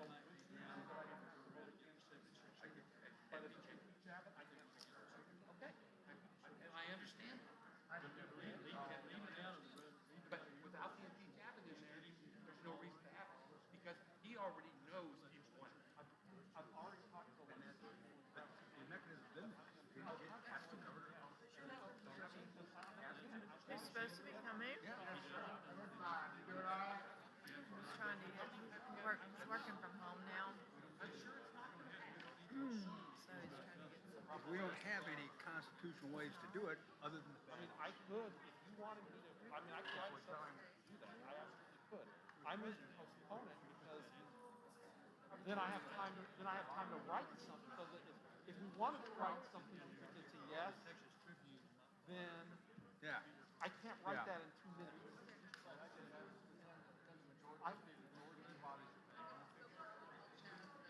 I wanted to give, I wanted to give, I had two choices. I could have just voted no and tried to kill it, and I might have had 60 votes to do that. What I was trying to do with the motion to postpone is see if we could bring people together and get a consensus on this. And the only parliamentary way I can think of to do that properly was to move to postpone. Yeah. Is so that we could have time. I didn't read the Texas Constitution on how Something along those lines, worded in a way that I could actually be comfortable with. Now, it sounds like EJ, that any more diplomatic wording that I would come up with would be unacceptable. Unacceptable to the sponsor of this resolution. I don't know. I haven't heard anybody come up and say. I mean, he hasn't seen this resolution. I can't vote for that resolution in its current form. And I was trying to figure out, rather than saying no, I wanted to find people to make a vote for it.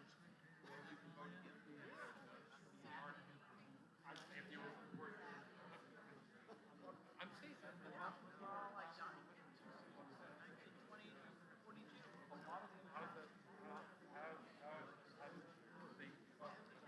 How do they know about it? I don't know if I'm going to be able to. Yes, can you hear me? You can hear me now? Yeah. Okay. I don't know. I'll be able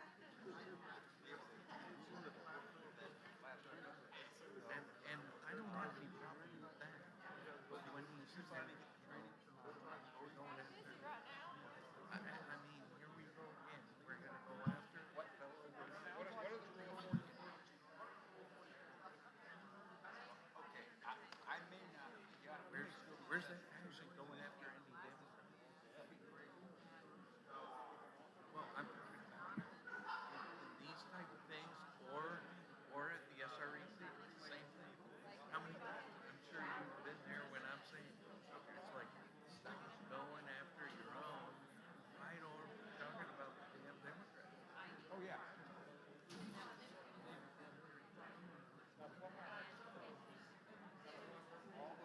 You've heard me sit there and support,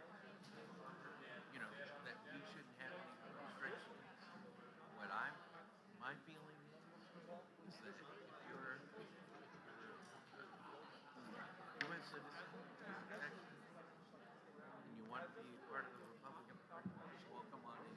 Gus? I said that the last time when we had the vote. Yeah, and we're just now fighting about it.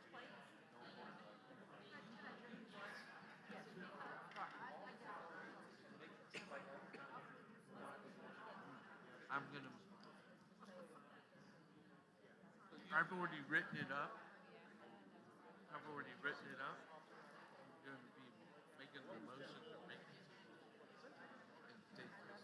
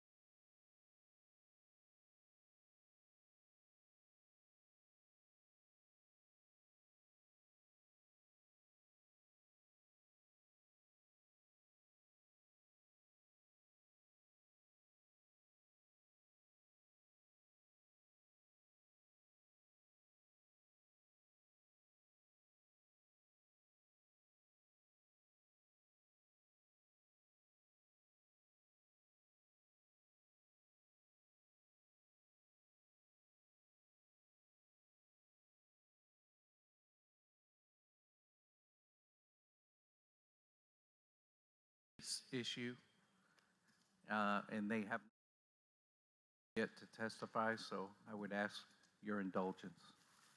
Okay, for the folks on the Convention of the States, would you all stand up and see how many are here? How many are left? 5, okay.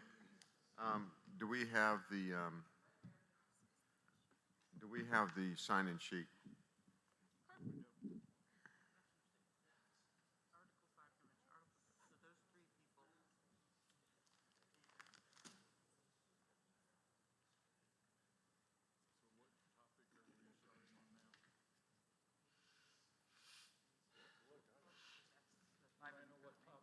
Okay, if we can take you one at a time. Mr. Dunham, did you want to have a motion to reconsider any certain planks of the convention? That is correct, Mr. Okay. Chairman. On the constitutional issues, we have a motion to reconsider. Do you know which plank you would like to reconsider? Yes, the Article 5 Convention of States. Okay, the Article 5. Are the Convention of the State, I know Mr. Deffenbaugh spoke. We have Jane Burkhart. Are you here? Okay, what about Caleb Padillo? Okay, and Michelle Davis? No? Okay, Jane, would you please come forward to the mic and speak?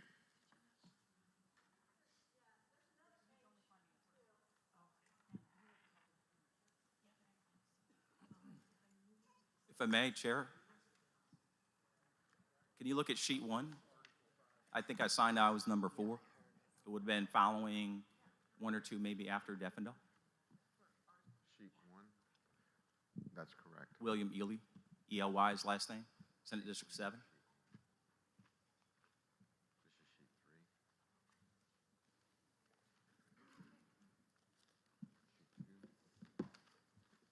3. Okay, let me have your name.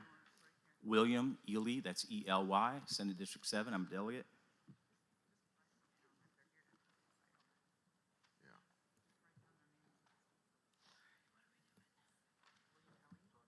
Okay, William, I'll just write you down. William Elliott.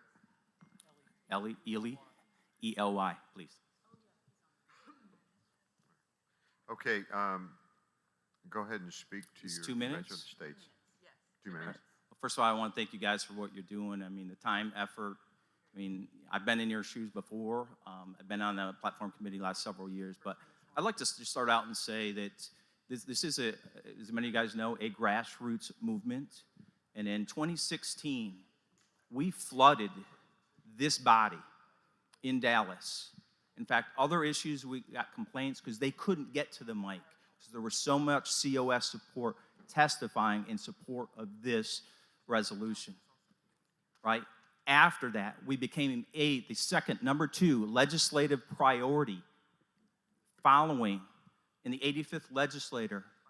We folks, I have a job, many of us do, took time off 6 times to the Capitol.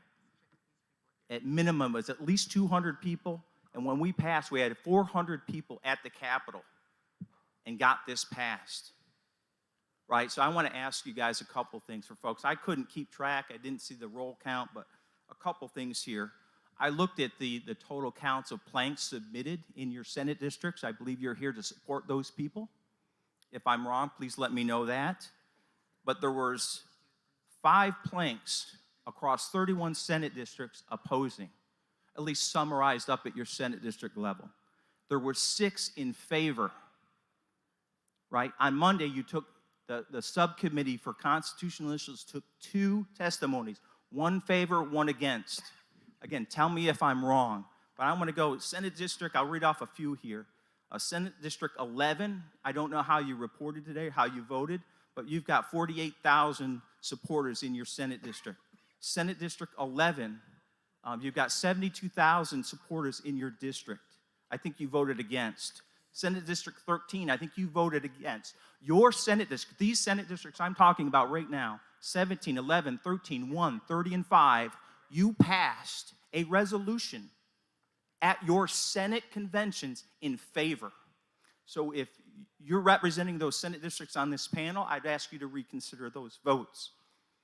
Look, for the better part of the last century, the fears of the con and the runaway convention have frozen conservatives for taking this instrument in Article 5 given to us by our followers to right the balance of power between the states and the federal government. It is one of the primary, tell me otherwise, check and balance between the federal government and the central government. Ladies and gentlemen, we're being devoured by Washington, D.C. They are the largest creditor, debtor, insurer, property owner, tenant, healthcare provider, pension guarantor in our country. The only way you're going to get to reduce power, D.C. will never propose an amendment, and that's all we're talking about here. 2 ways to propose. All the power to ratify any amendment comes back to the states. Okay, So even if your time has expired, it's Mr. Chair? Mr. Dunham, you're recognized. I didn't speak, Mr. Chairman. Oh, I'm sorry, Mr. Novus. Would the body consider extending the time? Put that before the body. Would we consider extending his time Yes. by 2 minutes? 2 minutes? Yes. Proceed. If I may, I know some of the, I've presented on this topic probably 70 times in 5 years, right? I'm here in Southeast Texas. Every Republican represented at the time supported us. That could be good or bad. Read it how as you may. But what I've seen all the opposition arguments. I've done my research on this issue. And I think it boils down to a couple things. People say you can't control scope. Well, I will tell you, you're wrong. Right? Under the Jimmy Carter administration, he had the Department of Justice investigate this issue. And under the Reagan administration, he had Heritage Foundation investigate this issue.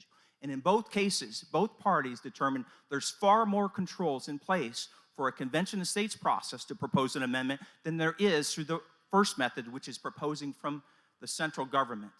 So if you think the central government will ever propose an amendment that reduces their power, ask yourselves that. That's not going to happen.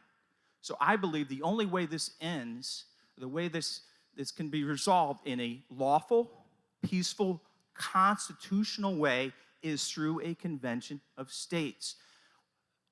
All we're asking is let the states propose amendments, because the amendments that we might want to see that pulls power away from D.C. will not be proposed by those folks in D.C. I got other numbers on districts. Glad to answer any questions if I could use some of my time for that. But another data point, when we passed in Texas, we had 105,000 supporters. We have over 200,000 supporters now, even after we've passed. This is a Herculean effort, make no doubt about it. In some states where we've passed, we had representatives, they lost their election. The next election around, those folks that no longer support. Mr. Eli, your time has expired. Okay. Thank you. Thank you. Andy Eller.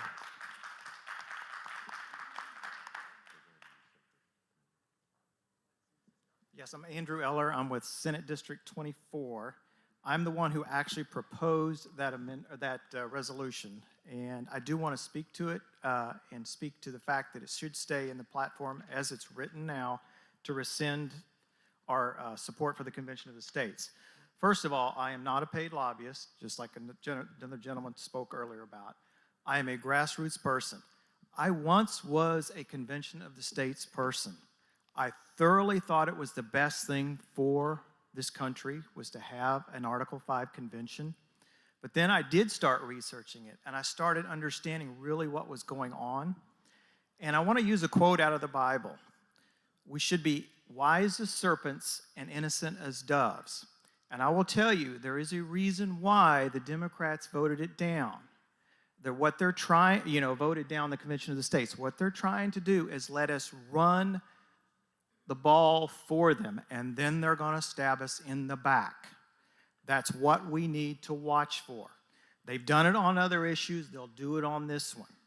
So, as I continue to read what I kind of prepared was, as I said, I was once a proponent, and now I'm against it. We have to remember that Article 5 clearly makes no provision to limit what can be done in the convention. So once the convention meets, the entire Constitution is open and can be changed or even scrapped in favor of a new Constitution. I don't care what anybody else says.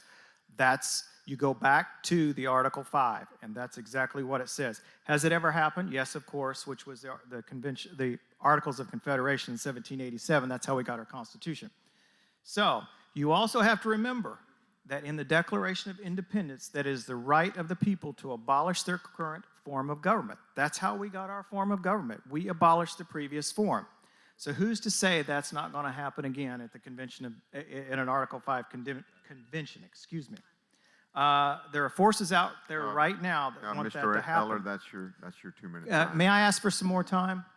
Mr. Chairman, I'd like to move to give him 2 minutes as we did the last speaker, please. Okay. Without objection, we'll give Mr. Eller 2 more times. Okay. So basically what I was saying is, so there are forces out there that want to do that. They want to change our form of government. Socialism, communism, Marxism, that's what the Democrats want to take us to, and they're going to use the Convention of States to take us that way. I'm sorry, but that's exactly what's behind them.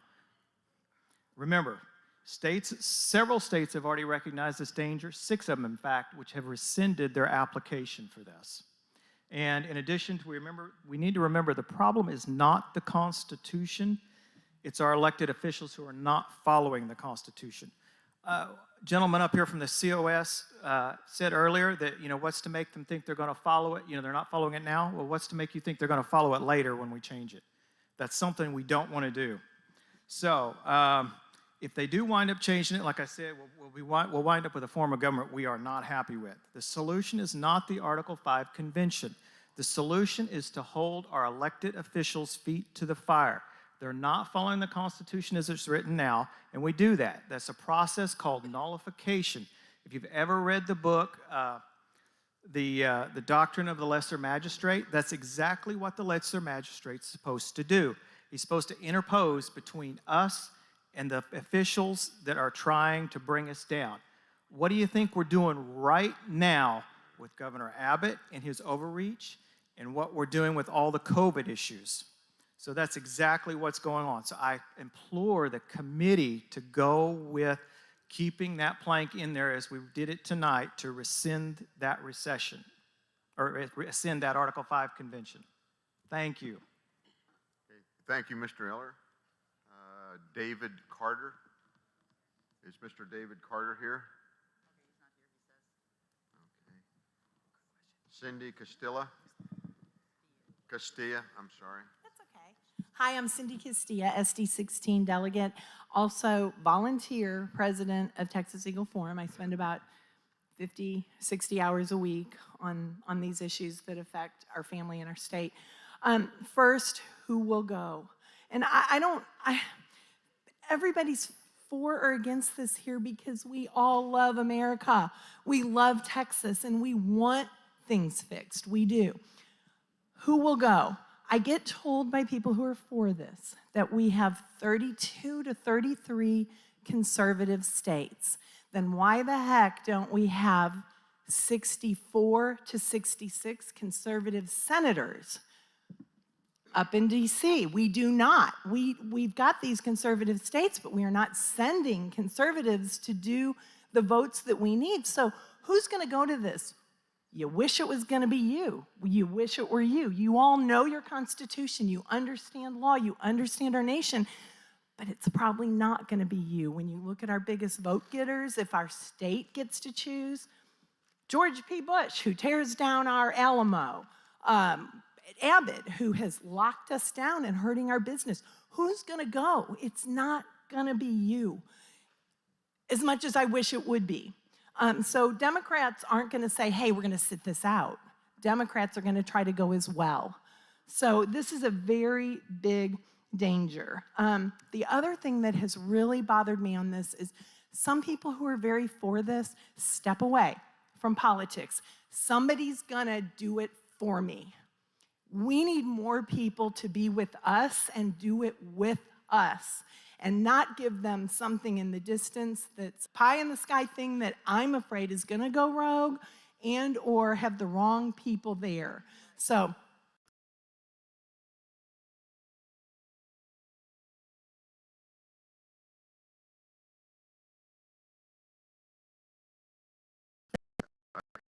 Stephen Callis, Callas.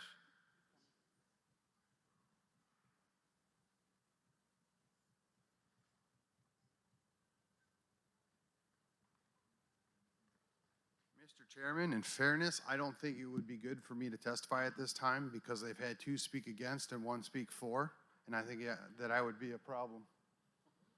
So, Well, you signed up to speak, whether I you're did, for or against? but they don't have equal representation. I don't. Okay, well then we'll roll. My apologies, Mr. Speaker. I wanted to be gracious. Okay, so I'm going to speak to support the way it is now, to rescind. The reason being is people change their mind over time. Okay, so there's 3 main problems. 1, Congress thinks they're going to run it. 2, they think the president's going to have some say in it. And 3, even if the states do run it, who in the states are going to run it? It's unknown, it's unplanned, it's uncontrollable. Issue number 2, once a convention of states is started, there's nothing to prevent them from going off the rails. Historically, it's happened once before, which is where we went from the Articles of Confederation to the current Constitution. Now, I'm going to give the benefit of the doubt to anybody in COS that their heart's in the right place and they want the right things. I have several friends that I think very highly of that are a part of COS. But right now, we have a remedy. It's called state sovereignty. It's called nullification. It's called interpossession. The other gentleman already matched it. If we're not even willing to do those, and we refuse to stand up and do those, what makes you think we're going to be able to find enough states and enough leaders within the states to do the same thing on a national level? I don't have faith that that's going to happen. I don't see our Washington, our Patrick Henry. I don't see any of those guys floating around. I'd settle for John Adams or Alexander Hamilton, and I don't see those guys either. So I would just encourage you to leave it as is. People change their minds, and you know what? When it goes to the convention proper, they can override you if they want. Thank you very much, Mr. Callis. Jane Burkhart.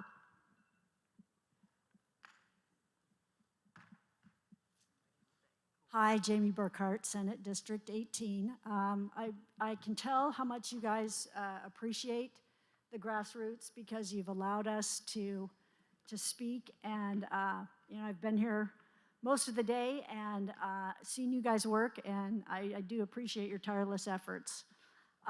This is an issue that's very near and dear to my heart. To pass the resolution was extremely exciting. I feel really sick that we're sort of backsliding on this.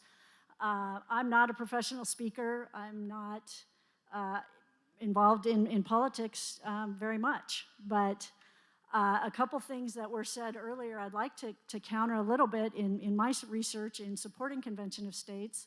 I don't believe it's true that the reason we have a constitution is because of this process of a runaway convention. The delegates were given marching orders to basically form a new government if that's what it took, and that's what it took. The Confederation of States wasn't working.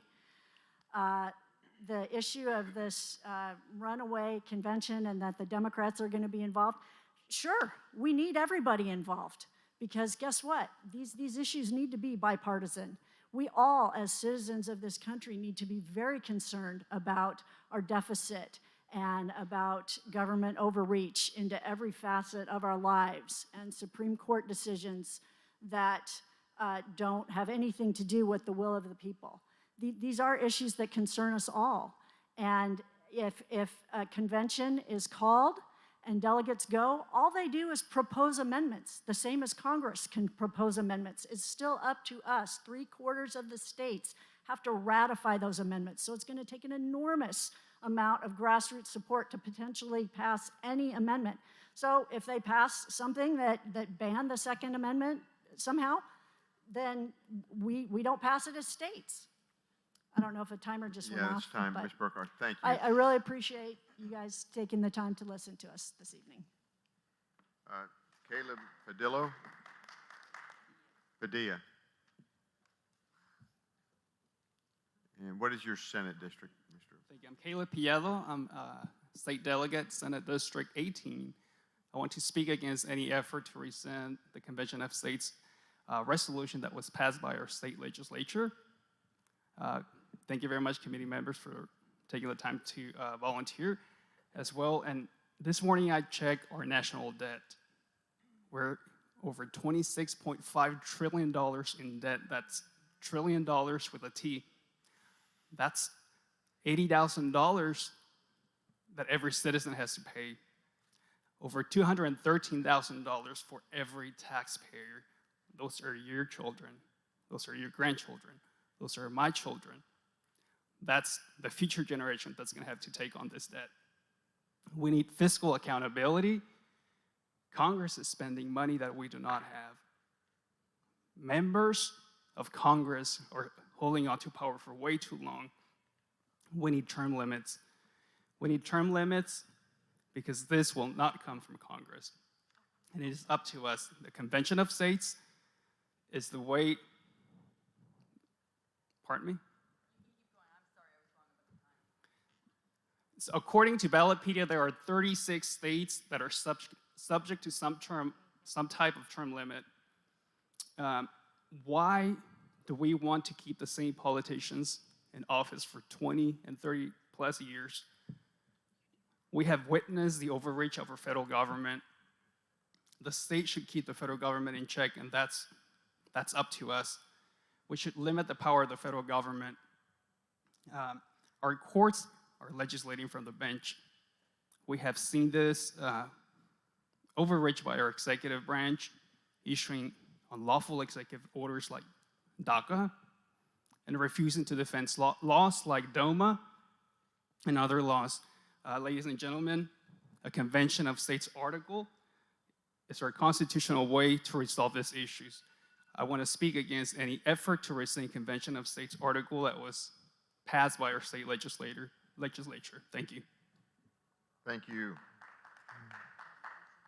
Dr. David Dairon, D-A-I-R-O-N. Michelle Davis.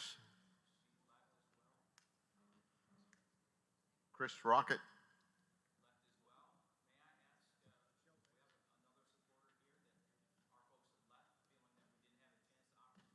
Sure, let me, I have Henry Bonet, B-O-H-N-E-T. Okay, I'm Henry Bonert, and I'm from Senate District 17. I've been involved with the Convention of States for probably 5 years, something like that. The problem that I see with everybody viewing this as a bad option, what really gets me is some of these people are trying to use interposition in that. That is going to involve the courts in that. That's why we're not going to have a convention here in person. It's because we let courts get involved. We, the people, need to be the ones that get involved with this stuff, and we do it through our state legislators, and we get our state legislators to do their jobs, and we can get something done and put Washington, D.C. back in its tracks where it belongs. We're not going to do it with nullification. Nullification, that word is not in our Constitution. We're looking for things to be done within our Constitution, and it is our constitutional duty, and it is our responsibility to get this stuff done as citizens from each individual state and actually get Congress to listen to the states instead of having the states having to listen to Congress. As far as getting our resolution passed, it took a lot of effort on our part. We were in Austin, I would say probably 4 or 5 times trying to get this resolution passed. I don't think we should be going backwards in time to go and rescind what we've done in a prior legislature. Thank you. Mr. Chairman? Thank you very much. Mr. Chairman, I have a question for the speaker. Granted. Why won't nullification work? Why will nullification not work? No, why won't nullification work? nullification isn't going to work because you're not getting the people involved in it. The nullification is going to be done by courts and the elites, the groups of people that we're trying to fight to begin with. Thank you, Mr. Speaker. Thank you. We have one more, Michelle Doubet, D-O-U-B-E-T. She left. Is there anyone else who wishes to speak to the constitutional issues? Please state your name and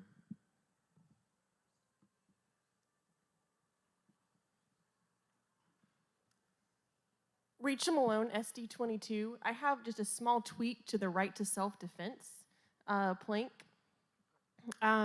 It says, we support all legislation and policies that reduce restrictions on legal gun owners age 18 and over to purchase, own, and carry guns, ammo, knives, etc. I reread it and realized we're reducing restrictions, which means probably there are some people who are not legal gun owners but should be. For example, there are current infringements that need to go away. One example of that would be vets who have very minor PTSD. Their gun possession rights are restricted. So they wouldn't be legal gun owners, but they should. So I'm just going to suggest to strike legal gun owners and replace it with citizens, or even simply with those. I think that better puts forward what we're trying to say, and it avoids an inconsistency. Hopefully that's clear enough, but I'd be happy to answer questions if that's needed. okay, what is the plank number? I don't know if it has a number, but it's there we go, right to self-defense. Okay, we found it. Thank you. Mr. Chairman, Tanya Robertson, Ms. SD 11. I think this would be a point of information. Maybe a reminder that all of our microphones are live, especially when we're on break. I'm getting some messages. We just need to be aware of that. Okay. Well taken. Thank you.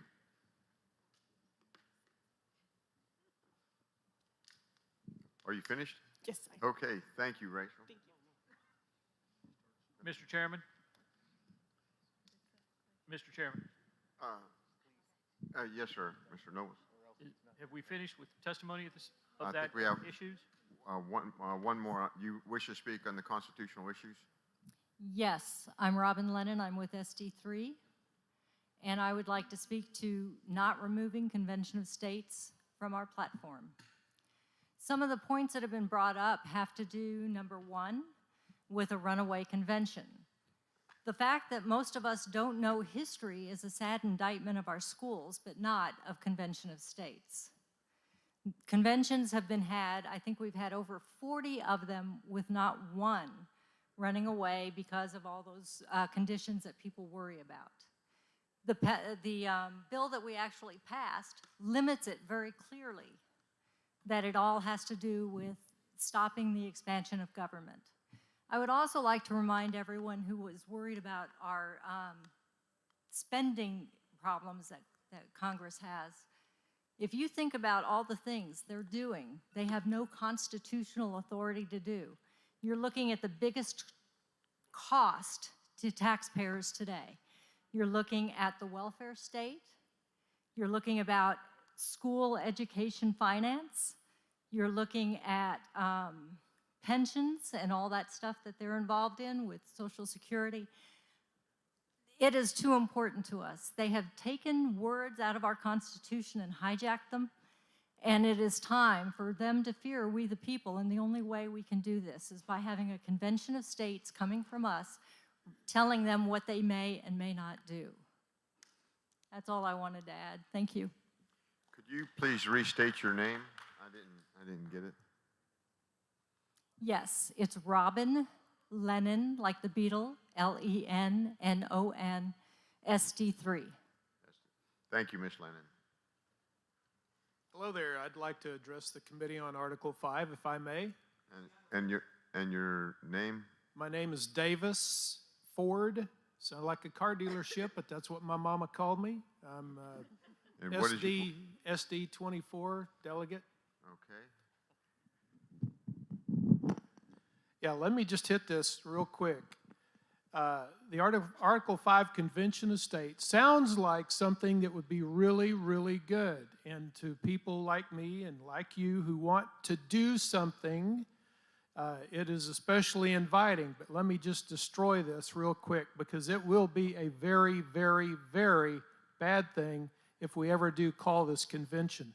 Number one, has there ever been a precedent set for calling a convention to amend the Constitution? And then once that constitutional convention is called, that they throw the Constitution in the trash and write a whole new Constitution? Has there ever been a precedent set for doing that?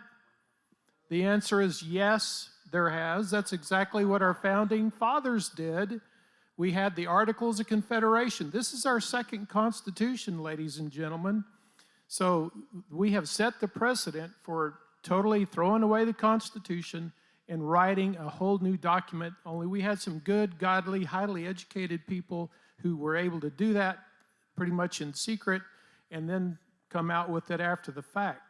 Now then, number two, has there ever been a precedent set for putting restrictions on delegates going to such a convention, and then once they get to the convention, they throw up their, take their restrictions, wad them up, throw them in the trash, and do whatever they want to do? Has there ever been a precedent set for that? Yes, that's exactly what the founding fathers did. So how can you deny that that wouldn't happen again? Now, number three is probably the scariest one to me. It ought to be the scariest one to you. Is, has there ever been a precedent set for changing the rules of ratification? Yes, our founding fathers unilaterally did that too. It had to be 100% under our Constitution at the time, the Articles of Confederation, but they changed it to say, well, we're getting a little pushback. Why don't we just make it 3/4 of the states? How about that? Yeah, let's do that. And so that's what they did. Your time. Thank you very much. Thank you. Okay. Is there anyone else who wishes to speak to the constitutional issues that has not already spoken? Well, I've come to speak on my own issue. I had no idea that we were going to reconsider Convention of States, and I felt morally obligated to speak against it. May I have 2 minutes or a minute to speak on the issue I came for? What issue did you come to speak for? Well, I wanted to bring up for reconsideration a resolution that passed out of SD8 that I did not see anywhere in the combined format. What is the category that it is under? It was going to be under constitutional issues having to do with the option to have a referendum for Texas to assert independence. I have to. Yeah, you're out of order on that. That is not a constitutional issue? No, it's out of order because you already addressed the committee once on constitutional issues. We allow each delegate to address this once on each category. There's 9 different categories. Mr. Chairman, may I speak? Mr. Chairman, the Senate District 8, Bolsheville. Yep. I then am at fault in bringing the speaker up. I incorrectly led him to believe that he could speak on different issues, and that's why then he came up to speak on the first one, and then now he's here at the second one. Okay, So we'll make a motion. I make a motion to allow the speaker to have 2 minutes. Okay, without objection, we'll have Mr. Chairman, is this the last speaker? This will be the last speaker. If this is the last speaker, I have no objection. If it's not the last speaker, then I do object. Okay, we have an objection.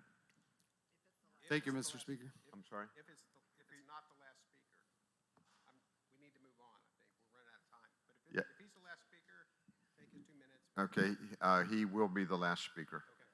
Okay, with no objection, we'll let you speak for 2 minutes. Hearing none, you're free to speak, Mr. I appreciate it. Stephen Kellis, SD8.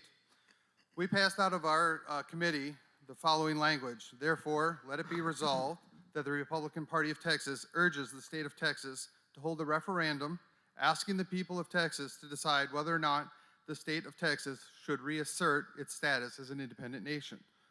Now, the reason why this is important is it's going to be a non-binding referendum. We get that. But we put the rest of the states, particularly our federal government, on notice that we're paying attention. We know what we can do. Don't push us, AKA don't tread on us. So I would ask that you put forward the language, let it go to the convention as a whole, and if they should vote it down, so be it. But it went right through SD8 without a fight. So I would humbly ask that you would consider that. Thank you. Mr. Callis, could you just give your language to your SD8 representative? Okay, the testimony is now finished. Mr. Speaker. Mr. Chairman. Mr. Dunham, you have the floor. Yes, Mr. Chairman. I motion that we reconsider this Article 5 Convention of States.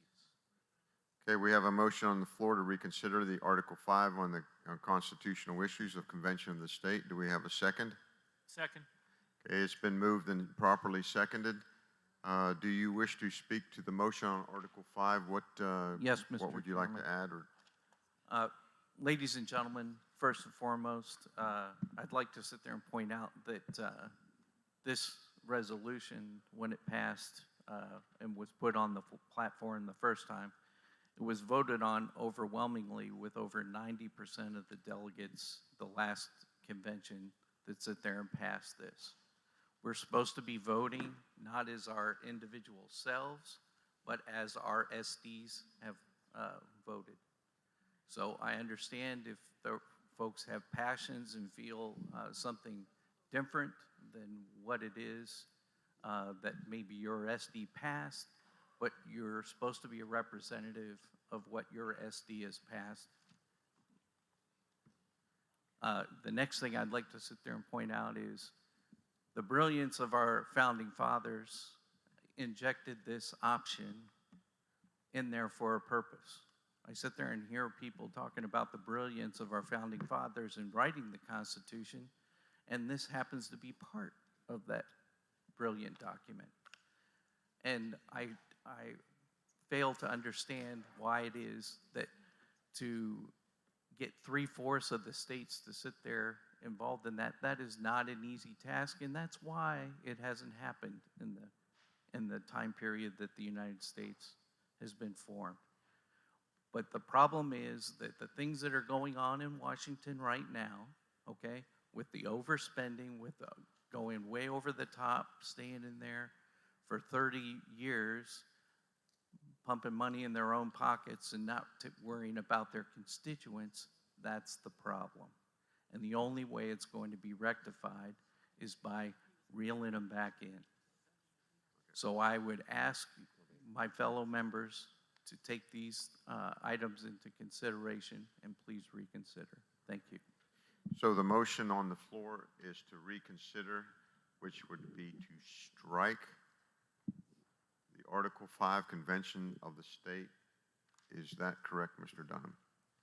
That is correct, sir. Okay, do we have anyone in opposition to Lee striking? Wamscons, SD9. Do we have anyone in opposition to strike? I'm in opposition. Okay, state your name and SD number. So just, I want to, sorry, Lee Wamscons, SD9. You have the floor, Lee. I want to clarify that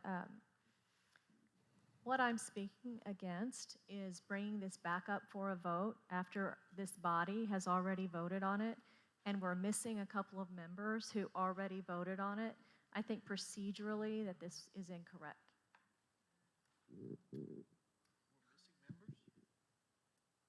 The motion on the floor was to reconsider, and it was reconsidered. And so Mr. Dunham made the motion to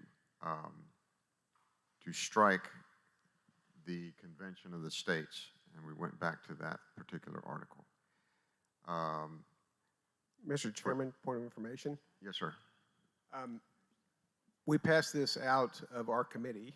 We brought that section up. There was a motion to strike it and replace it once. That motion was voted down. And then we passed the whole plank. I know we're reconsidering, but if we keep opening it back up, where does it stop? I mean, I have 72 planks that I would like to reopen that we've already passed. So if we're going to keep revoting on things until we get the vote that one side wants, then I guess you guys better all plan on getting some no-dos, because I will keep us here until Sunday or Saturday of next week. Mr. Speaker. Thank you. We've decided this once already. Mr. Chairman. Mr. Chairman. Mr. Nobles. I'd like to correct two items. One, we brought this back up because we didn't follow a procedure where we allowed testimony on the topic at the time. The other item is we didn't vote on rescinding this item in the platform. We voted on replacing this item in the platform.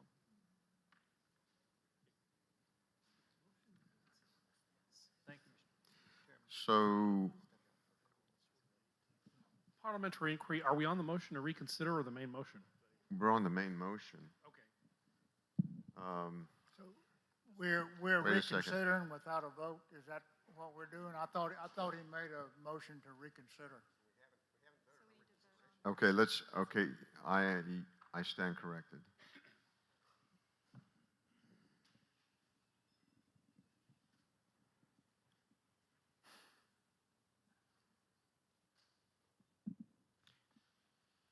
Mr. Dunham, was the motion to reconsider? Yes, Mr. Chairman. Okay. The vote is on the motion to reconsider. Do we have anyone in favor of reconsidering the vote? No, Mr. Dunham's motion was to reconsider. Do we have anyone opposed to reconsider the vote? Mr. Garcia, he is opposed to reconsider. Rolando Garcia, SD15. I would just echo everything Matt said. Unlike the previous time we voted to reconsider, for this issue, we heard testimony before we voted, okay? We heard testimony from both sides. We had a very lengthy debate among this committee, okay? We haven't heard any new arguments. I mean, I appreciate that they took the time to come testify before us, but we didn't hear any new arguments. We're setting a really dangerous precedent where if they just bring more people and state their arguments louder and yell louder at us, we'll reconsider and change our votes. This debate was, again, it was thoroughly debated and we voted. I mean, let's stop revisiting all our previous votes or we'll be here all night.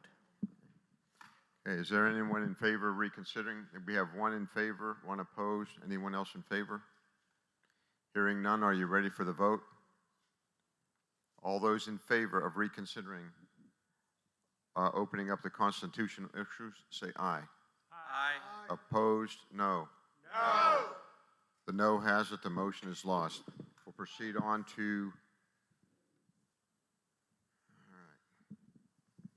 Heads of State Affairs, Tells us Health and Human Issues.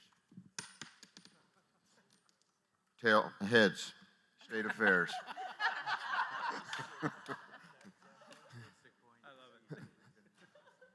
Mr. Garcia, do you wish to speak to your State Affairs issue?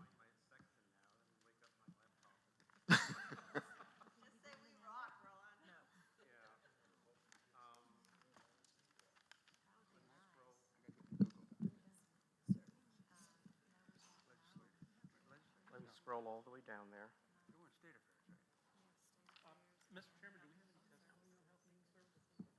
We're going to State Affairs. Oh, State Affairs. Yeah, I've flipped the coin, State Affairs come up. Do we have any testimony on it? Karen, do we have any testimony on State Affairs?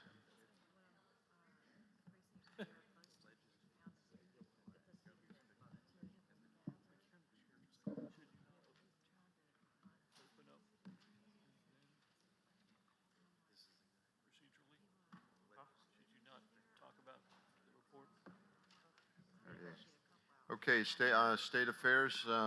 Point of information. Yes, sir, Mr. Garcia. Mr. Chairman. Before we begin testimony, my question would be, it is now 8:30, and would it be wise to, since we have a lot of people signed up and the hour is getting late, and we have two more lengthy hot button issue reports to cover, to maybe reduce testimony time? Okay, are you want to reduce it from 2 minutes to 1 minute? Yes. Second. A second. Is there any debate? All those in favor of reducing the testimony time from 2 minutes to 1 minute, say aye. Opposed, no. The ayes have it. Motion is adopted. Mr. Tom Glass, do you wish to speak to State Affairs? Yes, sir. My name is Tom Glass. I'm in SD7, and I'm the head of Texas Constitutional Enforcement. I'm speaking in favor of right to use cash and cash substitutes plank, which was passed by committee. So I'm asking you guys to do nothing. So thanks.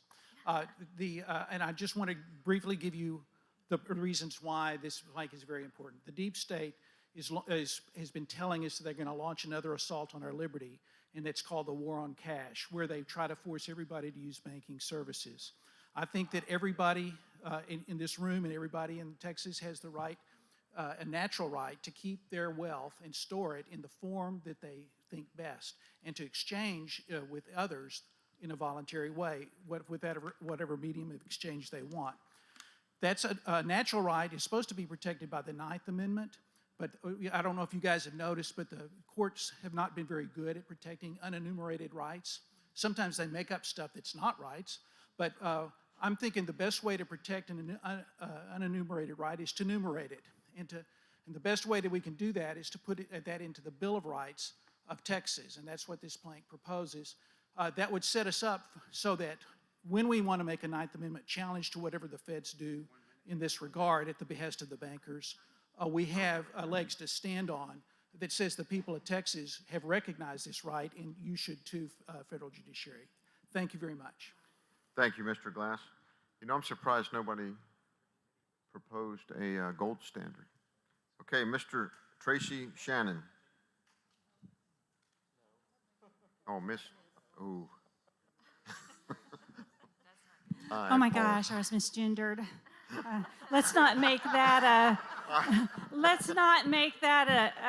a criminal offense in the state of Texas. I want to be in support of item 2020, which is against, which is a religious liberty bill, and against penalizing people of faith, people who hold traditional values, and so they don't have to support, endorse, promote, and celebrate homosexuality and homosexual marriage.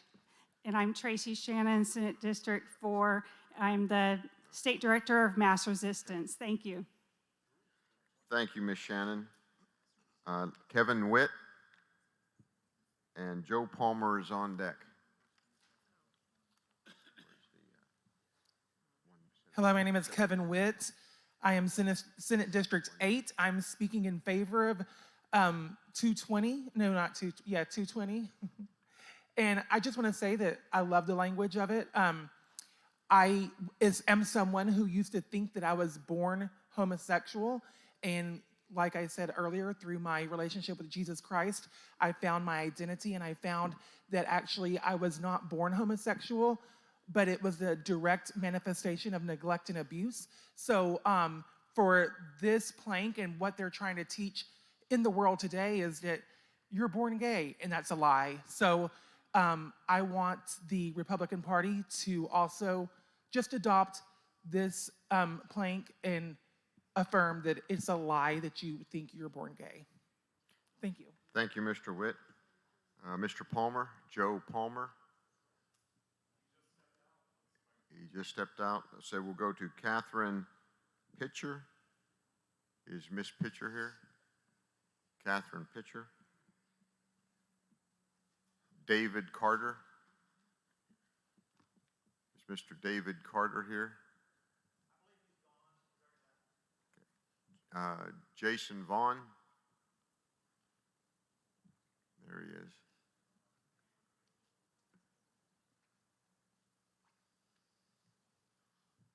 Good evening. Before you start counting my time, I'd already spoken with the chairman. For those of you that don't know, the chairman was nice enough to buy all of your dinners tonight. That was not included in what you had bought. And because there's so much left over, those of you that have stayed so late, the chairman has said, please have at what's left over. There's plenty left.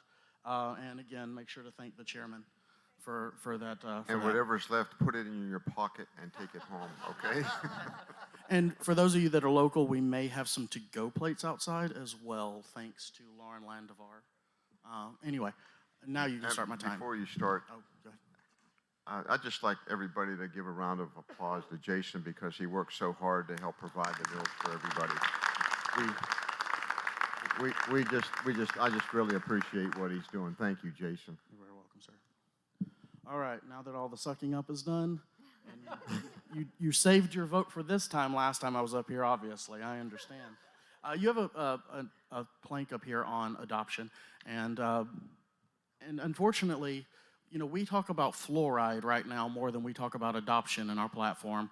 So I've actually got an amendment that my friend Paul Perry is going to be offering, that instead of saying who can't adopt, is going to offer you several ways to encourage adoption, because the problem isn't a bunch of gay people going to adopt. The problem is the church not stepping up and doing it. I mean, I think if we were honest with ourselves, if they went out and stepped up, if every one of you went home and said, Pastor, or I guess, well, he's gone, I was going to say self, if you went out and you said to your church, every month I want to have a Sunday where we start off and we're going to recognize a family that's in the adoption process or adopting, because that is a picture of Christ in the church right there. There was a reason it's called Abba, Father. So I would ask you to please, I'm sorry, by the way, I've been in the pro-life movement for years, and I have never sat and wrote until last night. I stayed up literally all night making sure I could clear real ways that you guys can help promote adoption in the state of Texas, and I'm very glad that my friends at Texas Right to Life are also very supportive of this amendment as well. Thank you. Thank you, Mr. Vaughn. Was Joe Palmer? Okay, there you are. Thank you, members of the committee. Joe Palmer, SD12, member of the Resolutions Committee in SD12. Thank you all for your work. There were a couple issues I wanted to mention. Yesterday we talked in one subcommittee about HOAs. I'm not sure what the status of that is, but if that's revisited, I would welcome that as far as HOAs being subject to Open Meetings Act. Because as we know, HOAs are not quite the innocent private organization like a Blueberry Pickers Association or something like that. They're very egregious. They'll ruin your life if your lawn is 1/8 of an inch over length or something like that. Another issue that is very important to me is the standard presumptive value law. That is the taxation method that is applied to used vehicles. Of course, you buy a new vehicle, you go to the dealer, you buy it, they take care of all that. And the tax is based on the sales price. But when you, 10 seconds, whatever happened to 2 minutes? I would like to repeal the standard presumptive value law. I also very much in support of protecting cash. Cash is vital. Cash is very important. It's a privacy issue. Please consider that. Thank you. Thank you. Okay, we have Chris George. It's Mr. Chris George here. It is 1 minute, so. Mr. Speaker, I don't know if it's a point of procedure. Can I move to ask for him to have 2 minutes? He's been here since 8:30 this morning waiting to speak on this, and it's not his fault that we're just getting to it now when we're all very tired. I've worked all Okay. day to get this thing down to 2 minutes. I'm just asking for 2 minutes. It's hard to say anything. For the committee, we have a motion on the floor to allow Mr. George 2 minutes. I'll second. Okay. Without objection. The motion carries. Mr. George, you have 2 minutes. Thank you. I'm simply here to call on this committee not to soften our platform in any way as it pertains to marriage, family, or sexual behavior. Our platform is the statement of our core values and what we believe to be true and best. And while no one fully lives up to most standards, that doesn't mean we lower or change the standard if it's true and good. The RPT has become both the bastion and the safe harbor for conservatives across our state who not only believe what the Bible teaches about sexuality, but who want the freedom to speak about it as well. As a result, we've grown to be the largest political gathering in America. However, there's a very deliberate move in our party to find common ground with the LGBTQ movement and consider shying away or softening our clear stance on language on the issue. Every place where compromise on this issue begins ends with our basic rights being removed. What do I mean by that? Across our country, people who don't endorse the LGBTQ lifestyle have been sued, kicked out of school, and legally threatened with losing their livelihoods. In Canada, where this has been going on longer, pastors can't even preach what the Bible says on the issue inside the four walls of their church without government prosecution. Here in Houston, Texas, the prior mayor, before the current one, who was openly gay, demanded pastors to submit their sermons to her for review, many of you may remember. And as we've heard many times across the country, boys are just placing girls in their rightful place in sporting contests because they identify as female. This is where compromising with or appeasing the LGBTQ movement always leads. It's the camel's nose under the tent and always ends with us losing our basic constitutional and God-given rights. And if we fail on this issue, we will become irrelevant, and we will leave social conservatives with no place to go.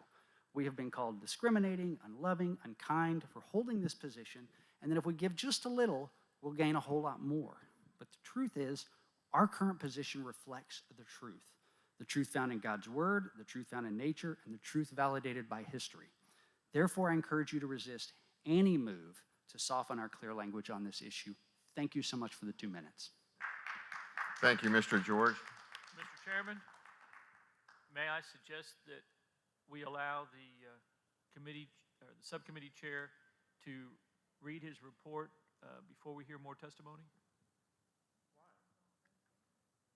Then maybe we'll have less testimony? We only have 1, 2, 3, 4, 5, 6, 8 more, and it's 1 minute. We're 8 minutes. Okay, Mr.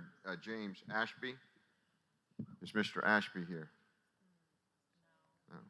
What about Ryan Richards? Is Mr. Ryan Richards here? No. T.J. Scott? Is Mr. T.J. here? No. Sylvia Garcia? Is Miss Garcia here? No. Louis LaRota?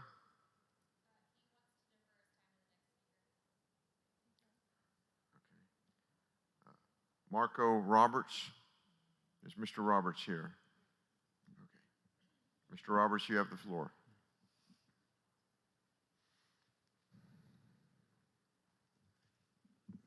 Is there a way to lower this thing? I feel like I'm looking right at it. It's right there. There we go, thanks. All right. It's not a big guy. Thank you very much for your time. My name is Marco Roberts. I'm with Senate District 6. I'm also the state chair of the Log Cabin Republicans of Texas, of which you've probably heard quite a bit lately. I saw some of the resolutions, some of the planks that were being proposed. I actually want to say that I'm rather pleased with some of the work that you guys have been doing. I know that many of you have worked to, in fact, moderate the language to what's reasonable, focusing on policy instead of vindictive language. I think that's to your credit. I hope you continue doing that work. We appreciate that. I want to share the concerns, some of that you just heard a bit ago. You know, Log Cabin Republicans of Texas is concerned with some of the very same things that you just heard. Now, I don't agree with the use of the term LGBTQ. I never use it because it really refers to undefined category of people. And in fact, I know that there was a change to the homosexual behavior plank that addresses that. But I want to just say this. We understand what religious liberty is for.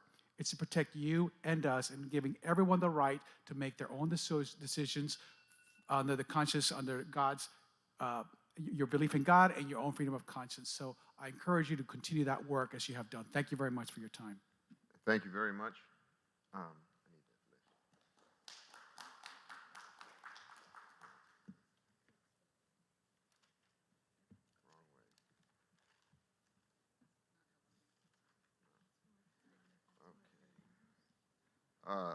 Louis LaRota, is Louis here?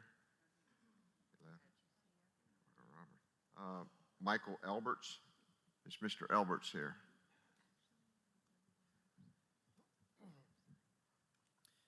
Good evening, everybody. I'm Michael Alberts, Senate District 6.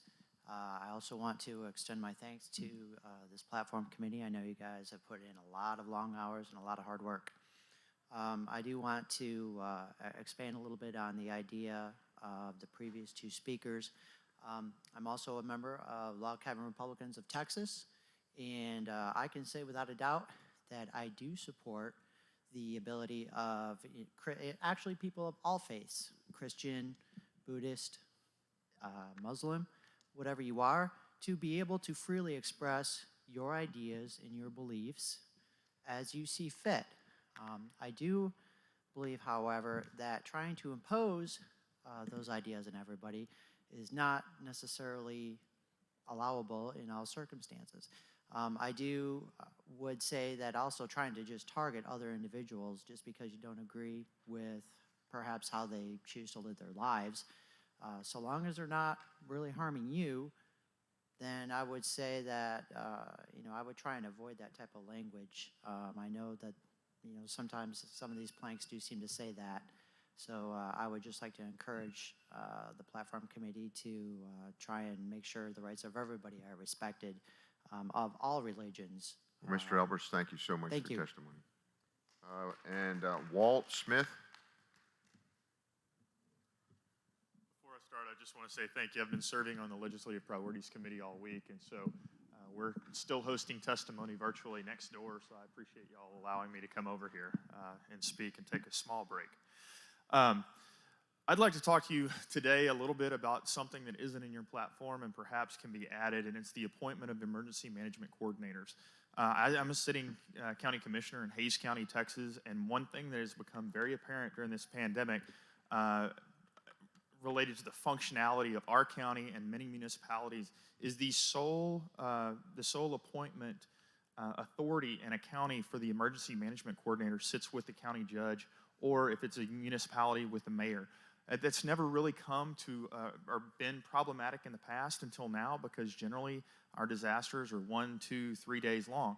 What we found, though, is that since there is no ratification of those positions, across the state we have situations where those have been political appointments, and now we're in a pandemic, an emergency situation, where a political appointment's been stuck in there, and maybe it's the judge's brother-in-law, maybe it's his chief of staff, maybe it's someone who filed a run against your sitting sheriff and needed a political reason to do that. And that's what happened in my county.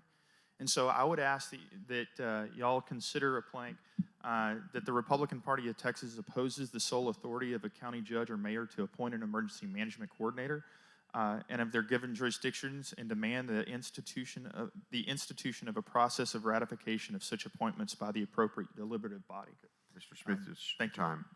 If you want to give that to your senatorial district representative for Thank you. consideration. Thank you, sir. Okay, that completes the testimony for State Affairs. Mr. Garcia, do you wish to make a motion?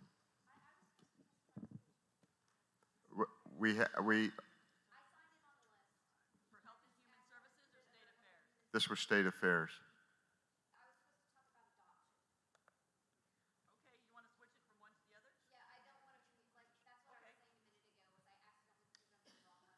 Oh, wait. Okay, then this will be the last testimony. You have 1 minute.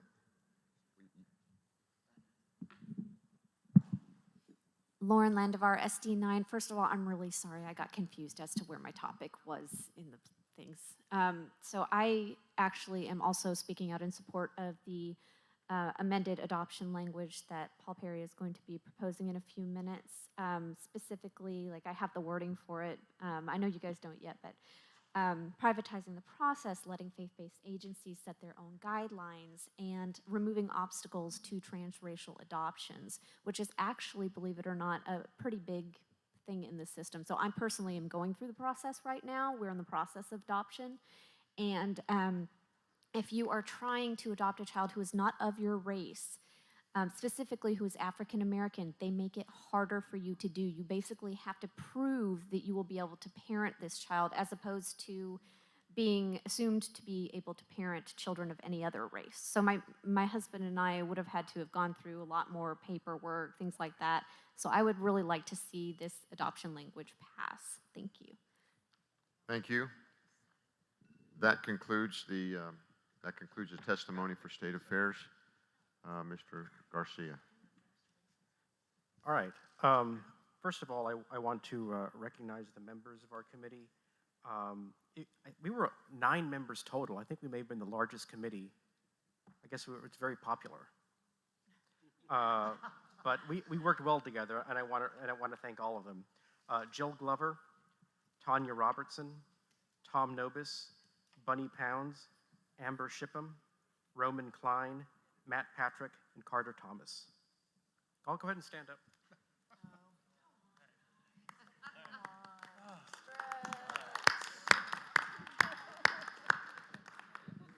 And, you know, for a committee that deals with, you know, humdrum topics like abortion and gay marriage and, you know, yeah, it was a very collegial committee, and you know, we were very respectful, and, you know, even we had some disagreements, but but you'll never guess. You know what the most heated disagreement was about?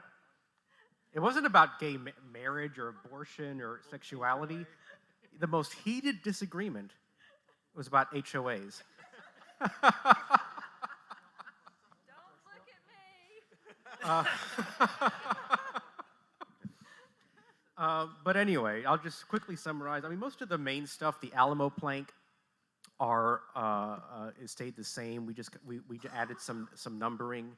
Our life planks, there's a couple minor items that were duplicative, but otherwise we kept all of our life planks from the abolition plank to some of the other incremental planks. Those are still there.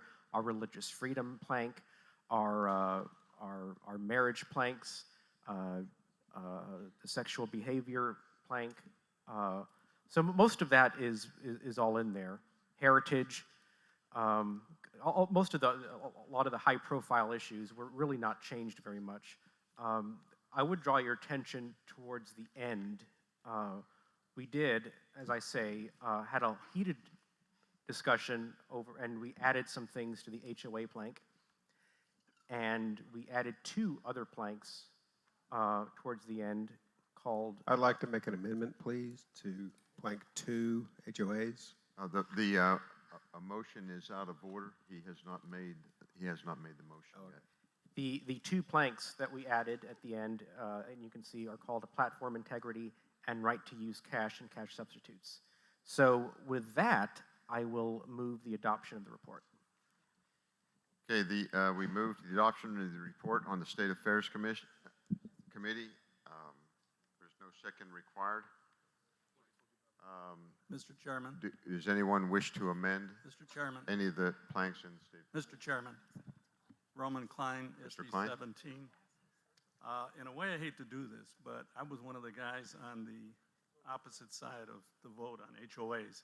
I'm going to move to delete the HOA plank. Okay. There's a motion to delete the HOA plank in state affairs. Could you? Okay, do we have a second? Okay, it's been moved and seconded. Do you wish to speak to your amendment? Yeah, I will. I'll try not to take too much time, but while I agree with some of the parts here, I've been on an HOA in one form or other for about 15 years, so I've got a lot of experience. Generally, there's just a long list of things that the state legislature should do with regard to the Texas Property Code. And what we did here was very quick, very short. We removed some things, put some things in, and it's by far a very short list of all the issues that we should be addressing. My concern is that we're making it look like these are the most important things with regard to HOAs. And no matter what we leave out, somebody's going to be mad about it. So, and lastly, I don't know that it's even a subject that should be in our plank. Does it really, or in our platform, does it really rise to the level of being, you know, as important as all these other things we're talking about? So for that reason, I ask you to vote to delete this plank totally. Okay, we have one in favor of deleting the HOA governance plank. Do we have anyone opposed? I'll speak in opposition. Okay, Mr. Carter, Mr. Thomas. Yeah, SD 21. It'll be very, very short. This is not a hill to die on, but I will tell you that I like to think a mentor, great author, thinker Thomas Sowell says that HOAs are the most despotic forms of government on the face of the earth. So I thought we should spend some time. I don't want to lose, again, it's not a hill to die on, but I don't want to lose the thought that this is a very significant event in a lot of people's lives, and that I think we should be able to have a statement of support or not for it. So that's all I have to say for that now. Thank you, Mr. Carter. Mr. Thomas. It's getting late. Do we have anyone speaking in favor? Yes, Mr. Chair. Mr. Garcia? Rolando Garcia, SD 15.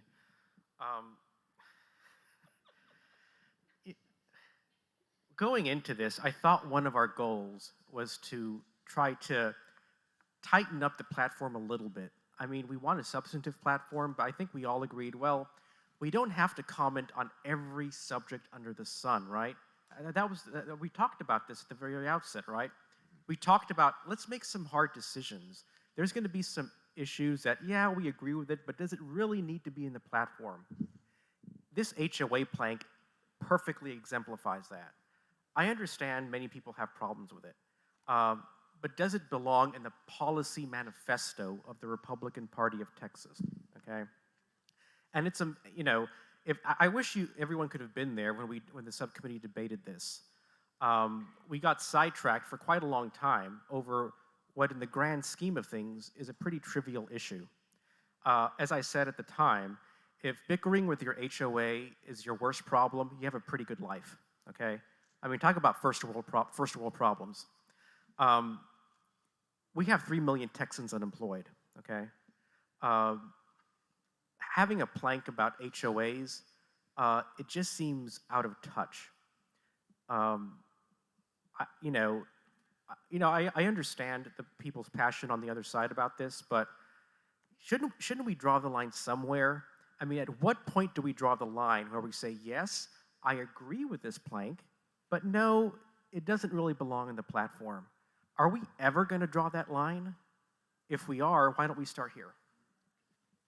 Thank you, Mr. Garcia. Anyone opposed? Yes, sir. Tanya Robertson, SD 11. Ms. Robertson, you're recognized. Thank you, Mr. Chairman. I'm going to respectfully disagree with my colleague. HOAs affect property owners' everyday lives, and they are governed by our state property code. And if this is a policy manifesto that we want to influence our legislature, they're the ones that write our property code. And I'm not going to disagree about first world problems. I mean, we're very blessed to own a home. But when a private organization can put a lien on your home for a non-payment of a fee increase that they forced on you without a fair election, because there is nothing in our Texas property code to govern that election to be free and fair for all members, there's a problem. There's a freedom and liberty problem. I know it's not a official government entity, and my husband was just recently the vice chair of our HOA, and we still had problems. I'm just going to disagree that this does affect a lot of people. I mean, I know I talked to a lot of people that were in our room when we were debating it, and they feel the same way. They feel the same way. We do need some property code reform. It is so gray. I can't even tell you. I spent a lot of hours reading the Texas Property Code. That's when I knew that things were really bad. And I probably shouldn't have have admitted that on a live mic. But anyway, I'm just going to respectfully disagree. This is very important to a lot of Texans. Thank you, Ms. Robertson. Is there anyone else? We had 2 in favor, 2 opposed. Is there anyone else in favor? Hearing none, are you ready for the vote? All those in favor of striking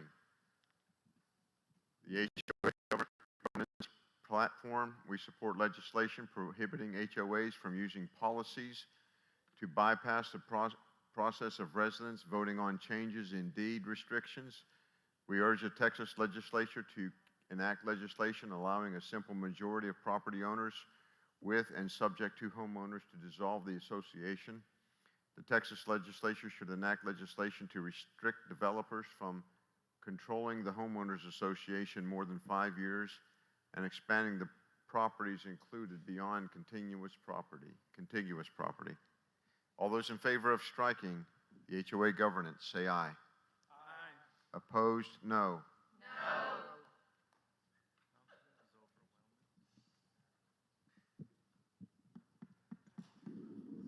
All right. All those in favor of striking the HOA governance, stand up, count off, and sit down.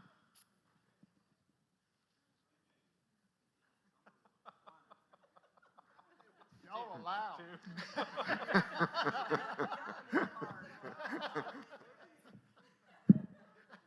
I'm not even going to have all y'all stand up. All Is the those who are gallery opposed, voting? Stand up, count off, and sit down.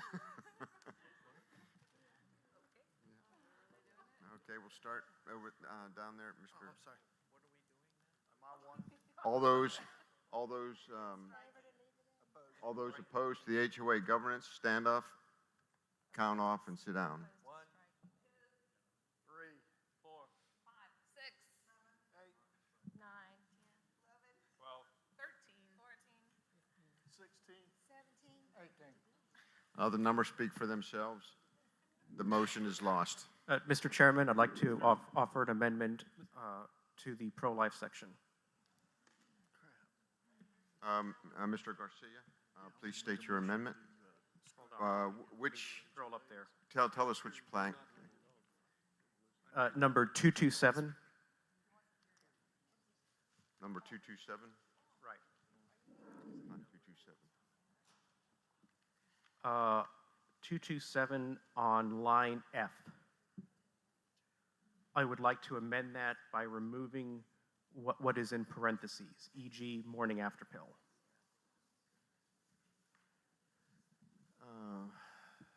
I don't see it. Okay, I see the pro-life plank, 227. Foxtrot. Okay, you want to delete line F? No. Just what's in parentheses. Okay, the motion is to strike. The motion is to strike on line F, e.g., the morning after pill. Do we have a second? Second, William Lutz, SD 14. Okay, the motion has been moved and seconded. Mr. Garcia, do you wish to speak to your motion? Sure. A concern was raised that, and after hearing the concern, I tend to agree that, of course, what is known as the morning after pill is in fact an abortifacient. However, to the broader public, morning after pill and regular birth control are kind of synonymous. So it appears as if, or it could be construed as if that we are against birth control, which of course is not the intent. Abortifacients would cover certain types of emergency contraceptives, but not birth control, of course. And so this just clears up the ambiguity.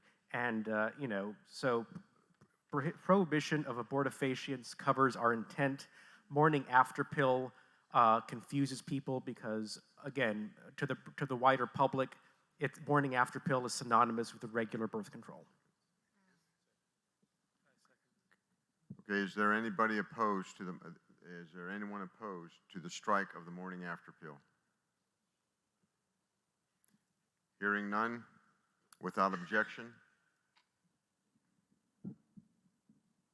we will strike the morning after pill. Mr. Chairman, Is this an objection?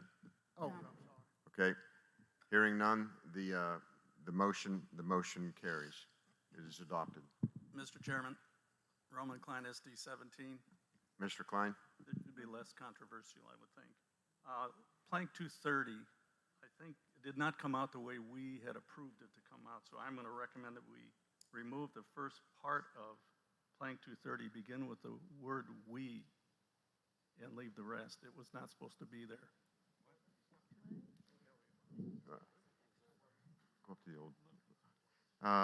What is the name of the plank? We approved this? I thought we removed it. Okay. Okay. Well, I Mr. moved that do we you- fill the plank number in there. Somebody's going to fill the plank number in. Yeah, those will be fixed by the editors. Mr. Chairman, point of information. Amber Shipham, SD4. Wow, If it you're if it here. helps, yes, I am. If it helps, I do have the minutes for that. I can look back specifically and see what we No, posted. if everyone says it was done, then I'll withdraw my. Okay, the motion is withdrawn. Are there any other motions to the Mr. State Chairman. Affairs? Mr. Chairman, SD1, Bush Marsalis. It's, Mr. Marcel, item- you're recognized. Yes, sir. I would like to make a motion to strike item 214, daylight saving times, and I'd like to speak to my motion. Okay, we have a motion to strike daylight savings time.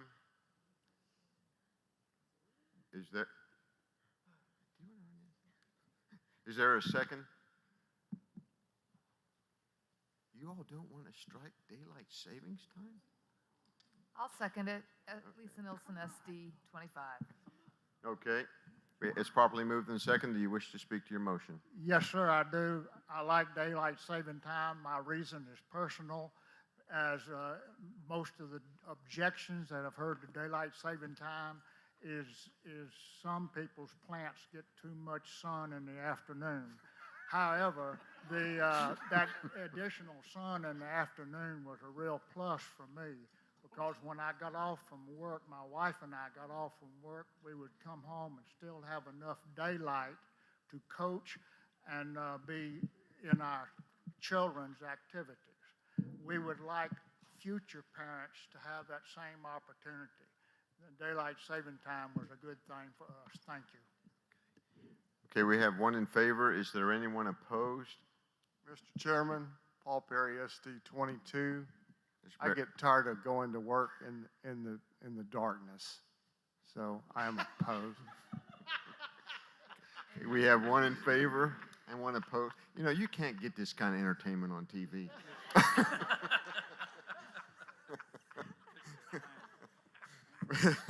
Thank God.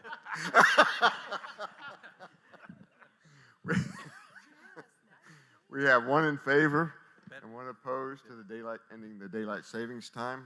Is there anyone else in favor? Hearing none, are you ready for the vote? All those in favor of enacting legislation to end daylight savings time in Texas? Oh, I knew that. I think I'm getting tired. Okay, the motion is to strike the daylight savings time plank. We urge the Texas legislature to enact to end daylight savings time. All in favor of striking daylight savings time plank, say aye. Aye. Opposed, no. No. The noes have it. The motion is lost. Mr. Chairman, State your name and SD Darcy number. Hasty, SD 24. Yes, Darcy. I would like to look at 220, make a motion to make an amendment to 220 and strike everything from Excuse me, I didn't hear you. Is it 20? 220. 220. And what is the title of the plank? Homosexual behavior. Okay, 220, homosexual behavior. I'd like Okay, to, state your motion. like to move to strike everything from "we affirm," the words "we affirm," all the way to "of origin." So that'd be striking "we affirm God's biblical design for marriage and sexual behavior between one biological man and one biological woman, which is proven to be the foundation of all great nations in Western civilization. We oppose homosexual marriage regardless of state of origin. So I'd like to strike all of that, leaving, we urge the Texas legislature to pass religious liberty protections for individuals, businesses, and government officials. Then strike, who believe marriage is between one man and one woman. We oppose the granting of special legal entitlements of creation of special statuses for LGBTQ plus behavior, regardless of state of origin. We oppose any criminal or civil penalties against those who oppose homosexuality out of faith, conviction, or belief in traditional values. It would have probably been better to just tell us what you wanted to keep. I'd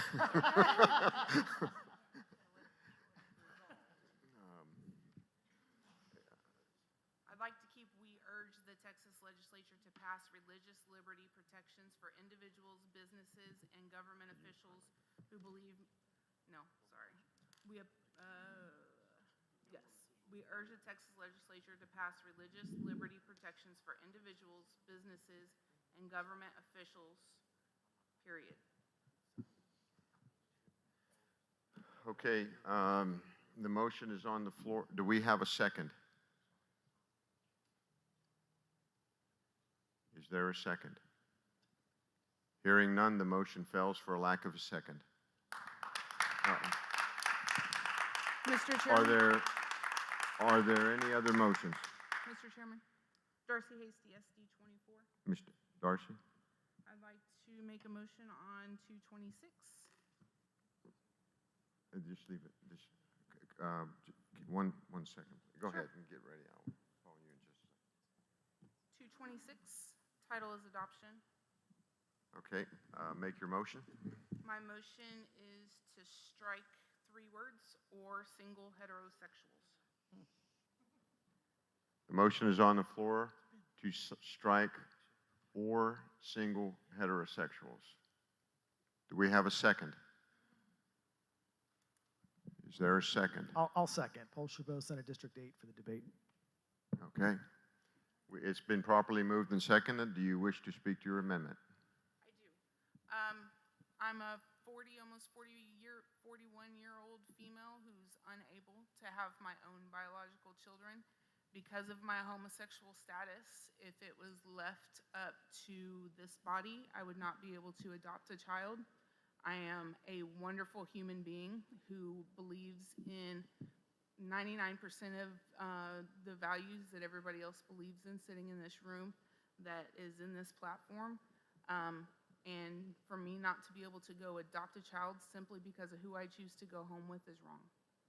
And for a child or children not to be able to be loved and be able to be brought back home with me and my life partner because of my homosexual status is wrong for us to make a stance on that, for children to be able to lose out on that type of love that they could get because of some type of possible bias. Thank you, Ms. Hasty. Is there anyone opposed? Would you please hold your applause? Anyone opposed? Mr. Chair, point of order. Mr. McConnell, state your point of order. My question is with regard to the removal of that text makes that an incomplete sentence? The grammar and syntax will be done by the editors. No, sir. There is no complete thought there to correct grammar. If you read it, should allow children to be adopted only by married what? Married couples, there's no complete sentence there to redefine. I'm open to friendly amendments. I like the way it was worded myself, the way I started with, but I'm just saying that I'm suggesting this to you that you consider somehow rewording your Well, that, even though you're correct, we are, or do you wish to offer, I do not have a suggestion. I'm just offering to her that she may want to consider changing her text. Okay, we are, Okay. yeah. Yeah, I asked for an amendment. I have not gotten an amendment. Okay, so Do you wish to, okay, is anybody opposed to the striking of or single heterosexuals? Hearing none, are you ready for the vote? Her original motion was, after the word married on the second line, to strike or single heterosexuals. Do you wish to speak against the motion? Lee Yes. Wamscon, Senate District 9. I wish to speak against. Okay, Lee, you're, The intent of the line is, by striking those words, the intent is to be adopted by married heterosexuals or single heterosexuals. And by taking that out, it changes the intent of the whole 226. So I stand opposed to taking that out. you were speaking, okay, do we have one in, you were opposed to striking. Okay, do we have anyone in favor of the, in favor of striking? Are you ready for the vote? Actually, Mr. Chairman, sorry. Paul Chabot, Senate District 8. Mr. Chabot? It is a little convoluted in how it is written. As it is written now, it is incomplete. I understand that. I know you're open to a friendly amendment, but at this point, can I make a friendly amendment? You can make an amendment. So maybe we believe that in the best interest of family and child, the state of Texas shall give priority to heterosexual parents, period. That way we're not singling out or denying.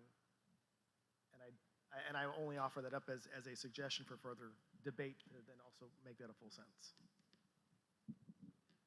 Okay, could you please restate your, No, I can't remember what I had for lunch, breakfast, or dinner, let alone. I'd be opposed to anything that has the word heterosexual in it because it's wrong. okay, no, this, okay, again, the motion that we had, how many do we have in favor and against?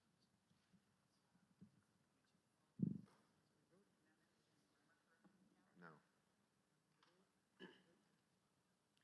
I think we had 2 in favor. I mean, we had 1 in favor. 2 against. And 2 against. Do we have anyone else in favor? Are you ready for the question? All those in favor of striking or single heterosexuals, say aye. Aye. All opposed, no. The no has it, the motion is lost. Are there any other amendments to the? Mr. Chairman? Mr. Chairman? Mr. Chairman? Mr. Chairman, Matthew Patrick, SD Mr. 16. I'd like to, if we could scroll back up a little bit, there is a blank 218. Do you have it written down? Sorry, no, that's not right. Hold on. 215 on electoral college. 215. Okay, we found it. Yep, we had referred that over to Government and Foreign Affairs. It was dealt with effectively there, so I'm just moving that we strike it out here. Okay, the motion is to move to strike electoral college. We support the electoral college because it was in Government and Foreign Affairs. Do we have a second? Second. Okay, it's been moved and properly seconded. Is there any debate? All those in favor of striking? Applying 215, the Electoral College, we support the Electoral College, say aye. Aye.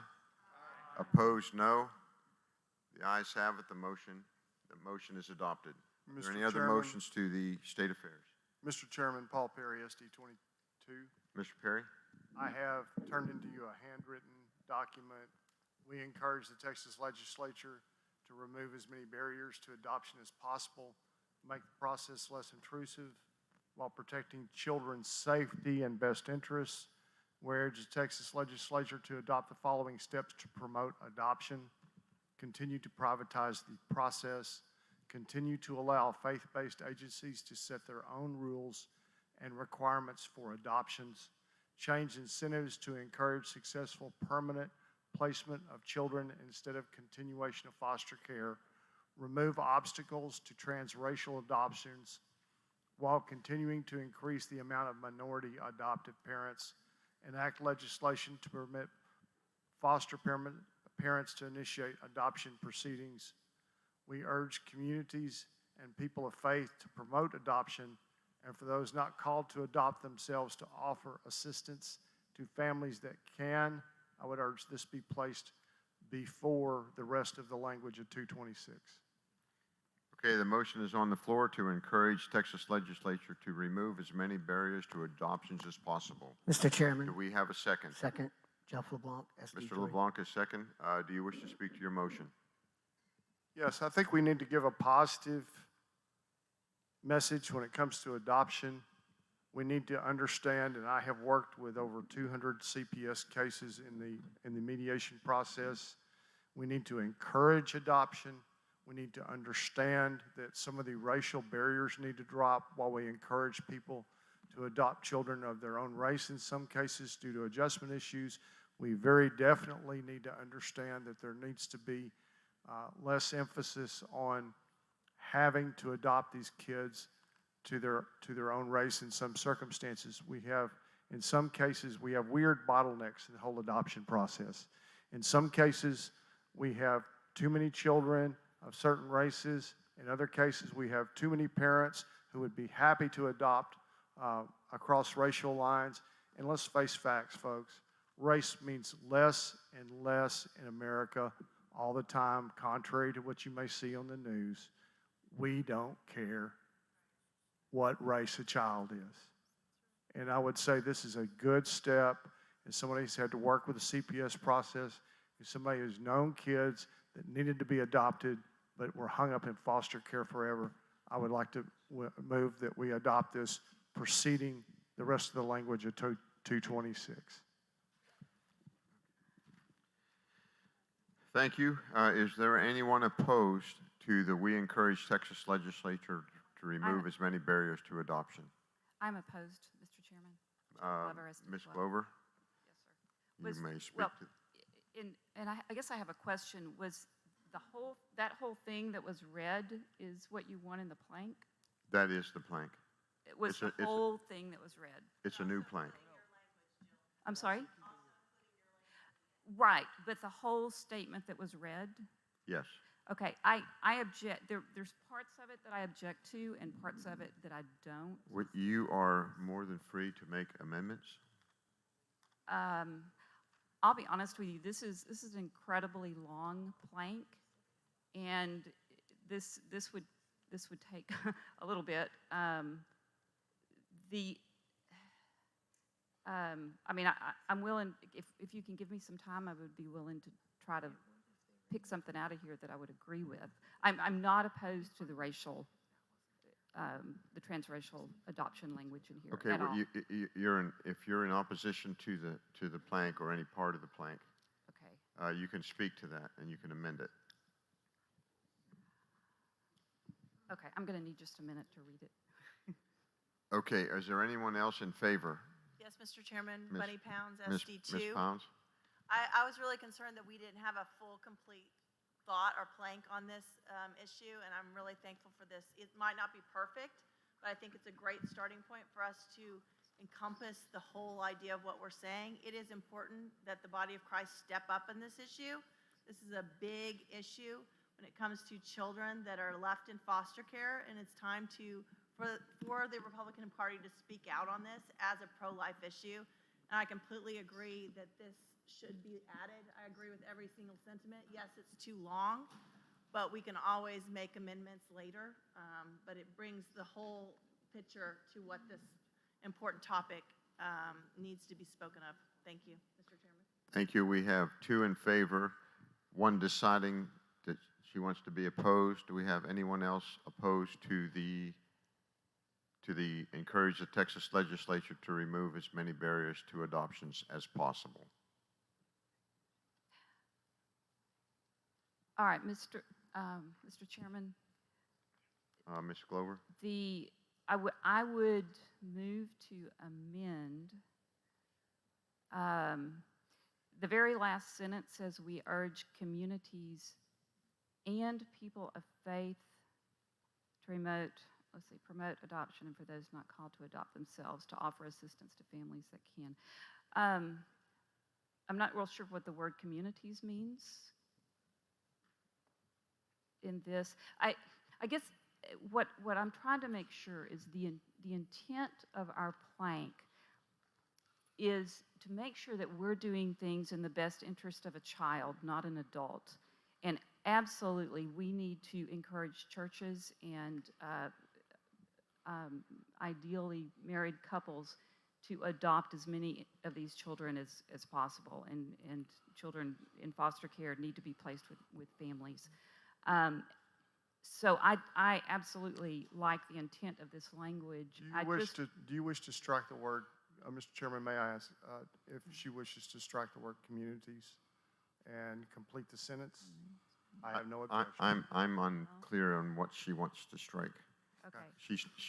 I'm I'm unclear because there's so much to this, to be real honest with okay. you. So I'm just trying to. Okay, Mr. Drizio? then Because I haven't seen this before. Then the thing is,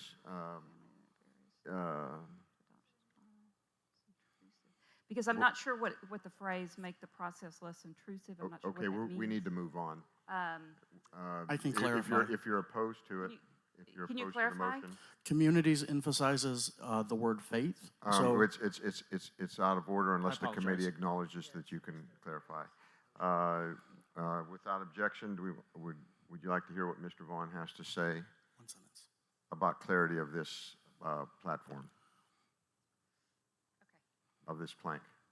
Okay, Mr. Vaughn, you have 1 minute.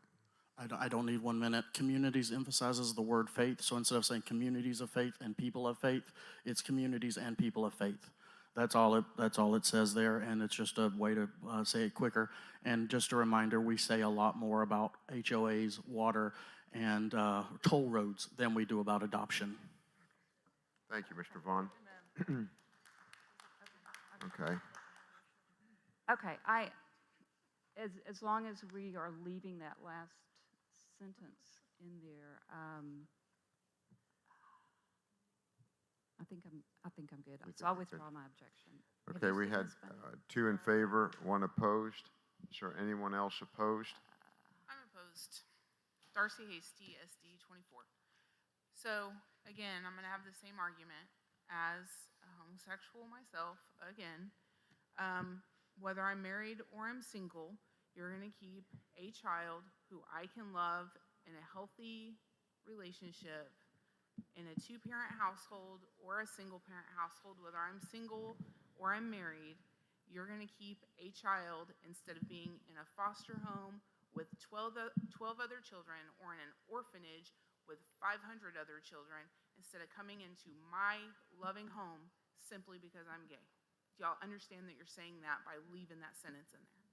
I just want you to understand, and if you're okay with that, then be okay with that, but I want you to know that you're saying that as somebody that has been sent here on their Senate district, by their Senate district, because they believe so strongly, and that's why I was sent here, because they believe so strongly in what I'm saying and who I am and how conservative I am, and that's why I'm sitting here today, just as all of you are, because of my conservative You need to beliefs. address the chair and not the rest of the convention.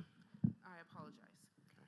So I'm here as a conservative, and I can love a child as well as anybody else can. And for me to be left out and not be able to adopt a child by my own party saying that is very hurtful. Thank you, Ms. Hasty. Mr. Chairman? Mr. Chairman? Mary Lynn? Mary Lynn Gerstenschlager, SD 30. May I speak in opposition? Yes, you may. I want to tell everyone a little story. I know someone who used to be a lesbian, and she and her lesbian partner adopted an infant multiracial child. They didn't know the heritage of this child as far as her ethnicity. When the child was around 6 years of age, one of the lesbian mommies met Jesus, and eventually met a man with whom she fell in love, and she married that. She left her lesbian partner and married a straight man. The court decided that the two lesbians who had originally adopted this young child, or this infant who is now 6 years old, ruled that these two, the lesbian and the former lesbian, had joint custody of this child. So the child would go and spend 1 week with her lesbian mommy and then go spend 1 week with her now straight mommy, who was a former lesbian, and her straight adopted male, biological male father. I think that is a worst case scenario to show. I feel very sorry for this child that could be she's a teenager now, but she could be very, very confused by being bounced back and forth between these homes. Thank you. Thank you. Okay, we've had 2 in favor and 2 opposed. Is there anyone else in favor? David Westbrook, ST26. Mr. Westbrook, you're recognized. I like to speak in favor of this. My church is a very strong advocate of adoption. As one of the previous speakers said, adoption is, well, outside of marriage, it's the closest thing we get to seeing a picture of how our relationship with God and it is. He adopted us, and he calls on us to adopt others into our families, spiritually and physically, in the form of adoption. So I strongly support this language across the board.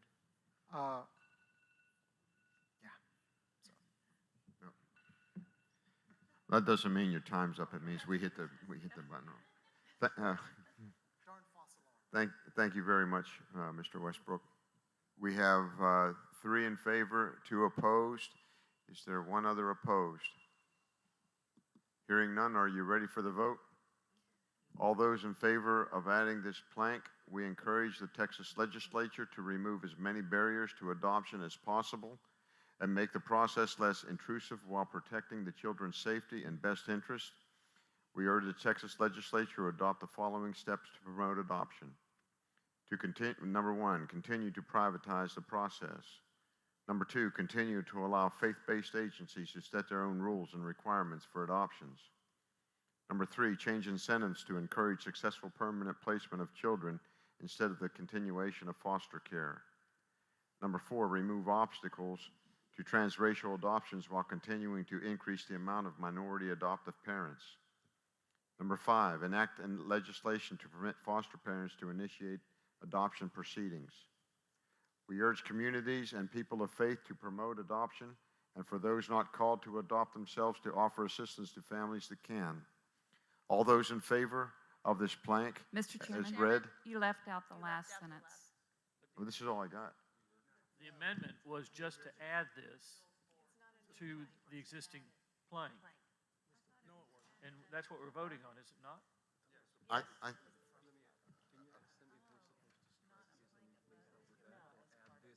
Do we have, Yes. So the motion was to add this to, That is my motion.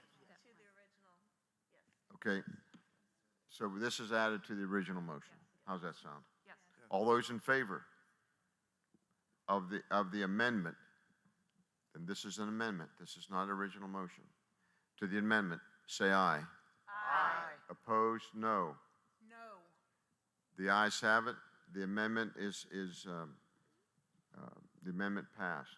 Now, the motion as amended, we believe that in the best interest of the family and child, the state of Texas should allow children to be adopted only by a married or single heterosexuals. We encourage the Texas legislature to remove as many barriers to adoption as possible and make the process less intrusive while protecting children's safety and best interest.